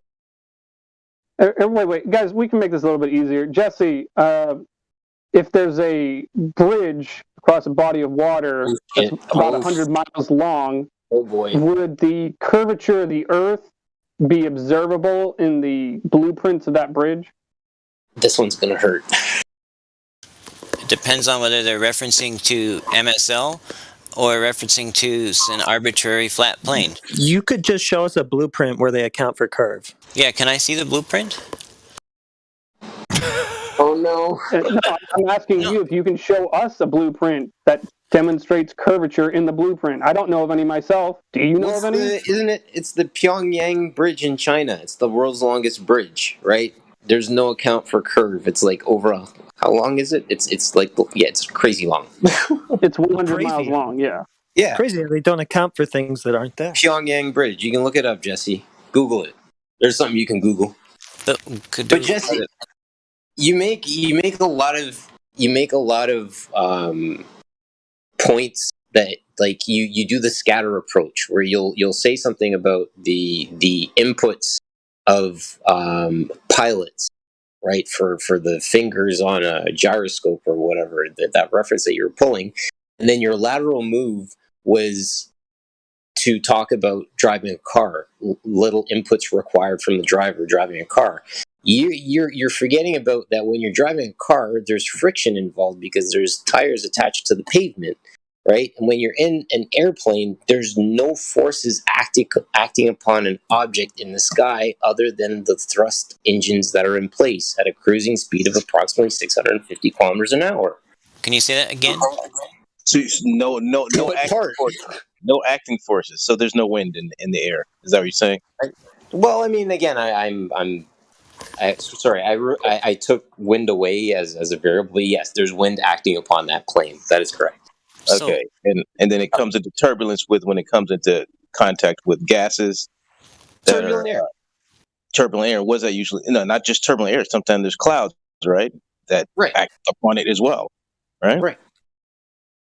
But on a perfectly calm day, let's say, and all of a sudden the pilot kicks his rudder hard on the left, doesn't the rudder have a force against the air and then pull the plane around, turn the plane around? Or if he flips if he turns the steering wheel, the yoke's hard to the left, don't the flaps on the wings, the ailerons, push against the air and move the plane? Isn't that a force?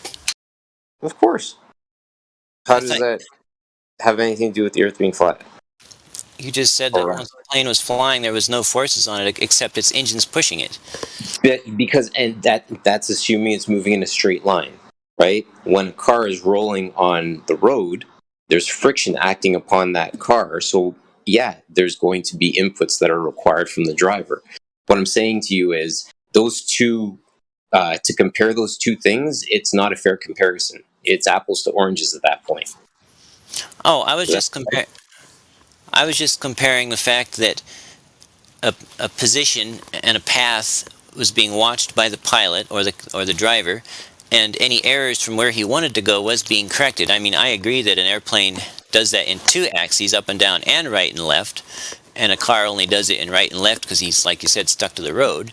But the point I was making is that the pilot or the autopilot is constantly monitoring his position and direction and altitude in the case of an airplane, and constantly correcting for those, except not altitude for a car.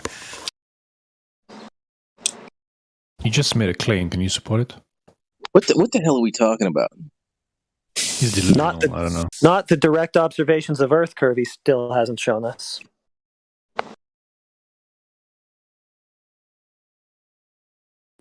I have no idea what's going on.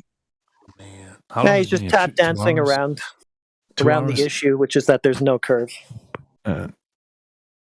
Dumping turds all over the place. Holy shit.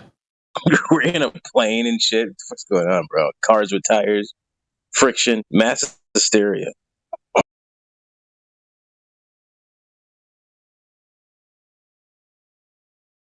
Can we get some measurements, please? Dogs and cats living together. Mass hysteria. It's my number one favorite movie. Dude, I've watched that so many times, bro. You just can't imagine. My favorite part is when they're in the library, first scenes, and Dan Aykroyd comes across the stacked books in the middle of the row, and he goes, "Oh, this, book stacking, just like the 1645 book stacking of this, that, and the other." And Bill Murray goes, "Yes, Ray, because no human being can stack books like that." And it was just like a big stack of books. That's all it was. Dude, it's the best. The best. Okay, sorry. Go ahead, guys.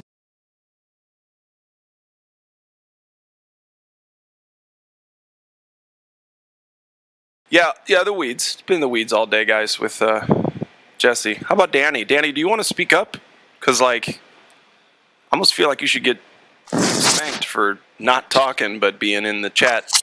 What do you think?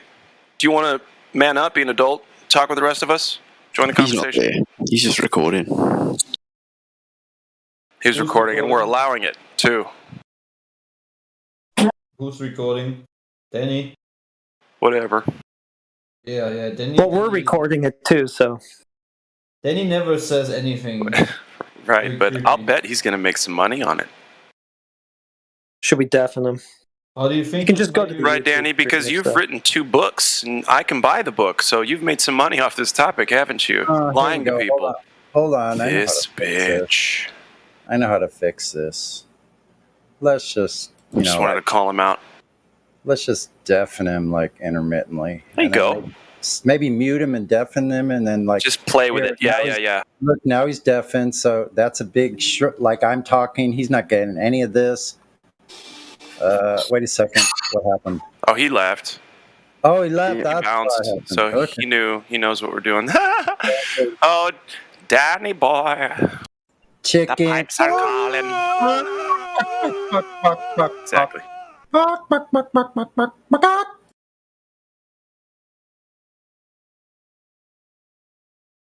Right, that guy's actually written Glober books. Yeah. I didn't know that was even a thing.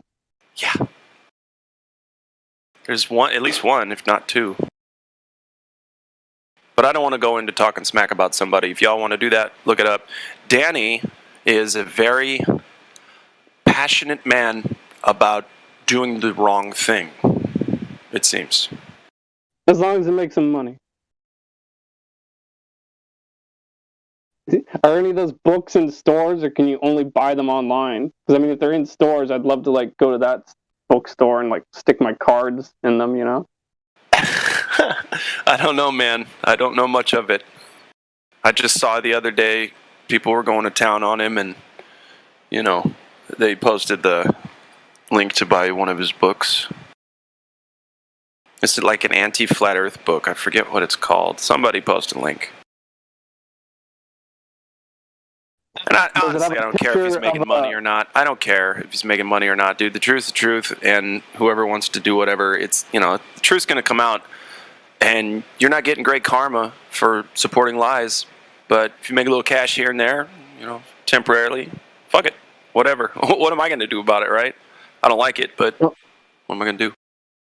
Maybe he won't be guilty in the eyes of God if he thinks he's telling the truth. That's all kinds of backwards. That's like backwards and then I'm just kidding. I don't backwards know again. It's silly. They're getting silly because they have to keep a lie going. It's so silly now. Sorry, go ahead. I'm wondering, does he have an image of a disc floating in the vacuum of space, accelerating upwards on the cover of his book? I think so, yeah. I think that's the cover of the book, yep. Yeah. Yeah, he's an asshole, man. Oh, it took you that long to say? That's what did it? I mean, like, he's a terrible asshole. Really bad one. It's just, man, listen, he might be mentally off, and we don't know. There could be a chemical deficiency that we're all just, like, making fun of, and it's actually something he struggled with. I don't know. Don't post the book link. Cut the shit. Don't do it. Don't post it in here. Don't give it attention. Just maybe like take a screenshot of the cover and put the funny parts in. I'm serious. I don't want to promote his bullshit here. Maybe that's just me. Yeah, and on the topic of bullshit, it kind of reminds me how like a few years ago, I was I read this book. I didn't actually buy it. I was reading it in a bookstore. And I read like half of it incrementally, just as I'd walk by it and just chill in the lobby or whatever. And I'm kind of glad I didn't buy it because it was a bullshit book. But it had to do with the hollow Earth theory and all that shit. And it's like I got halfway through the book, or maybe almost halfway, like 40%. It's a pretty long book. But it's like I didn't so much realize it. I mean, I barely realized it at the time when I was reading it. But I realized it much later on that like it's just stories. Like there's no evidence of shit in that book. It's just stories and stories and stories. And it's like, you might as well read fucking Harry Potter. Or Jules Verne. Journey to the Center of the Earth. 20,000 Leagues Under the Sea. Little Verne action. Because, like, you can do whatever you want if people are going to believe your story. And especially if it's fantastic. It's fun to listen to. It's fun to imagine. You'll buy them right there. It doesn't have to be true.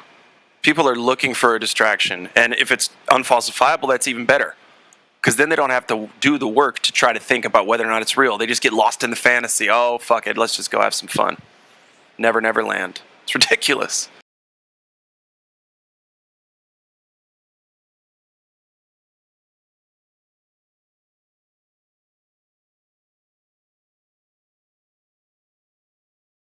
Yeah, I'm starting to feel like some of these Globers, like the hardcore Globers, I'm starting to feel like I should suggest to them that they should listen to Coast AM instead of this place. It's like I feel like that would suit them better.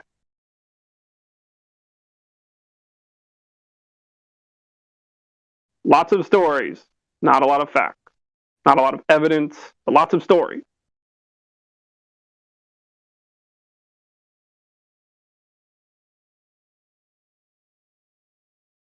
Whatever helps them sleep at night. That's what it boils down to, I think. Let's check with the new people instead. Got Lucy Cootie in here. What's up, Lucy? New to the Discord? Sorry. Hey, Lucy. Don't be shy. What a shame. Oh well. Lucy going once. Lucy going twice.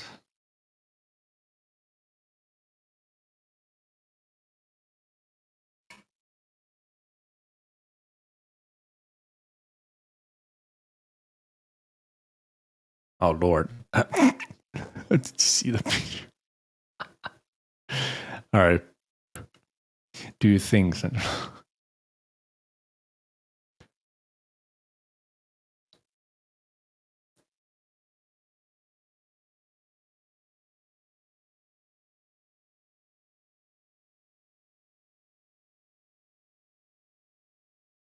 So I've tried to call into Coast AM with a couple different phones a few different times, and I've never gotten through, which makes me kind of suspicious of the authenticity of that show. I'm really starting to think that some of the rumors I've heard about them just being actors that call in may in fact be true, or at least partially true. But anyway, I never got through. But I just had a funny thought go through my mind about a funny way to troll Coast to Coast AM, which is if I called them up and on their open lines or whatever, it was be like, oh yeah, I have the story of aliens abducting me, and they brought me up in their spaceship, and they showed me the porthole, and we all looked down on the Earth, and then they turned to me and they said, oh, by the way, the Earth is flat.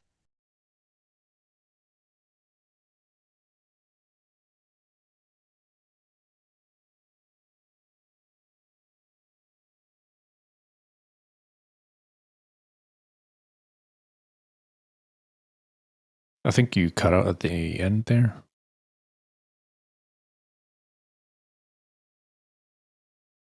Oh, if I did, I was saying trolling Coast to Coast AM. If you call them up and be like, oh yeah, some aliens gave me a ride in their spaceship. We went up far above the Earth and we all looked down, and then they were like, hey, by the way, the Earth is flat. In case you wanted to know, silly human.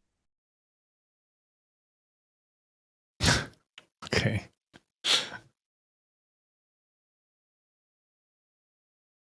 Maybe send up people like Jesse up there to witness.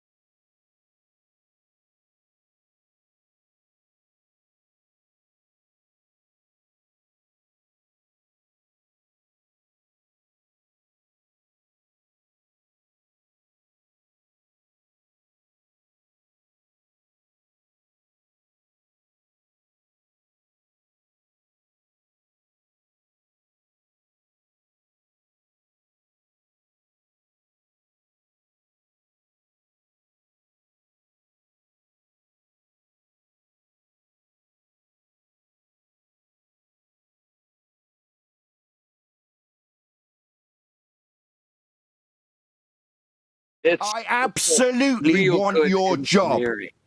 We train every year. Do you? And do you train for the gadgets and gizmos accounting for things from roundabouts? We train every year. Sorry, do you account for Coriolis? See, here we... Stuttering flyboy, you should be sacked. Like Wolfie should be sacked. And I'm absolutely justified in it, because it would kill people if you started correcting for things that aren't happening.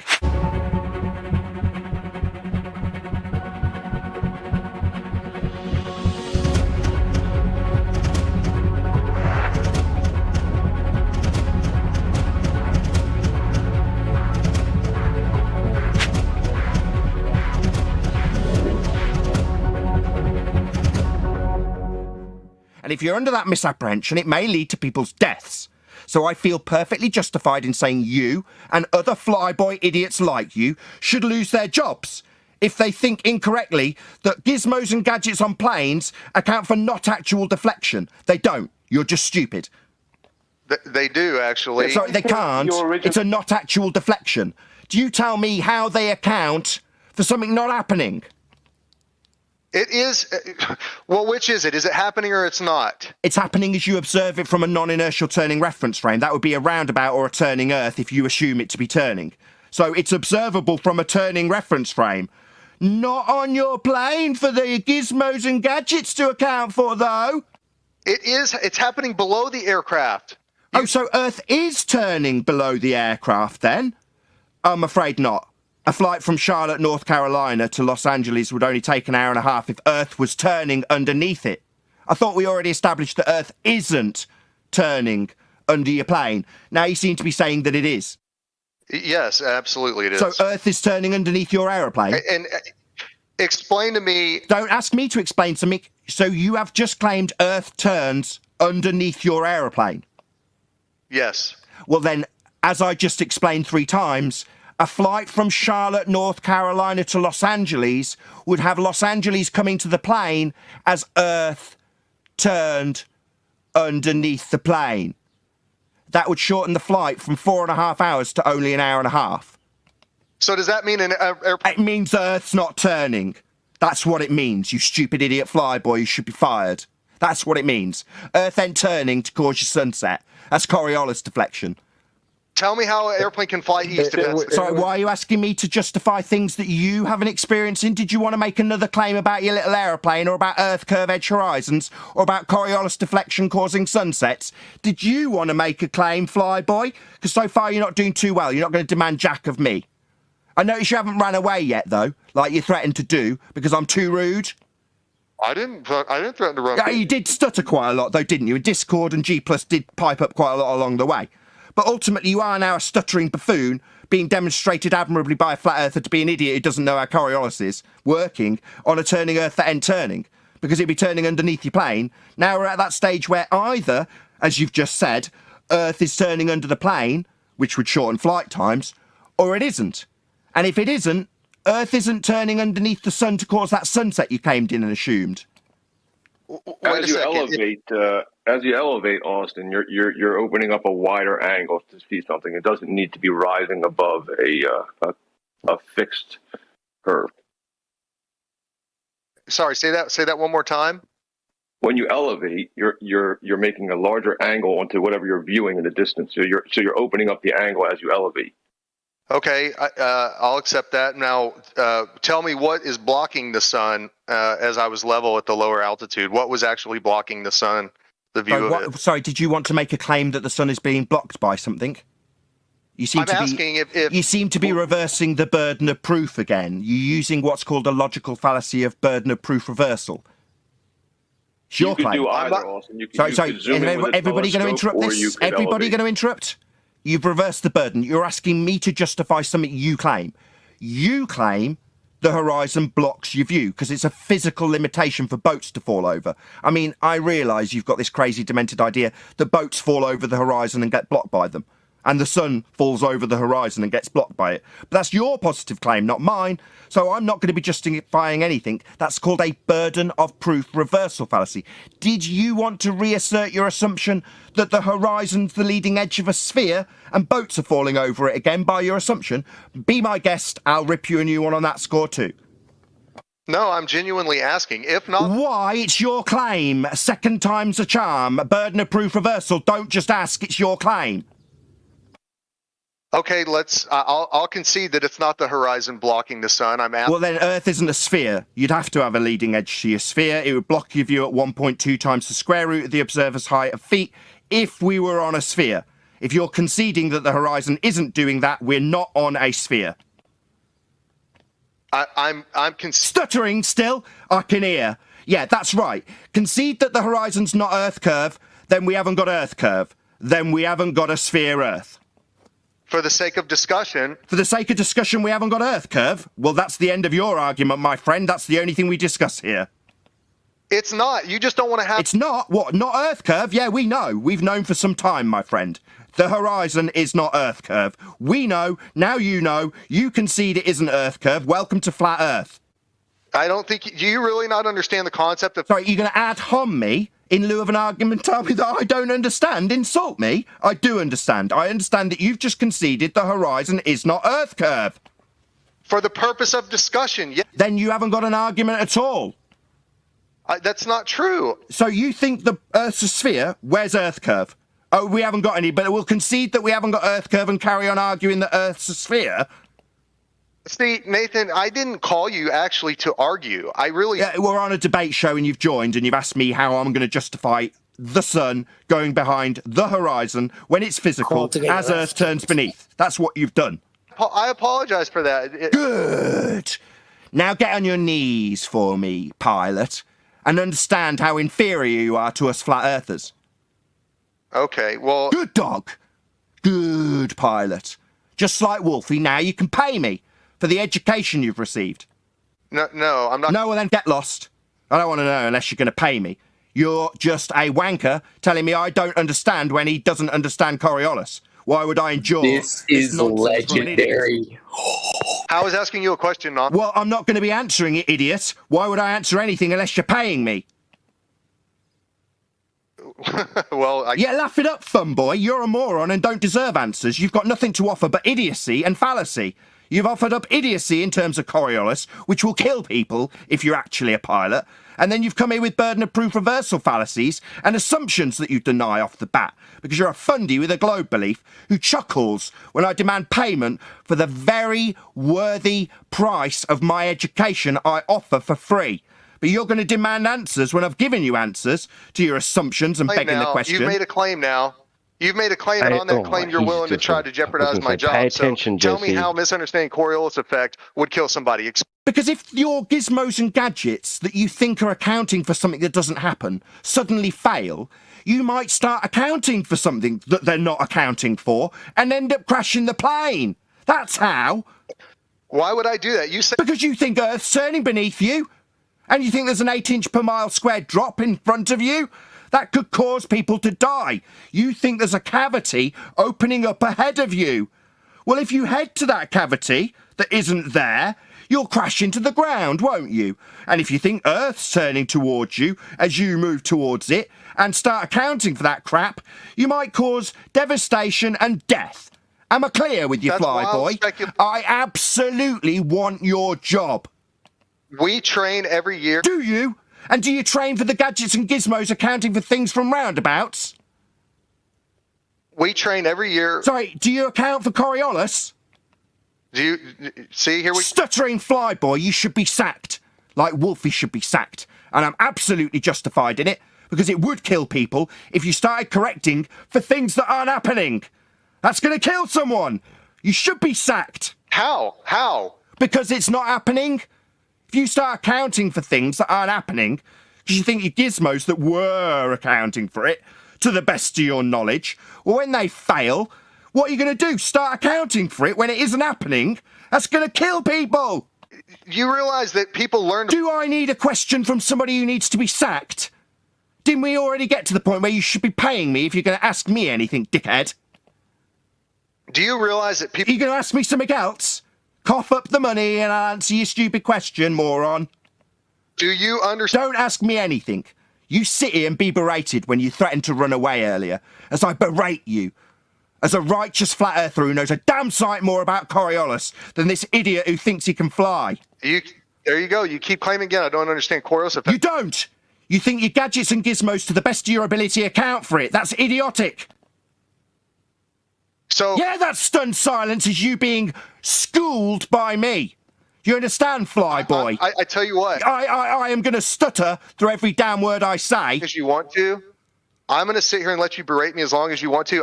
You are here of your own volition, Flyboy. I haven't twisted your arm. I know. You're clearly... Yes, so you can stay and be berated for your stupidity demonstrated here today. Boot me out if you want. No, I will humiliate you based on the words you've used and the idiocy you've spewed here for as long as you're willing to stay. Your gadgets and gizmos don't account for Coriolis, even though you think they do to the best of your ability. You're a moron.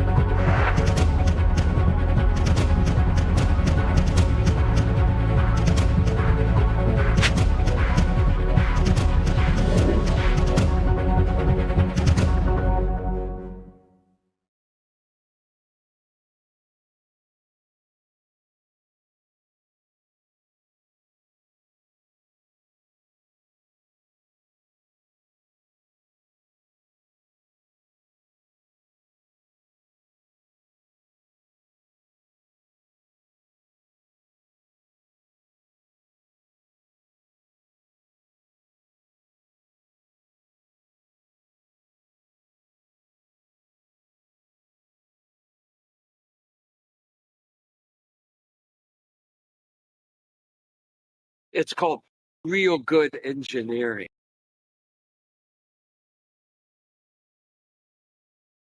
I think it was kind of funny how that guy, I didn't recognize the English guy, but I just think it's funny how he sounds a lot like Gem Panda, but he's a flat earther.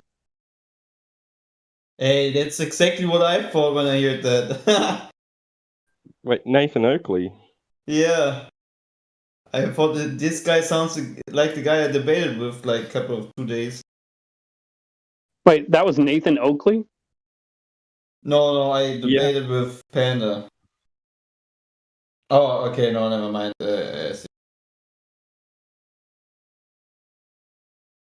Was that him? I've never heard that guy's voice. I've heard the name before. That was Nathan Oakley. When Alan Dulles brought in all the Nazi scientists and so forth, they went to two places. They went to CIA and they went to the National Aeronautics and Space Administration, which in our world we call it not a space agency. And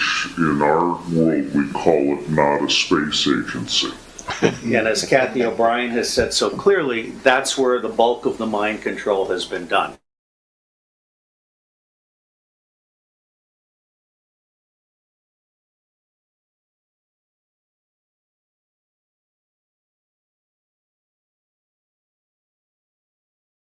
What was going through?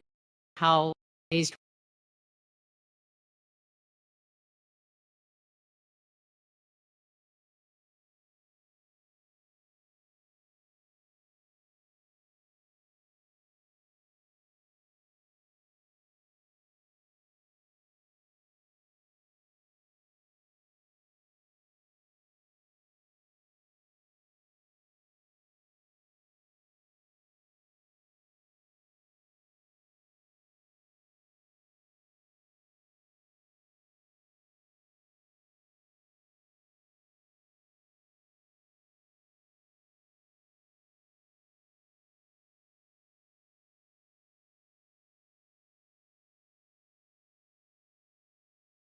As I say to press. March at NAP. What was going through your mind? How amazed were you to see your roadster up there with Starman just cruising along with the Blue Planet? And how long will we be getting live views, do you think, from the car? Well, I think it looks so ridiculous and impossible. And you can tell it's real because it looks so fake, honestly. Like, we'd have way better CGI if it was fake. And you know, the colors all look like kind of weird in space. There's no atmospheric occlusion. You know, like everything looks too crisp. But we know we didn't really test any of those materials for is it space hardened or whatever, So it just has the same seats that like a normal car has. It's just literally a normal car in space, which I kind of like the absurdity of that. And if you look closely, on the dashboard, there's a tiny roadster with a tiny spaceman. So because Hot Wheels made a Hot Wheels roadster, and a friend of mine suggested, hey, why don't you put that Hot Wheels roadster with a tiny spaceman on the in the car too? I'm like, that'd be cool. Sure. So we did that. I mean, it's kind of silly and fun, but I think that's silly fun things are important. And normally for a new rocket, they'd launch like a block of concrete or something like that. I mean, that's so boring. And I think that's just the imagery of it is something that's going to get people excited around the world. And it's still tripping me out. I mean, I'm tripping balls here.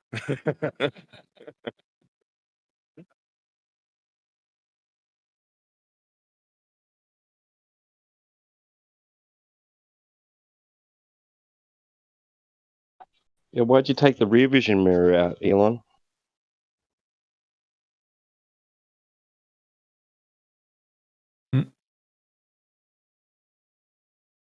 Where is the Tesla now, Elon? Is it in Uranus? Guys, I think Wow. Elon is secretly a flat earther or something. He must be. You can't tell me that people cannot obviously hear from the way he says it. That he himself cannot even take it seriously. That people believe this BS that he's just created. Clay. Huh? I said, hey, brother. Oh, hey, what's up, man? It's been a while since I heard your voice. That has. What's up, Greg? How you doing, Greg? Who said that? Huh? Who was the other person that said that? I'm Pancakes Go Degozaru. Hello. There we go. I see you. Konnichiwa. こんにちは。あ、そうだよ。日本語上手ですよね。Oh, wow. Jesus Christ. All right. Yeah, I like Me? sushi too. Ni hao, brother. You go right ahead and speak that Mandarin. Bro, Just listen make to sure me. it's we can't monitor it, so it's Listen to me. All right, I'm gonna tell you something right now. Any of you dudes who are wanting to learn Japanese, I'm gonna tell you something right now. Right, take this from somebody who spent like 4 years learning this language. Japanese is a retarded language. It barely makes sense, and you're gonna be like twisting your cock and balls trying to understand it. Okay, because Asuka's best girl. Well. Don't people have a wonderful way with words sometimes? Is this a guy from the Flat Earth debate Discord? No, it's just a random anime wanker. Ah, okay. Isn't Call that him like an anime the thing wanker. today? Yes, I'm throwing him under the bus. Is that like a? He's not worth it. Isn't it like a thing today that many people watch? Like I have never understood how anime can be interesting. Not in the slightest. Really? You don't watch anime? You didn't watch anime in the, in your earlier life? I don't know if you can consider it anime, but when I was Does Pokemon count? I watched Avatar. That would count. No, not Avatar. Well, Avatar. If it was the only thing on TV. Wait, this weird kid that could like do stuff with fire, water, and ice, I think, or something. And what was it called? Is it called Avatar? I don't know. Yeah, Avatar, I think. Yeah, there's an anime called Avatar. Yeah, it's not anime. Okay, yeah, it's the only one thing I ever watched. I think my brother wanted to show me Attack on Titans, but I find it like I personally didn't like it. It was kind of weird. Didn't give me good vibes. Well, I call it anime because it's an animated show, but even though it's not necessarily from Japan. Oh, okay. It took me a while to learn this. Apparently, it's anime if it's, a cartoon depicting motion, like, something you see on a TV screen. And then it's manga if it's in a book. Mm-hmm. Yeah, I guess those are the Japanese terms, of course, I think.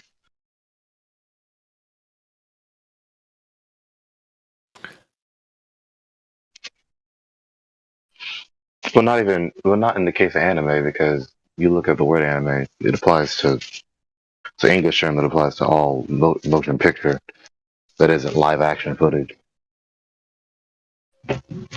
Well, animation, but yeah.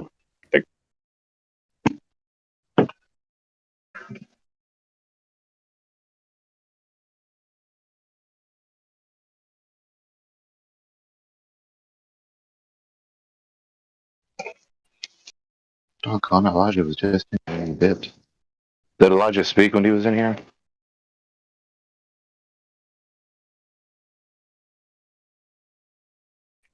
Anyone? No, I didn't hear him speak. I think he was just listening. Yeah.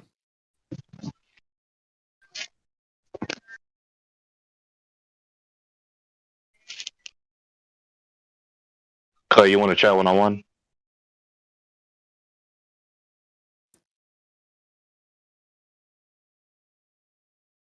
Clay? Is he AFK also?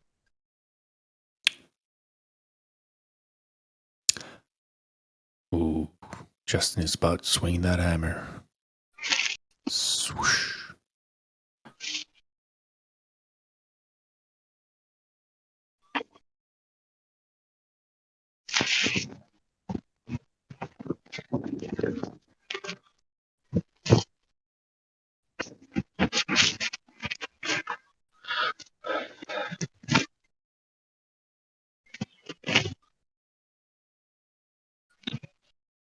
Mm-mm-mm.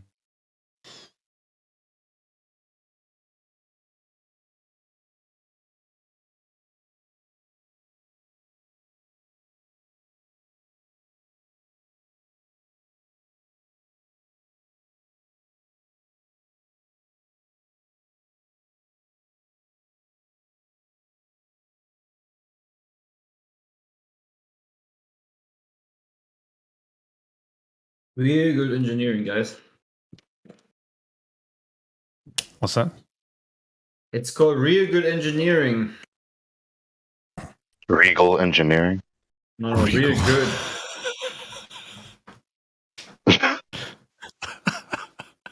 When you have no knowledge about your job, which where you will have actually all the knowledge about, and you trust on the technology that you can only describe by saying it's called real good it's called real good engineering. Yeah, that's when you know that you're an actor. Hey, you know why I misinterpreted you. You and that beautiful German accent. Oh, I'm sorry. I'll be sorry. It's not your fault.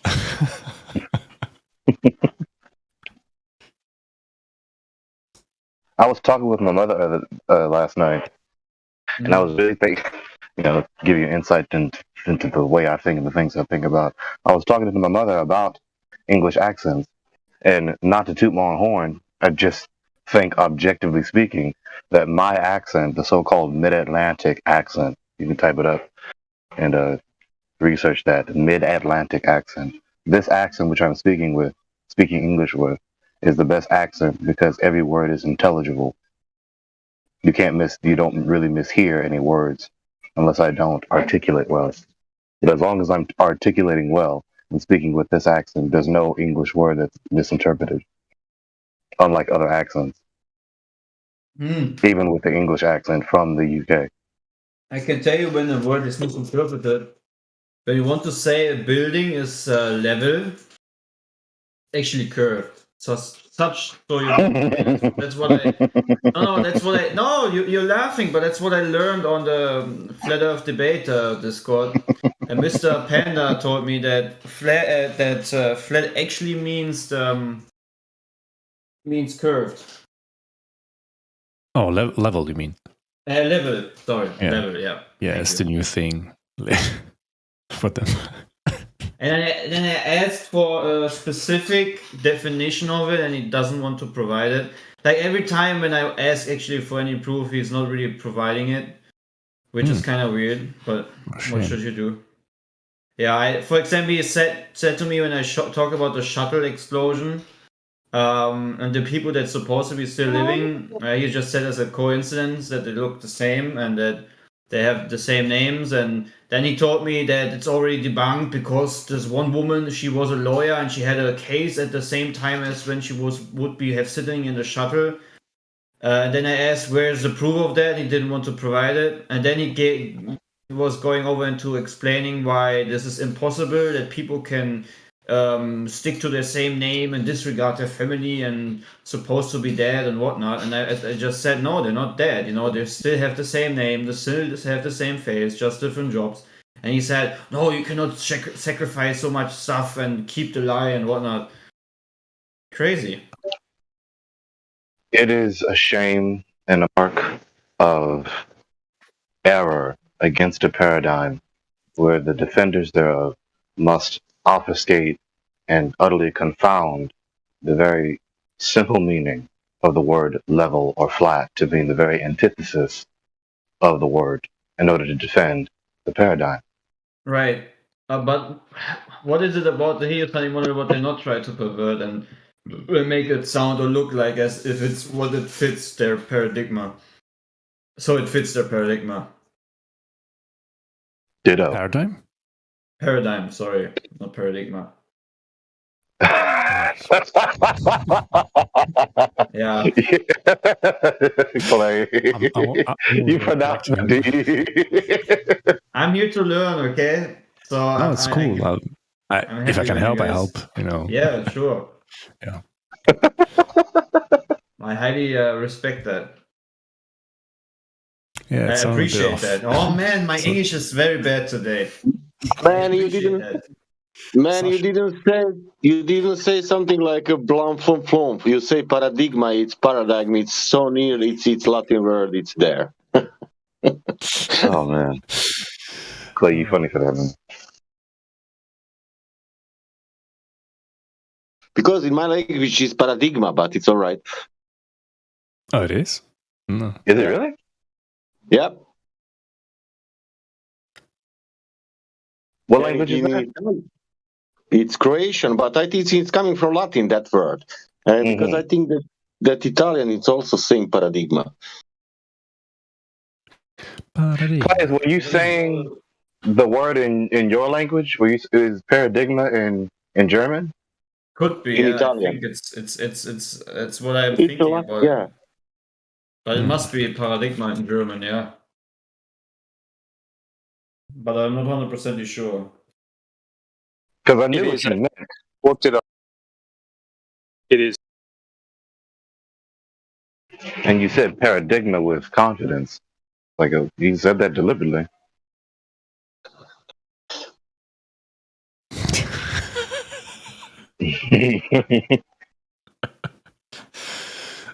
You can say paradox with confidence.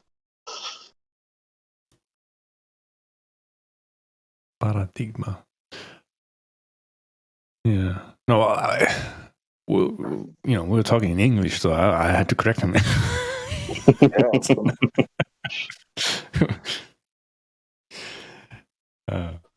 Right. At least I learned something new. I mean, yeah, really. Well, y'all bless y'all. Stay flat. Hey, Clay, can I talk to you one-on-one? You available? What? Can I call you one-on-one? Are you available? Yeah, sure. Okay. Bye, y'all. Y'all bless you. All right, see you. See you guys. Yeah, see you.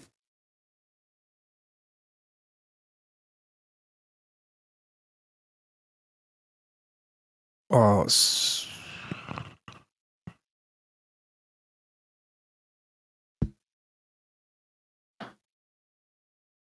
paradigm.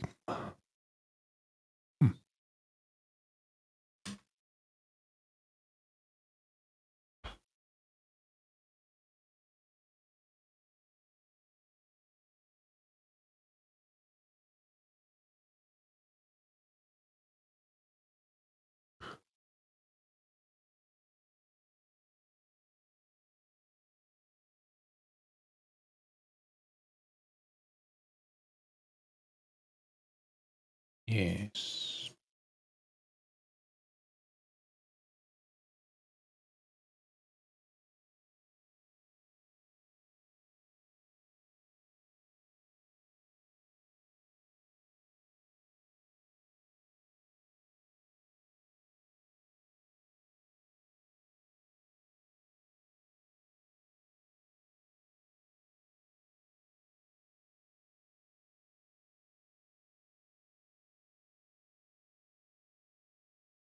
Yeah, you're right.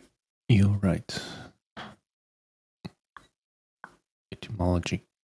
Late Latin paradigma from ancient Greek. Pattern. As a loan word in both languages. Paradigma typically maintains the Greek plural form in both Latin and English.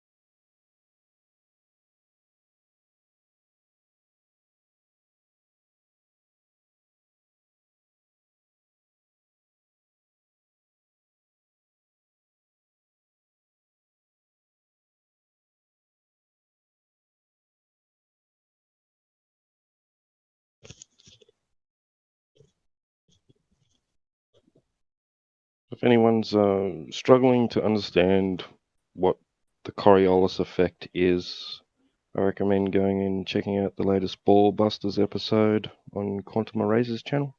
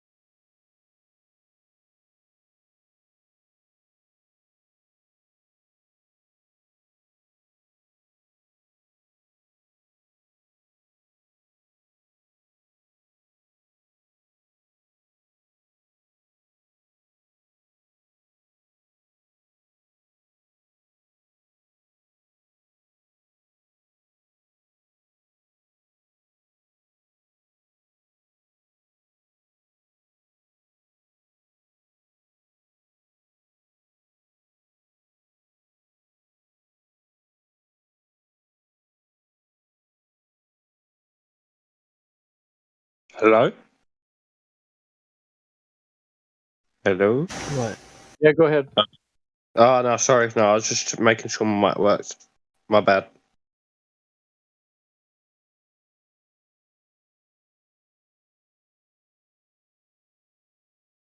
Well, we weren't talking about anything, so go ahead if you want to talk about something. No, I was just saying hello while I was listening. Getting my education up. Getting my knowledge up. Education, rather? Fuck, what am I talking about? Knowledge up, rather. Yeah. I'm in favor of education. Yep, I like education. Yeah, you like that, yeah? Alright, cool. Yeah, Proper I'm good, bro. Thank you.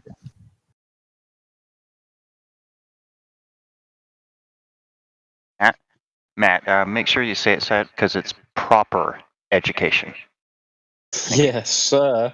There he is. Just, to be Yeah, you have got an English sentence Nazi. an English lad, a UK lad in here anyway. You've had me for a while. Communication is key. Yes, sir. I'm not very good at it, mind you, but I'm learning. I'm 34 at that as well. So.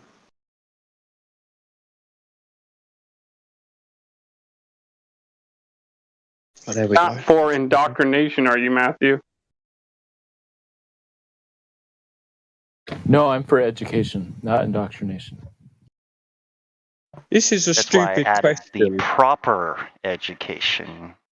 The word proper, because you can just put education, but what education is that? Indoctrination? Because how can you know if it's indoctrination, Matthew? Well, indoctrination usually is telling people what to believe and not giving them any choice or educating them about how to come to conclusions. Whereas education is teaching people how to think well. But the proper education is not to teach how to think. It's to show them how to think, right? Yeah, exactly. We want people to think for themselves and learn how to you evaluate. would think want to do it critically. first, right? Yeah, you help them think critically. Great. So to cover all our bases and make sure that we're not indoctrinating anyone in any of these schools, wouldn't it make more sense to teach flat Earth and globe Earth instead of just one or the other? You have to use their own decide critical what thinking. rises to the level of credibility in determining what goes in a curriculum. But credibility for the globe? Curriculum, he said. Yeah, Can you if you're please designing an imply education that? system. Then there is no option. Yeah, if you're spinning, if the Earth's spinning at 1,000 miles per hour, why do I still see clouds? Are they going 101 miles per hour? Oh yeah, generally clouds go about the same speed as the ground underneath them. Yeah, I just don't believe we're spinning. If we're spinning, I'll be fucking going all over the place, surely. Which speed? Orbital or the axial? Like clouds are moving at the same speed as the ground. Generally, if they're not, it's called wind. Because they're not attached to it, are they? So how is that possible? If we're going 1,000 miles per hour... 0 miles an hour. Yeah, it's 0 miles per hour. Unless they're, like you said, being pushed by the wind. Yeah. Yeah, it's all, yeah. I'll tell you, man, these people at the A better question is, if the Earth is spinning, how come I've never known of anyone to measure the rotation of the Earth?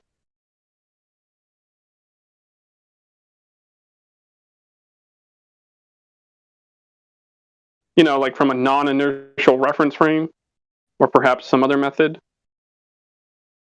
Like a ring laser gyroscope? No, because you would have to stop the Earth from spinning and observe the laser gyroscope and start the Earth spinning again and observe the laser gyroscope doing X. But nobody's done that, have they? No, that's not how it works. So it's not really evidence for anything, is it? Chiefly, exactly how it works. the main evidence against flat Earth is best dismissed rather than looked at. So you're right. The best thing to do would be to dismiss ring gyroscopes. Who thinks Earth's round then? Who thinks it's actually round? Because how can it possibly be round? So you just said Gyre doesn't prove anything, or what? I was saying that it's a good strategy to ignore the ring laser gyroscopes and claim that they don't show anything. Yeah, and it's also great for the Globers to ignore the fact that you haven't measured axial rotation, but just saying that it's rotating is good enough, right? Yeah, we don't actually ignore the optical gyroscopes. Matthew, you're claiming that the optical gyroscope shows that the Earth is moving. Draw that conclusion. Is Trace quiet for other people too? Trace, can you turn yourself up?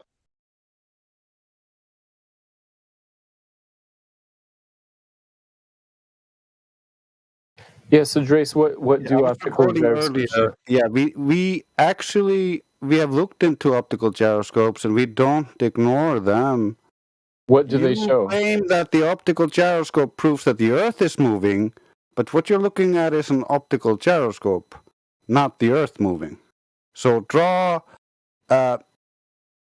help paint a picture how you get from the Sagnac effect to the Earth moving. Well, if you set an optical gyroscope on a table and let it sit there for an hour, then you look at it again after an hour, it will typically say that it has rotated about 15 degrees. And the question is, why does it say that?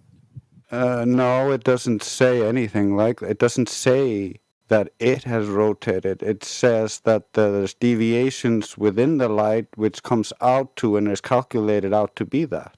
Right. So how does that happen if it's just sitting on a table? So now you're saying the Earth is moving underneath the light at such a massive rate that you can detect it in this tiny device, but it's not moving underneath anything else? Well, I'm just saying it's sitting on the table, and I'm asking why does No, it you show... made the claim that this was proving Earth motion. No, I was asking a question. I was asking what it shows and how you explain what it shows.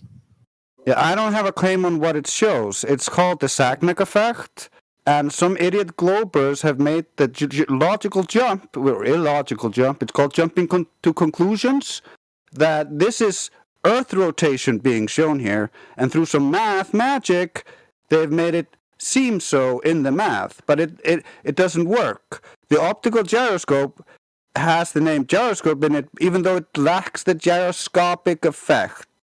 The gyroscopic effect was used as proof by flat earthers in the 1800s to show that, hey, Earth isn't moving.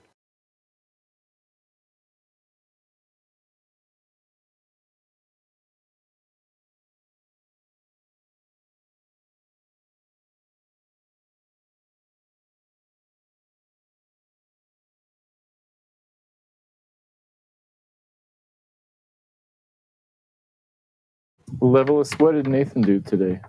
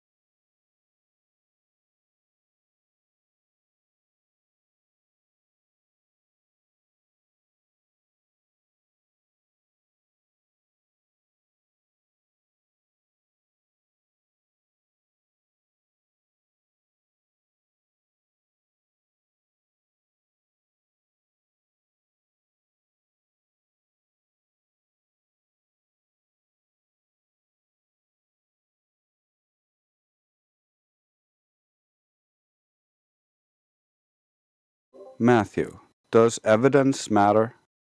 Or truth? Yes, evidence matters. So it matters, like, to try to get to the truth of a thing, right? Or at least try to. Yeah, I mean that's what epistemology is about, like determining what types of things should count as evidence and how we know things, that kind of stuff. So it's a whole complicated field, but that's part of it. Yes. Yeah, but then should we be making claims like optical gyroscopes prove Earth rotation without actually having anything to tie those two together? No, we should look at the optical gyroscope, and it says it moved 15 degrees, and we should like try to figure out why that happened or what it's saying and what it means. There's actually a variance in that, and if you listen to Bob describe his tests with the gyroscope, and not just the hit piece on Netflix, you'd know that when you take the gyroscope up and down, there's a change in this apparent rotation that you think is happening there, there's a change in the deviation. And so what you would expect on your globe is that once the gyroscope rises, that deviation should be greater and greater because it's having to travel a greater and greater distance, but yet it's moving right above the surface, so it's still, it should deviate more and more when it rises. And when it goes closer to the ground, it should go closer to the 15 degrees. But what we see is it's actually deviating much more than you would expect if it were a globe, and it deviates in the opposite direction of what you would want. Yeah, so first of all, gyroscopes don't measure distance, they measure rotation. I didn't say they measure distance. And so at what point does it show stationary, like zero rotation? The optical gyroscope? Yeah, when does it show that it's I didn't zero? say that. So it Are never you shows listening? zero. Zero deviation. No, the optical gyroscope is the deviation of light, which, by the way, destroys Einstein's postulation that light is a constant. It's not. So your whole idea is a hodgepodge of ideas duct taped together with assumptions which hold no actual value in reality. I dispute that characterization, but Please that's fine. present some value then. Sure, the gyroscope shows something other than zero. You know, it's not anything to do with your globe. You haven't shown that it is. So what we have seen is there's deviation within light. It has nothing to do with your globe, so there's no value in your idea. So the Earth is stationary, and I set my stationary gyroscope on the stationary table and wait an hour, and it should show zero, right? Yeah, if it's actually a gyroscope, you're not talking about a gyroscope. You forgot to qualify it. An actual gyroscope would show no deviation because it's not sitting on a rotating body. Because that's why this was actually used to try to prove and why it's actually equated to Earth rotation. You just don't know this. It's because it's called a gyroscope. And because back in the day, the gyroscopes were used by flat earthers to prove, hey, it doesn't move. Wait, so you're saying the gyroscopic effect means that the gyroscope is rigid in space. So if the Earth would turn, you would see it on the gyroscope because of the gyroscopic effect. And then if you would move across the curved surface, you would see it again because of the gyroscopic effect. But we don't see this in reality. We use mechanical gyroscopes as artificial horizons, and this was so obvious that the globe just didn't exist, so we had to find some way to hide this. So we call the Sagnac effect and the derivations we can get from that to approximate an artificial horizon so that we can call this a gyroscope. It's not a gyroscope. It doesn't have the gyroscopic effect. It can't tie it into Earth rotation at all. You just use it for an artificial horizon and figure out where the fuck you are relative to the how light moves relative to the space it's occupied in. We don't know why it does that. No one does. They only work on a flat plane. And why doesn't the globe have the gyroscope that's going to at some angle to almost upside down, traveling past your so-called equator to southern latitudes? Why don't you have this Why don't you have a gyroscope that's showing this angular change the whole way over across the seas? Please show us that. Yeah, it's called the gyroscopic drift. Really? Can you show? Really? No, it isn't. Your gyroscope only works on a flat plane. What are you talking about? That's why it's used successfully over the flat plane with planes.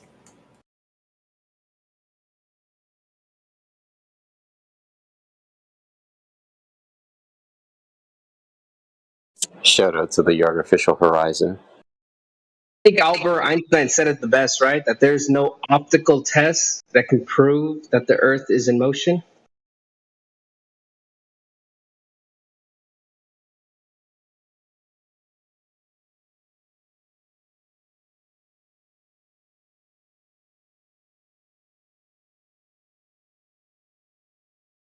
Yeah, I think he's correct. I think there's no way to prove that the Earth is in motion unless there's an earthquake happening. Yeah, no visual or optical way. Yeah, I would agree with that. Welcome to Flat Earth. Wait a second. Hold on. Wouldn't it be more accurate to say that no optical test proves the Earth to be moving? Because, I mean, if the Earth were a spinning ball, wouldn't we be able to just simply send a drone up in the air 1,000 or 2,000 feet and then observe the Earth moving underneath it from a non-inertial reference frame? Yeah, well, that would be optical as well. You know, So that's exactly my point. So if the Earth were a spinning ball, there would be a way to optically prove it. But whenever anybody sends a drone up like that, the Earth doesn't appear to be moving underneath it. No, it Thus, doesn't. it's not moving. So it's busted. Yeah, they tell us that the air is all moving with the drone and holding it in place, locked above its position. But you put an accelerometer on that drone, and as it rises, it's not getting accelerated. Their whole postulation is just wrong, because the drone would have to cover larger and larger ground to hold that position above that location. It's not that much larger. It's literally just speaking, in my opinion. Like, they double speak, because if you think about it, like, in one scenario, when it fits their narrative, they'll tell you that the atmosphere moves with the Earth, right? Yep. But then they'll tell you that bullets get drift through the Coriolis. Right. You know, that's double speak. You know, it's when it fits their narrative, they'll say what they need to say. And to me, that's why, to be honest, like, there is no deviation. Period. They leapfrog from idea to idea. Let me correct myself. There's no deviation of Earth spin. Of course, there are other factors like wind and things that can deviate stuff, but there's never been proven that there's deviation of an Earth turning at a certain speed, ever.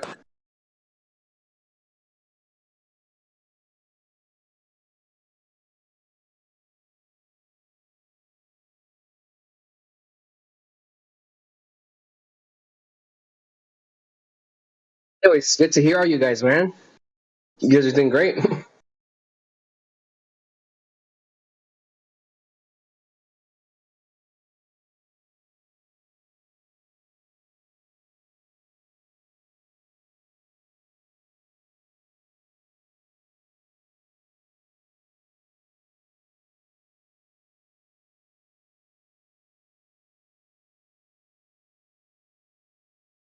Thanks, bro. Shout out to you too.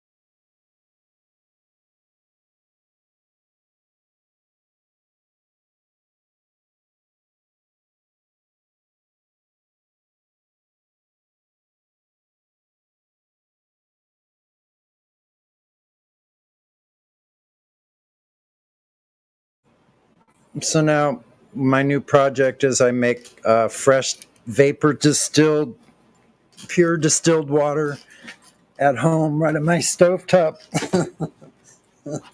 I just put it together, finished cleaning it, and I put 4 gallons. I already got 4 gallons of pure, fresh, distilled water. Nothing like it. Put a little Himalayan sea salt in it. And I'll keep that thing going all day long if I have to. So it's not distilled anymore if you put salt in it. Yeah, because I want to add a little some trace minerals in my water. Yep. It's distilled. I can drink it pure distilled, but actually, if you drink pure vapor distilled water, you won't be used to it. It'll make your stomach upset first. So it's good to put some minerals in it. A little bit of that salt, you don't even notice it. And it doesn't go bad like tap water or even just filtered water. Feels great to get all that crap they put in there without our permission out of the water and clear your system out of all that junk. Who knows what they're putting in there?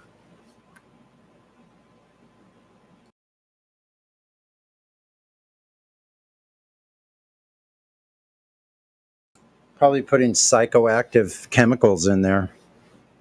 Calcium for sure. All kinds of shit.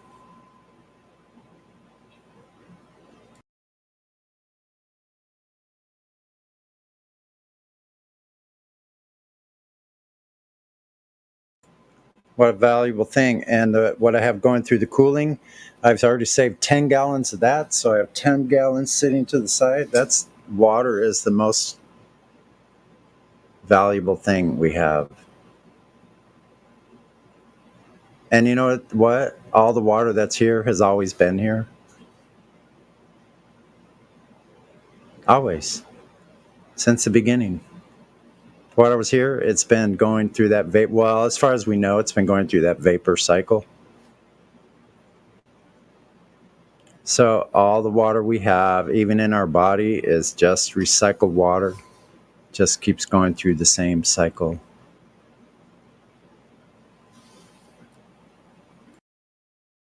That's crazy when you think about how many times we've pissed, huh?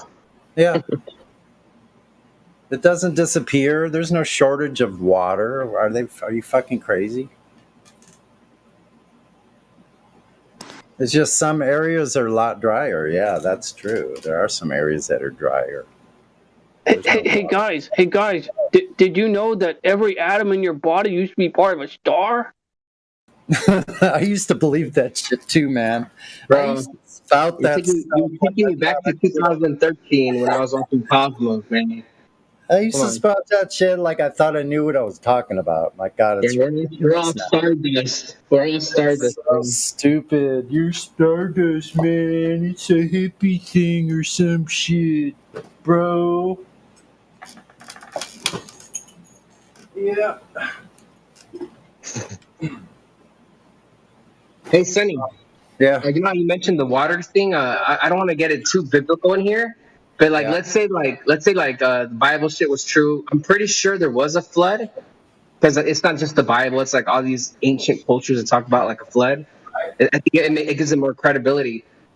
So if you think about it, like maybe more water came from somewhere else, too.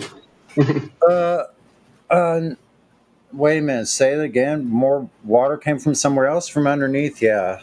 From underneath, from top, who knows? But it seems like there was a leak somewhere in this bubble. Yeah.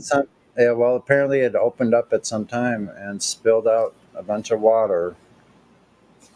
People have speculation about then was there only a vapor canopy before that? I've heard lots of speculation about that. It's very interesting. I mean, I don't know, but So Sonny, when did you start believing that it took millions of years for the lithosphere to start releasing gases and producing an atmosphere and water? Wait a minute. Like, when did I learn the mainstream archaeology nonsense stuff? or geology, or like the whole thing about? Restate the question, would you?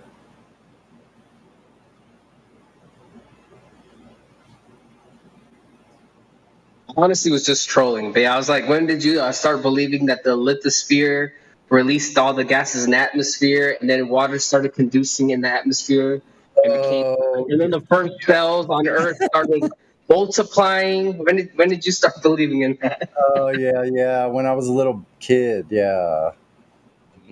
All next to a vacuum. It was probably in the encyclopedias my dad had bought for us. I used to look through those all the time. Bro, it amazes me now that now that I'm a flat earther and I looked into all this shit. It just amazes me Mm-hmm. how interlinked evolution, Big Bang, Mm-hmm. and I know there's a third one. Space is linked. Those three Space, things. evolution, and yeah, the Big Bang. Yep. Well, to be fair, space would fall under Big Bang, but Space, Big Bang. Hold on, let's yeah. see. Yeah. There's Well, a third one though. There's a third one. I just can't think of it right now. But I know there's like there's a trinity of ideas right there. the gravity one. Gravity. Gravity, space. No, I don't know. It could be off. That's still Big Bang. Gravity is Big Bang.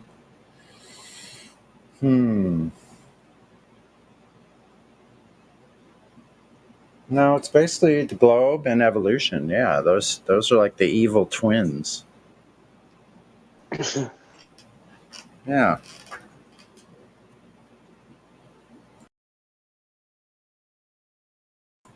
There's a Fender amp called the Evil Twin.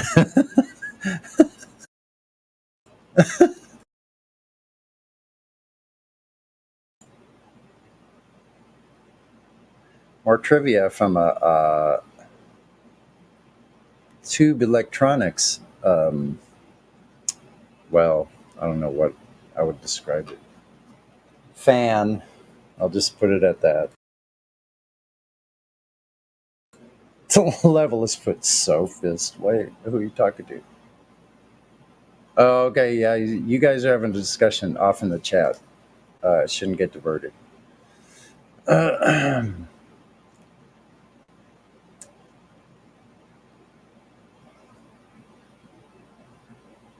So I feel like I'm a water engineer, and that suits me really well because I'm a water sign. That's funny shit, huh?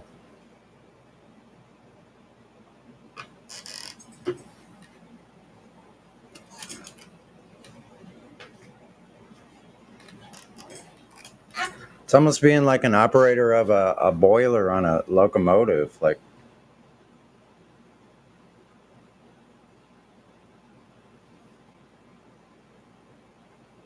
chugga chugga chugga.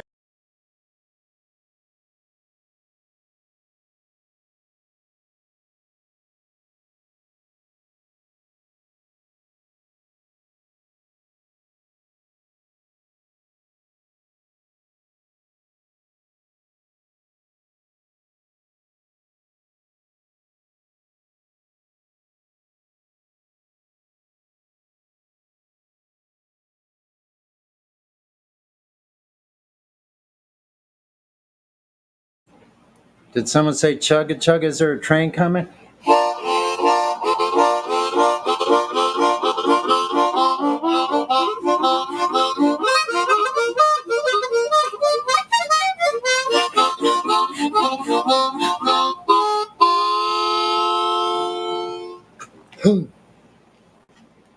Lovely. Good job.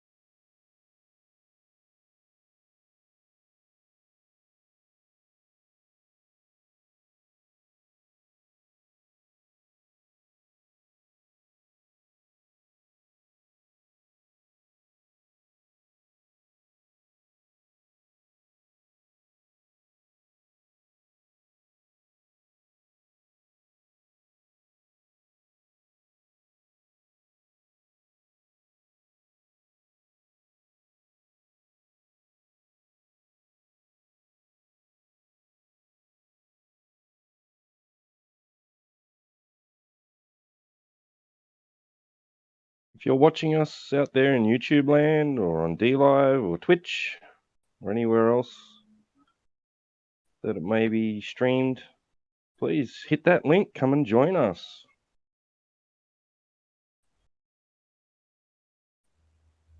Come and tell us about your beliefs or your direct personal experience of Earth.